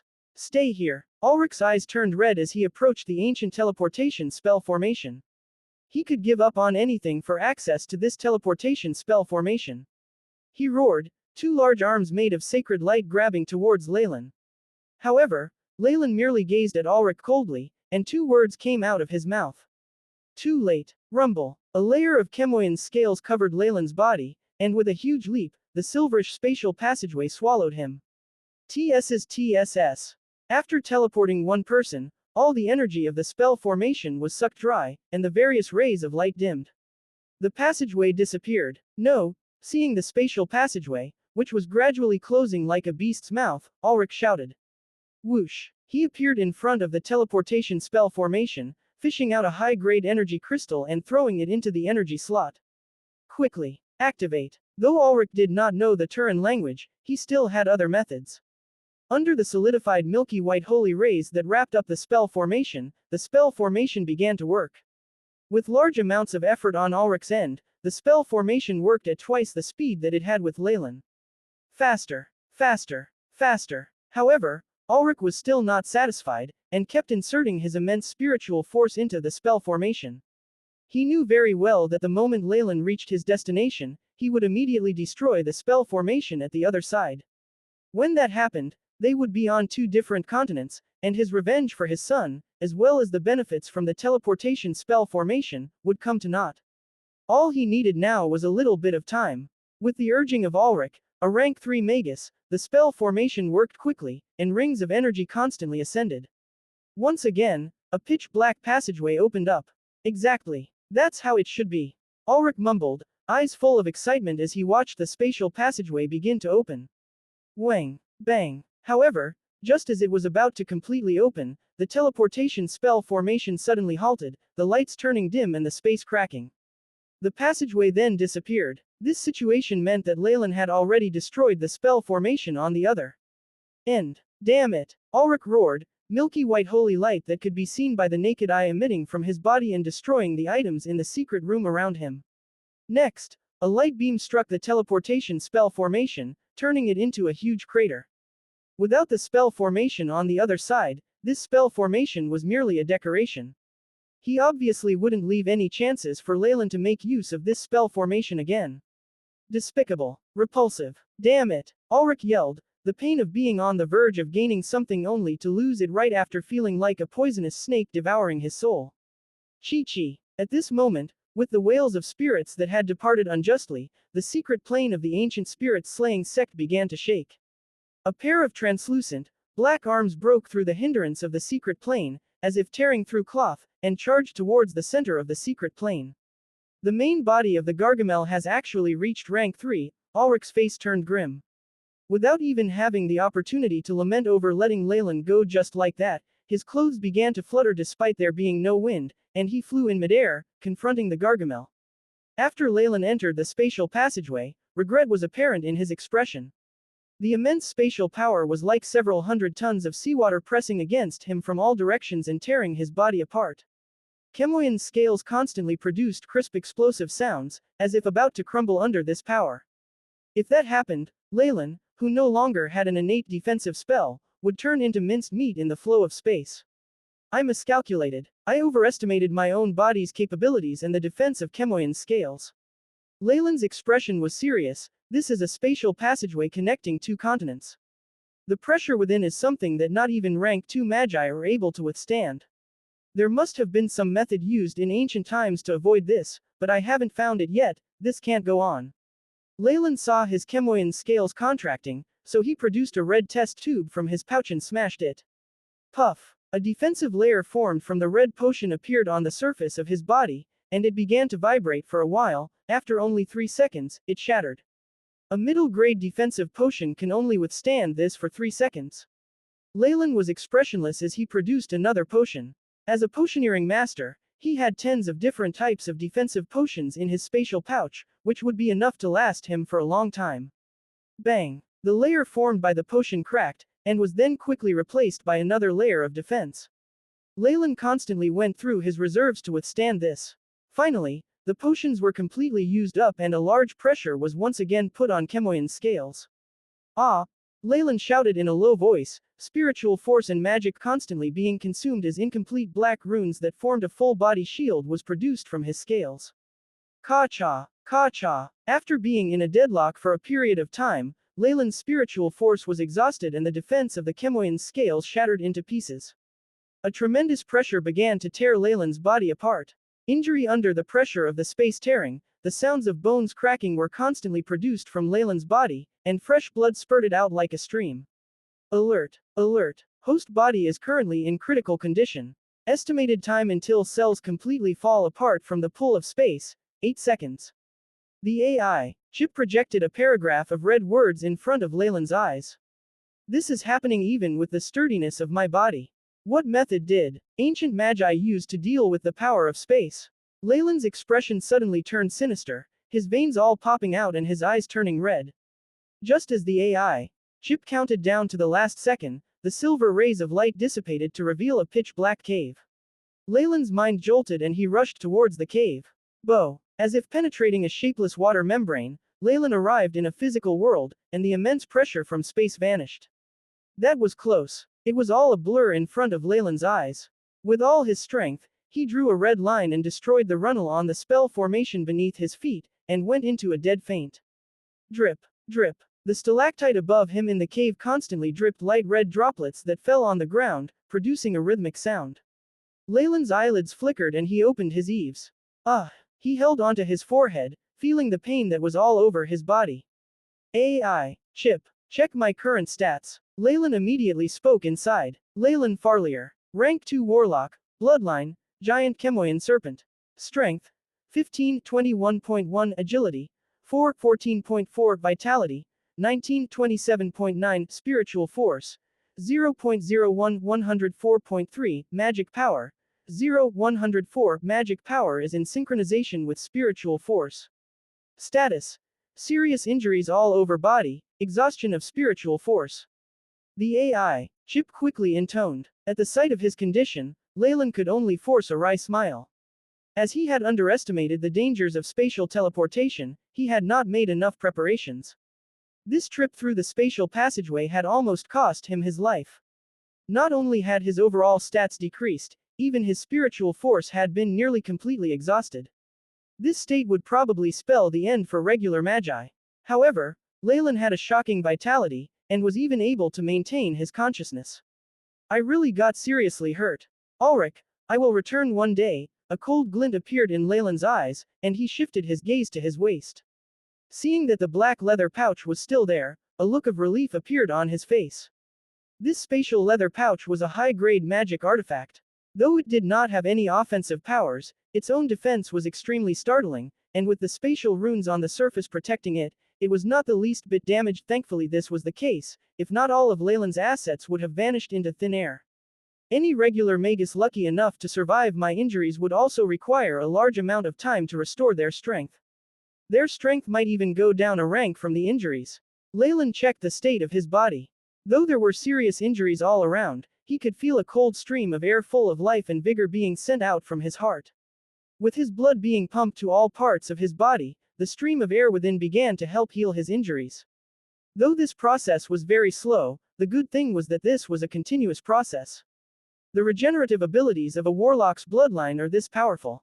A hint of joy was seen in Leylin's eyes. With the potions that I currently possess, I can even further increase the speed of my healing. With this thought, he expended a great deal of effort to raise the only limb that he could move, his right arm, and took out a red healing potion from the pouch.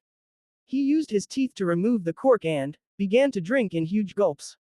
Rumble. A pink layer of light encompassed Leylin. Due to the effects of the layer, the horrifying injuries on his body began to recover at a frightening speed. Ka-cha. Crack. From Leylin's body, the sounds of bones hitting each other could constantly be heard. The muscles on his face constantly twitched, and he huffed through his nose, even his breathing was becoming more serious. After a few minutes of this, the pink layer on Leylin's body dissipated. Pock. Leylin soared into the sky, and from his previous position of half sitting on the spell formation, he was now standing upright. All of my external injuries have now been healed. Though the internal injuries are a lot more troublesome, they won't affect simple movements.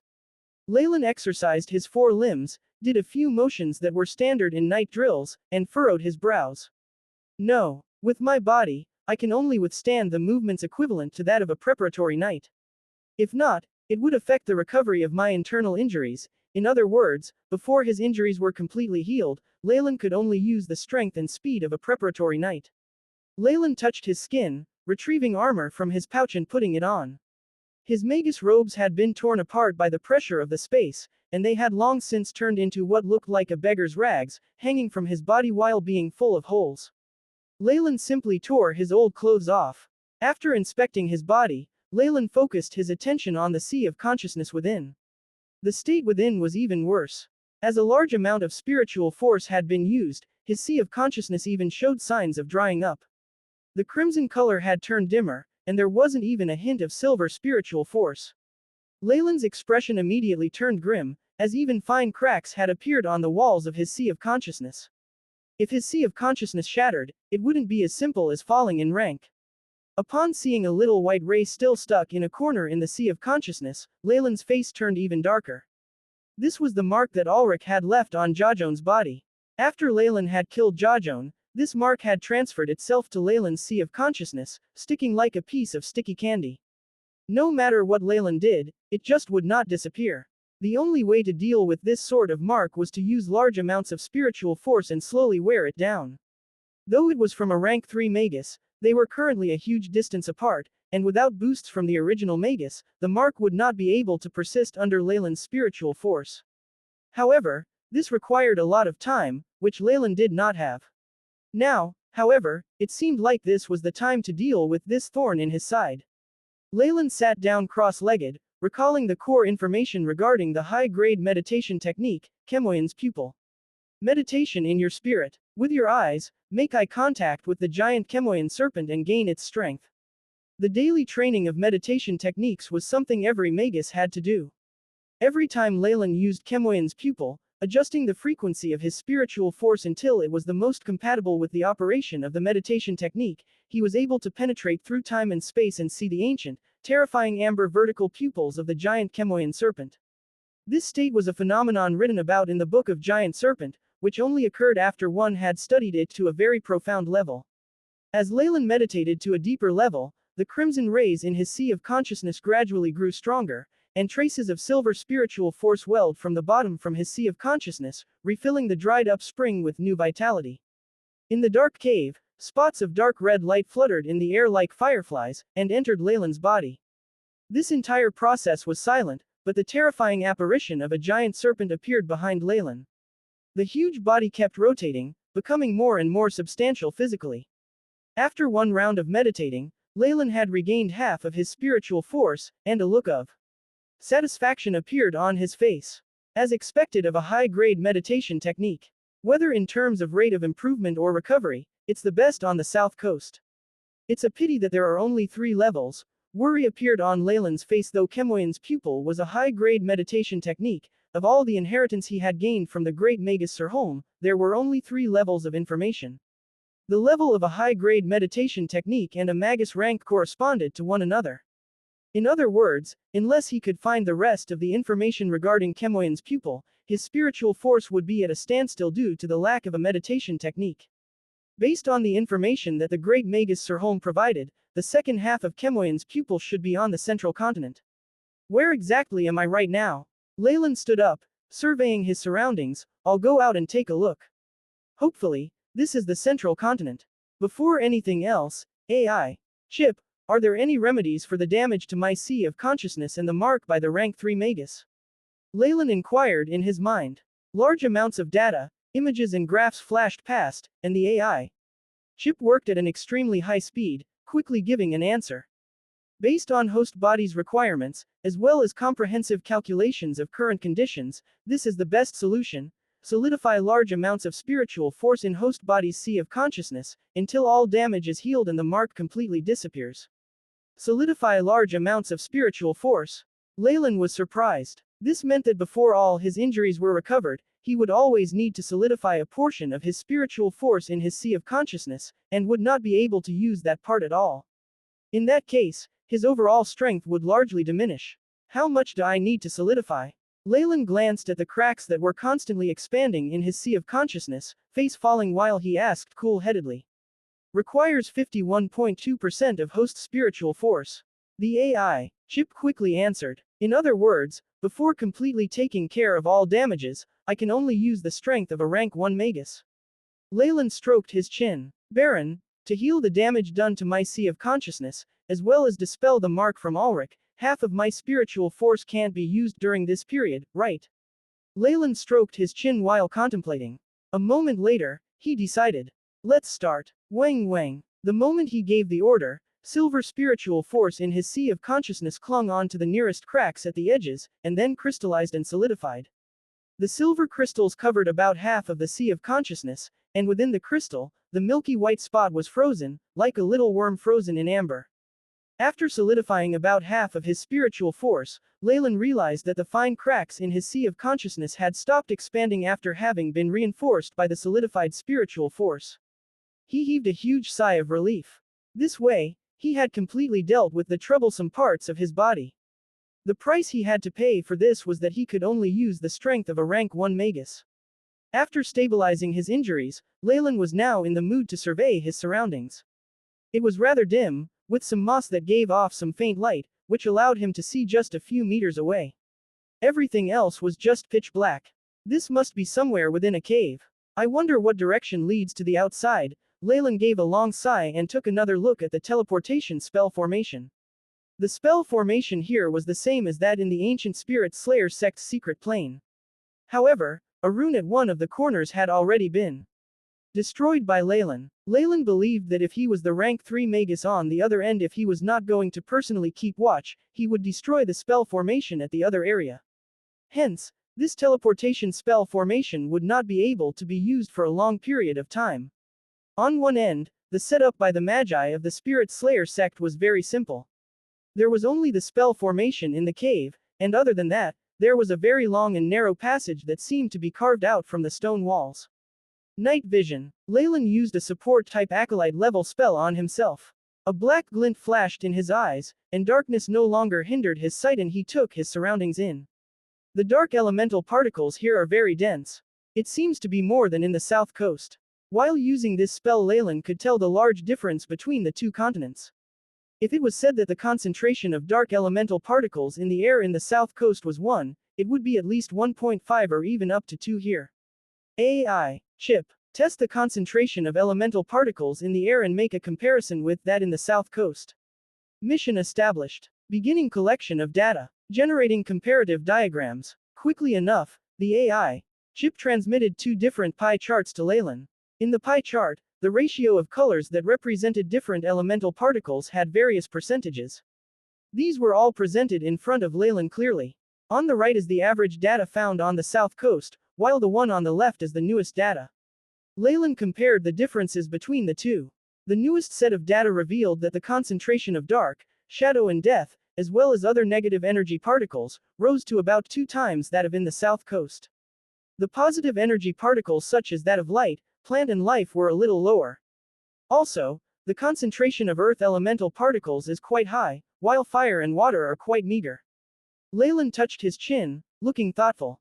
In other words, there is approximately the same concentration of elemental particles here as in the south coast, though the composition is a little different. The concentration of negative elemental particles is almost equal to that of a small-scale secret plane, while the positive elemental particles are only like that of the Chernobyl Islands. Leylin made a few conjectures and took a few large steps forwards, entering the long and narrow stone passage. This passage was quite long, and only after 10 or so minutes of strolling did he reach the end. At the end of the passage was a large stone door. Calling it a door might even be a stretch. From what Leylin could tell, it was just a large rounded rock that was blocking the exit. Through the chinks in the rock, Leylin could hear the faint sounds of wind entering. It's best to keep this stone door. When I need this teleportation spell formation in the future, I can still come back. With a thought, he used a rank 1 spell. Shadow Stealth. Black rays surrounded Leylin's body, and within the rays, he started to become transparent. The effect of Shadow Stealth was that the user would temporarily become hard to see, and would be able to hide within tiny shadows. He could pass through most physical objects, but in this mode, he would be unable to attack, else this stealth mode would disappear. Area of effect attacks using energy or sound waves were also the bane of this spell. Now, however, this was just meant to pass through a rock, so it was a simple task. The faint image that Leylin turned into easily passed through the shadows of the cracks on the rock and he reached the outside. Ha! This is. Leylin looked at the view outside, and was stunned. For a few moments, he was standing on a little hill formed from large rocks, and surrounding him was a vast plain. There were also a large number of shrubs. A gloomy darkness encompassed the whole area, making it so that there was no light at all. The sky was dim and looked as if it would collapse at any moment. Vastness, gloominess, a deathly stillness. This was Leylin's first impression about the place. With the help of his night vision, Leylin did not have any trouble looking at his surroundings.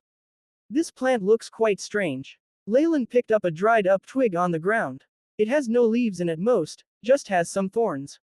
On top of that, it seems like all the plants I can see share this characteristic. Leylin grabbed forward with his right hand. A little mole-like creature was captured from the ground. It constantly made chick-chick sounds. Its eyes are small and don't seem to serve much of a purpose. It also looks like it has albinism. This is a mutation from not being able to get sunlight for a long period of time. Leylin mumbled to himself, clearing up his doubts. Pock. He tossed the mole aside and pushed himself into the sky using a dull, red light. Leylin kept ascending, and he could feel pressure on his head. Finally, after who knows how long, Leylin reached the end. This was a large rock rampart. It had a metallic sheen to it, which made it look like the canopy of heaven. So the top of this place is the earth's crust. Leylin descended slowly, his expression still revealing his shock. This is a subterranean world. On a plain made entirely out of rocks and moss. 2 gray boar-like animals that were a lot smaller used their thick and coarse snouts to dig into the earth, searching for edible food. Shoo shoo. 2 black arrows were suddenly released, and the sharp arrowheads penetrated the back of these 2 little beasts, pinning them to the ground. It's not a bad harvest today. There are 2 gray boars. I can change the menu. On a hill, not far away, Leylin saw this scene, and joy was present in his smile. Just 10 or so minutes later, he used a wooden frame and made a fire. On top, the gray boars that had been skinned and washed were being roasted, a little grease rolling off the boiling hot skin. There was also an aroma that could make anyone drool mixed with the scent of pine wood, and Leylin's forefinger couldn't help but twitch. It's been around a month since I exited from the large rock hill where the teleportation spell formation is. After gnawing away at an entire gray boar, Leylin sighed contentedly and kept the other one for later. After a month of wandering around, he now had an idea of how barren this subterranean world was. Here, it was possible to not see any life despite walking for days, and only moss and bugs were tenaciously surviving. The pig-like creature that Leylin named, Gray Boar, was the biggest animal he had seen thus far. It was also the tastiest. At this thought, Leylin couldn't help but feel a little regretful. While the precious spatial leather pouch was extremely spacious, there was a limit to how much could be stored within. It was already full of precious items that Leylin had gained through various methods, the value of which was something even rank 3 magus would be envious of. Unfortunately, there was no good food or wine at all. Compared to precious materials, their value was much too low and it was not worth being stored within. Hence, Leylin found himself living the life of a barbarian. Water was not an issue. He was a magus, and with a water elemental spell, he could easily produce large amounts of fresh water. If it was food, however, he had little in the way of options. Because he was a rank 2 warlock, it was fine if he didn't eat for 10 days or half a month, but if it was a full month, it wasn't possible for him not to eat at all. In addition, his living environment in his previous life, and even now, were all not unsatisfactory. He was used to having 3 meals a day, and even had some stringent requirements regarding the content of his meals. Currently, after a long search, Leylin could somewhat find a few starchy plants and roots that he could consume. He might also be able to have some birds or berries. Leylin was beginning to get tired of these meager meals. This boar-like creature that he had named, Grey Boar, was, by far, the tastiest out of everything else that he had seen here up until now. Damn it, I hope this isn't a completely barren land. After walking for a full month, besides this desert area, Leylin had also seen some plains. Leylin began to have some suspicions, as even large animals were rarely seen. Honestly speaking, as he was accustomed to sunlight, Leylin had never realized how precious it was. Assistance required. Leylin had previously seen information regarding the resources of the subterranean world in an ancient book. Legend has it that the ancient Magus world was only a small part of the surface of the earth, and before the ancient Magi's focus had switched to the other worlds, their goal had been the subterranean world. The ancient Magi all wielded formidable power, even the sun and the moon would lose their splendor when put in front of these Magi. Many of the natives of the subterranean world had been subdued by them, and these Magi had then exploited layers and layers of the subterranean world to obtain endless wealth and resources. It was recorded that the ancient Magi had exploited the 7 layers of the subterranean world. It was said that the further down the layers one visited, the more powerful the ethnic race of that layer would be, and that at the core of the earth, there was an extremely terrifying female existence. But these did not stop the ancient Magi from venturing further, and finally, the whole subterranean world had acknowledged them as their conqueror. This was all a part of the golden age of the ancient Magi. Later, the still dissatisfied Magi shifted their attention to different worlds, and conquered world after world until they ran into that extremely powerful world. After what was known as the final confrontation, although that opposing world did not end up getting any benefits, neither did the Magus world. They deteriorated instead. Even the passage that led to the subterranean world had been destroyed by this war. Since then, the subterranean world had only appeared in legends. At the least, within the entirety of the southern coast, Leylin had not seen any of the subterranean world's lifeforms, nor had he heard of any passages to the subterranean world. From the previously gathered information and the sights seen, this must be the subterranean world, I just don't know which layer this is. However, based on the dangerous life form that approached, it ought to be, at most, the 3rd layer, else I would have ran into many dangerous, high-energy lifeforms. Also, the probability of the lifeforms I ran into being from the 1st or 2nd layer is really large. Leylin kept on pondering this over. Although he was uneasy that this place was a barren region, Leylin continued forth. The recent appearance of the Grey Boar supplied him with huge confidence to proceed on his journey. While walking the whole journey, Leylin also made a record of his surroundings.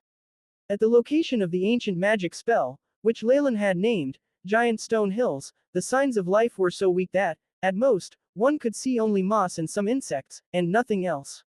As Leylin went about his journey, the signs of life gradually increased, and later, he saw something like bat-like birds.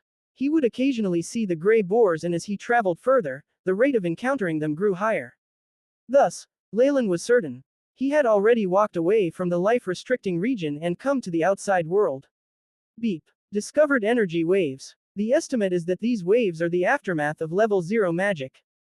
Direction: 15 degrees east, at 3,123 meters.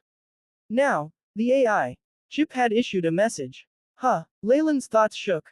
Finally, there are some traces of an organism with energy. He quickly packed up and soon went in the direction from which the energy waves were emitted. Although there was still a grave injury upon his person, and his sea of consciousness was even more injured due to him solidifying large amounts of spiritual force, he could still display the approximate might of a level 1 magus. However, he did not pay any attention to this small point, and rushed to the scene of those energy waves. What appeared in Leylin's sight was the scene of 3 males and 2 females confronting a high-energy organism. These 5 people seemed to be a standard small squadron. 2 males dressed in leather, who were at the very front, served as human shields, constantly swinging their huge iron swords. They, at the very least, had the power of a Grand Knight. The other three wore gray robes that looked like what the magician apprentices of the southern coast wore, but the style of these robes was very old-fashioned, they were simple and unadorned. There are humans here, and they are acolytes. Leylin inwardly felt elated at this prospect. What the 5 acolytes were confronting was an organism that was similar to the huge gray board, but with a physique that was almost a dozen times bigger, and 3 pairs of huge, crescent moon-shaped teeth beneath its snout. Hard fur grew all over its body, and it was entirely covered in pine resin, mud, and other forms of muck. It formed thick lumps that, like a battle tank that had donned armor on. The level 0 magic spell that had been previously used by those apprentices seemed to have only left burn marks in the region, it had been incapable of breaking through even the outermost defenses. Hoo-hoo, 2 puffs of white gas were emitted from the nose of this organism that looked like a suckling pig. After pawing the ground, it suddenly charged, and its whole body was like a derailed train as it ran towards those 2 Grand Knights. Ah! The floor shook, causing one of those Grand Knights to lose his footing. Soon after, he slipped and was sent flying by this huge boar-like beast. Upon having been gored upon his waist and back by the organism's huge tusks, blood poured out from his wounds like spring water. Seeing this scene, the other Grand Knight let out a loud shout and immediately retreated, thus exposing those 3 apprentices. With the Grand Knight no longer impeding it, the boar fiercely bared its teeth at those apprentices with a bloodthirsty glint in its eyes. The 2 female apprentices were scared, and kept retreating backwards. Thud, thud, the 2 of them tripped on something and fell down, expressions of despair coloring their faces. The remaining male apprentice displayed a gentlemanly bravery, quickly appearing in front of these women with an expression of firm resolve. Still shouting something, he lifted his hand, from which small fireballs were emitted and aimed at the middle of the nose of that big-headed boar. Pat, pat, the big boar's nose was blackened, but that did not slow down its assault speed by even a bit. On the contrary, the boar seemed to have been infuriated by that male apprentice, and its charging speed even seemed to have increased a little. That male apprentice smiled helplessly, and then turned his head toward the 2 female disciples behind him and muttered something. His demeanor gave one the feeling that this youth was not afraid of dying. Hoo-hoo! The wild boar got closer and closer, and the 3 apprentices could now see clearly the blood vessels in the big boar's eyes and the thick pores below its fur. Of course, what they would find very hard to forget was the cold radiance of the 3 pairs of snow-white, fierce, crescent moon-shaped teeth of the boar. Shadow binding. At that moment, Leylin suddenly made his appearance, and several tentacles made of shadow extended outwards from below the belly of the wild boar, and transformed into several hands that firmly dragged the boat by its front hooves. Pong! As if a magnitude 9 earthquake had suddenly occurred, that boar, which was charging at a high speed, suddenly fell down while making a huge noise, even the sounds of bones breaking could be heard from its body. Soon after, the 3 apprentices saw a youth in leather armor walking out from behind the fallen boar. Several black, shadowy ropes trussed up that fallen boar, not even leaving the smallest of weaknesses in the bindings. "Are you all right?" asked Leylin, with a gentle smile on his face. Those 3 apprentices saw Leylin, their expressions those of shock, and they opened their mouths to say, "GNKMFSK," the smile on Leylin's face drooped, and then he sighed. This is really not the common language of the continent. What Leylin had just spoken in was the common language of the southern coast magicians, but what these 3 apprentices had spoken was not a language that Leylin recognized. This language's endings sound a bit familiar to the Media language, but the syllables in between resemble the language of the Highlands. Leylin did not feel surprised in the least about the differences in the language. After all, after the ancient era, the subterranean world had been isolated from the Earth's surface. It would be strange if the language was still similar. "Hello, I am a nomad. Can you tell me what is this place?" Leylin immediately switched to another language. This time it was the ancient Byron language. The ancient Byron language brought with a strange power. It held power over rules and regulations. It could draw upon the power of the energy particles within the atmosphere, and was the foundation of all magic spells. Thus, the ancient Byron language was also a language that all magicians were required to learn. Whether it was the surface world or the subterranean world, the ancient Byron language was passed down from the ancient Magi, and there would not be even the tiniest bit of disparity in its usage. Sure enough, upon hearing Leylin asking in the ancient Byron language, those 3 apprentices immediately reacted, and finally, that male apprentice took the lead to reply, "Respected sir. Hello. This here is the woody wastelands of the Twilight Zone." He gave a respectful salute. Although Leylin's actions were suspicious and the language that he initially used to speak was very different from their own language, from the way Leylin had easily subdued this huge, six-toothed boar that had almost caused a complete wipe for their team, it was obvious that the other party's strength was superior to theirs. This was the wilderness, where the strong preyed on the weak. If they got on bad terms with Leylin, then they would be killed, and no one would come to know of it. Thus, this male apprentice's mannerisms were very deferential. Twilight Zone, Leylin frowned, and the AI chip quickly searched through the storage database but did not find any details related to this. You might need this. Leylin pointed at the Grand Knight who had been sent flying, and threw a blood-clotting medicine towards them. Thank you. Those two fallen female apprentices also stood up, and one of them immediately clutched the medicine and smeared it on that Grand Knight's injury. After hesitating for a while, she bowed to Leylin. Hiss, hiss. At that time, a snake formed entirely of black gas slithered forward and spat out an armored Grand Knight who had lost consciousness from within its mouth. This one is also your partner, right? I had also conveniently picked him up. Leylin pointed at the Grand Knight who had just been spat out, and those three apprentices, who had been scared by the sudden appearance of that huge black snake, retreated many steps. This coward. Leylin heard that female apprentice mutter, but he only smiled indifferently. After that, he asked, "Oh, by the way, do you know which towns are close to here and where the Magi's Bazaar is?" These three apprentices looked each other in the eyes, and then that male apprentice, seeing Leylin's agreeable demeanor and speech, gathered his courage and stepped forward as he said, "The closest town from here is Little Bird Town in the west, and its distance is 1.5 days from here. About the Magi's Bazaar, the official Magi's meeting point is located only in the capital city of the Twilight Zone."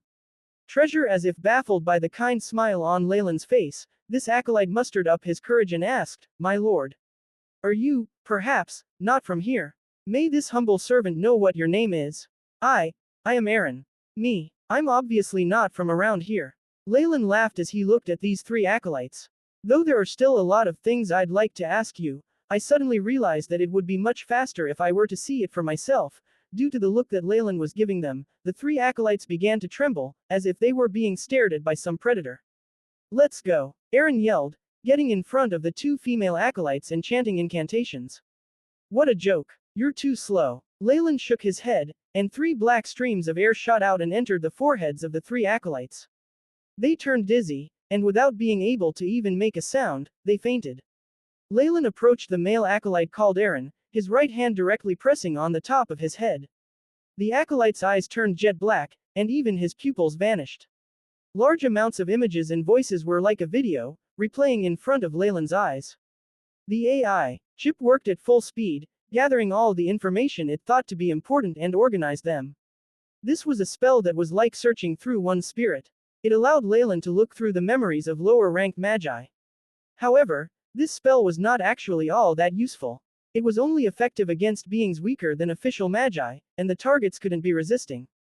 When Leylin had first seen this technique in the library at the Four Seasons Garden, he had merely gotten the AI chip to record it in passing.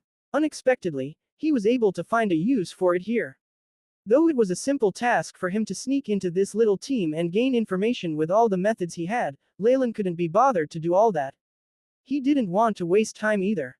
In addition, no matter how hard he tries to conceal it, there were many differences between magicians of the South Coast and this subterranean world. This wasn't something that could be easily covered up with acting.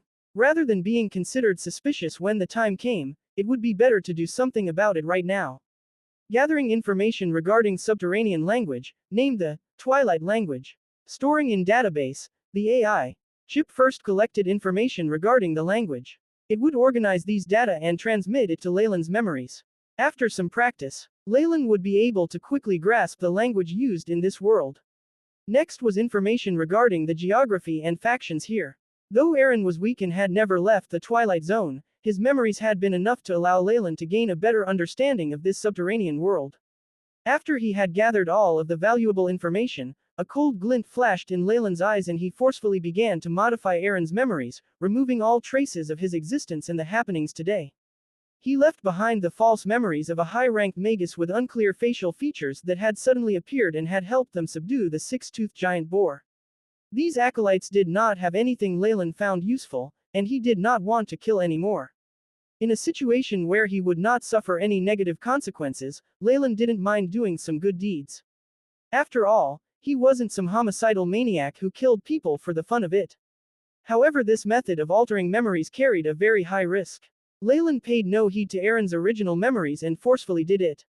If there were no aftereffects, his luck must be unbelievably good. Afterwards, Leylin repeated the process on the other 4. Though the information he gained was about the same, it created a rather complete set of information. This 6-toothed giant boar shall be your compensation. Leylin looked at the acolytes who were unconscious on the ground and laughed. The black ropes that bound the boar suddenly tightened, and splat. Blood flew in all directions. A long time after Leylin left, Aaron woke up while clutching his head. My head hurts, where am I? Next, fragmented memories entered his mind, scenes appearing in his eyes. We met a 6-toothed giant boar. That guy, Blake, actually ran away first. We were lucky that a lord who was passing by saved us. Aaron looked at the corpse of the huge 6-toothed giant boar. He whooped with excitement. How many magic crystals would such a large amount raw material fetch? I've struck the jackpot. Ha ha. Fine streams of air streaked past Leylin's ears, as the scenery around him became long images, before further distorting and forming into streaks of light. Leylin hurried towards Potter Town, recalling the information he had gained from the 5. This was indeed the underworld, and was the first layer, which was the closest to the continent on the Earth's surface. It was a pity that this was but a small region that was disconnected from the rest of the underworld. The Twilight Zone. This was the name of this region. Around the Twilight Zone, if there weren't gathering points for fearful, sinister beasts, there would be a wide expanse of a lava ocean. These dangerous regions isolated the Twilight Zone from the external world, and without the power of a morning star magus, it was impossible to escape from the isolation caused by these regions. The only pathway that connected it with the external world had long since been abandoned. Legends had it that thousands of years ago, there were 2 morning star magi who had engaged in a great battle near the channel. The resulting fluctuations resulted in the crust of the Earth collapsing, and causing terrifyingly large rocks that were almost several 100 million tons to thoroughly seal the channel and stop all communications between Twilight Zone and the external world. It was for this reason that the Twilight Zone instantly turned into an isolated island. Luckily, the Twilight Zone itself was rather large. Based on Leylin's estimations, it was about half the size of the south coast. However, the population was only about 4,000 to 5,000. So, the resources were self-sufficient and able to maintain the upkeep till now. Based on Aaron's memories, this whole place is called the Twilight Zone, and it can be divided into the east, west, south, north and central regions, which makes up 5 in total. It is governed by zone, and there is no such thing as a kingdom or realm. From Leylin's perspective, every city here could be said to be an independent power. As land was vast and there were few people, it was no surprise that organizations would flourish and decline quickly. Hence, it was rather chaotic. Leylin was not interested in battles between mortals. What caught his attention was the information regarding the Magus world here. In the Twilight Zone, the Magus world here had preserved the traditions from the ancient era, still developing through taking in personal disciples and forming schools of thought. As for academies or anything of the sort, there was no mention of that in Aaron's memories. Aaron and those 2 female acolytes were taught by a single mentor, and the Grand Knight was an assistant that they had employed while they went on this expedition. However, what caused Leylin the most excitement was the information regarding high-grade meditation techniques in Aaron's memories. That's right. In Aaron's memories, there were mentions of great amounts of high-grade meditation techniques. His mentor had once even promised that if he proved to have enough potential, he could even apply to obtain the qualifications to get a high-grade meditation technique to train in. Compared to the situation in the South Coast, where large organizations were very strict regarding this matter, Twilight Zone was evidently much more relaxed regarding the restrictions against obtaining high-grade meditation techniques. These magi schools of thought set their foundations on different types of high-grade meditation techniques. Basically, all high-rank magi a given organization would train in a single high-grade meditation technique. The earliest schools of thought were formed from a group of magi who trained in high-grade meditation techniques, and for the better exchange of ideas, had set up their own organizations. A high-grade meditation technique. A flame began to burn in Leylin's heart.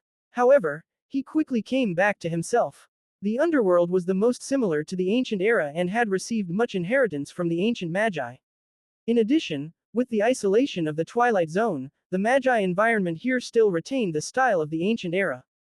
Hence, inheriting high-grade meditation techniques was not unusual. However, from the fact that a school headed by a rank 2 magus can be considered a large school of thought, the high-grade meditation techniques must not be that effective. If it isn't damaged, there might be specific ingredients that cannot be found here. In Aaron's memories, the might of the Magi here in general was similar to that on the south coast. Official Magi were highly regarded and rarely seen. Rank 2 Magi were the big shots. Perhaps a few cities in the 5 zones were under the control of rank 2 Magi. In general, the Magi here get to encounter even more high-grade meditation techniques. However, since these techniques are the core of every school of thought, besides a few specific people, Magi or acolytes will at most obtain a small part or a simplified version. This was the case for Aaron's meditation technique.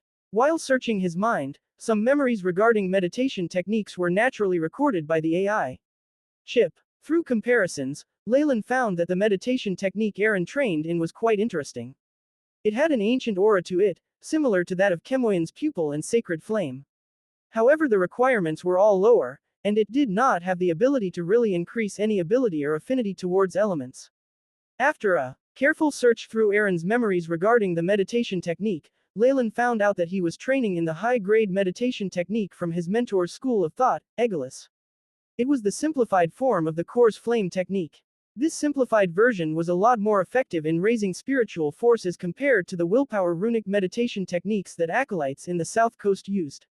After reaching a bottleneck in spiritual force, there was a certain probability of passing through the limits to become an official magus by using items to assist this process. This probability was a lot higher than those who used grind water. In addition, as he trained in the simplified version of a high-grade meditation technique, there would be no problems if he were to obtain a genuine copy of the technique and train in it. Hence, these simplified high-grade meditation techniques were given out to screen acolytes who were suitable for training in it. A treasure trove. The Twilight Zone is a large treasure trove of high-grade meditation techniques. Leylin's eyes were suddenly so bright that it was frightening. Potter Town. The high-grade meditation technique Leylin trained in was what he had inherited from the great magus Sirholm, Chemoyan's pupil. This high-grade meditation technique had very stringent requirements, as only warlocks with the bloodline of the giant Chemoyan serpent could train in it. In addition, there were only 3 levels for now. Though the great magus Sirholm had hinted that there was another part of the central continent, Leylin didn't even know where this central continent was. He wasn't going to have any high expectations. To give himself a way out, Leylin set up a mission for the AI chip a long time ago to simulate the second half of Chemoyan's pupil. It was a pity that he lacked a database of information regarding high-grade meditation techniques that he could refer to. The AI chip's research was going very slowly, almost akin to running on the spot. Though Leylin had found the high-grade meditation technique Sacred Flame, which he was quite interested in, it was even more incomplete than the others he had. There was even a whole bunch of residual effects from practicing that technique that caused Leylin to shrink back. Now, there seemed to be a possibility for him to completely restore these 2 meditation techniques. Based on Aaron's memories, he knows about at least a dozen schools of thought. Even if the high-grade meditation techniques they have aren't complete, based on my abilities, I will still be possible to plunder a few, Leylin's eyes shone. The high-grade meditation techniques here were strictly restricted, so he most probably had to sign some contract in order to enter the school and become a core member in order to receive them. There might even be more strict requirements. However, Leylin was not planning on somehow sneaking in and secretly learning them. He was now a rank 2 warlock, and with the added bonus from his bloodline, his battle power far exceeded that of a regular rank 2 magus, which was already rarely seen in Twilight Zone. If he used his brains and some methods, ordinary schools would be unable to obstruct him. In addition, he was quite interested in some special information available here in the subterranean world. Though the South Coast, as well as the subterranean world, did research on the knowledge passed down through the inheritances of ancient magi, the subterranean world had preserved more of the styles and academic knowledge from the ancient era. This was extremely tempting to Leylin. He naturally did not think that anything from past times would be better than what was in the present. After all, after developing for so many years, the academic knowledge and foundations were more suitable for the current magi's progress and learning. However, this did not mean that knowledge from the ancient era was useless. The might of the ancient magi was deeply embedded in Leylin's mind. He was desperate to find out the secret behind the ancient Magi's power. Based on Leylin's speed, he naturally did not need to spend a day and a half to get to Potter Town, as Aaron had said.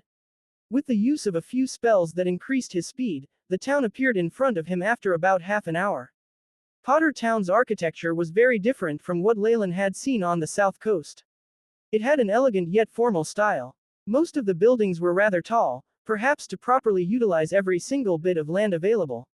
At the heart of the little town was a tall minaret, which practically pierced into the skies. A bright little ball of light was at the peak, emitting light and warmth. So this is the most basic material that the people of the subterranean world rely on: sunstones. It really is similar to the sun. At this sight, Leylin suddenly felt a little moved. Though he specialized in dark elemental particles, he had been underground for such a long period, and suddenly seeing the bright sunlight got him quite excited. Based on the memories he had gotten from Aaron, this light did not come from the shine of a real sun. It came from a high-energy mineral, the sunstone. This mineral from the subterranean world was able to emit ultraviolet rays and warmth similar to that produced by the sun for a long period of time. Every town here in the subterranean world had this type of lighthouse, which stored sunstones of different sizes. Every day, the people would depend on this method to have sunlight and provide energy to crops. At the beginning, Leylin had already noticed that there were very little green plants growing here. This was because there was no sunlight, which meant that no photosynthesis could take place. Carbon dioxide and the like were absorbed by a gray moss, which could perform the conversion to oxygen. Here, however, he finally saw a bit of green. At the side of Potter Town, there was a large area of densely packed farmland. As the range of the light produced by the minaret was limited, every bit of space was important. At the place closest to the town, a type of oat similar to that which grew on the south coast was grown here, though it did not seem to be growing that well. At the area where the sunlight was directly shining, a type of large mushroom was being cultivated. This mushroom was very large, even reaching Leylin's calf. It was gray on the outside and looked extremely juicy. This mushroom made up around 80% of the crops being cultivated in the outer regions of the town. This was a terrifying ratio and meant that this mushroom was probably the staple food of the residents here. This was the truth. This type of mushroom was called the gray spotted fungus, and it was a high-yield fungus that did not require much sunlight. In Aaron's memories, it had always been the staple food for people of the Twilight Zone. In the Twilight Zone, nobility and magi enjoyed oats, meat, and other precious ingredients, while peasants could only live off of the gray spotted fungus. Wherever there were people, there would be a certain hierarchy. In a magus world where some people possessed extraordinary might, this was especially so, and Leylin had no desire to change anything. Walking along the road, Leylin saw a wooden fence that was like an enclosure. There were also two guards in tattered clothes, holding lances that were rusted all over. "Halt! What are you doing?" Upon noticing Leylin, the guards immediately gripped their lances, evidently on guard. Leylin's leather armor made them feel a little wary. The guard who had spoken was speaking in the Twilight language. This language had already been sent to his memories by the AI chip while he was on the way here, and after practicing for 1 or 2 days, normal conversation was a simple task. "I am a tired wanderer hoping to enter the town to get some rest and supplies. Don't worry, I will abide by the rules of the town." Leylin gave a slight smile, answering fluently in the Twilight language. Hearing Leylin's words, the two guards dropped their wariness. This also had to do with Leylin's harmless smile and handsome face, which easily gained him a favorable impression. "Of course, if you show your identification documents to prove you aren't any of the fugitives, it's fine." The slightly shorter guard curled his lips. "Of course, I know the procedure." Leylin grinned, producing a piece of parchment and dangling it in front of the two guards. "Is this it?" His voice immediately became faintly discernible, and it seemed as if some red rays flashed from his eyes. "Of course. No problem." The two guards momentarily felt a little dizzy but quickly regained their senses. "Welcome to Potter Town. The person in charge here is Baron Joseph. His emblem is a longsword and a giant eagle. I wish you a pleasant, good." One more question. Leylin obtained more information he wanted from the guards and bade them farewell with a gentle smile. He then entered the town. Based on the directions from the guards, Leylin came to a small inn. After paying a few gold pieces, the lady boss, who was pleasantly surprised, led him to the best room of the inn. The dinner was simple, with oats and salted meat, but this was enough to gather the attention of the children, who stood in a circle and watched him. Oats that emitted the aroma of fresh milk, as well as meat, were a luxury that only the upper class of the Twilight Zone could have. If there were fruits or vegetables, they were also something that was reserved for nobility and magi.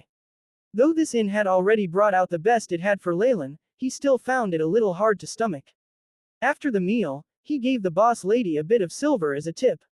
He then instructed her not to let anyone disrupt him, and closed the door to his room. Though only a coarse sackcloth was spread on the bed, it was still much better than the hard rocks outside. Leylin half lay on the soft bed, hands behind his head, and went into a daze. Next, he retrieved a green wooden goblet from his leather pouch. The extract of the wisdom tree. It's rumored to provide enlightenment to magi and increase spiritual force, as well as aiding in breaking through bottlenecks, which is something that goes against the heavens.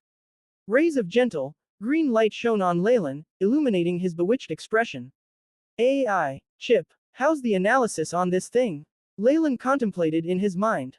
Pure extract from the wisdom tree, possessing a powerful life force. Can increase vitality, and help a rank 2 magus break through to a certain extent. Nature. Unknown. The AI, Chip sent out some information. The essence from the wisdom tree, coupled with the goblet made from the body of the wisdom tree, definitely would not only have one effect when they're combined together. Leylin focused on the green wooden cup, eyes exhibiting regret. It's a pity that this sort of thing will be wasted if I use it now. It can only increase my spiritual force by a bit. At most, it can only let me reach the level of a peak rank 2 magus. As for advancing through the bottleneck to rank 3, Leylin had only recently advanced to be a rank 2 warlock. He was still a long distance from the peak. Hence, he gave a long sigh and kept these 2 items in his spatial leather pouch. Dang, dang. A melodious chime resounded from the top of the minaret at the heart of the town. As if switching off a light, the sunstone stopped emitting light and the entire town sunk into a darkness like the external world. It must be the night. The sunstone is now being changed to be maintained and protected. Leylin was naturally aware of this. Opening a shop, the subterranean world was shrouded in darkness. The towns and cities here where there were sunstones were the areas in which human traffic was high. In the human cities of the Twilight Zone, the sunstone would be changed every 12 hours to be maintained, and kept the same light conditions as the surface of the earth. However, a small area like Potter Town wouldn't have a high-grade sunstone. At most, it would be the size of an egg. Based on rumors, the larger a sunstone was, the higher its value and better its function was. It was said that at the capital of the 5 regions, there was a sunstone the size of a small mountain. The moment a sunstone was lost, the entire area would be engulfed in darkness and surrounded by countless dangers. Hence, at every area populated by humans, the sunstone was always placed in an area with the highest level of security. Seeing the darkness outside the window, Leylin heaved a gentle sigh and pulled the curtains shut. After setting up a defensive spell formation, Leylin sat up on the bed and began to meditate. Dark red specks of light were pulled out of the air one after another, and gathered at Leylin's body.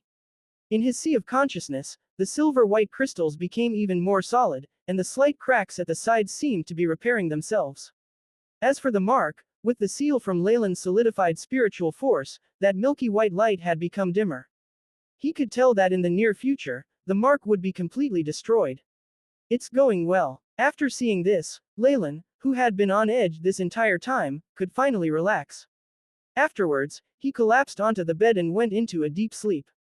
Morning. With the regular pattern from the alarm clock, a ray of light passed through the curtain and entered Leylin's room. I finally got some rest. Leylin opened his eyes, feeling extremely comfortable. The tiredness accumulated from camping outside for a month dissipated with just a single day of rest. This had to do with his frightening vitality. Even in his heavily injured state, all of his fatigue could be restored with a night's rest. Good morning, sir. In the dining area within the inn, the slightly plump boss lady brought oatmeal bread and milk for breakfast, a smile on her face. A few children with sullen, yellow skin and some dust on their face were all gathered at a corner, staring hard at Leylin's breakfast with desire apparent in their eyes. However, they only dared look from afar, gulping down some saliva but not approaching him to beg for some food. Whether it was Leylin's elegance or his armor, all of it was something that regular people did not possess. These people usually held a lot of power and a high position. They had once seen someone with a huge hammer use his black hand to crush a child's head because he was annoyed by him. After that incident, that murderer was merely imprisoned by the enforcement team for a few days and subsequently released after paying a fine. Hence, these children had a clear understanding of the situation: never provoke anyone with weapons. Go away. Don't bother this lord who wants to enjoy his meal. Seeing these children harassing her important guest, this lady boss shouted. It's all right. Leylin picked up a slice of oatmeal bread. Let them have it. Yes, of course. My lord has such a kind heart. The plump boss lady's expression revealed her thought that this was a waste. However, she still tore the bread into several pieces and gave them to the children. You're so lucky to have met such a kind-hearted lord. Eat and leave. The children quickly stuffed the oatmeal bread into their mouths, the aroma of food spreading inside their mouths. They cupped their hands over their mouths, on the verge of tears. The children had argued and even almost fought amongst themselves for just a bit of bread. There was a boy who was a little older than the rest of the group who had kept the oatmeal bread he had received in his clothes, probably to bring it back for someone to eat. Though gray-spotted mushrooms could fill one's stomach, they tasted horrendous. In addition, not everyone was able to even eat gray-spotted mushrooms. From the state of the children's clothes, they must have come from poor families, and might not have even had decent meals. Leylin merely glanced at them for a moment, and then shifted his focus away. He tossed out a piece of gold, which flew through the air and fell into the palm of the lady boss's hand. I really like Potter Town and wish to settle down here. I also want to open a shop here. Do you know what procedures I have to go through? Until his injuries completely healed and he regained his strength as a rank 2 magus, Leylin decided to temporarily live in seclusion. He had a long life anyway and could afford to waste this bit of time. You want to open a shop here? The lady boss was shocked. What kind of shop do you want to open? What do you think of a weapons shop? Leylin spoke nonchalantly. The purpose of this was to have a cover while he analyzed the long sword of the rays of dawn. Hence, he had chosen a weapons shop. He could clearly see that the woody wastelands was near Potter Town, and was an area where adventurers would go to. It wasn't a bad idea to make and sell some weapons here, and it would definitely be profitable. A weapons shop? The boss lady hesitated. My lord, you'll need to go through the Department of Internal Affairs and the guards. Also, weapons are restricted items, so you'll need to get approval from the capital and Joseph. I see. Leylin stroked his chin, and asked where the Department of Internal Affairs, guard post and the Baron's residence were before leaving the inn. In just a few days, a weapons shop called Blazing Hammers covertly opened on the Commerce Street in Potter Town. For others, it might be a little troublesome to go through so many procedures, but Leylin was a magus. With just some spells to confuse the target or alter memories, a lot of issues could be solved. Besides, he could afford to spend a lot of money, so the opening of the shop was obviously a smooth sailing process. The shop took up a large amount of space. At the front was the counter and shop, and behind was the storeroom and smelting room, as well as the rooms of Leylin and a few workers.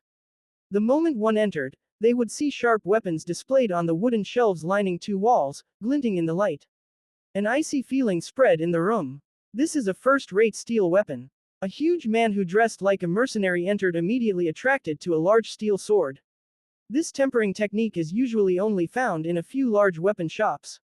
The huge man caressed the sword, the silvery blue luster at the edges causing his eyes to be fixated on it. The price marked on the shelf almost had him biting his tongue, 50 gold. This really is the price that would be found in the capital. But this is just a small town. The people in the Twilight Zone naturally had their own currency. The gold and silver used here were even more valuable than that of the South Coast, and the currency was completely different. In order to help mask his identity, the gold and silver pieces that Leylin used were actually the money he had gained from the South Coast, the shapes of which he had forcefully changed to match the currency used here. What would you like? An intelligent-looking young man wearing the uniform of an attendant, who Leylin had hired, quickly asked with a smile. That sword is too expensive. The large man waved the sword around for a while, reluctant to part with it. Can it be cheaper? My apologies. He had an apologetic smile on his face. Our shop does not allow bargaining. This is a rule set by our boss. The large man's face turned red, and he almost had the urge to cause a ruckus. However, he suppressed it. Those who could make a living off of selling weapons usually had very powerful backgrounds. He wasn't planning on dying just for this. In addition, The shop owner wasn't any regular person either. It was said that he was an adventurer of noble blood who had retired. Not only had he taken care of the Department of Internal Affairs and the guards with an insane speed, even the Baron had treated him as an important guest. What was even more shocking was that the shop owner had a terrifying might that far exceeded that of the average adventurer. This man had personally witnessed the young, black-haired shop owner take care of a few thugs, who wanted to extort protection fees, in a few seconds. They had subsequently been taken away by the guards, who had been informed and had arrived very quickly. It was said that their fate was to become a laborer until their deaths. These methods had intimidated a lot of people. After caressing the sword for a long time, as if it were his wife, the large man eventually reluctantly left. Before leaving, he even had the young man reserve the sword, saying that he would return once he had enough money. That night, after the last customer had left, the young man closed up and went to the room at the back. Knock knock. Boss, can I come in? The young man tried to make his voice sound calm. Every time he saw his boss, he felt like he would suffocate. The imposing aura from his new boss was too intense. The young man swore that he had once seen a real count, but even he had lacked the elegance and dignified aura this man exuded. Perhaps my boss really is the successor of a very ancient noble family, and is merely experiencing the life here. The young man thought in his heart, before thinking it funny. He was imagining the wildest of fantasies. Is it Balin? Come in. A very youthful voice sounded. Balin composed himself, opened the door and entered. In the room, a handsome man in a loose robe was lying on a soft chair, occasionally drinking a beverage with peppermint mixed into it. He even had a huge black book in his hands. He was literate and had books. This was the biggest sign of nobility in the Twilight Zone. Meteor sword, Balin. Is anything the matter? Leylin gazed at the servant the Baron had introduced to him and smiled. No, I'd just like to report the situation in the shop to you. Balin tried his best to be less nervous. Though there are a lot of people who show interest in our shop, boss, your prices, they're a little too high, so it's not good for business. I even think our shop will make a loss this month, is that so? I understand. You can go back now. Leylin waved his hands, looking as if he hadn't been paying attention. Alright, you're the boss.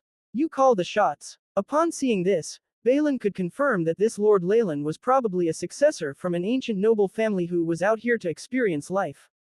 If not, he definitely wouldn't be taking things so lightly.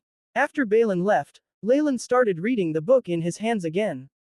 On the yellowed parchment paper, red runes constantly moved like flames. To make a weapon from the rays of dawn is extremely difficult. Leylin sighed. The reason why he had opened this shop was to have his own smelting area while he recuperated. He could do some experimentation here. As for those blades outside, they were only the products made on the side during experimentation. 2 years passed in a blur. The residents of Potter Town were already used to this Master Leylin, the boss of the weapons shop. Leylin rarely went outside, and barely took care of his weapons shop. Everything was left to Balin, and he only would occasionally come over to supervise. As he masked his identity well, nobody found out he was a magus. At the most, they thought he was a young master from a noble family that was a wastrel. In time, the words, blazing hammers, at the top of the shop were beginning to become mottled and show signs of decay. The shop still had that lifeless aura to it. Though the weapons were known to be of superior quality, the prices were so expensive that people could only shrink back. Leylin had no plans on relying on this shop to earn money. If the prices were too low, not only would business pick up, the other shops in the same industry would become jealous. Though he wasn't afraid, Leylin didn't want to stir up trouble over these small matters. Brother Balin, I'm here again. Along with the voice, a boy with brown hair walked in through the entrance to the shop. He wore a linen short-sleeved shirt with some patches on it, and his eyes shone with intelligence. So it's Longbottom. Balin had no choice but to greet him. Hee, Brother Balin, let me help you. Longbottom snatched the cleaning rag from Balin's hands and began to wipe at the wooden shelves and cabinets. His movements were practiced, and he was very familiar with the places that were often overlooked. Evidently, this was not the first time he was doing this. After wiping the shelves and cabinets until they were sparkling clean, Longbottom expectantly looked at Balin, waiting to be rewarded. Not again, not again. Balin held his head, helpless. I told you, you're only allowed to use it for 5 minutes, and you can't tell anyone about this. You especially can't let the boss find out. If not for this little kid's beautiful sister, Balin wouldn't bother with him. I know, I know. Longbottom quickly nodded his head like a chick pecking at rice, and came before a shelf and took out a silver cross blade. This cross blade was quite short, which was very fitting for Longbottom's stature. It was about 2 fingers wide, and the hilt was made from pure silver. There was even a red diamond embedded within, making it seem very luxurious. Evidently, with Longbottom's financial background, he would definitely not be able to buy it no matter how much he saved up. Longbottom held the cross blade carefully in his hands as if he were clasping some precious treasure. Ha! Longbottom slashed forward while holding the blade with both hands, making a crooked attack. Sigh, little Longbottom, I'm not trying to be mean, but you'll never be able to become a knight by learning with those normal soldiers. Balin couldn't help but shake his head. Potter Town was but a small one, and only the guards of the Baron were knights. The rest were all made up of peasants, so what power could they have? This Longbottom had wanted to become a knight from a very young age. For this reason, he would secretly watch the soldiers, training. After discovering this place, he would come over to help free of charge, with the price of having Balin lend him something in the shop for him to play with for a while. Out of everything in the shop, Longbottom's favorite weapon was this cross blade. Brother Balin, then who should I learn from? Longbottom held the blade, his expression desolate. I'm only the son of a regular hunter, and we can't pay the expensive fees to go through training. Longbottom had someone in mind. Ever since he had found out that the boss of the shop, Master Leylin, was a powerful knight, he was even more diligent in coming over. He might even become like the main characters in stories about knights, having a great talent in this area and ending up with Leylin taking a fancy to him. Sigh. Looking at this, Balin could only sigh. In Twilight Zone, it was extremely difficult for a regular person to become outstanding. Little Longbottom, I think you should give up on this impossible dream, and come over here to learn how to read from me every day. Balin proposed seriously, though I don't know that many letters, it's enough for you to be able to read the accounts. When the time comes, you'll be able to find some kind of bookkeeping job. Thank you, Brother Balin. Longbottom was extremely touched. Even if he wanted to study from someone, he would need to pay an exorbitant fee, yet Balin was actually willing to teach him for free. This was something that he was very grateful for. It's nothing, it's nothing. Balin turned red. It's for my own sake too. If boss were to see this, I might not even be able to keep my job. See what? Leylin's voice sounded, and Balin was stunned. Balin stiffly turned back to the sight of Leylin, who had just entered. Bo boss, why are you here now? The smile on Balin's face was extremely stiff, and he was even stuttering while speaking. He had let others play with the products in the shop, and that was already a huge offense. Leylin could fire him just like this. However, the pay here was so high to the point that Balin was not willing to give up this job. Balin inwardly grumbled. Leylin had always been reclusive, and often stayed in his room or the smelting room, not making himself known for days on end. How could he be so timely today and meet with this sight? Thud. Longbottom's hands trembled, and the cross blade fell, producing a low thud as it hit the floor. Moss Master Leylin, Longbottom called out while stuttering. For regular people like him, Leylin, the boss of a weapons shop, was an incredible person. Longbottom now felt like a thief who had been caught on the spot, and even his calves began to tremble. Oh, Leylin shot a glance at the blade, and smiled at Balin. It looks like you've been having a lot of fun while I wasn't around.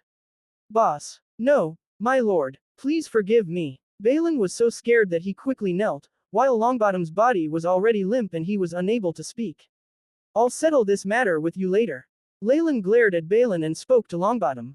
Kid, you have been touching the things in my shop as you pleased without gaining permission. How are you going to make it up to me? My lord. Longbottom's teeth chattered and his voice sounded like he was crying. There were only regular people in his family, and they were perhaps even of a lower status to others. What could he give to make it up to Leylin? All right, from today onwards, you are to report here and do some odd jobs here for 2 hours every day as compensation. Having teased him enough, Leylin touched his chin and made his decision. Longbottom was stunned. What terrified him the most was that Leylin might have wanted him to pay money, and then get the guards to throw him in jail. Odd jobs? What kind of punishment was that? What are you in a daze like that for? Quick, thank my lord. Balin quickly reacted and pressed Longbottom's head down. Thank you so much, my lord.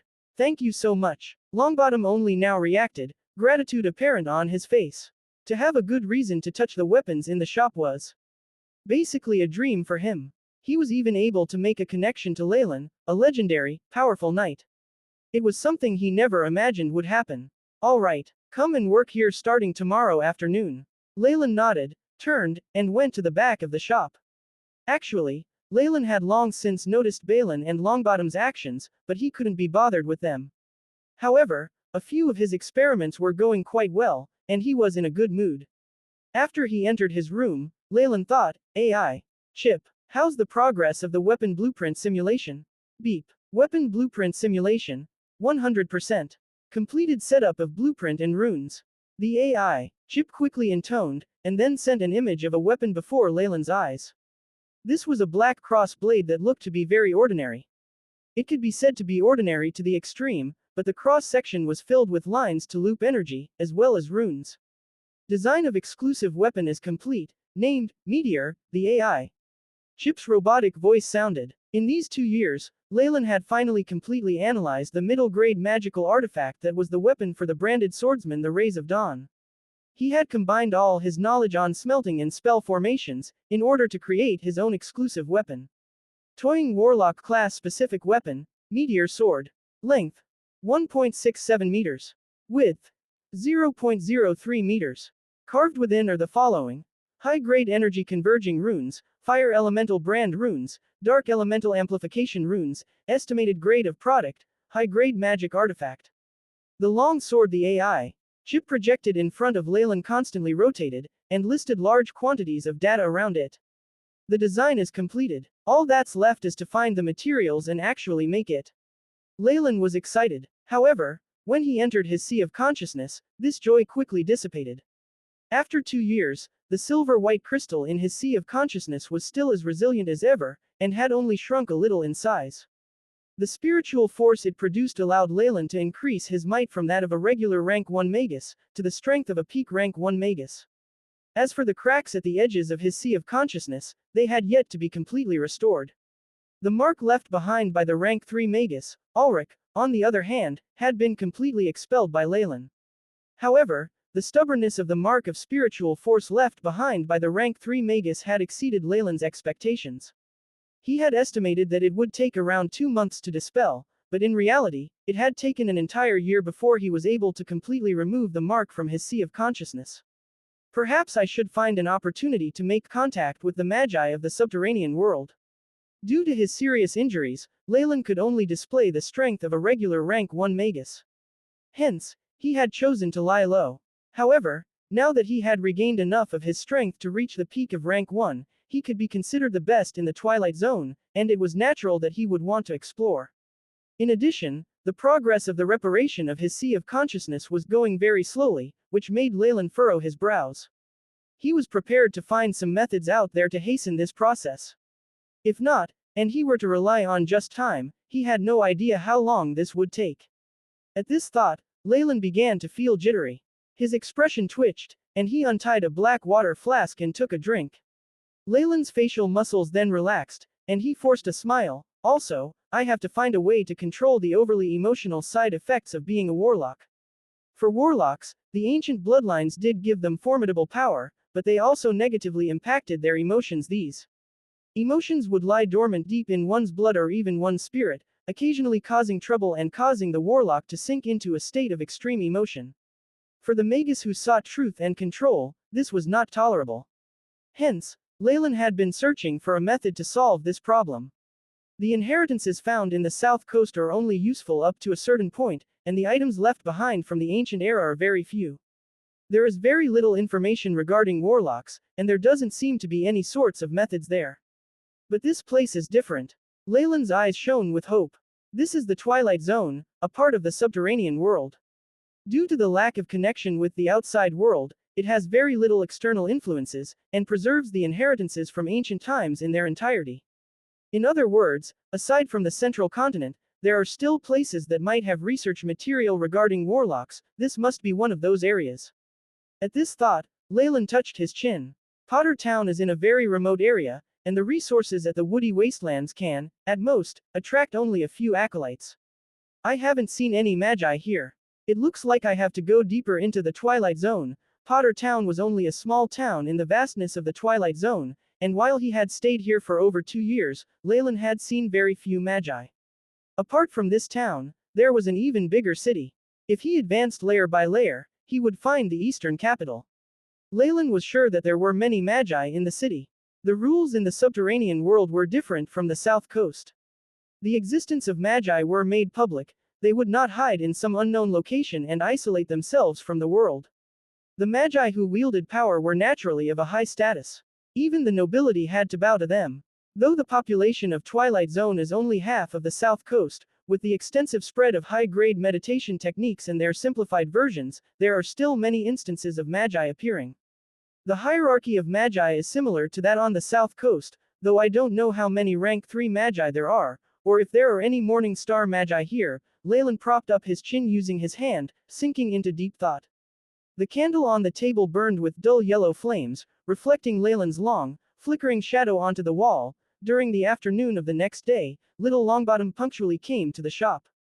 You are very punctual. I like kids who obey rules. Leylin was bored to death, so he took over what had been Balin's position, and was yawning at the counter. He pointed towards the storeroom at the side. Your task is to move those metals over there to the backyard. Boss. Is this? Balin endured for a while, but could not take it any longer, and pointed to the storeroom as he spoke to Leylin. Every single one of those metals is even heavier than Longbottom's own body weight.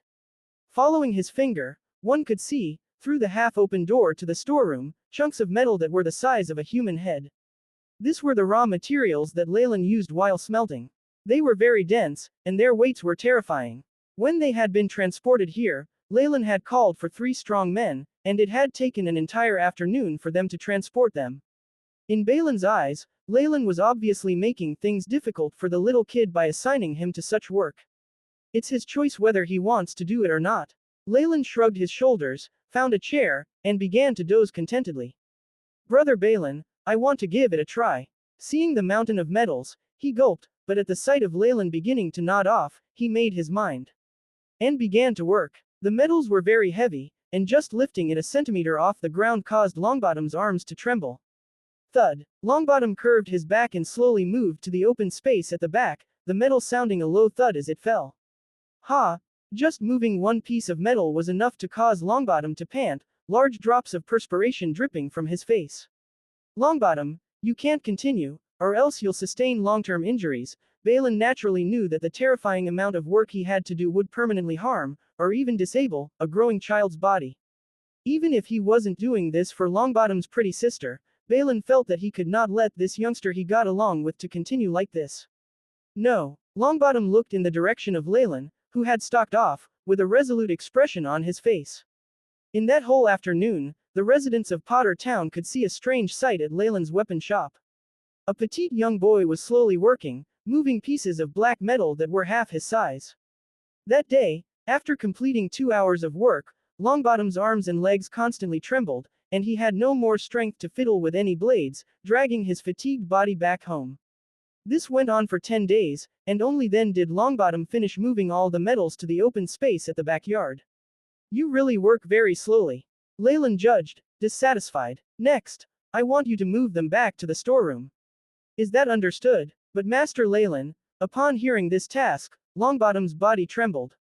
This physical labor had caused him a sore back, and it was so painful that he could not sleep at night. And now, he had to move them back. Longbottom felt like he would die from the fatigue. He wasn't just having fun here. He still needed to help his parents with work. Boss, you're just toying with him. Balin could not take this any longer, and jumped out while roaring at Leylin. Shut up. Leylin spoke indifferently, but his glare caused Balin to retreat while holding onto his chest and being unable to say a word. I'm the boss here, and what I say goes. A teasing smirk was still about Leylin's lips. Youngster, you can leave right now, but if you do, you are to never return to my shop again. Longbottom was quiet, and then went to the metals without a word, and began to work. What an interesting fellow. Leylin poured himself a cup of peppermint beverage, leisurely watching Longbottom moving back and forth. Leylin still needed to prepare for a period, and was quite rather bored. He only needed to pay brief attention to the calculations of the AI chip, and could find time to toy with this youngster.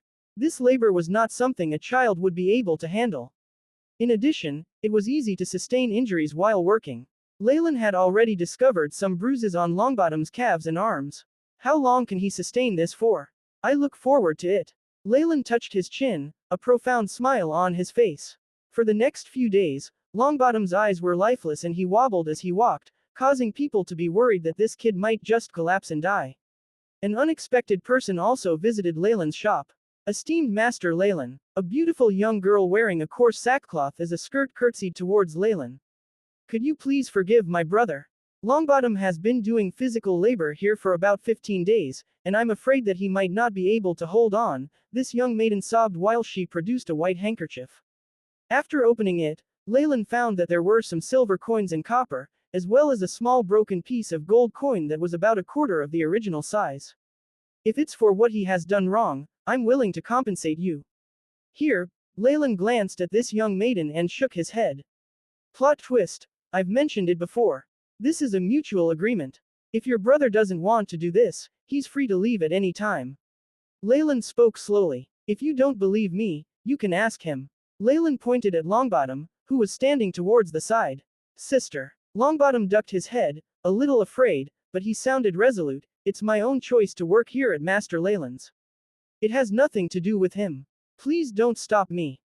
This young maiden was exasperated and pulled at Longbottom's arm, revealing a large bruise. Look at this.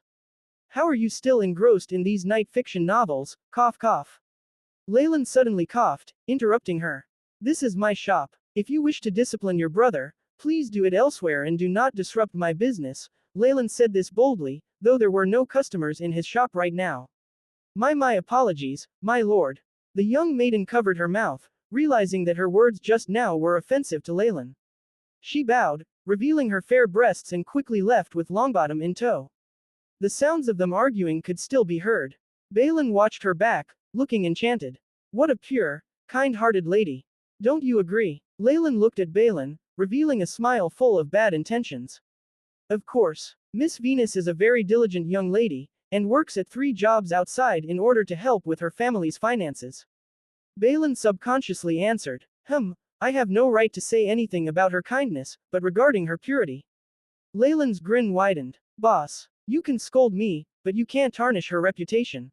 Balin clenched his fist, and even his face turned red.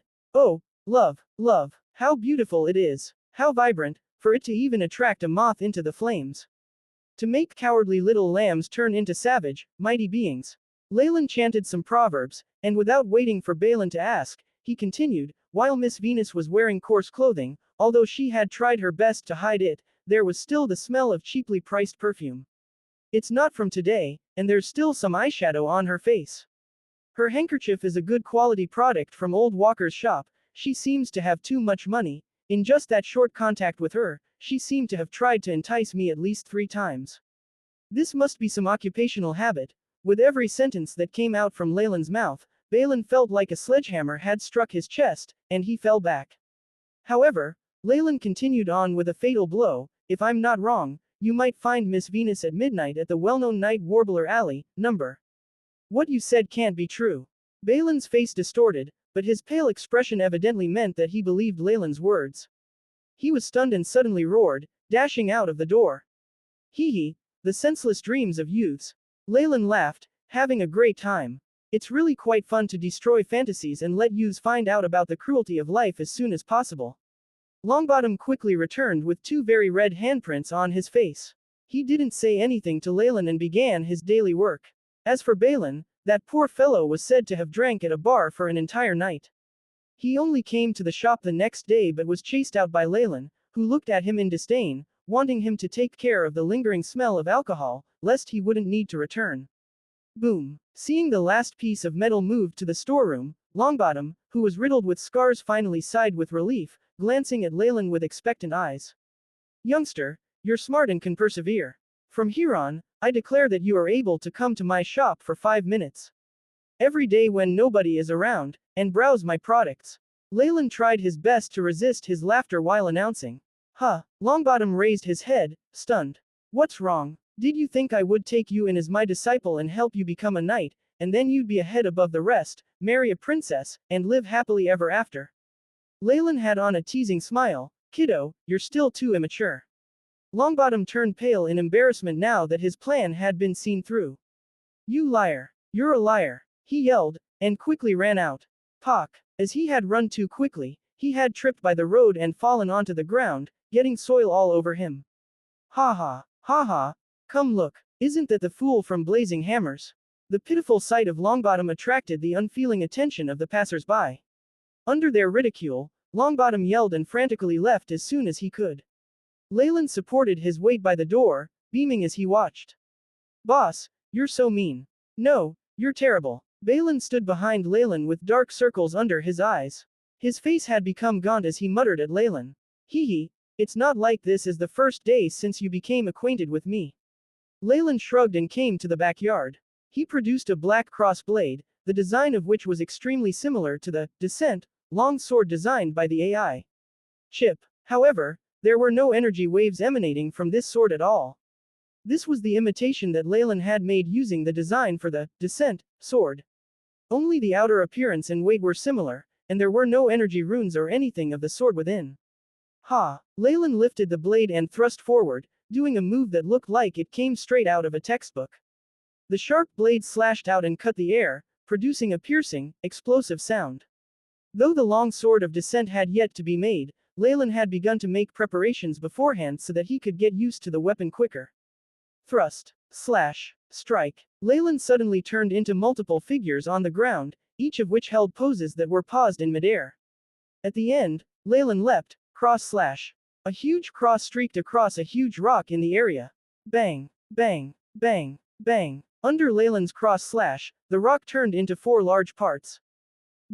Balin was dazed at Leylin's terrifying might and gaped like a huge toad. I've seen the knights from the Baron's residence attack, but their offensive power isn't to this extent. Could Master Leylin be a legendary Grand Knight? Balin was so stunned that he could not even close his mouth. What do you want to learn? Leylin picked up a white towel and wiped his hands. Seeing Balin in this state, he smiled and asked.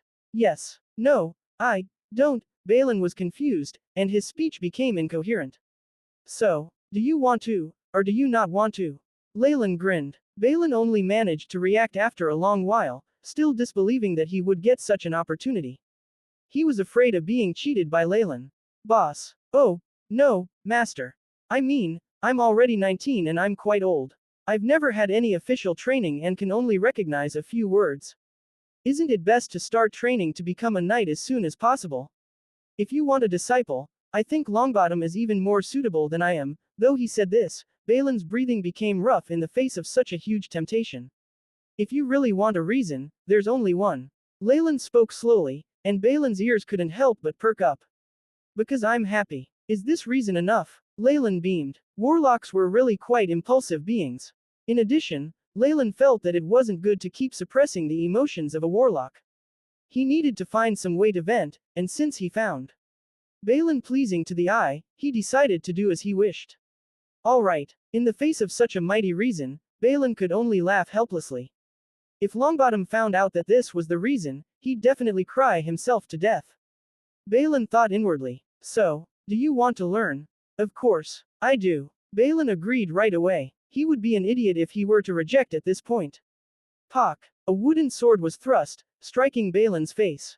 This poor guy collapsed, finding it difficult to climb back up. Your footwork is too slow. You need to ensure your footsteps and breath are in sync. Understood. Leylin was dressed in black as he stood in front of Balin. Get up. Ununderstood, my lord. Balin sucked in a cold breath and was somewhat able to get up. Leylin had been controlling his strength well. He had used just enough strength to cause Balin pain, but not inflict internal injuries.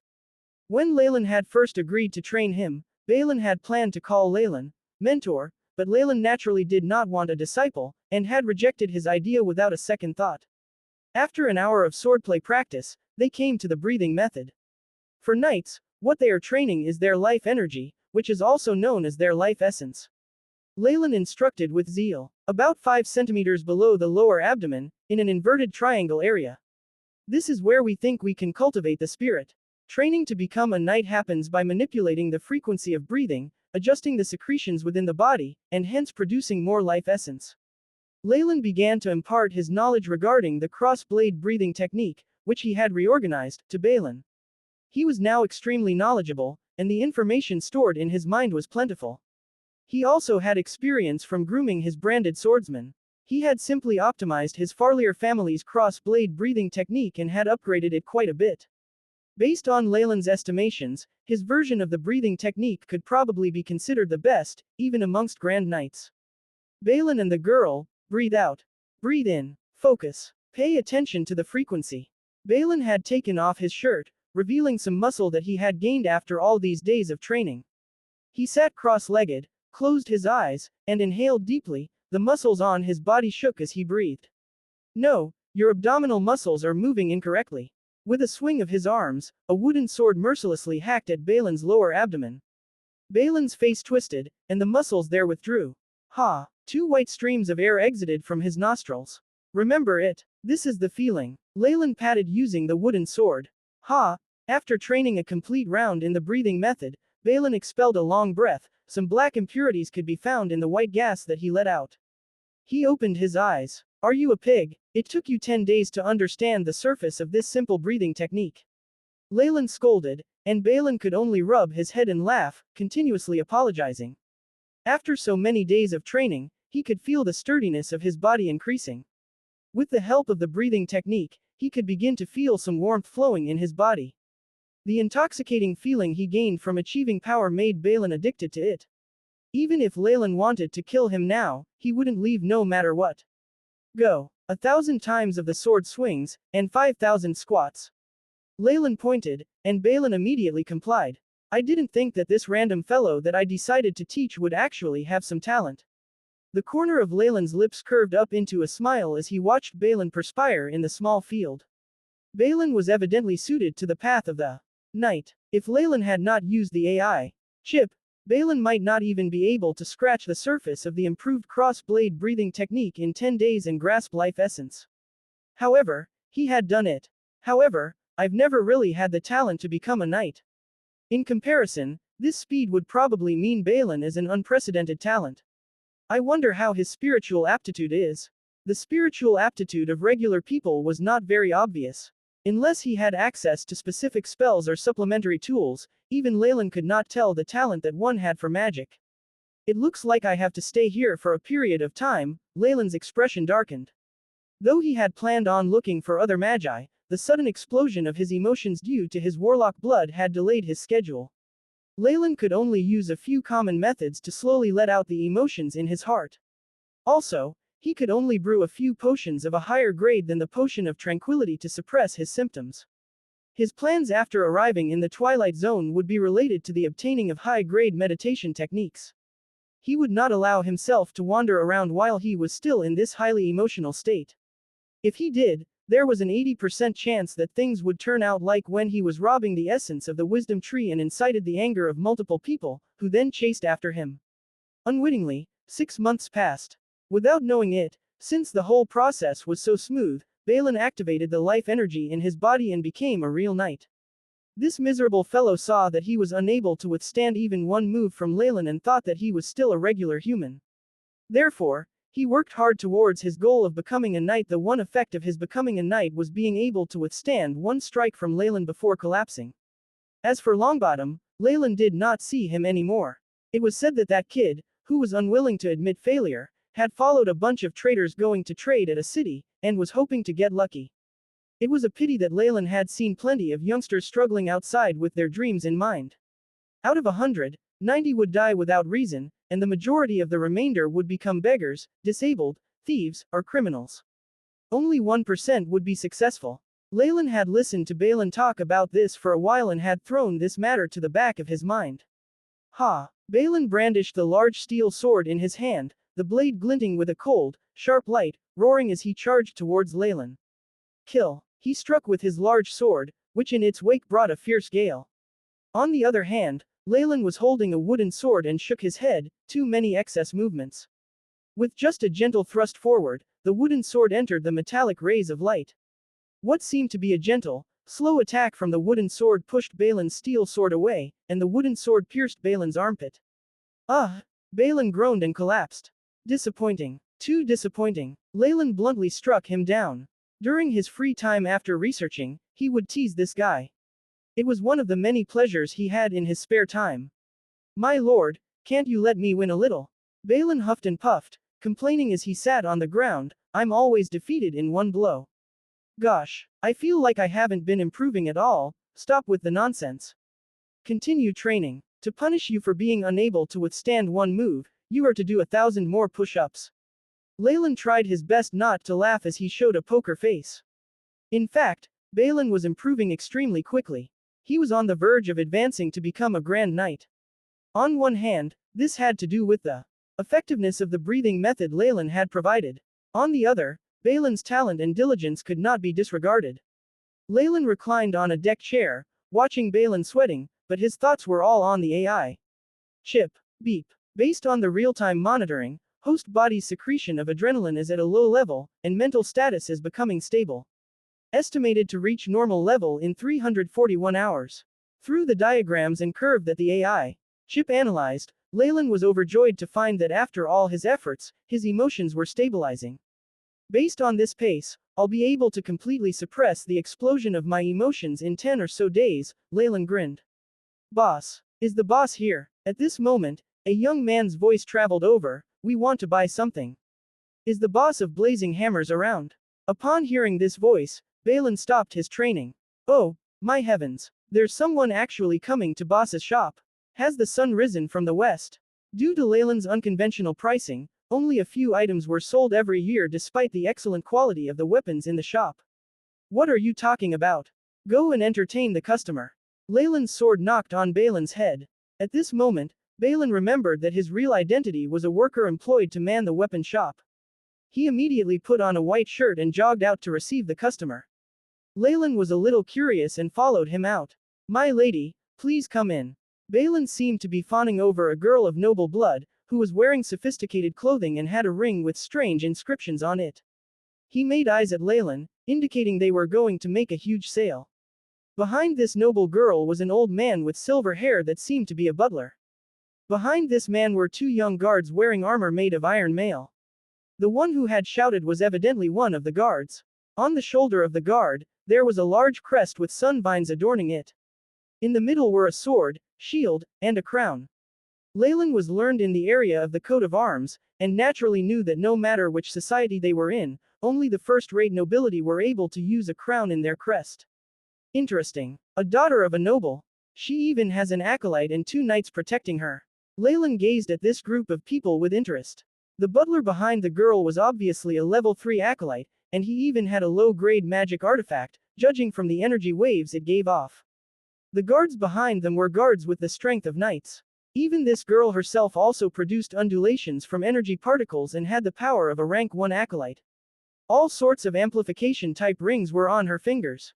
At this moment, the 4 guests were surprised at Balin, who was treating them so politely. Not every shop had a knight that would service guests.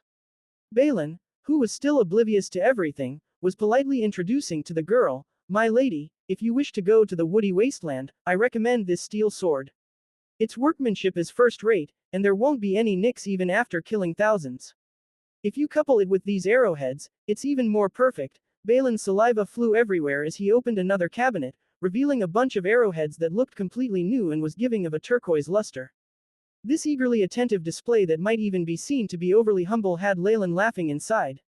The 2 soldiers behind the girl turned, a little embarrassed at seeing a knight just like them, who seemed to be tarnishing their reputation. In fact, if not for their owner being right in front, they would long since have drawn their swords and taught this fellow who knew nothing about the dignity of knights a lesson. Look, the noble girl spoke to the old butler behind her. The butler with the strength of a level 3 acolyte went forward, touching the steel sword with his wrinkly hands and then touching the arrowhead, shock apparent on his face. The quality is not bad. It can even be compared with the works of the great Master Yoda. Oh, the surprise was evident on this girl's face. This was the first time she had seen her butler praise any item, and even more so comparing it to great Master Yoda. That was a master who had earned a reputation in the eastern capital from forging weapons, and was extremely popular with the public. Who forged the weapons here? She asked, looking at Balin. After all, his bulging muscles were very enchanting. Leylin, who concealed his power very well, was naturally ignored. Oh, those. Balin was about to brag about his boss, but upon seeing Leylin's warning look, he corrected himself, that's obviously a secret. Rescue, is that so? The girl lifted her brows, and even Balin couldn't bear to keep eye contact. Please pass on this message to that great master. I would like to meet him, and our Argus family welcomes him to our door. She spoke in an aloof manner. The guard behind her immediately took out a sculpture that looked similar to the crest on his shoulder and passed it to Balin. This, and those arrows. We want them all. The girl pointed at the display cabinet. All right. Balin was so excited that he was flushed red. He didn't even have the time to analyze the crest in his hand, and immediately packed up the swords and other weapons, passing them to the guards behind her. The total is 1050 gold. Thank you for your patronage. Balin nodded at the girl, and the butler passed a small bag of gold coins and a purple gold card to him. Balin was on the verge of becoming stupid as his hand trembled while holding the bag. The girl saw his movements and a glint of mischievousness appeared in the young noble's eyes. I wish to go to the woody wastelands. Can you be my guide? I'll pay 10 gold per day. 10 gold. Balin's breathing became rough. While working in Leylin's shop, the pay was 3 gold per month. This was already a pay grade that made the residents of Potter Town incomparably envious. 10 gold a day. This was something Balin had never even dreamed of. But, Balin looked at Leylin and gritted his teeth as he rejected the suggestion. My apologies, my lady. I must work here every day. Though Balin wanted to make some quick money, he was still able to make a distinction between the present and the future. Leylin was currently teaching him how to train to become a knight. This was only available in specific noble families of the Twilight Zone, and he would not have another chance to get it, even with over 1,000 gold. If he gave this up just for a little gold, that would mean giving up his future as a knight. Balin felt that he would completely regret that choice of action. Interesting. I never thought I'd discover such an intriguing shop on this trip. The girl laughed like a skylark. My name is Jenny, and I live in the largest inn in the town. If you change your mind, you can come look for me at any time. After the girl and her companions left, Balin carefully placed the gold and purple gold card on the table. The purple gold card that is valued at 1,000 gold. It's the first time I've ever seen this, and in addition, there are so many gold coins. My lord, we've struck it rich. Balin's eyes were full of little stars. Yeah, Leylin nodded, paying no mind as he kept the purple gold card. The rest of the gold shall be yours as a commission. Oh, boss, let me praise you. You're really the master of fairness, the embodiment of compassion. Balin immediately began to cheer. He tossed the crest up and down in his hand, puzzled. This seems quite familiar. I recall hearing something about this Oscar family from somewhere before. Suddenly, he shrieked, damn it. Sunvine Argus. It's the Marquis family in the eastern capital. What did I just give up? However, although Balin sighed, he did not pursue this matter any further. After all, they weren't going to take him in as a servant, but only as a guide. It would be a very stupid decision to reject Leylin's teachings here. The appearance of the Marquis daughter here obviously made her the topic of conversation in Potter Town. Leylin could hear the latest news about this group from Balin. My lord. Apparently, Miss Jenny came to this place in order to prepare to obtain a very special birthday gift for her mother. She's preparing to look for it in the wastelands. What a filial daughter she is. Haha. I found out that Miss Jenny is looking for a special plant called the dragon-blooded flower bud. It's said to help women maintain their looks for 10 years, and can even be sold off at an auction in the eastern capital for almost 100,000 gold. After offering a reward for it, all the adventurers, mercenaries and even residents of the town have begun to pour into the woody wastelands to look for it, dreaming of getting rich quickly. My lord, I just saw Miss Jenny entering the woody wastelands while being guided by the Baron's knights. Balin was as excited as a sparrow, chirping in front of Leylin. Leylin just rolled his eyes. Have you completed your homework for today? With that single sentence, Balin completely quieted down and scratched his head. No, but I'll be done soon. Having said this, Balin quickly rushed to the training grounds and began to wave around a large sword that was about the height of a person. You still have the mind to think about running around outside of training. You seem to have a lot of excess energy. Leylin grinned, I'll multiply the tasks you have to do for today. Oh, no. Hearing Balin's anguished wailing, Leylin felt his mood improve. Oh, dragon-blooded flower bud. Leylin touched his chin and searched up some information recorded by the AI chip from the ancient ruins. He seemed to have seen records about this sort of precious plant in ancient books. It was said that it lived in a very harsh environment and needed to coexist with a high-energy being, taking in the blood of this being every once in a while, or else it would wilt. I remember that the high-energy being coexisting with the dragon-blooded flower bud is called the goat-horned earth dragon. It's said to be a mix between an ancient dragon and some demon, though I have no idea how true that information is. Leylin pondered deeply. In addition, the beautification effect of the dragon-blooded flower bud is just a side effect. The main use of the dragon-blooded flower bud is to combat specific toxins. Interesting. I was just searching for a good reason to enter the eastern capital. Leylin glanced at Balin, who was still wailing but did not dare stop training, a fierce light glinting in his eyes. 3 days later, a small group laden with injuries returned to Potter Town, bringing back horrifying news. The team with the Marquis daughter had met with unexpected danger while chasing after the goat-horned earth dragon and were stuck somewhere. Even the Baron's knight team captain had sacrificed himself. This team had risked their lives to return and seek help. The entire town sank into terror. The fury of a Marquis was something Potter Town could not take on, and the person most afraid of the headstrong daughter were the owner of the area, Baron Joseph. My lord, I heard that. Balin rushed into the yard like a gust of wind, to the sight of a plump man in luxurious clothes, constantly using a gold-colored handkerchief to wipe the sweat on his face. He was instantly like a duck held by the neck, his words stuck in his throat as he bowed. Hello, sir. This plump man was obviously Baron Joseph, the man in charge of Potter Town. Even Balin's current job had been introduced to him by this man. For Balin, someone with land and an inheritance could be said to be an amazing person, and as a result, he was so shocked that he quickly greeted the Baron, his head at his chest.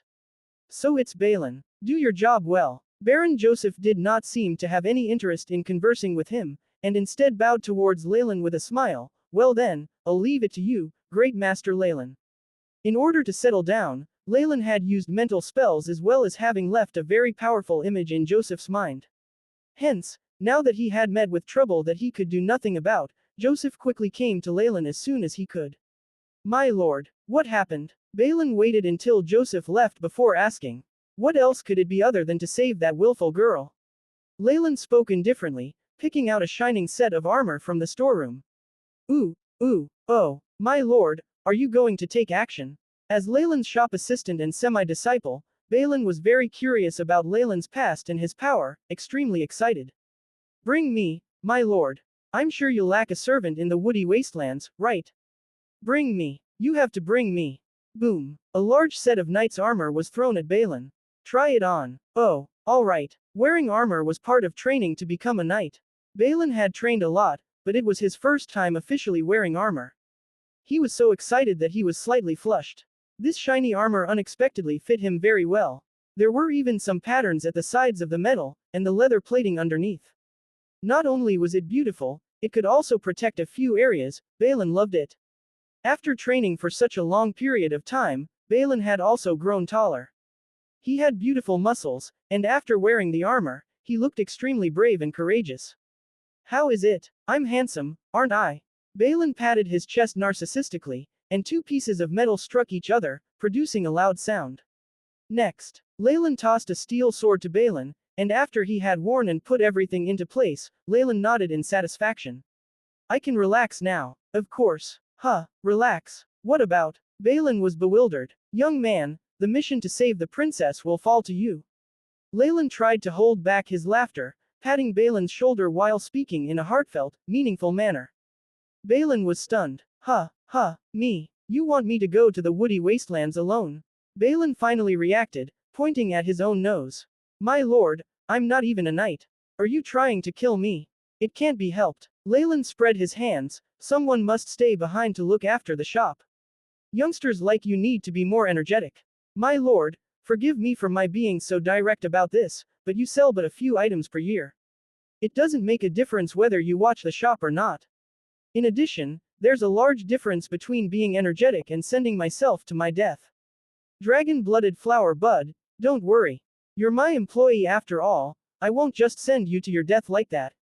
Leylin waved his arms, saying things that were not helping Balin calm down. I've already received more information.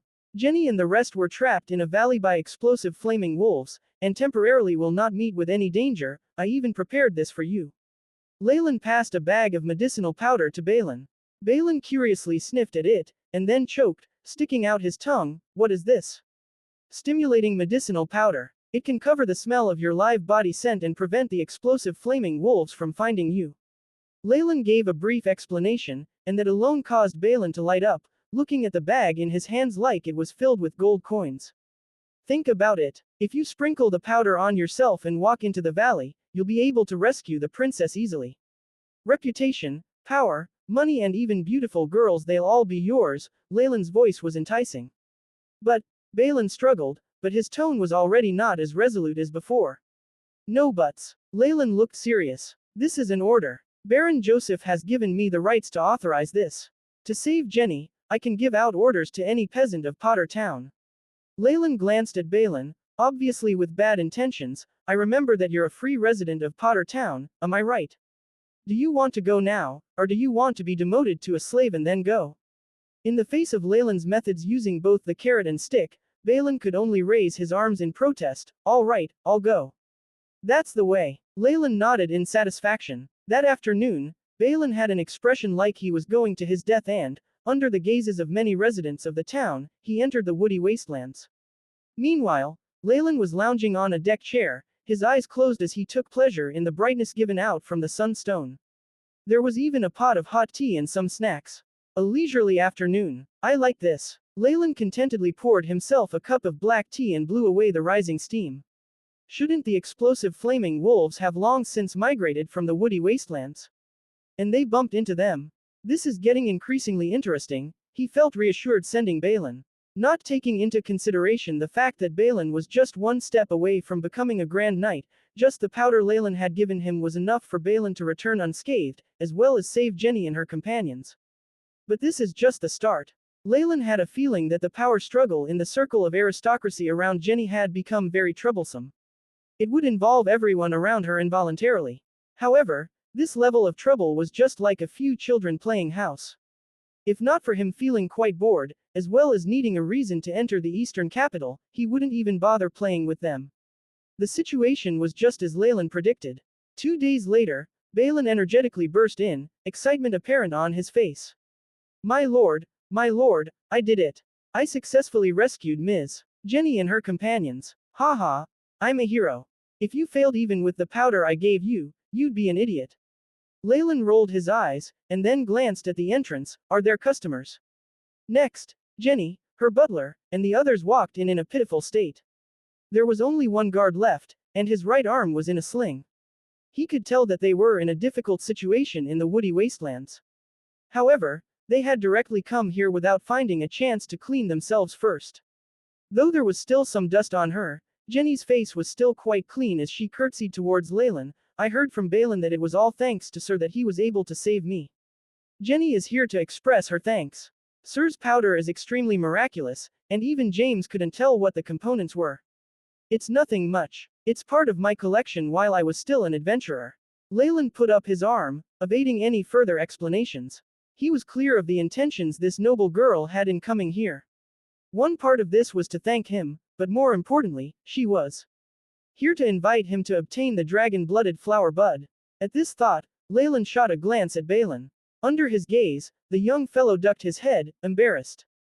This naive young man betrayed Leylin after being taken in by Jenny and the rest, leaking the information that Leylin used to be a powerful adventurer. Mr. Jenny's smile was forced as she ground her teeth, kneeling on the ground. Sir, I'm here for the dragon-blooded flower bud. It's not for my mother, but for my father. Then, there came the expected story of the power struggle between nobility. The gist of it was that her 2 uncles coveted her father's position as Marquis, and had used a strange toxin to harm him. In order to heal her father, this young girl had no choice but to bring her butler and guards to search for a cure. Mr. Leylin, my father is a benevolent and wise leader. If the title of Marquis and its associated territories were to fall into the hands of one of my uncles, the people under him would definitely meet with a calamity. Please help them, Jenny pleaded, giving a very thorough and brilliant act of a pure, kind-hearted innocent victim. Balin had already clenched his fist, and Leylin kept shaking his head. He naturally knew about the conflicts there were between the upper class. After growing up in that circle, even the most innocent child would be influenced. Besides, could there be an absolute right or wrong in these power struggles? On the surface, however, Leylin had a righteous expression. I admire the kind and fair old Master Marquis. I am duty-bound to help. Balin. Yes. Balin suddenly felt like something bad was going to happen. This was an intuition he had developed after being cheated by Leylin on countless occasions. As expected, Leylin ordered, go accompany Miss Jenny and enter the woody wastelands again until you obtain the dragon-blooded flower bud. I knew it. I knew this would happen. Balin roared in his heart, but upon seeing the grim look on Leylin's face and the pitiful young girl, he could not bring it upon himself to reject. All right then, letting Balin help was evidently not on Jenny and the others' agenda. However, after seeing Leylin's courteous but obvious refusal, this bright young girl knew it was impossible to get Leylin himself to act. She could only retreat regretfully. Can you tell if he's a magus? On the way, and after ensuring that there were no passers-by around them, Jenny spat out coldly. Her voice was cold, and her expression haughty. Where was that frail and delicate young girl seen only a few minutes back? I'm not sure. I couldn't tell. If an official Lord Magus really wants to conceal himself in front of me, I definitely won't be able to tell at all. The butler, James, who was a level 3 acolyte, forced a laugh. Not being able to tell would be the best clue. A retired, powerful adventurer who was able to teach Balin to become a knight in a year, his strength must be far beyond our imaginations. Jenny was astute. Not bad. I probed into this matter, and that young lad, Balin, is quite lucky. The breathing technique he's training in is at least that used by Grand Knights. James sighed in admiration. Upon hearing this, the eyes of the guard behind Jenny darkened. He had risked his life for the Argus family for so many years and gone through many loyalty tests before he was conferred a knight's breathing technique. He was only lucky enough to advance after bloody battles, and listening to this story gave him the urge to kill Balin. However, he quickly buried this at the bottom of his heart, not daring to think about this further. Supporting Balin was a lord who seemed to be an official magus. Even the Argus family would not dare offend him.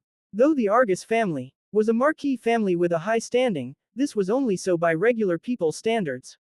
In the eyes of Magi, the well-known Sunvine family was just as significant as a speck of dust. Even in the entire Argus family, there was only one rank 1 magus whom they all respected. There was no need to choose who would be considered more important, an official magus or a guard who was just a knight.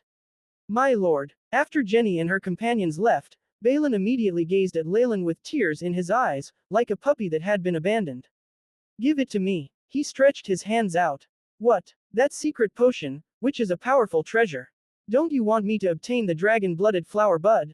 Balin thought it was only right that he received this. Bang! He was struck heavily on the head by Leylin's wooden sword, causing him to grimace from the pain. Balin. Leylin stood up, his tone sincere. After this experience, you should know where your strength lies, right? Of course. Thanks to the guidance from my lord, I am now a knight. Now that they were talking about business, Balin's expression became solemn.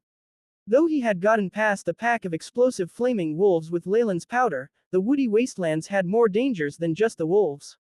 When he had split a large stork into 2 halves with a single strike, Balin realized he had been played by Leylin. He had long since advanced to become a knight. In addition, through conversations with Jenny and the rest, he found out that Leylin had taught him very precious things. Hence, though Balin appeared frivolous out of habit, he revered Leylin more and more. Being a knight is just the start, and it's not the end. Leylin put his hands behind his back, putting on the airs of a powerful person. Goat-horned earth dragon, your goal is to become a grand knight. The distant stars are your goal. Leylin's voice was filled with emotion, causing Balin's blood to heat up.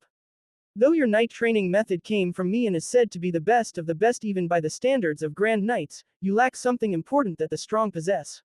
The strong. Something important. Confusion appeared on Balin's face. Exactly. That is real bloody battles and confidence. The knights who lack the training methods you have developed their unrivaled confidence through constant bloody battles, smoothly stimulating their life energy and becoming knights. You lack this process, hence, you need to take on an even more difficult task to stimulate your potential. Leylin's expression looked like he was trying to tell Balin it was all for his own good. How about it? Can you see what I'm doing for you? Though I don't understand, it seems cool. Balin clenched his fists. I'll work hard, my lord. Next, this little fool who had been duped by Leylin began to truly prepare to leave the following day. Seeing him in a frenzy of preparation, Leylin shook his head as he gave a gentle smile. Youths really forget things quickly. He was duped so easily, however, to make use of Jenny, this noblewoman, to enter the capital. Leylin didn't mind helping them. Your sword. Leylin took Balin's steel sword, which he had been holding. Having gone through numerous forging, it still held a cold glint, but a chip the size of an ant had appeared on the blade. This kind of nick could only be formed from countless strikes made by a knight using his full power. It was evident that Balin had met with more dangers in the woody wastelands than just those explosive flaming wolves. What's wrong, my lord? Balin's expression displayed his puzzlement. This sword is too old and not suitable for your expedition. I'll give you a new one. The corner of his lips lifted in a smile. Thank you. Thank you so much, my lord. Balin was so excited that he was almost incoherent in his gratitude. After this battle, he finally discovered how difficult it was to groom a knight. On one hand, there was the secrecy of the breathing techniques, and on the other hand, there were the immense expenses in training and obtaining equipment. Equipment forged by experts had a value of over 100 gold. However, after explosively using his life essence a few times, a chip had appeared. Wouldn't regular weapons have simply snapped? Knights grew through battles, and he wondered how many of these weapons would have to be used for this growth. Balin had originally intended to repair this sword and continue to use it. After all, he was used to living in poverty and couldn't bear to waste resources. However, Leylin had simply given him another one. Don't worry, I'll send the bill to Ms. Jenny. However, Leylin's next words caused Balin's grateful heart to burst into smithereens. She's the daughter of the Marquis and probably has more gold than their family will ever need. It doesn't matter if they pay a little, right? Leylin tossed a new sword to Balin. Ah, my lord, can't you let me continue to feel touched by your actions for a while longer? Balin lamented, though his hands were not the least bit dissatisfied as he caught the sword. Clang. Balin gently caressed the sword, the blue edge of the blade having detailed, complicated patterns, and a cold air was emitted from it. Based on his intuition after working here for so many years, Balin could tell this was absolutely one of the best steel swords in the shop. What he didn't notice was that before his lamenting, Leylin's palm had stroked the blade of the sword and left behind a dull red imprint. This imprint had been carved into the sword itself and disappeared, and Balin had not noticed at all. Jenny's team had rested and reorganized themselves in Potter Town and set off. Though most of the adventurers and mercenaries who had followed her the last time had died or been injured, there was no lack of people who were so poor that they wanted to take the risk and strike it rich. Jenny had simply given out a large amount of gold and gathered enough people. Of course, their strength was nothing much. She had little choice. In Twilight Zone, the goat-horned earth dragon was a very rarely seen high-energy being. Only recently had people found traces of it in the woody wasteland. If she let this opportunity go, she had no idea when she would get another chance to come across it. Even if Jenny could wait, Marquis Argus, who was being tormented by poison, could not wait that long. Balin, we're depending on you.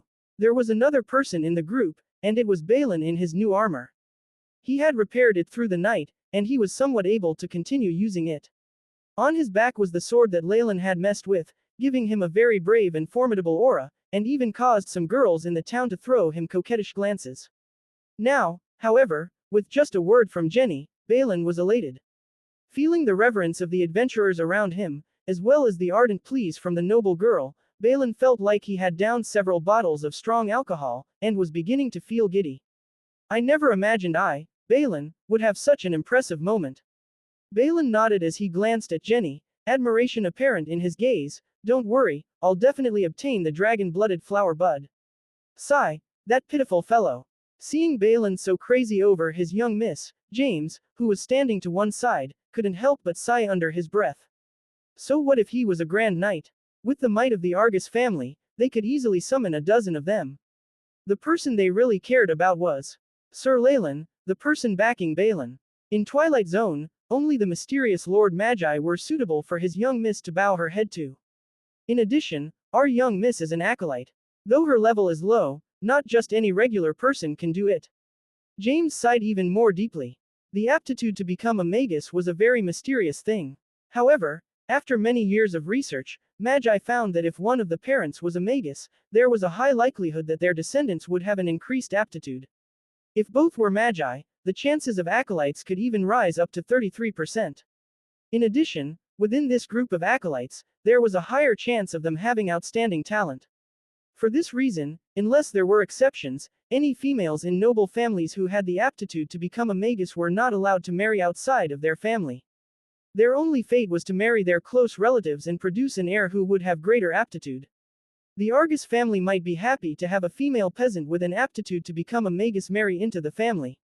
However, they would absolutely not tolerate it if Magi in their family married outside, even if they were merely acolytes. Of course, neither Balin nor Jenny was thinking that far. Even Balin himself had automatically gotten serious after entering the woody wasteland, blindly hurrying in order to preserve energy. He had grown up in Potter Town and naturally knew of the terrors here. Many areas that seemed to be safe ground might take the lives of any adventurer at any time. He was Balin, someone about to become a grand knight. How could he die here? There's something in front. All of a sudden, the team in front cheered, and Balin immediately braced himself, approaching them. We discovered this. Come take a look. Jenny had changed into garments suitable for hunting and now looked more capable and experienced. She was now pointing at a large footprint on the ground as if she had seen some treasure. Balin crouched down. In front of him was a footprint almost a meter long.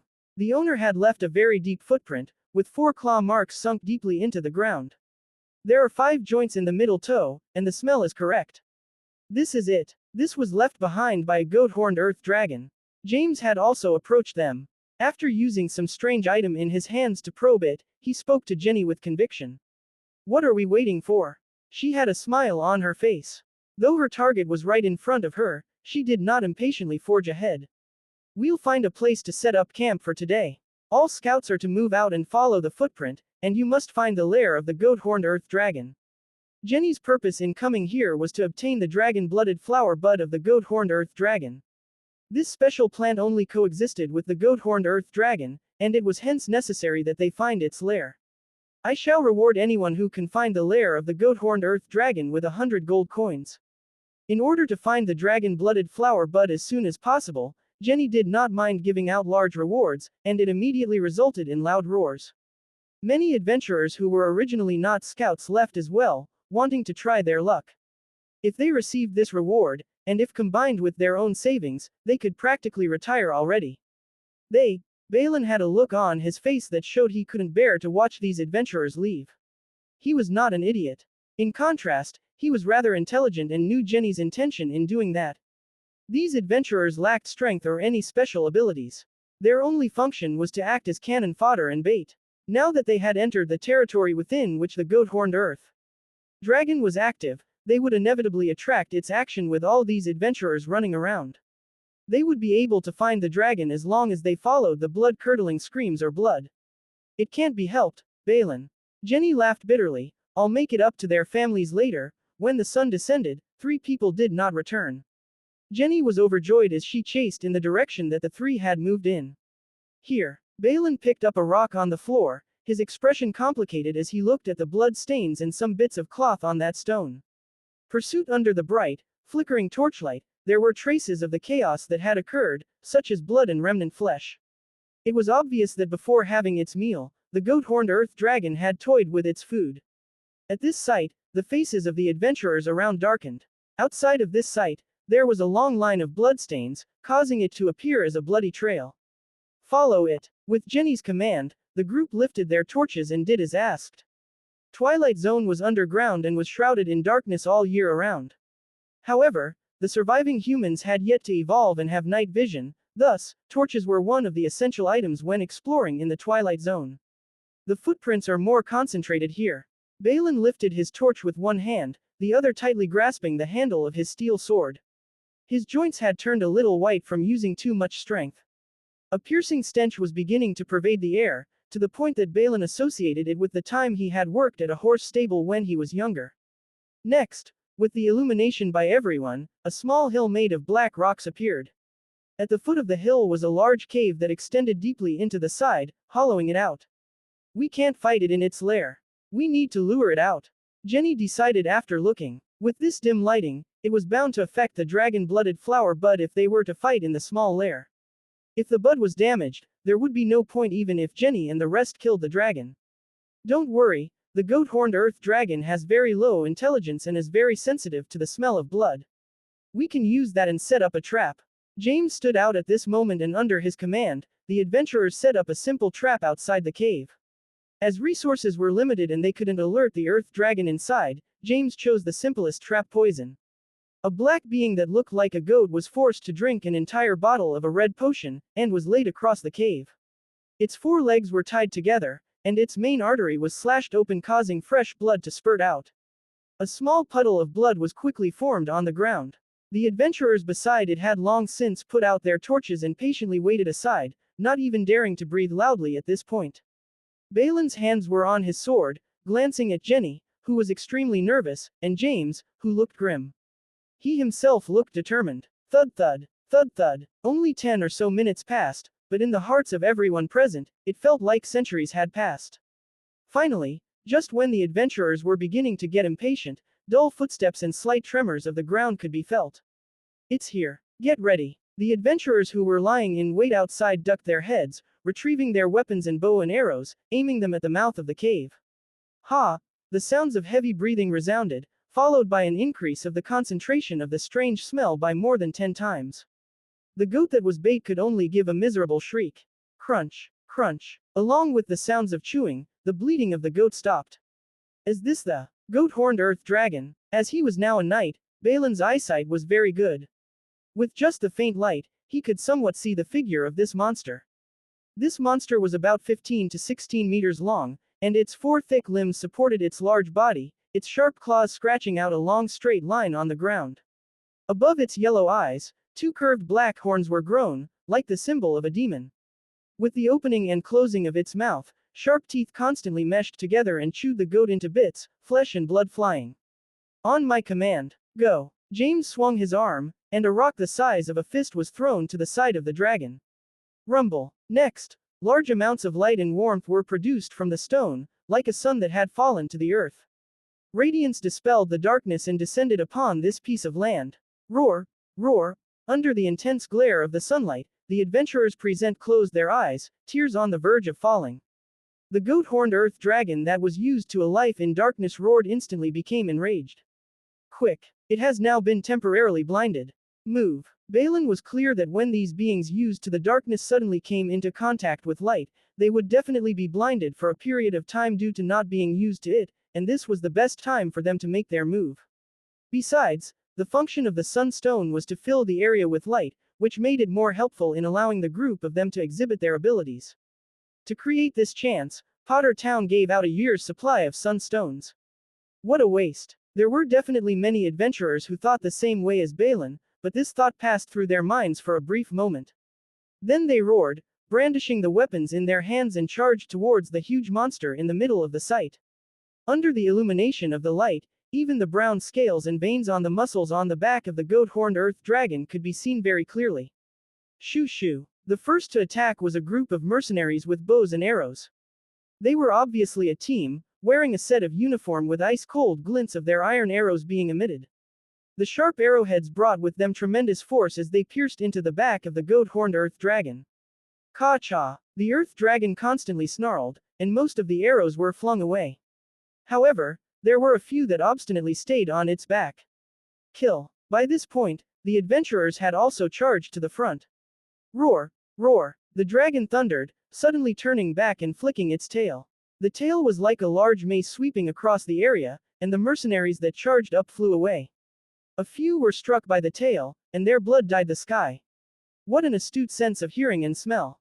Beylin exclaimed in admiration. The eyes of the goat-horned earth dragon were very small and had almost completely degenerated. With the sudden piercing bright light, it couldn't see anything at all, but all beings that lived in the darkness naturally had their unique ways of distinguishing other objects. Beylin stepped away, dodging the sweeping motion of the steel tail, and raised his sword, a thin ring of light produced around him. Crossblade. In a moment, he used Leylin's secret killing technique for cross blades. The immense light formed a cross, slashing towards the goat-horned earth dragon that was still snarling. The fierce, immense air pressure attracted the attention of the earth dragon and it lifted its right forelimb, mercilessly clawing in Baylin's direction. Large black claws clashed with the cross-shaped light, and the sound of glass shattering could be heard in the air. Roar! The earth dragon kept snarling, its large black claws disintegrating the move and smacking towards Baylin. How powerful and quick! Baylin exclaimed in admiration and used his sword as a shield in front of him.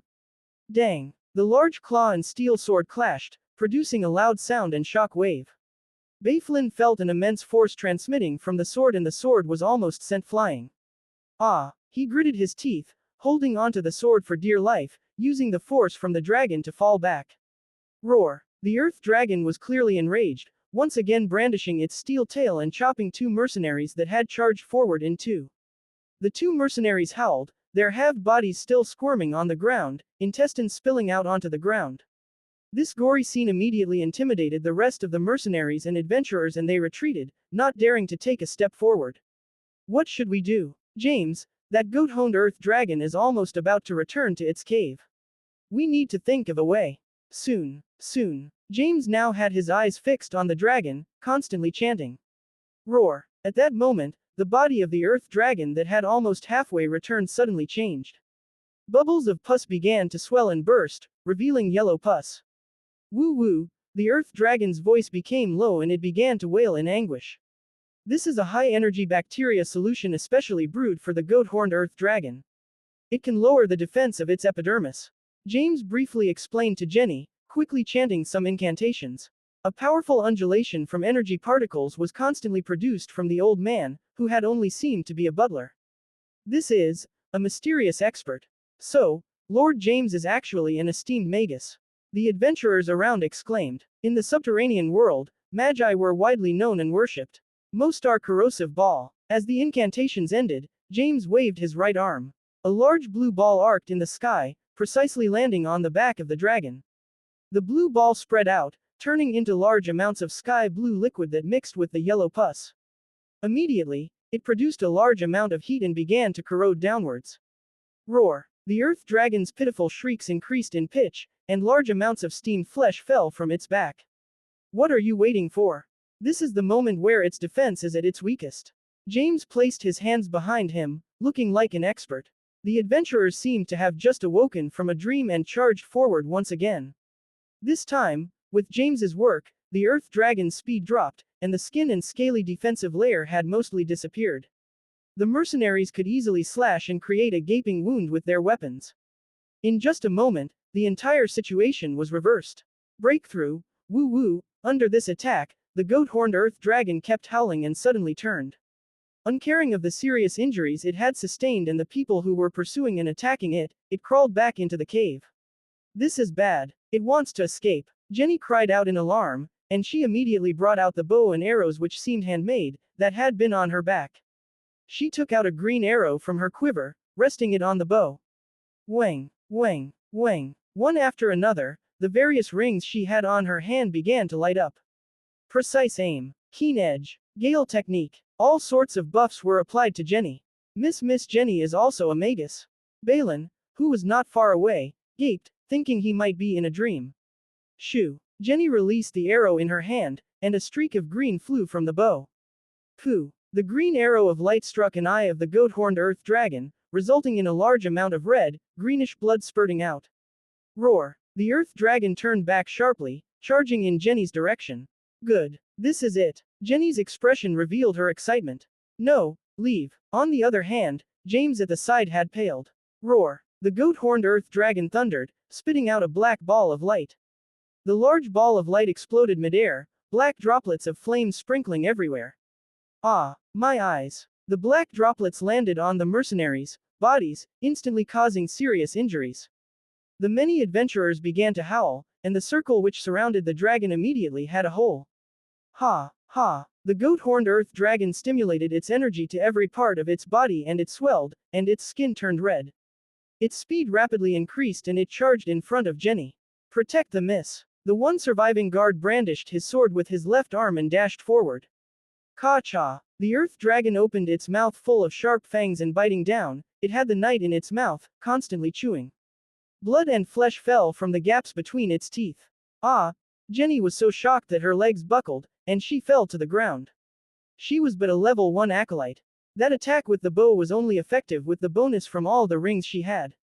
After that attack, the pitiful amount of spiritual force she had was almost exhausted, and it was not possible to pull off another attack. Jenny was now a fragile, helpless girl of the nobility as she was paralyzed on the ground, awaiting her unknown future.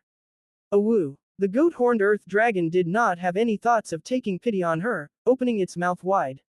With its sharp teeth filled with flesh and blood, it snapped its jaws and made to bite her. Am I going to die? I'm sorry, Father. Jenny's mouth was half open, a teardrop rolling from her right eye. Dang! The acute pain she had been expecting did not appear, and Jenny opened her eyes, stunned. All she saw was a strong figure in front of her.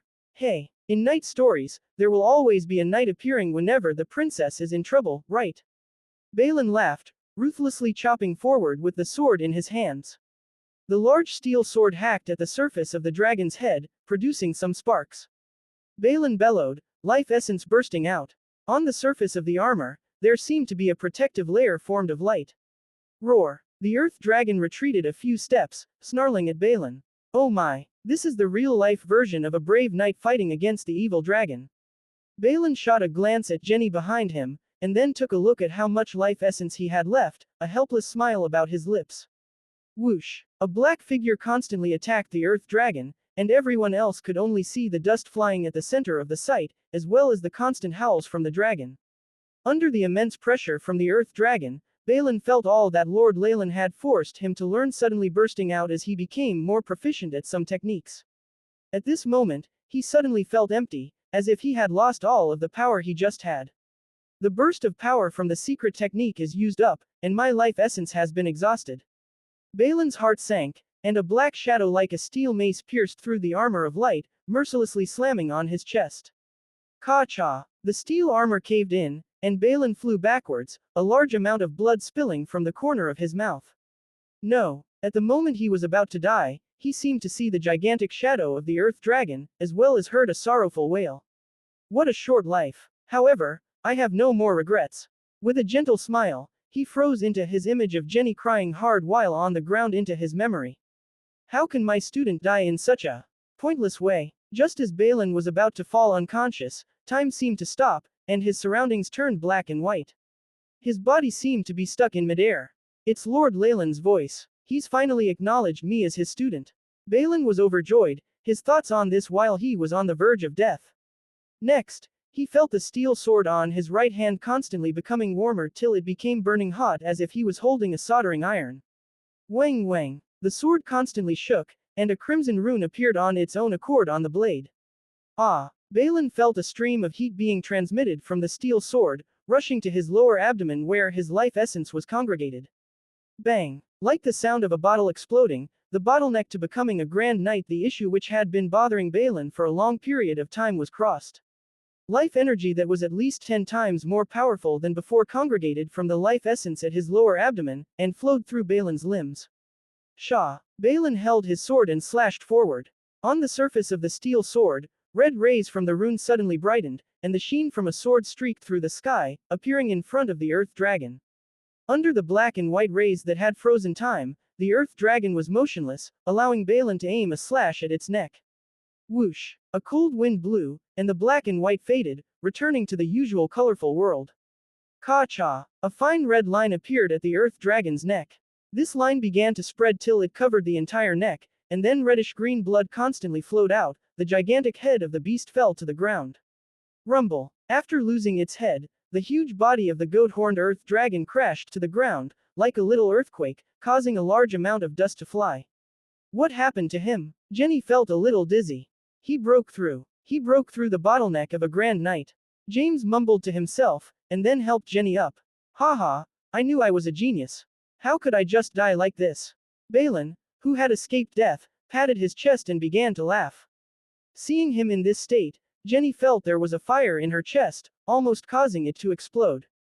You idiot! Jenny threw a white handkerchief at Balin's face. Leaving him alone, she entered the cave with James. Why is she being like this? Balin held the handkerchief in a daze, bewildered. The surviving mercenaries and adventurers silently cleaned the area. They had lost a lot of people, and many of them were their friends or even family. It was very quiet on the battlefield, and not one animal came to disturb the silence. The sun's rays were extremely annoying for the beings that were used to the darkness. Potter Town of Twilight Zone had made use of this aversion and used the sunstones to disperse the creatures of darkness, and could thus develop. James had considered this at the beginning when he threw out the sunstones. 10 minutes later, Jenny and James came out with excitement. Is this the dragon-blooded flower bud? Balin noticed the plant that seemed like a flower in Jenny's hands. This red flower was the size of a bowl, and there were webs that seemed like blood vessels and veins on the petals. It looked very bizarre. Jenny carefully held the flower bud, as if she were holding some treasure that was as valuable as a city. Yes, with this, my father can be saved, Jenny finally relaxed. Ever since her father had been poisoned, immense pressure had been put on the shoulders of this young girl. Now, she could finally heave a sigh of relief. Thank you. Jenny was so emotional that she hugged Balin, leaving him stunned at the spot. And all of you. Jenny turned back to the adventurers and mercenaries. Your loyalty and devotion to your role has earned you your rewards. I will give out twice the amount promised, and 5 times that for those who have died. Thank you so much, my lady. A kind and generous person. May the Lord of Darkness protect you. As expected, Jenny's declaration made everyone present cheer. They packed up and began their journey back. On the way back, Balin kept swinging the steel sword in his hand, wanting to find any strange marks on it. However, after that one burst, this sword had used up all its energy, and no matter how much Balin prodded it, it did not exhibit any strange features. What a fool. However, only a person with a one-track mind like him is suitable for my cross-blade breathing technique. Balin's actions were all seen by Leylin, who was in Potter Town, through a transparent crystal, and he shook his head. Beside him, a test tube full of reddish-green liquid was thrown aside like rubbish. There's not even a sliver of a powerful bloodline in there. To think it even had the word, dragon, in its name. Leylin sighed. Farewell, not all myths and folklore were true. On the contrary, many myths have been altered, some even to the extent of the subjective thoughts of the storyteller, hence they were unusually laid with errors. Only Leylin's AI chip could analyze and sieve out the most accurate version of the myth from the myriad of mythological information available. As for now, after the blood analysis of the goat-horned earth dragon, Leylin discovered that there wasn't a single trace of an ancient bloodline in its blood. Evidently, the myth of the goat-horned earth dragon being born from a giant dragon and another demonic creature was false. However, Leylin did not harbor much hope from the start. Even if the goat-horned earth dragon were to contain traces of an ancient bloodline, this strength that did not even reach the stage of an official magus did not fit his requirements at all. Back in Nightless City, he was clear that even if he could obtain and purify the blood from creatures that contained an ancient bloodline, the creature had to be of a certain level to be of use. As for this standard, after the analysis from the AI chip, the conclusion was that these creatures needed to have the strength to at least rival a rank 3 magus. In other words, even if the goat-horned earth dragon were to contain traces of an ancient bloodline, Leylin had to find one that was the equivalent of a rank 3 magus. Then, with the help of the AI chip, the purification of the ancient bloodline would be achieved. Ah, a rank 3 magus. Leylin smiled wryly. He had only recently advanced to a rank 2 magus and the spiritual force he received from his meditation technique were extremely little. Most of the increase in spiritual force came from the giant Chemoian serpent's bloodline. Although there was nothing wrong with a warlock relying on the strength of his bloodline, Leylin did not want his foundations to be unstable. Furthermore, he had advanced to a rank 2 magus by the age of 40. This speed was extremely astounding on the south coast. Even back in the ancient times, it was considered remarkable. Hence, spending more time for a better foundation was something that he had to do. As he was now, it was unlikely that he could win against a creature with strength equivalent to a rank 3 magus, even with the help of his ancient bloodline. Those kinds of creatures were terrifying existences, to the point where most rank 3 magi would not dare to face off against such creatures directly.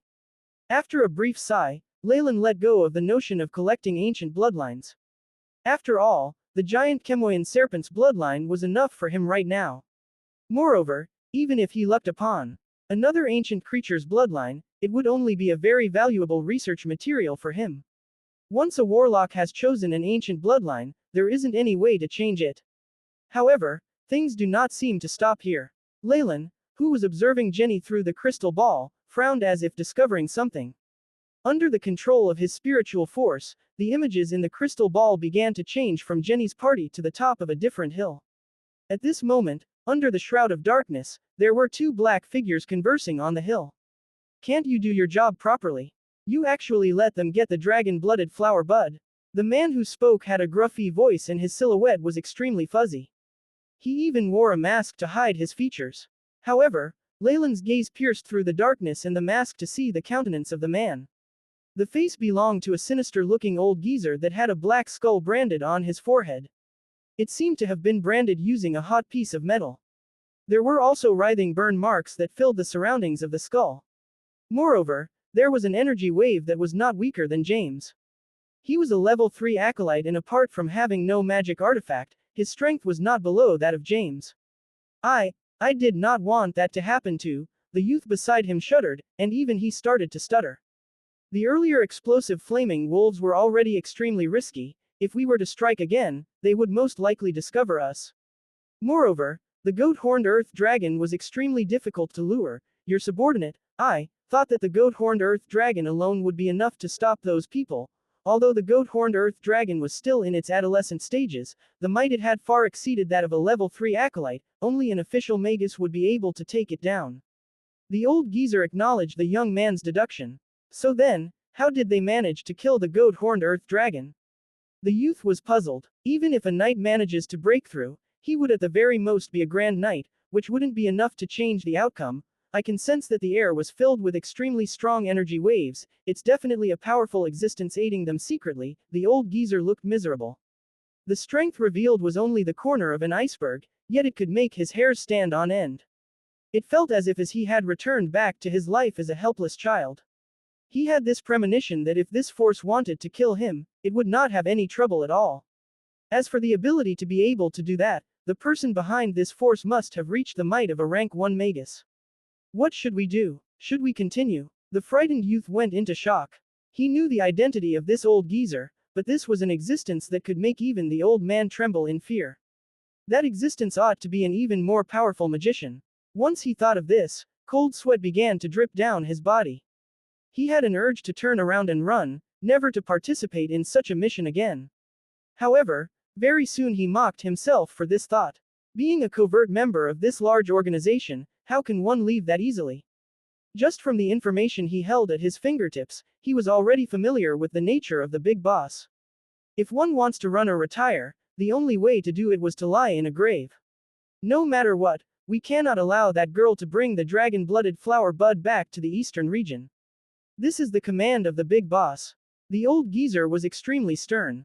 Let's go. His cloak swiveled as he vanished into the darkness with the young man. Interesting. How very interesting. Leylin smiled wryly after seeing this scene. He had no interest in the petty struggles of these mortals but felt rather intrigued by the one pulling the strings from behind.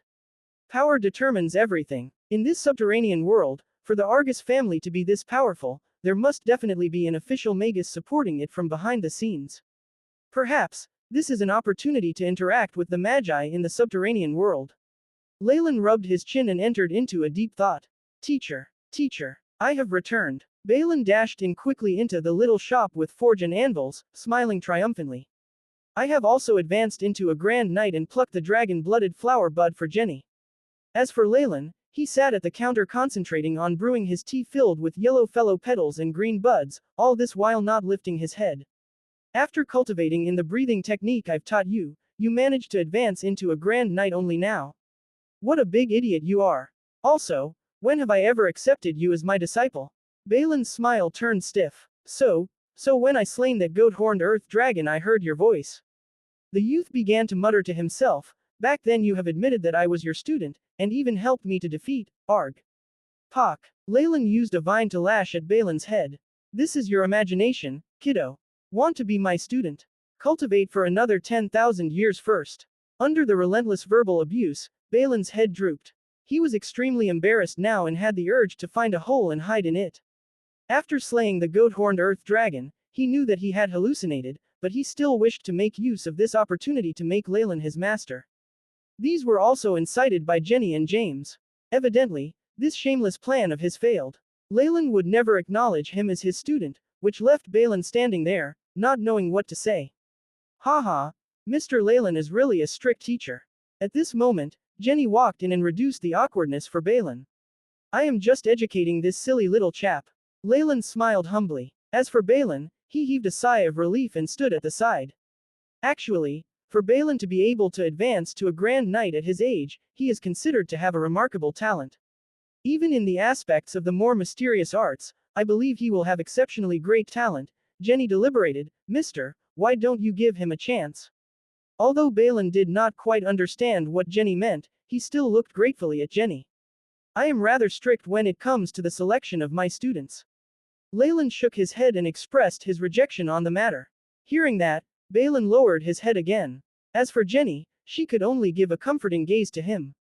Your purpose of coming here wouldn't only be to speak about this, would it? Leylin sipped on his tea, with no intention to brewing a cup for Jenny as he asked. Actually, picking the dragon-blooded flower bud was only made possible with the help of Mr. Leylin.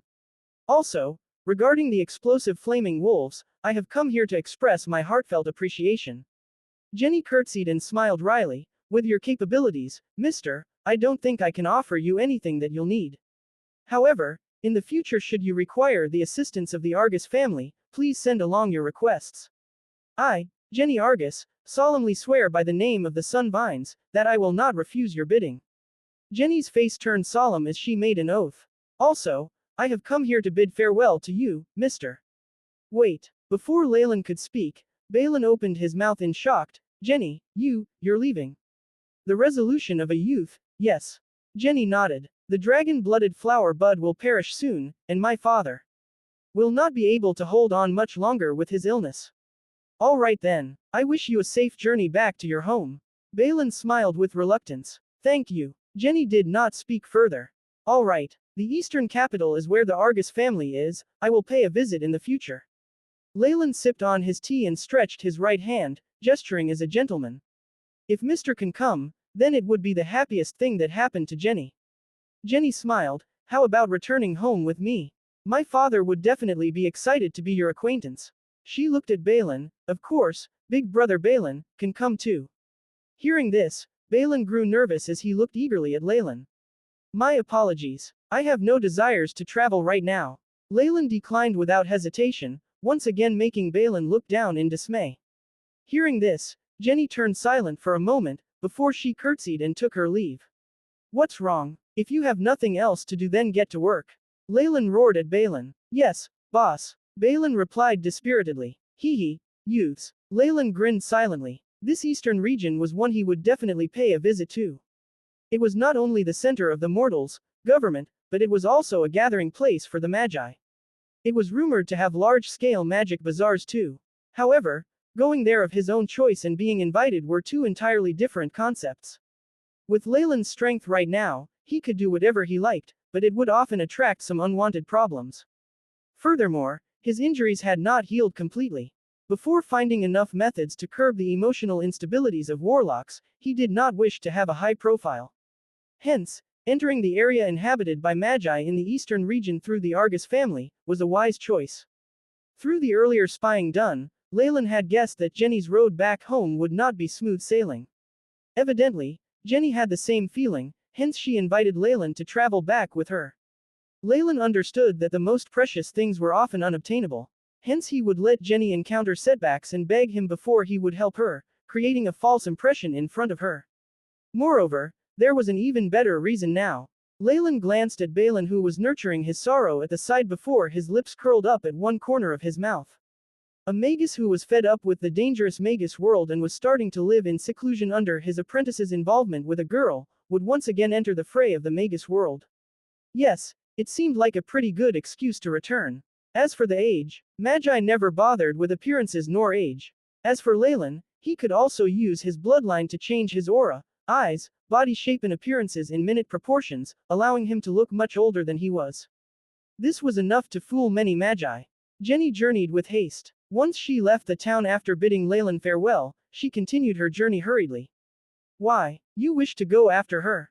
Looking at the horse carriage that was gradually turning smaller in the horizon, Balin stood rooted to the spot. Leylin could not help himself but mock him. Provoking this youth daily was part of Leylin's amusement outside of his cultivation and research. I'll definitely go to the eastern capital. Definitely, but not now. A flame of hope seemed to start burning in Balin's eyes. Boss. No, my lord. Please train me more rigorously. I want to be a man whose name will shake the eastern region, and then look for Jenny there with these achievements. Balin half knelt on the ground, a great ambition, and thirst for power burning in his eyes. Haha, that's good. I like that look in your eyes. Don't worry, I'll give you an even more rigorous training. Leylin seemed to be harboring some evil designs. Originally, in such situations, perhaps a young man from a small town would train himself for many years and would then enter the eastern capital, and then take the Marquis' daughter as his wife. It would be just another common occurrence. But it was unfortunate, or perhaps one could call it inspiring, that, contrary to Balin's own expectations, he would soon be reunited with Jenny. The night that Jenny left, Balin, who had been tortured by Leylin for an entire day and was about to crawl into his pitiful bed and get some sleep, was woken up by the sound of a fierce banging on the door. Balin. Lord Leylin. This was a woman's voice, filled with fear, and it also belonged to the voice of someone Balin would never forget. It's Jenny. He quickly got up at lightning speed and opened the entrance to the shop. Jenny was standing covered in blood, with James lying on the ground. However, there was a large hole on this poor old man's chest, with some arrows on his back. By the looks of it, he would not be able to live past tonight. Balin, get Lord Leylin. Save. Upon seeing Balin, Jenny relaxed and immediately collapsed in a dead faint. Hey, who's going to tell me what's going on here? Seeing the soft female body in his arms, Balin looked ready to break down. Wait, wasn't this how it usually went in tales involving knights? Where was the counterattack? Where was the wait? Where was the whole thing about meeting in the capital? Balin hugged Jenny tightly, his mind unable to work. However, at this point, a warm blood gushed out and spilled into Balin's hands, causing him to come back to himself. Lord Leylin, we have a problem. The fearful, hoarse voice of the young man seemed to resound throughout Potter Town. Blood and flames, the glinting from a knife, and then the dazzling rays from rank 0 spells. This was the last thing James had seen. Though he had long since known of the malicious ways of Jenny's two uncles, he had never imagined that they would be so gutsy as to ambush them right in the open, that too on the main street. Under the sudden attack, Jenny's temporary guards could not even withstand a single blow. If not for them relying on the Marquis' magic artifact that the madam had secretly left behind for their use before they left, he and Jenny would not even be able to flee. After that, they returned to Potter Town, escaping and fighting back on the way. James had simply fainted after telling Jenny to obtain Sir Leylin's help. James opened his eyes, bewildered as he stared at the yellow light in the ceiling that he did not recognize. Sir James, you're awake. Balin, who was at the side, quickly came over and tipped a bowl of green liquid into his mouth. Within the green liquid, there were numerous roots and suspicious things that looked like bugs floating on top. It looked extremely disgusting, and the smell that seemed to come from a sewer assaulted his nostrils, almost causing this old man to black out. What's this? After being forced to drink 2 large gulps, James finally got the chance to push away the large bowl in Balin's hands. He swore that even if he were to die, he would not want to smell this thing again. It's some herbal medicine that Lord Leylin instructed me to boil. It's very helpful towards your injuries. Balin pushed the bowl towards him, looking helpful. No, thank you so much for your help. Does this mean that I'm in Mr. Leylin's shop? How is the young miss? James immediately asked. Don't worry, Jenny is very safe. Balin was a little confused. Do you think you could tell me what happened? He was extremely curious towards the events that had befallen on them, but he felt sorry if he were to call Jenny awake. Which was why he was still rather confused about the situation. What else could have happened? James forced out a smile, and then gave a short summary of how Jenny's 2 uncles had arranged an ambush. That's vile. Balin felt aggrieved as he mumbled and then pounded on the table. Pock! The sudden force that exploded caused the wooden table to fall apart. This loud sound also attracted the attention of another person. Sir Leylin, it's all thanks to you this time.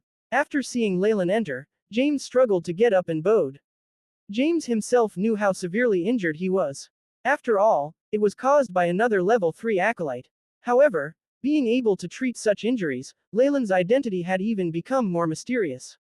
James, you are still sustaining injuries, so no need for such formalities.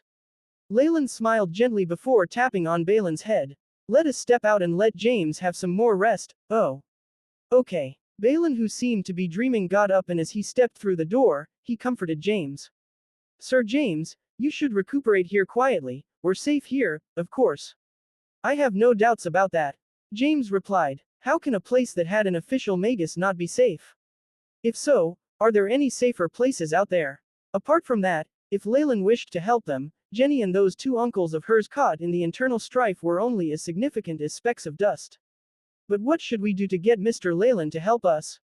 James pondered. Through some discreet inquiries made during this period, he had a little more understanding of Leylin. Amongst the people that James knew, this Lord Leylin was aloof, proud, and disliked troublesome matters, hence he seldom appeared in public places. The mortal items were just like floating clouds to him. Apart from training Balin each day, there was no other recreation that Leylin would partake in. Balin. Right, Balin. James clapped his hands, an indescribable light in his eyes. Speak. What's the matter? Leylin looked at Balin, who seemed to be struggling with enduring the journey to the training grounds, and smiled. My lord, I'd like to take your leave for a period of time and escort Miss Jenny to the eastern capital. Hitchhike. The young man's voice was resolute, his fists were clenched and his face flushed. Faint rays of light radiated from his body. So stubborn. Are you sure you won't go back on your words? The moment you go to the eastern capital, I probably will no longer teach you. Leylin had a toying expression on his face. A grand knight isn't anything much. There are probably a whole dozen in Jenny's family. Let's not even talk about the dangers on the way that will probably cause you to lose your life. What are you planning to do after you send her back? Be a captain of some guards at the Argus family? Or perhaps, even worse, become a mercenary? Have you thought of all these? Leylin asked. Balin had turned pale, but his voice was steady. I know all that. But if I don't send Jenny home safely, my heart will never be at ease. I know this for sure. Fine. You can leave, but you are to never return. Leylin looked at this toy of his that was full of righteousness and gave an ultimatum before returning to his room. Boom. The door slammed shut, leaving Balin standing outside, silently. Thank you, Balin. At this moment, a small, cold hand covered Balin's calloused palm. Jenny, you, Balin began to stutter as he spoke. A finger that was equally icy and was rather fragrant was placed upon Balin's lips. You don't need to say anything else. Jenny mumbled, and then rested her head on Balin's shoulders. When I was younger, what I liked the most was leaning against my father's body and resting my head on his chest. Now, can you lend me your shoulders to rest on for a while? Of course. It'll be my pleasure to. Balin stood there in a daze, his nostrils breathing in the fragrance from Jenny's hair. He did not dare move even a muscle. A night passed and Balin looked at his crush who had left his side, and also the trace of dampness on his shoulders, before smiling wryly. Let us set off. On a mini horse carriage carrying goods, Balin wore rugged cloth and dressed as a horse keeper. As for Jenny and James, they were hiding inside a compartment of the horse carriage. On the four sides of the horse carriage, large torches were lit, dispelling the darkness in the surroundings. Don't worry. They won't be able to discover you. Balin tried his best to console them. As for Jenny and James, they could only look at each other and smile wryly. As the Lord Marquis's condition was worsening, Jenny and James only had a short respite to nurture their wounds before continuing on the journey. Their employed adventurers and mercenaries were slain in the earlier journey, which made it obvious to everyone that someone was obstructing Jenny and her party. There were no more fools stepping forward to be their valiant protectors. Furthermore, even the Baron, who had lost a knight and most of his elite troops, felt a deep remorse. The way he looked at Jenny now was as if he was seeing the god of plague. To him, the sooner Jenna, who was like a magnet for bad fortune, left, the better it was. In any case, it would be best that none of the incidents were to happen in the area he oversaw so that he can be acquitted of the blame. This attitude was even more apparent after he received an anonymous letter from the eastern capital. It was to the extent of rejecting to grant Jenny an audience with him. In this feudalistic area, it was like many small kingdoms which were independent. After seeing the Baron act this way, all of the Potter Town citizens did not offer any help to Jenny thereafter. For this small horse carriage, Balin had to fork out 3 times of the market price to purchase it. The seller even stressed that he would only sell to Balin. He did not want to even have a buyer-seller relation with Jenny. They simply had no confidence that Balin could complete this simple purchase. However, What else could they have done to ensure their safety? Looking at the shops selling torches and the weaponry shop which were closed, Jenny and James were in dismay. As for Balin, he looked even sadder. However, he clenched his teeth and looked at Jenny sitting behind him, before cracking his whip. Pa! The horse carriage began to move, taking the 3 passengers out of this town. Wait a minute, can I hitch a ride? Just when the town behind Balin gradually grew smaller and when his indecisiveness was at its peak, he heard a voice that sounded heavenly to the ears. Boss. Balin rubbed his eyes and looked at Leylin wearing black robes with a small knapsack. Immediately, his eyes were filled with guilt and excitement, relief and many other expressions. Lord Leylin, we're extremely grateful for you coming with us. At this moment, Jenny and James popped out from the narrow compartment of the horse carriage and smiled, as if relieved of a heavy burden. From the looks of it, if this mysterious Mr. Leylin was to join them, what more did they need to worry about? It was evident that Jenny and James had joy on their faces no matter how hard they tried to conceal it. Through Balin, they have successfully made Leylin, this mysterious person who was most likely a magus, come with them. Even after returning to the eastern region, involving Leylin in their scheme was extremely beneficial. As for these petty schemes, Leylin had not even needed to guess before he knew their train of thoughts. However, he did not express it explicitly and allowed Balin to escort him up the carriage. With this powerful expert Leylin holding the fort, the other 3 felt much better in an instant. They threw away all that was used to conceal themselves, and also changed the interior of the horse carriage to make it seem like it was carrying passengers instead of goods. They no longer had to squeeze into that small space throughout the journey. Da. The wheels of the horse carriage spun as the 2 old horses galloped with all their might to travel forth. Master Leylin, why are you willing to give up on your shop and come with me to the eastern capital? Balin glanced at Leylin who was resting at a side, restraining himself as much as he could before he asked. Of course it's for you, you fool. How can I be reassured if I let you go alone? Leylin opened his eyes and spoke indifferently.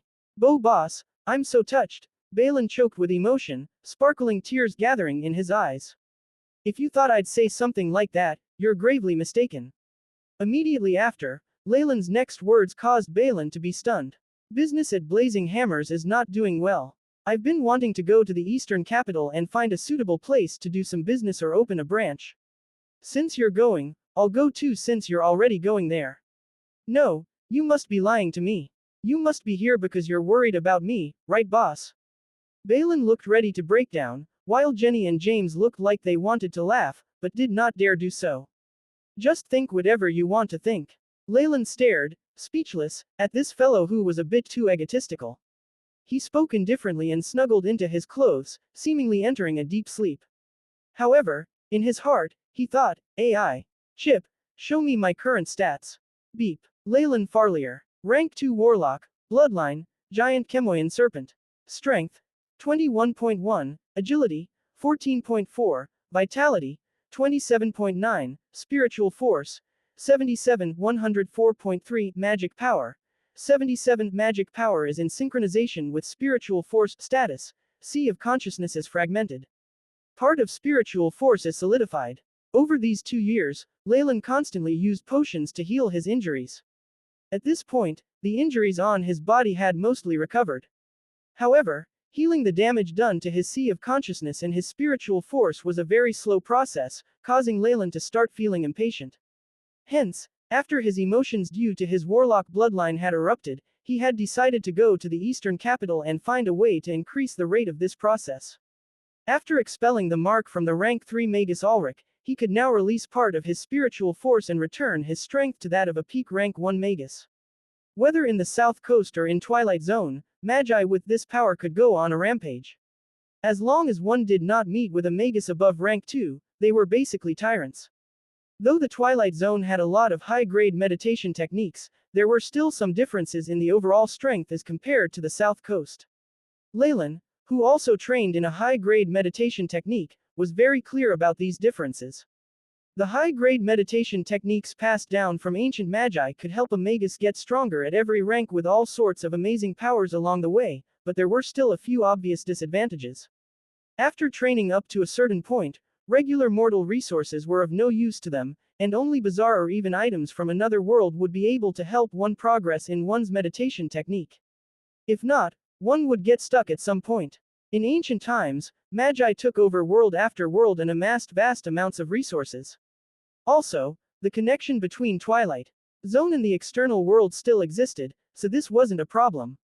However, the troublesome matter was, not only had Twilight Zone lost its supply of resources from other worlds, it had even lost contact with the subterranean world itself. Certain high-grade meditation techniques were extremely harsh when it came to the materials needed, and they also could not be substituted. Hence, though the percentage of magi here was a lot higher than in the south coast, there was probably the same number of rank 2 magi on both sides. As for rank 3 magi, Leylin guessed they would be even lesser in number here than in the south coast. After all, the higher the rank of a magus, the rarer the materials they needed. This was even more so for magi who used high-grade meditation techniques. Without the help from these precious resources, magi could only use time and make the occasional tiny amount of progress in these techniques. Such a speed would be enough to make a magus have a nervous breakdown. Most magi used most of their lifetime and still could not break through the first level of their meditation technique, and were filled with unwillingness to accept their fate and were full of regrets at the time of their deaths. Station troops, but Leylin's advanced meditation technique, Kemoyan's pupil, also required specific resources.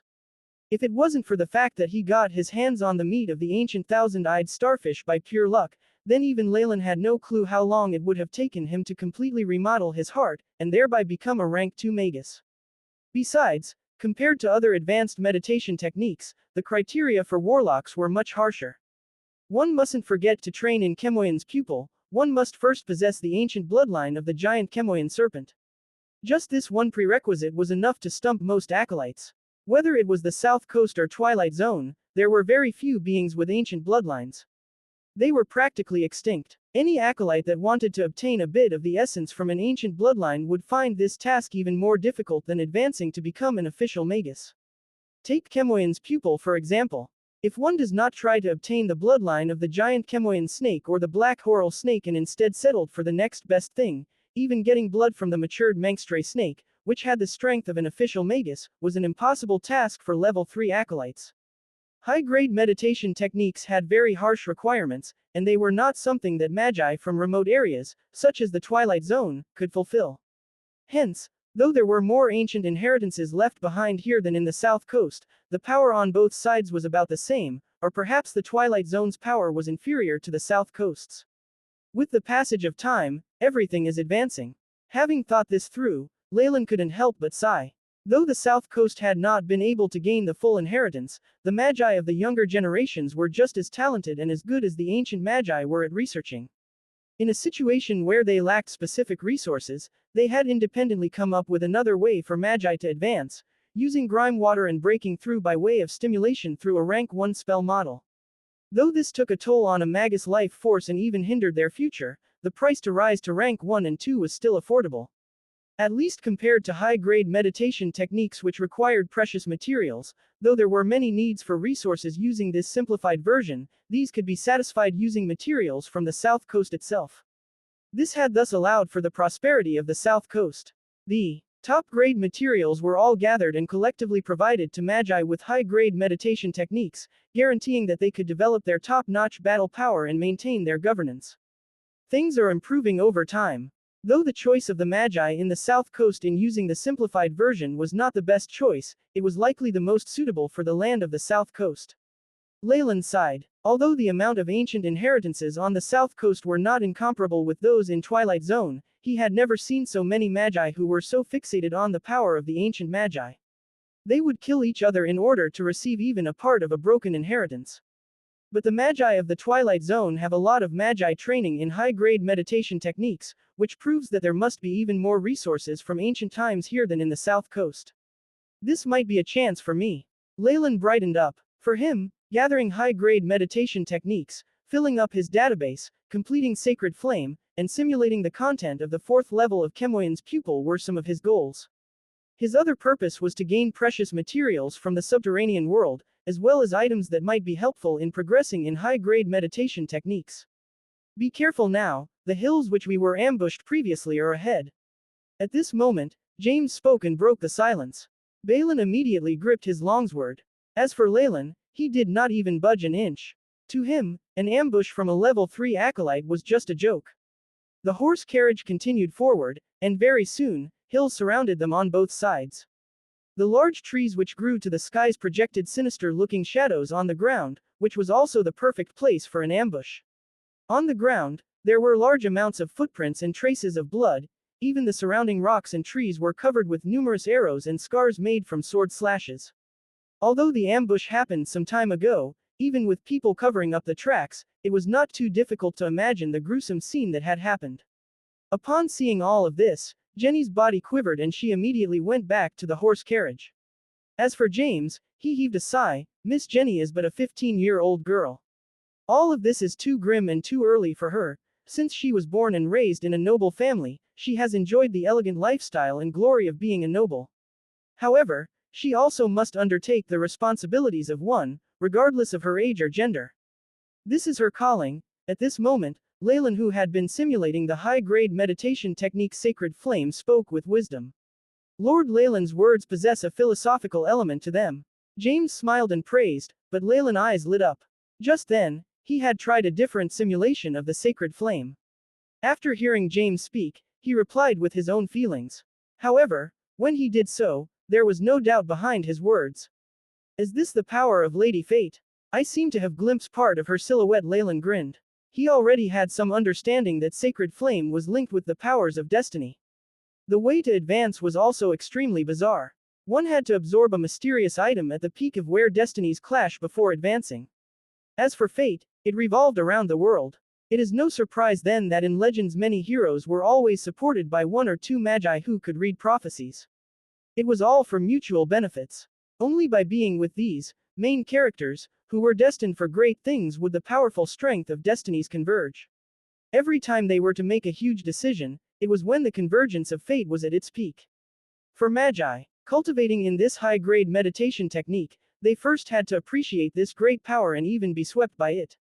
To these children of destinies, the magi had to attempt and adapt to change the outcome. During this progress, they often had to obtain mysterious, yet specific, items in order to advance and level up their meditation technique. Fate and foretelling. What wondrous might! Leylin's gaze swept past Balin, Jenny, and James.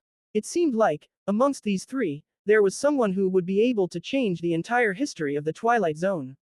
However, as Leylin had merely simulated Sacred Flame and did not actually train in this meditation technique, as well as it being incomplete, he could not tell who would be the person to change history. Even so, Leylin knew for sure that the methods of the Botelli family in using their ancestors' spirits by force was a very malicious practice. Sacred Flame. What a wondrous meditation technique.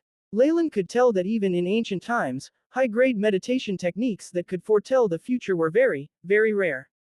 However, he had no intentions of changing his meditation technique. Not taking into consideration the incompleteness of the meditation technique itself, Jenna's strange demise was still vivid in his mind. He did not want to become the next Jenna. Besides, he did not trust this ability that could tell the future. In Leylin's eyes, the future constantly changed and could not be fathomed.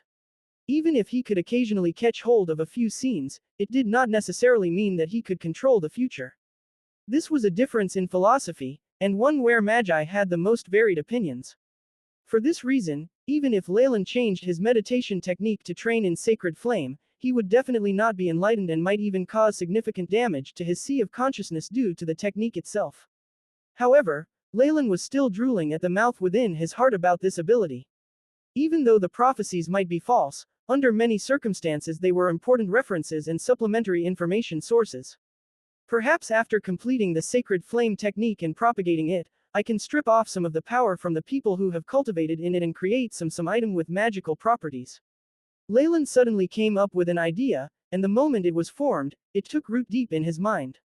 Exactly. If I do this, while training, I can still see the situation and obtain information firsthand and constantly perfect the technique. Even if I fail, I'll only lose some spiritual force and a bunch of resources, but I won't suffer much damage. If I succeed, I'll be the envy of even rank 3 magi. The carriage passed a hill with no troubles and then came to a field. James and Balin, who had been extremely nervous and on edge the entire time, heaved sighs of relief. It was impossible for them to be ambushed on flat ground, which was why they could relax.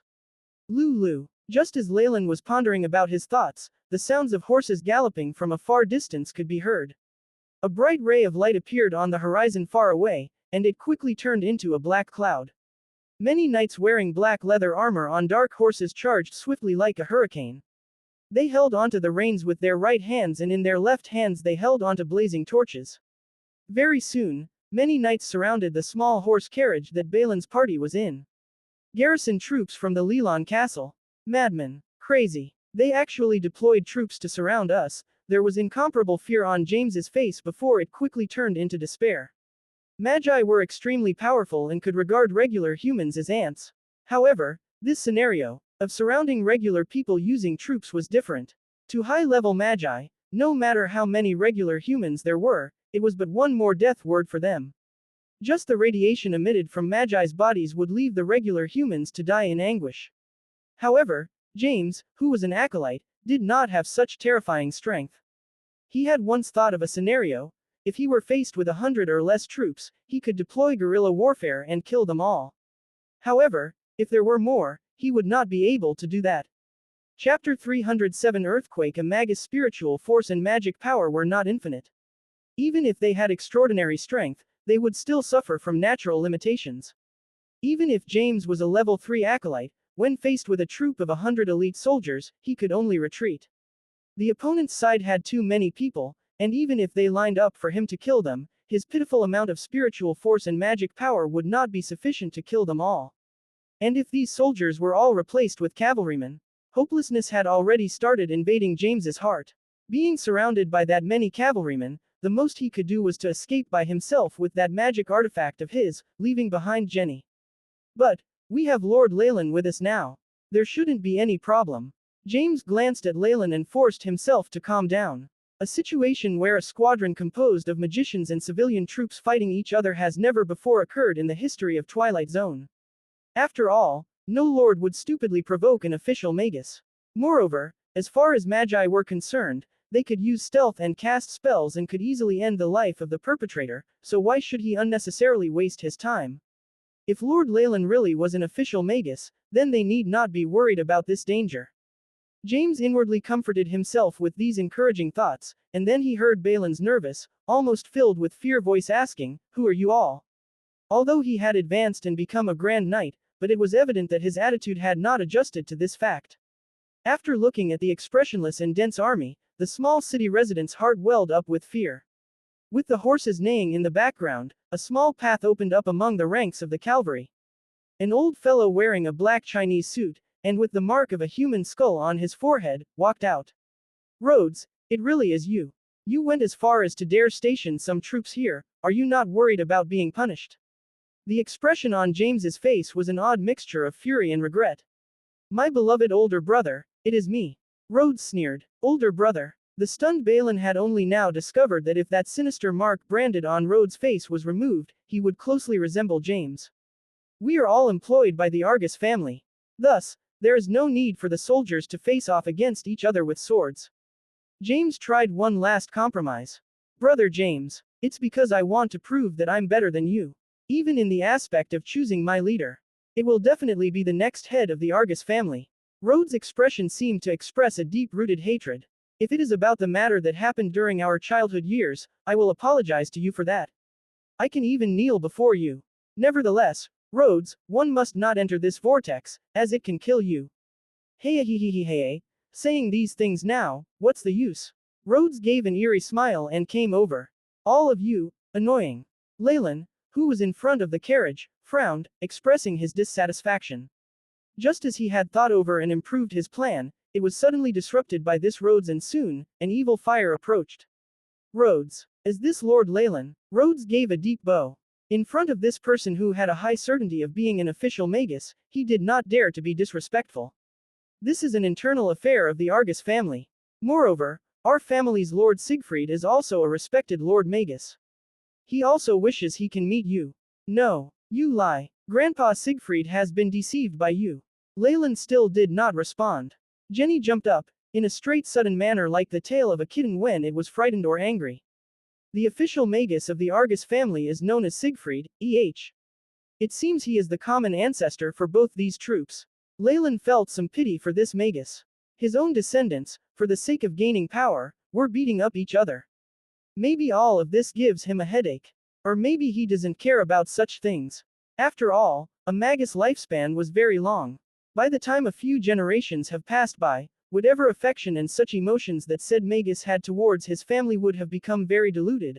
I do not care who has Siegfried's backing, but, I believe you are blocking my way. Now, step aside at once. Leylin frankly chided him. The one Rhodes mentioned was just a level 1 magus, who certainly couldn't induce fear in him, but he was extremely disgusted with Rhodes' attitude. Hick. This kind of scolding clearly made Rhodes feel deflated, and he stood there looking foolishly around him. His face also turned red. His every effort and achievements were like jokes in the eyes of his family. This is unfair. Again I hear such a tone. And again I am being subjected to such an expression. And in my childhood, my older brother was also the same. Why is he stronger than me in everything? Why do all the good things happen to him and not me? Rhodes's eyes turned redder. Moreover, it isn't clear whether that Leylin is an official magus or not. There exists a probability that he is just someone that slut Jenny hired to scare me. Rhodes firmly waved his hand. Charge. The multitude soldiers received the order and immediately charged forth. Even if you are an official magus, so what? Facing so many knights, your spiritual force wouldn't last long. After this mission is done with, if worst comes to worst, I will just hide myself within the Argus family and live comfortably. Anyways, with me under Lord Siegfried's protection, what can you do? Rhodes eyed Leylin resolutely, his face turning the shade of an abnormally faint red. My lord, Jenny, you both please go ahead. Balin then pulled out his long sword and his whole body swelled up like a balloon. He resembled a small giant as he blocked the carriage from harm. After the enemy made their charge, he made his battle preparations and roused the secret knight techniques that Leylin had instructed him in. Also, the reason behind Rhodes's unusual facial change was immediately accurately revealed within Leylin's eyes. His pupils are unusually dilated. The blood flow in his brain has accelerated by 34%, a clear symptom of damage to his spirit. Seeing the deranged-looking Rhodes, Leylin was somewhat clear on why the opponent was acting so unbridled. The studies of magi were extremely dangerous.